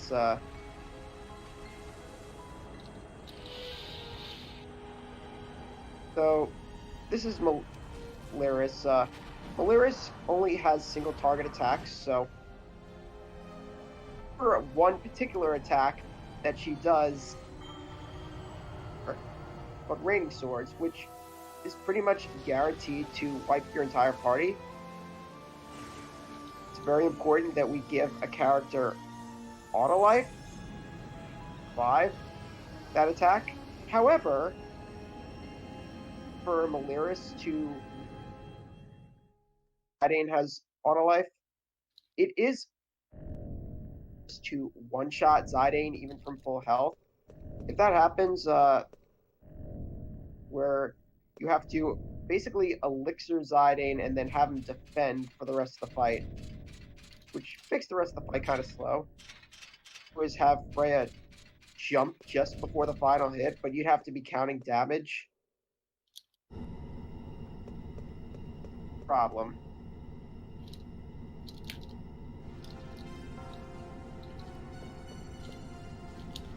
Disc 4, let's go.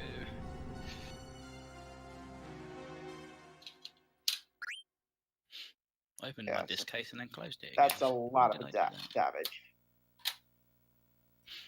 It's why Rebirth Ring really isn't for disc 4. Just one of the reasons why it's important to get that item. Also, what some runners, including myself, have started doing is giving Freya auto life instead of Zidane, and giving Zidane the Protect Girls ability. Because since Freya is at critical HP for the fight anyways, Zidane will just take all, so that Freya never loses her auto life. Plus yeah. the Rebirth. Before we started getting battle boots, we had auto life on Freya for even when I was doing Nightless.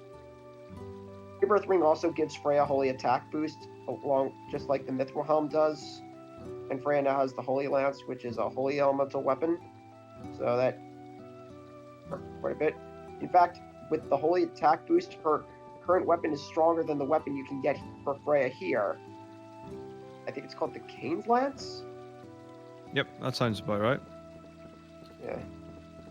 I think it's the Dragon's Hair. Teaches Freya a very...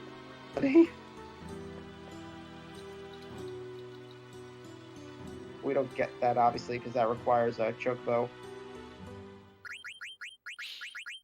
Hot and cold.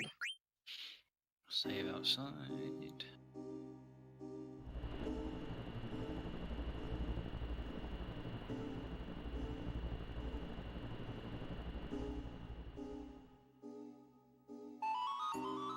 So, Dragon's Hair, I think you get in a crack in the mountain somewhere. I don't think it's in here though. Amazing. Ooh. Like, did the screen even finish up?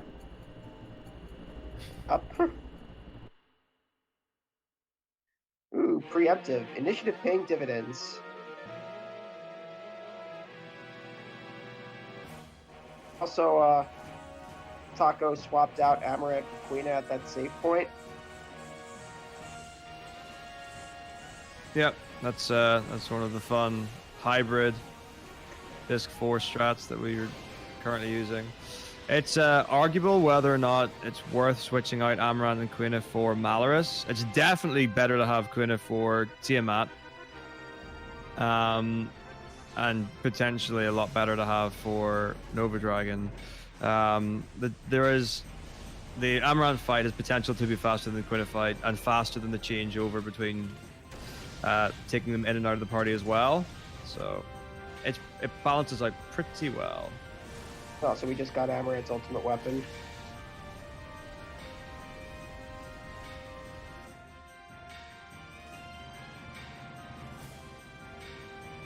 Okay, Tiamat.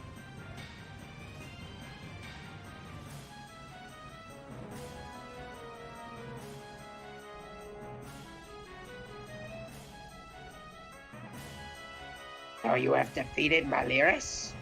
For Tiamat, there is only Jetfire. Right, Yeah. that actually works out just fine. Tiamat has one really dangerous attack called Jetfire. He can only use the attack once per fight, so as long as you're properly prepared for it,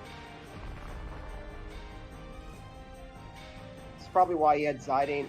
Well, since he had Zidane at full health, and since Tiamat didn't use it on his first turn, I guess he was safe to suicide Zidane. It's not safe. I mean, it's one of these ones where I'm going to do it anyway, just because it's faster. So if Knight misses, I could be in big trouble. But if it doesn't miss, then I'm in a really good position. Because his other major attack is Twister, but since that's Wind Elemental, I think a few characters are immune to it. This is Knight in Charge. So So yeah, Freya- if he wakes up or this doesn't or Knight doesn't hit, I will probably if he uses Jetfire, it's game over. Also, Freya's the only character in this fight that has Dragon Killer, so the other characters don't do as much damage. Because she's the only one who can run it. So, cast Float as you saw earlier, and if you physically attack with a character under Float status, Tiamat counters with Snort, which ejects the character from battle. However, it's with Snort. Float missed, so it didn't matter. Nice. Crit.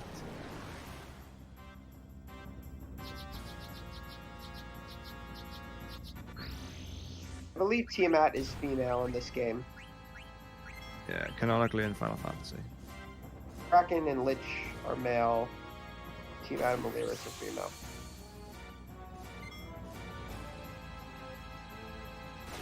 Very good fight. Also on Cloudy's side, he's now a Nova Dragon, but does not have Nightlock, so Nova Dragon can be a little bit dangerous, but he actually got a useful trance this time. Finally got a good trance.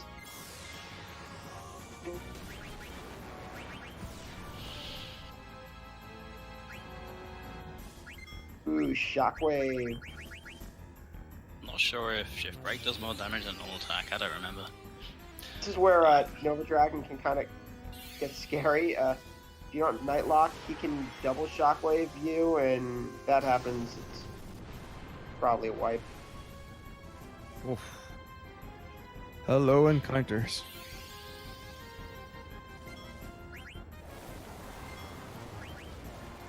Ooh, that Should be was dead. pretty good damage. Normal attack would have been better, but it's fine. Nova Dragon, I think, uses Twister when his HP reaches a certain threshold.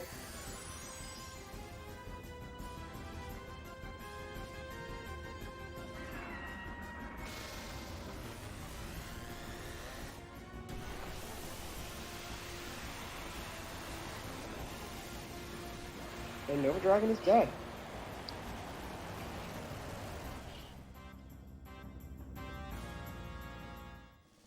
Also, I saw he was throwing wing edges with Amaranth.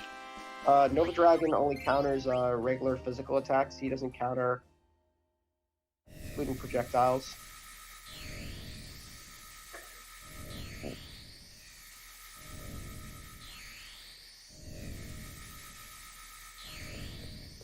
don't think I've ever seen a preemptive strike with this enemy, Ash. I don't think you can get a preemptive Ash counter. I have no idea, but Ash always starts with full ATB.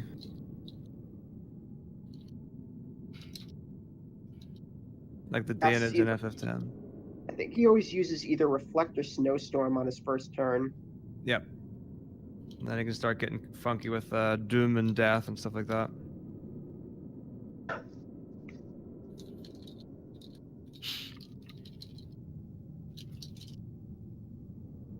Another very long screen. Yep. World screen. But guess what? Even though it's like looks like you have to turn around, all you have to do is hold up on the D-pad.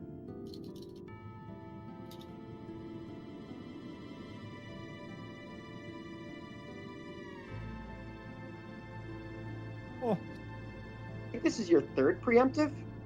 Yeah, so Battle Boots doing work. So this is one of these examples of like, this is your best case scenario where I've definitely saved time from having the Battle Boots and an initiative. And then sometimes you won't get a single one. Luckily, the Battle Boots is a common steal from Garland, so if you steal from him, that's the item you're going to get. Exactly, yeah. And we've got Bandit to put on as well, so it makes it even more likely. So switching Amaranth back in, he'll stay with us There we go. until Death guys.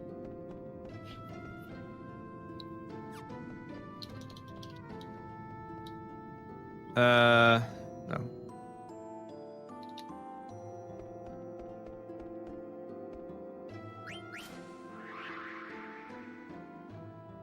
I'll make a save at Transkuja, then I'll do a soft reset and beat Hades. And then I'll come back and beat Necron.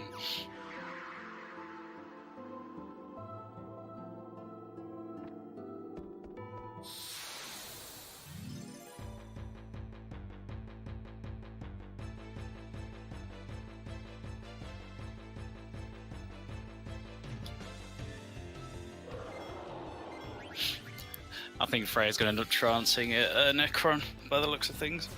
Nice. It's in the range.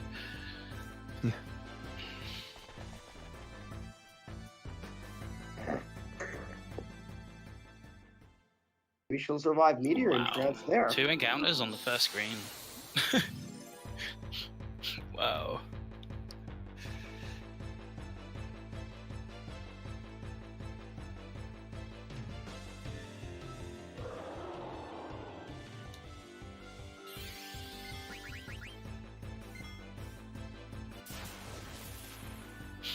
Same encounter. Yeah, I know. I should have suicided Steiner, really, shouldn't I? Yeah, well. Kraken, who is an interesting Chances are I'll boss, get another encounter anyway. has an insanely high counter rate, and he has 2 tentacles that enable him to do certain counterattacks.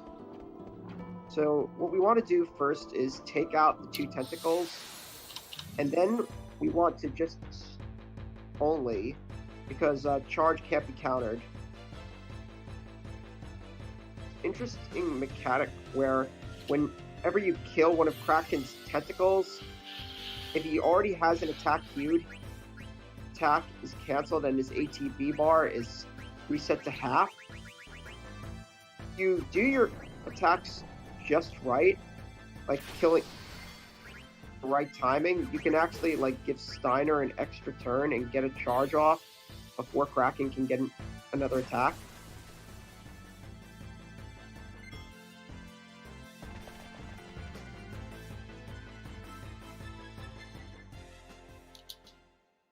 I think when the tentacle vanishes, that's when you have the opportunity. Wasn't paying attention to where I was.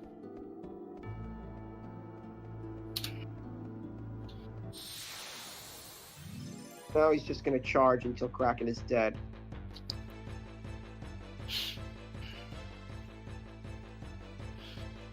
Also, Steiner and Freya are immune to water, which is very good because Kraken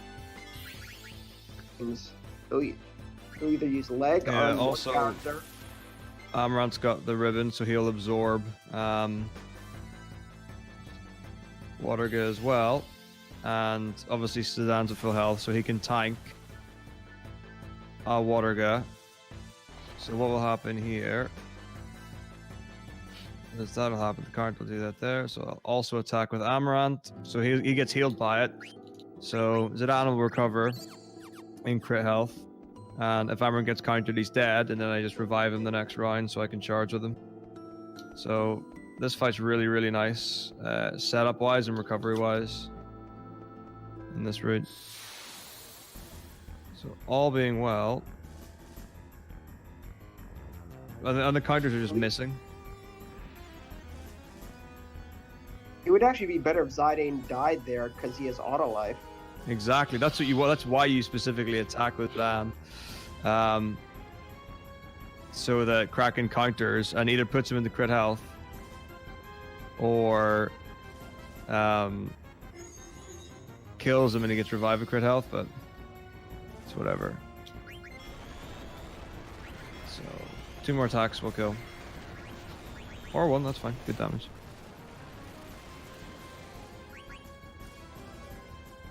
And that's Kraken. Not bad.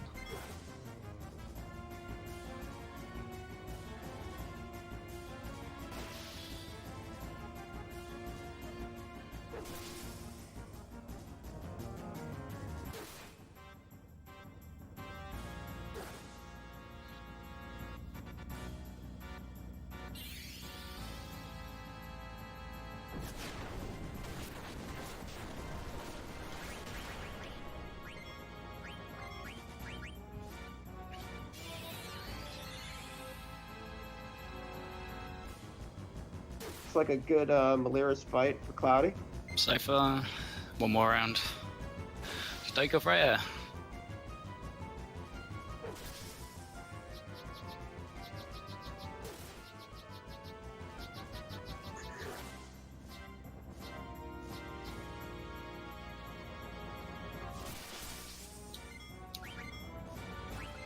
Nice. You just save before Lich? Of I don't all know. Bosses? I don't even know what I'm thinking. Stormquiver just missed.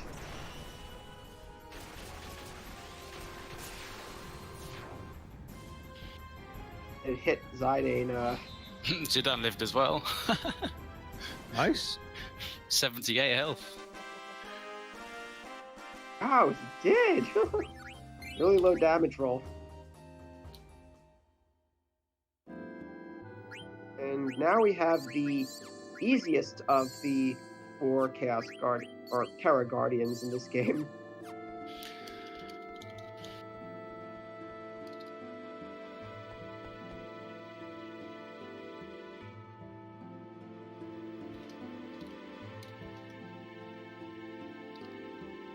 Which, unlike all the other Terra Guardians, actually has a weakness that we can exploit. He is weak to Holy, which means Freya does insane damage. Also, most of the characters have float, which means that earth attacks like Earth Shake will do no damage. Yep. So that's another really nice thing because Freya and Steiner are both. So it gives me the feather bridge just put onto Amaranth. So we actually do a lot of like tactical things with Amaranth in Disc 4 to make him better for the likes of Kraken and Lich. A lot of other runs that I've seen just see Amaranth getting constantly killed by Kraken and Lich. You have to revive him a lot more. Yeah, I mean, quite a lot of strategies you'll see will be either having people get healed by Earth or just die by it so they can auto revive or auto life. Pretty dead on this round. Yeah.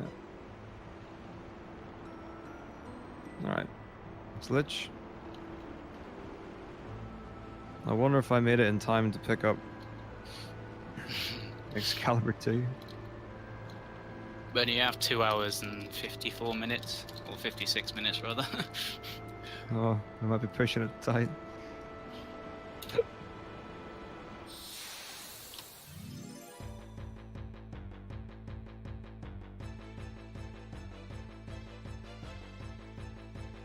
Also, you'll notice that Taco is constantly healing Zidane back to full HP, and that's only because we don't want Zidane dying on random encounters. You know, ideally we'd like him to be in critical health for the bosses. Maybe if it was a PC run where the encounter rate is so nerfed, we probably wouldn't get encounters. Maybe there it would be worth keeping Zidane in great health.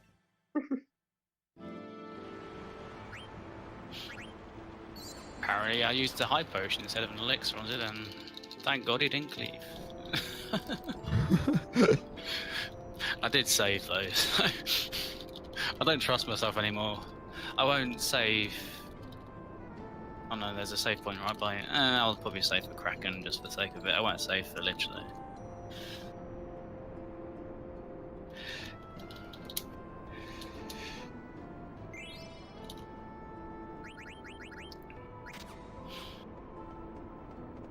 Even if you don't have the no encounter booster on, the encounter rate in dungeons on the HD version is heavily nerfed.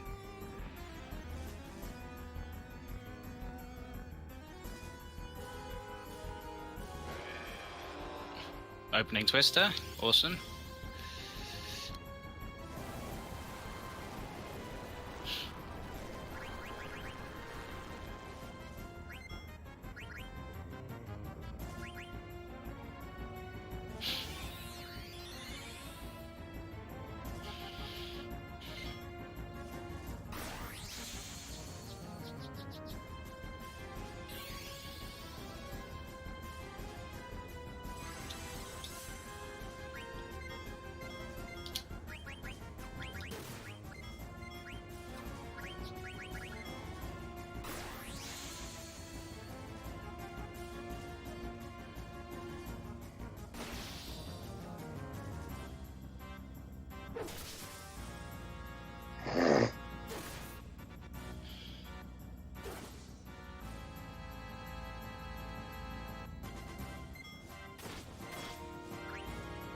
Looks like a good team act fight for Cloudy. It's okay. It's alright, I think, so far.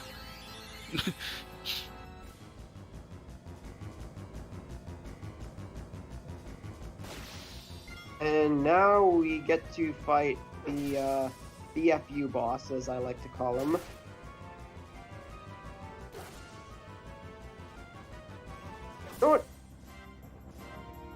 so great about Speedrun, you could be running a game for 9 hours, be on great pace, and then a boss can just wipe you before you even get a turn. Isn't that awesome? I think this will kill.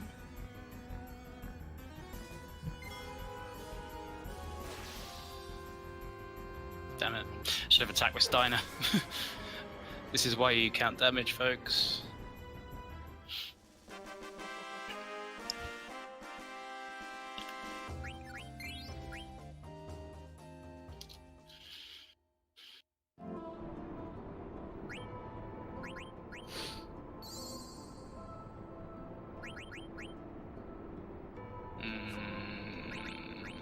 Getting low ethers. Got 3 left.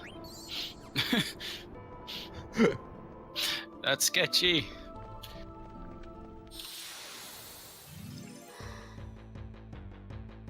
Oh dear. Yep.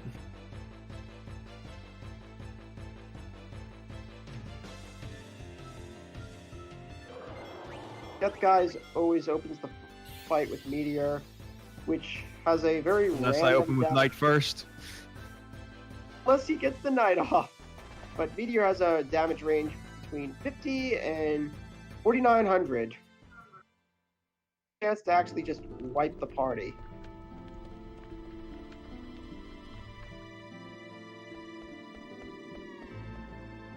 Yeah, if you have Queena with Knight, and Queena gets really good ATB, you can literally just skip Meteor entirely. First. Because Death Guys, although he has very high speed, he doesn't actually always start with max ATB, so it is possible to get turns before him. Not even close. Not even close. Hitting Meteor. Alright, what's it gonna be? Full party wipeout. Beautiful. Wow. Beautiful, beautiful, beautiful. You do have 2 characters with auto life. Demon's Claw? Demon's Claw follow up. Ooh, we got a fight! Ooh. Alright, so my prerogative is now to get any. This is kind of risky if you're healing Queena. Like, I think he can... I'm healing Zidane, but reviving that. So now we are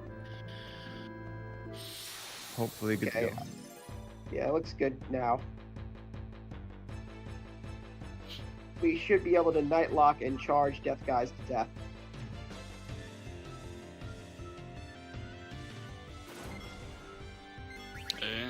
Great.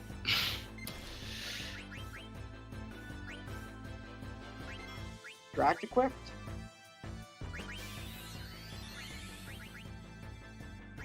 Okay, he must have. Probably how he got that miss.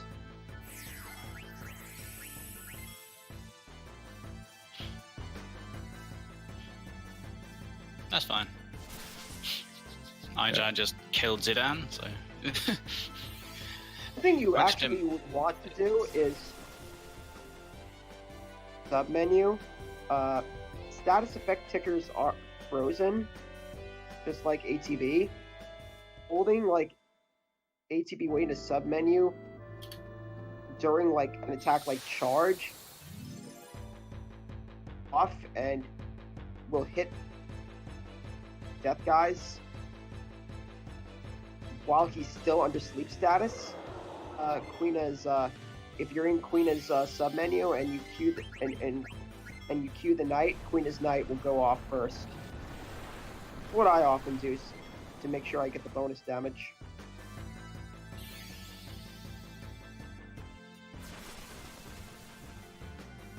And now Freya's out of MP. Yeah, I probably should have ethered beforehand.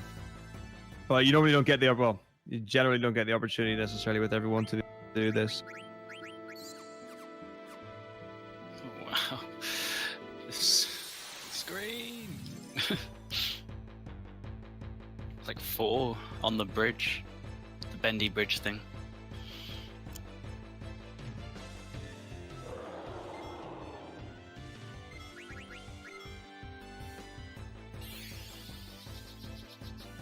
And he's not dead. He is now. I would genuinely love for Quinn to get the last attack on Same. death count. 88 damage, Quina Fork dead. Ooh, got him.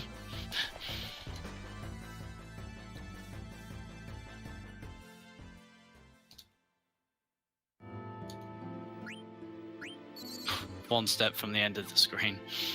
Oh, man. Wow.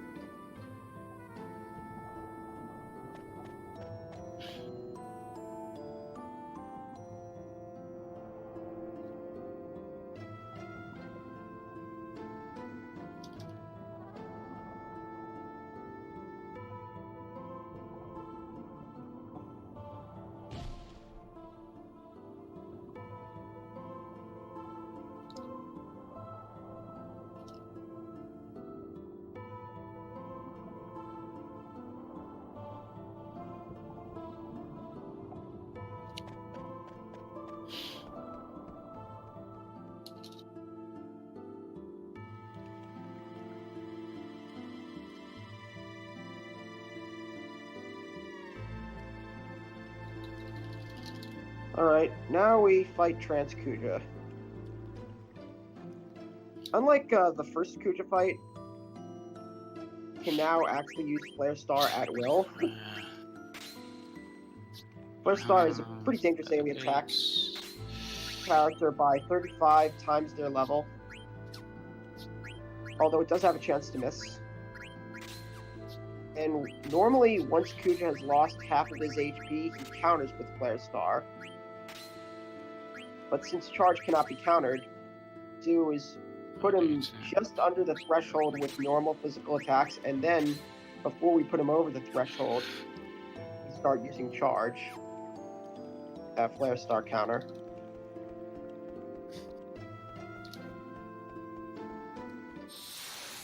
Reflect is basically the best thing he could do.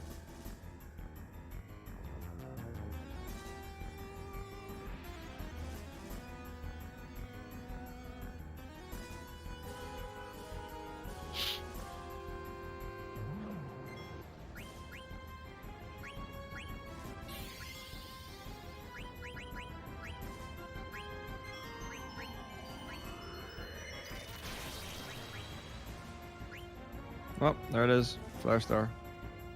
Oh no. So I need misses, or it's just going to be Freya on her own. A counter? No, it wasn't. That was Just sorry. bad. Just bad. Oh, luck. that is just beautiful. Alright. 2 misses. Freya still has not used her auto life yet. How much HP does he got? 4. Really? 4 HP? Why not just attack him? Oh, you mean Transkuja? I thought you meant Freya. Yeah.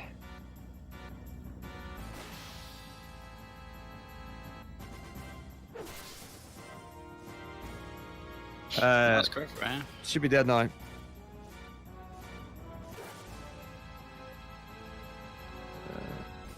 long as I got good damage. Yeah, there it is. He's only like 1 hit away. You could kill him with a normal attack. And Yeah. since he died. Why he did you have to wouldn't go for overpower. Steiner?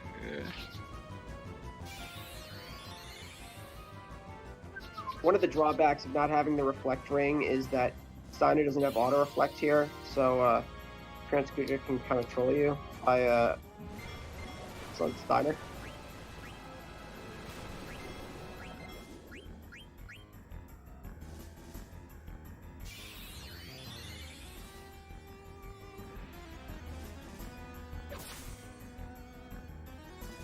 Now we've reached the final boss.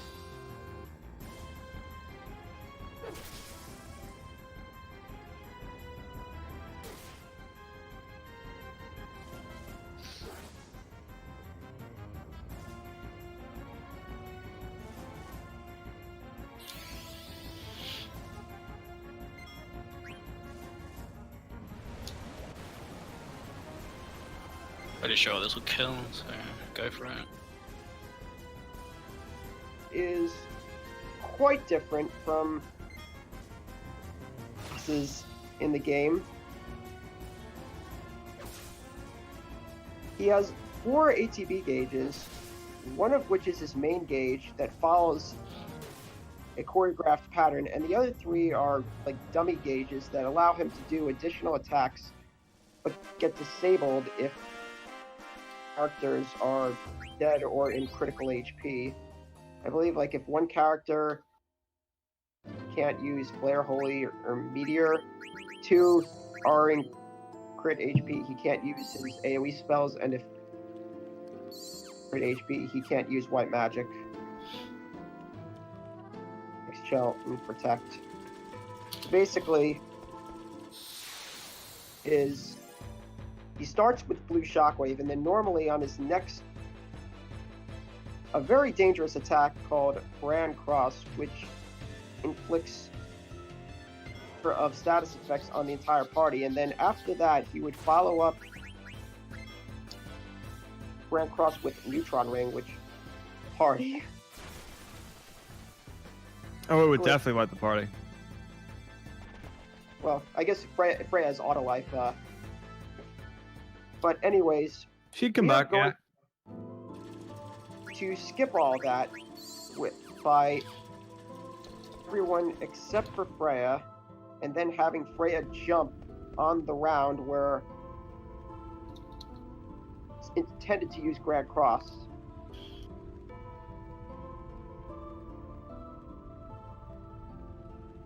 Also, since everyone is dead from that point on, he won't be able to use anything except for Blue Shockwave.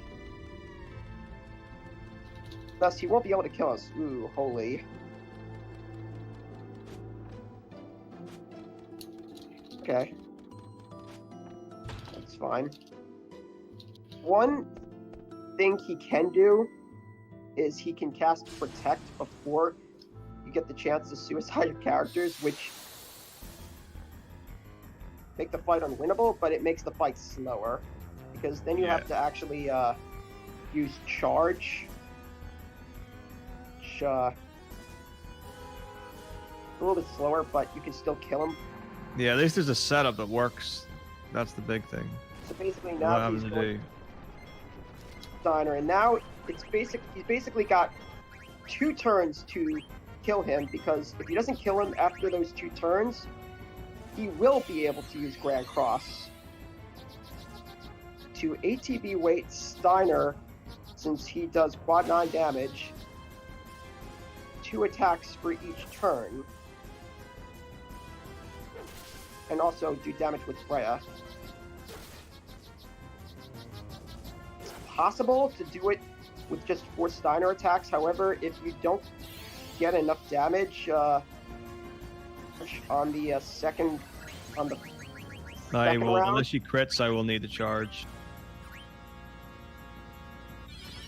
The number I'm looking for is 6556. Not even close. Alright, so he's gonna charge here. Yeah. Get ready for time and get ready to start. It's gonna end very, very quickly. There's gonna be 2 attacks. It's very, very soon. So here it is. Time. That's FF9. Whoever's doing typos, start playing the game. A little bit slower if you don't have haste, because then you have to charge with Steiner on his turns. And if you get Protect without haste, an additional jump with Freya, and wait out 3 Blue Shockwaves. Oh, very nice run. Thanks. GG, man. That was what I would consider redemption from ESA. It's just a shame I lost 13 minutes, because that's actually what I lost. 13 minutes. It's fine, eh? We're nearly there. We'll take it off your time. We'll take it off your time.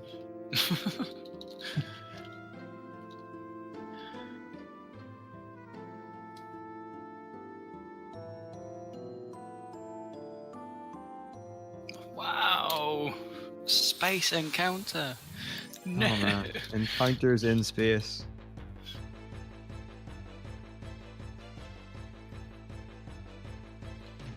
Oh, yeah.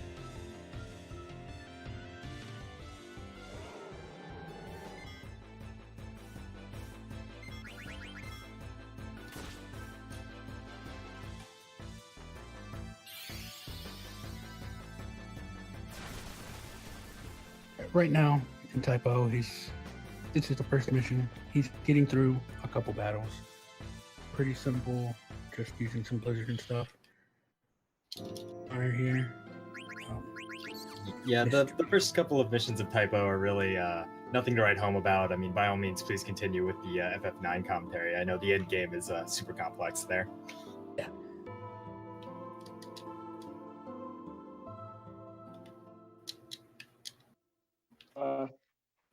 Looks like we're heading to the Crystal World.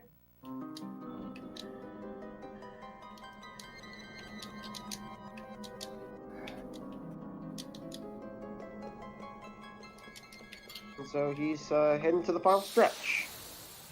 Finally! And an encounter.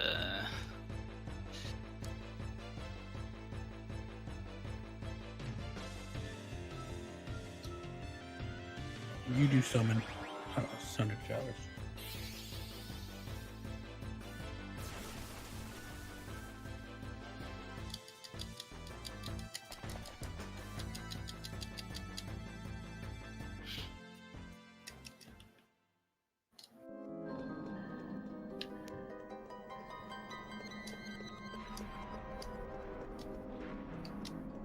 All right, 2 more screens for Cloudy.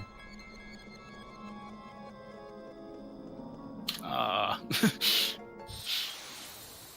One more encounter. Hopefully that'll be it. You can get another one, I think, on the next screen, if you're really unlucky.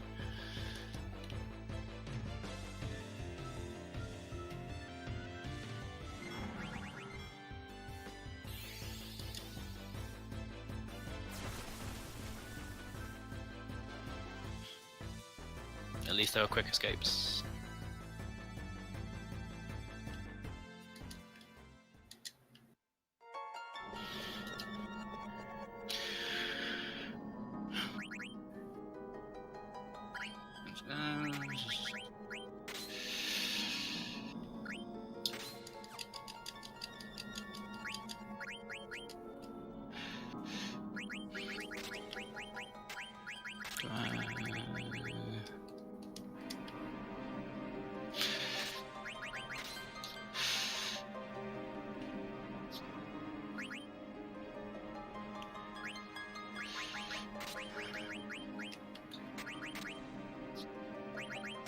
Right. Freya.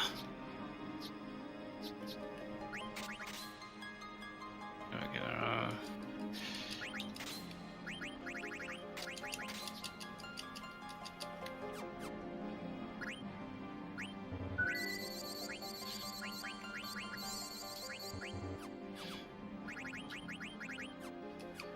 I have 3 elixirs left. That's like it's enough.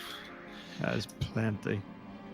So one thing to mention here is you'll probably see Koinu go for a little more risky strat here. I actually missed a 92% chance Zansetsuken last relay, so I'm just going to charge that to 100% to make sure that boss dies. Yeah, this is the first boss fight in the run. It's pretty simple. You charge King with Odin, more magic spam, and try not to die, of course. Also, Right. hey guys, Koinu93 here. I was having some brief technical difficulties, so I missed the very start of the run, but I'm here. Welcome back. So, anyways, Cloudy's going to be using a different strat for Death Guys because he does not have Quina with Knight.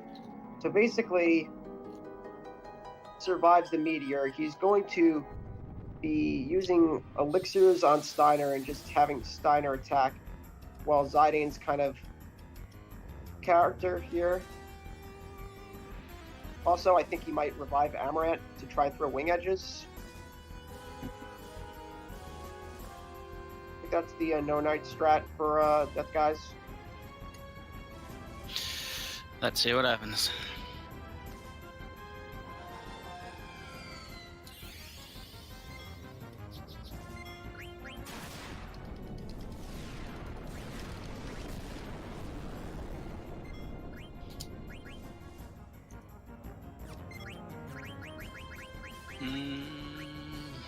Do it.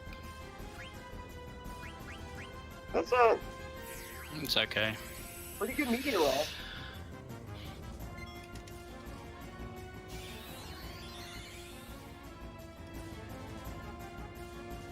In the beginning here, Sent's going to be doing a lot of stuff, but luckily we will have a chance to kind of go through it again once I'm doing it. Yeah, once Cody brings it home, we'll elaborate a little bit more on what's going on with Typo.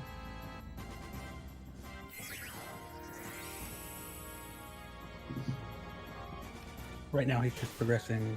Sent is progressing to the next mission, doing all the flags that are needed.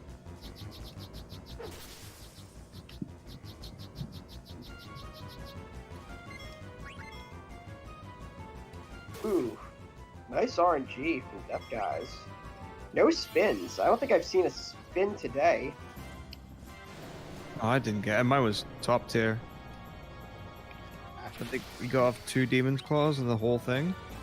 He did 3. Right.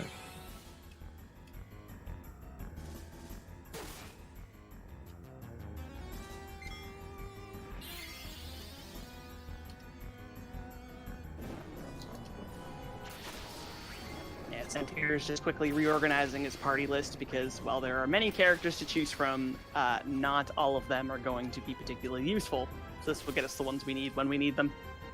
Yeah, I also just went ahead and gave Seiss an upgrade that increases her movement speed because Should she's be the enough, I fastest think. character in town.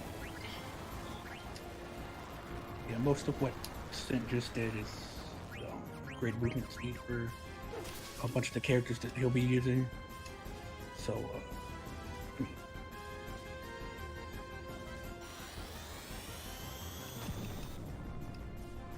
And nice fight for Cloudy. It was alright. Let's go. Let's go. I'm gonna save before Transcute. Yeah, 2 fights left, and that's it, and you're done.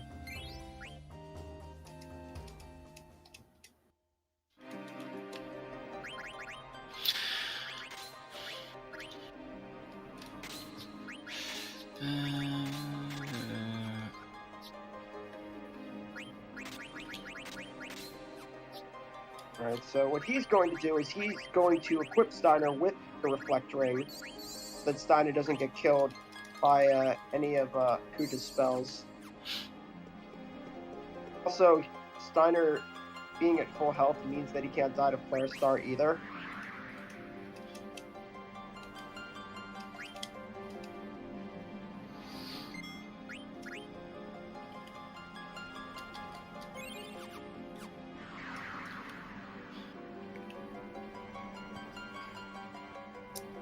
I brought slightly the wrong team to this mission, but it really doesn't matter. I see that. interesting.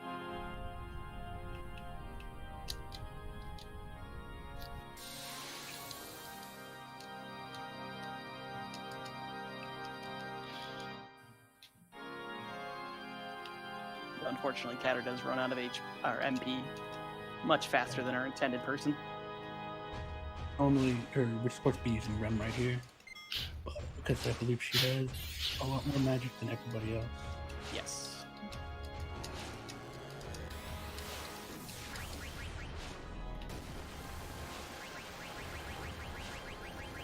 I guess it matters if that guy wants to be a ninja master. Oh man, As many soldiers do, unfortunately. They're all very well trained, except when they're all not. out of the ways, man.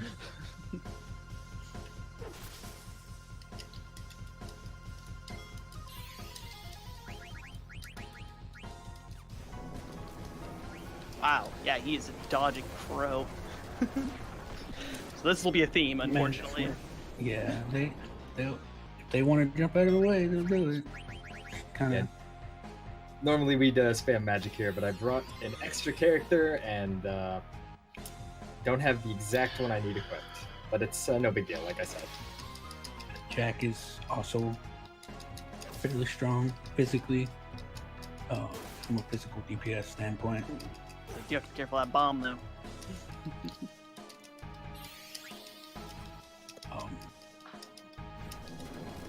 Because normally here, again, we'd be using magic. Slightly. It's fine, we made it work. Yeah, that works. I'm Lex Steiner just in case. Plus her MP anyway. With that, that's the end of mission 2 for Type 0. Alright. I think you should be dead on this round.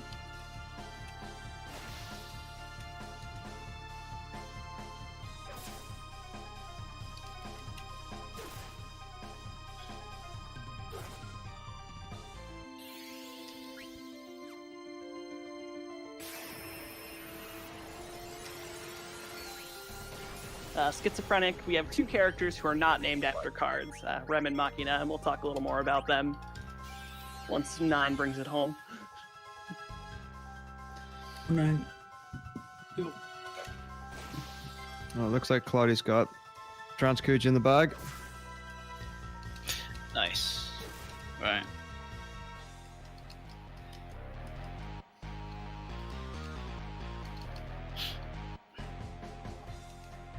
Ooh. Hmm. So the difference between what Claudia's got set up wise and what I had for mine, Claudia's got the reflect ring, so he can have auto reflect on Freya, which means that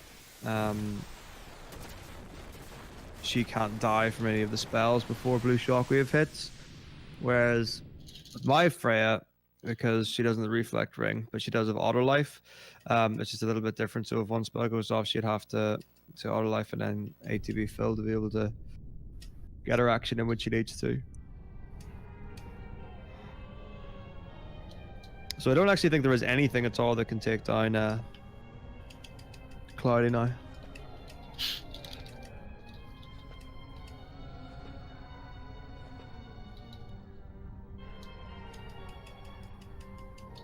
Should be fine.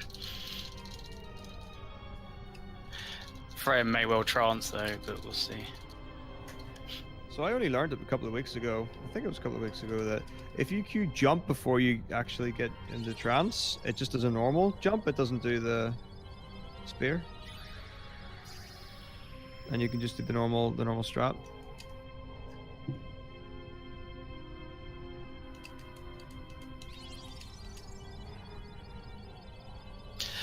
I'll trust your word on that. Yeah, but that's the way it works. So if you queue jump before it actually goes into any of the trance animation or that kind of stuff, just as a normal jump, Mizu told me, because that happened to me. Okay.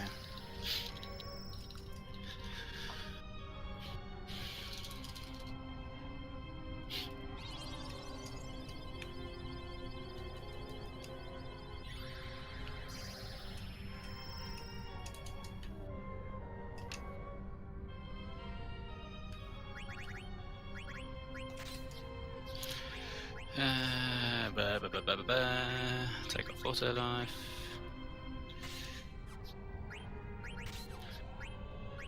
I think that's right. Should be.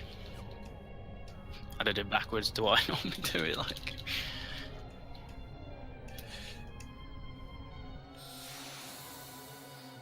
And here we go.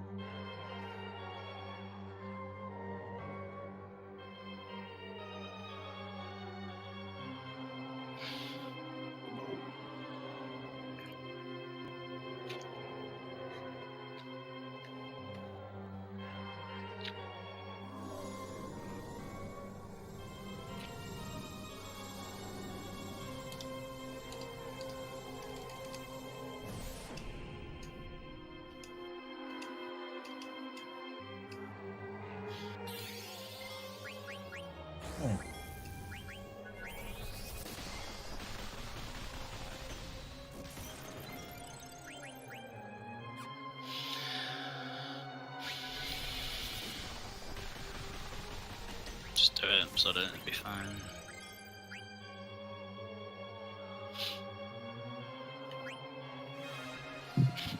The other nice thing It's about actually getting what I reflect in don't is like there's about no. the, I knew I was going to weapon, so I just pressed jump.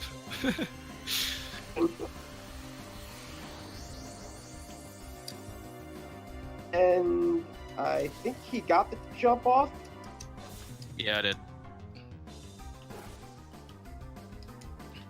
Guaranteed to get the charge kill. And the Machina straight on the door. Yeah, I'll explain after 9's over. We're doing some crazy backup strats right now. Oh, I had to close the feed, so I'm just getting a play-by-play from Fell and all of his pog champs. He used Jack on the door, Ah. on the gate door, whatever you want to call it. Yeah.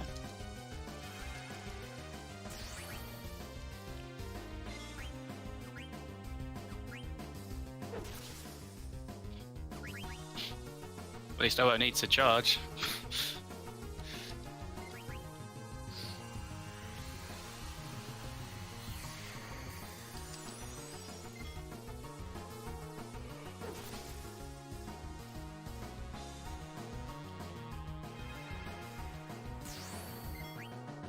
All right, so get ready for time. Right.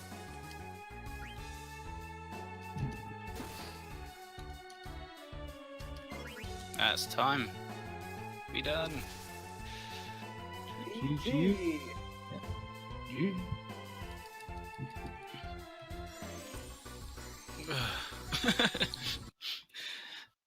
Well, If it wasn't for that death, it would have been a 9:30, but that's alright. GG's to our Final Fantasy IX runners for sure. Thank you. So, like Koinu mentioned earlier, I'm Sent. She's Koinu.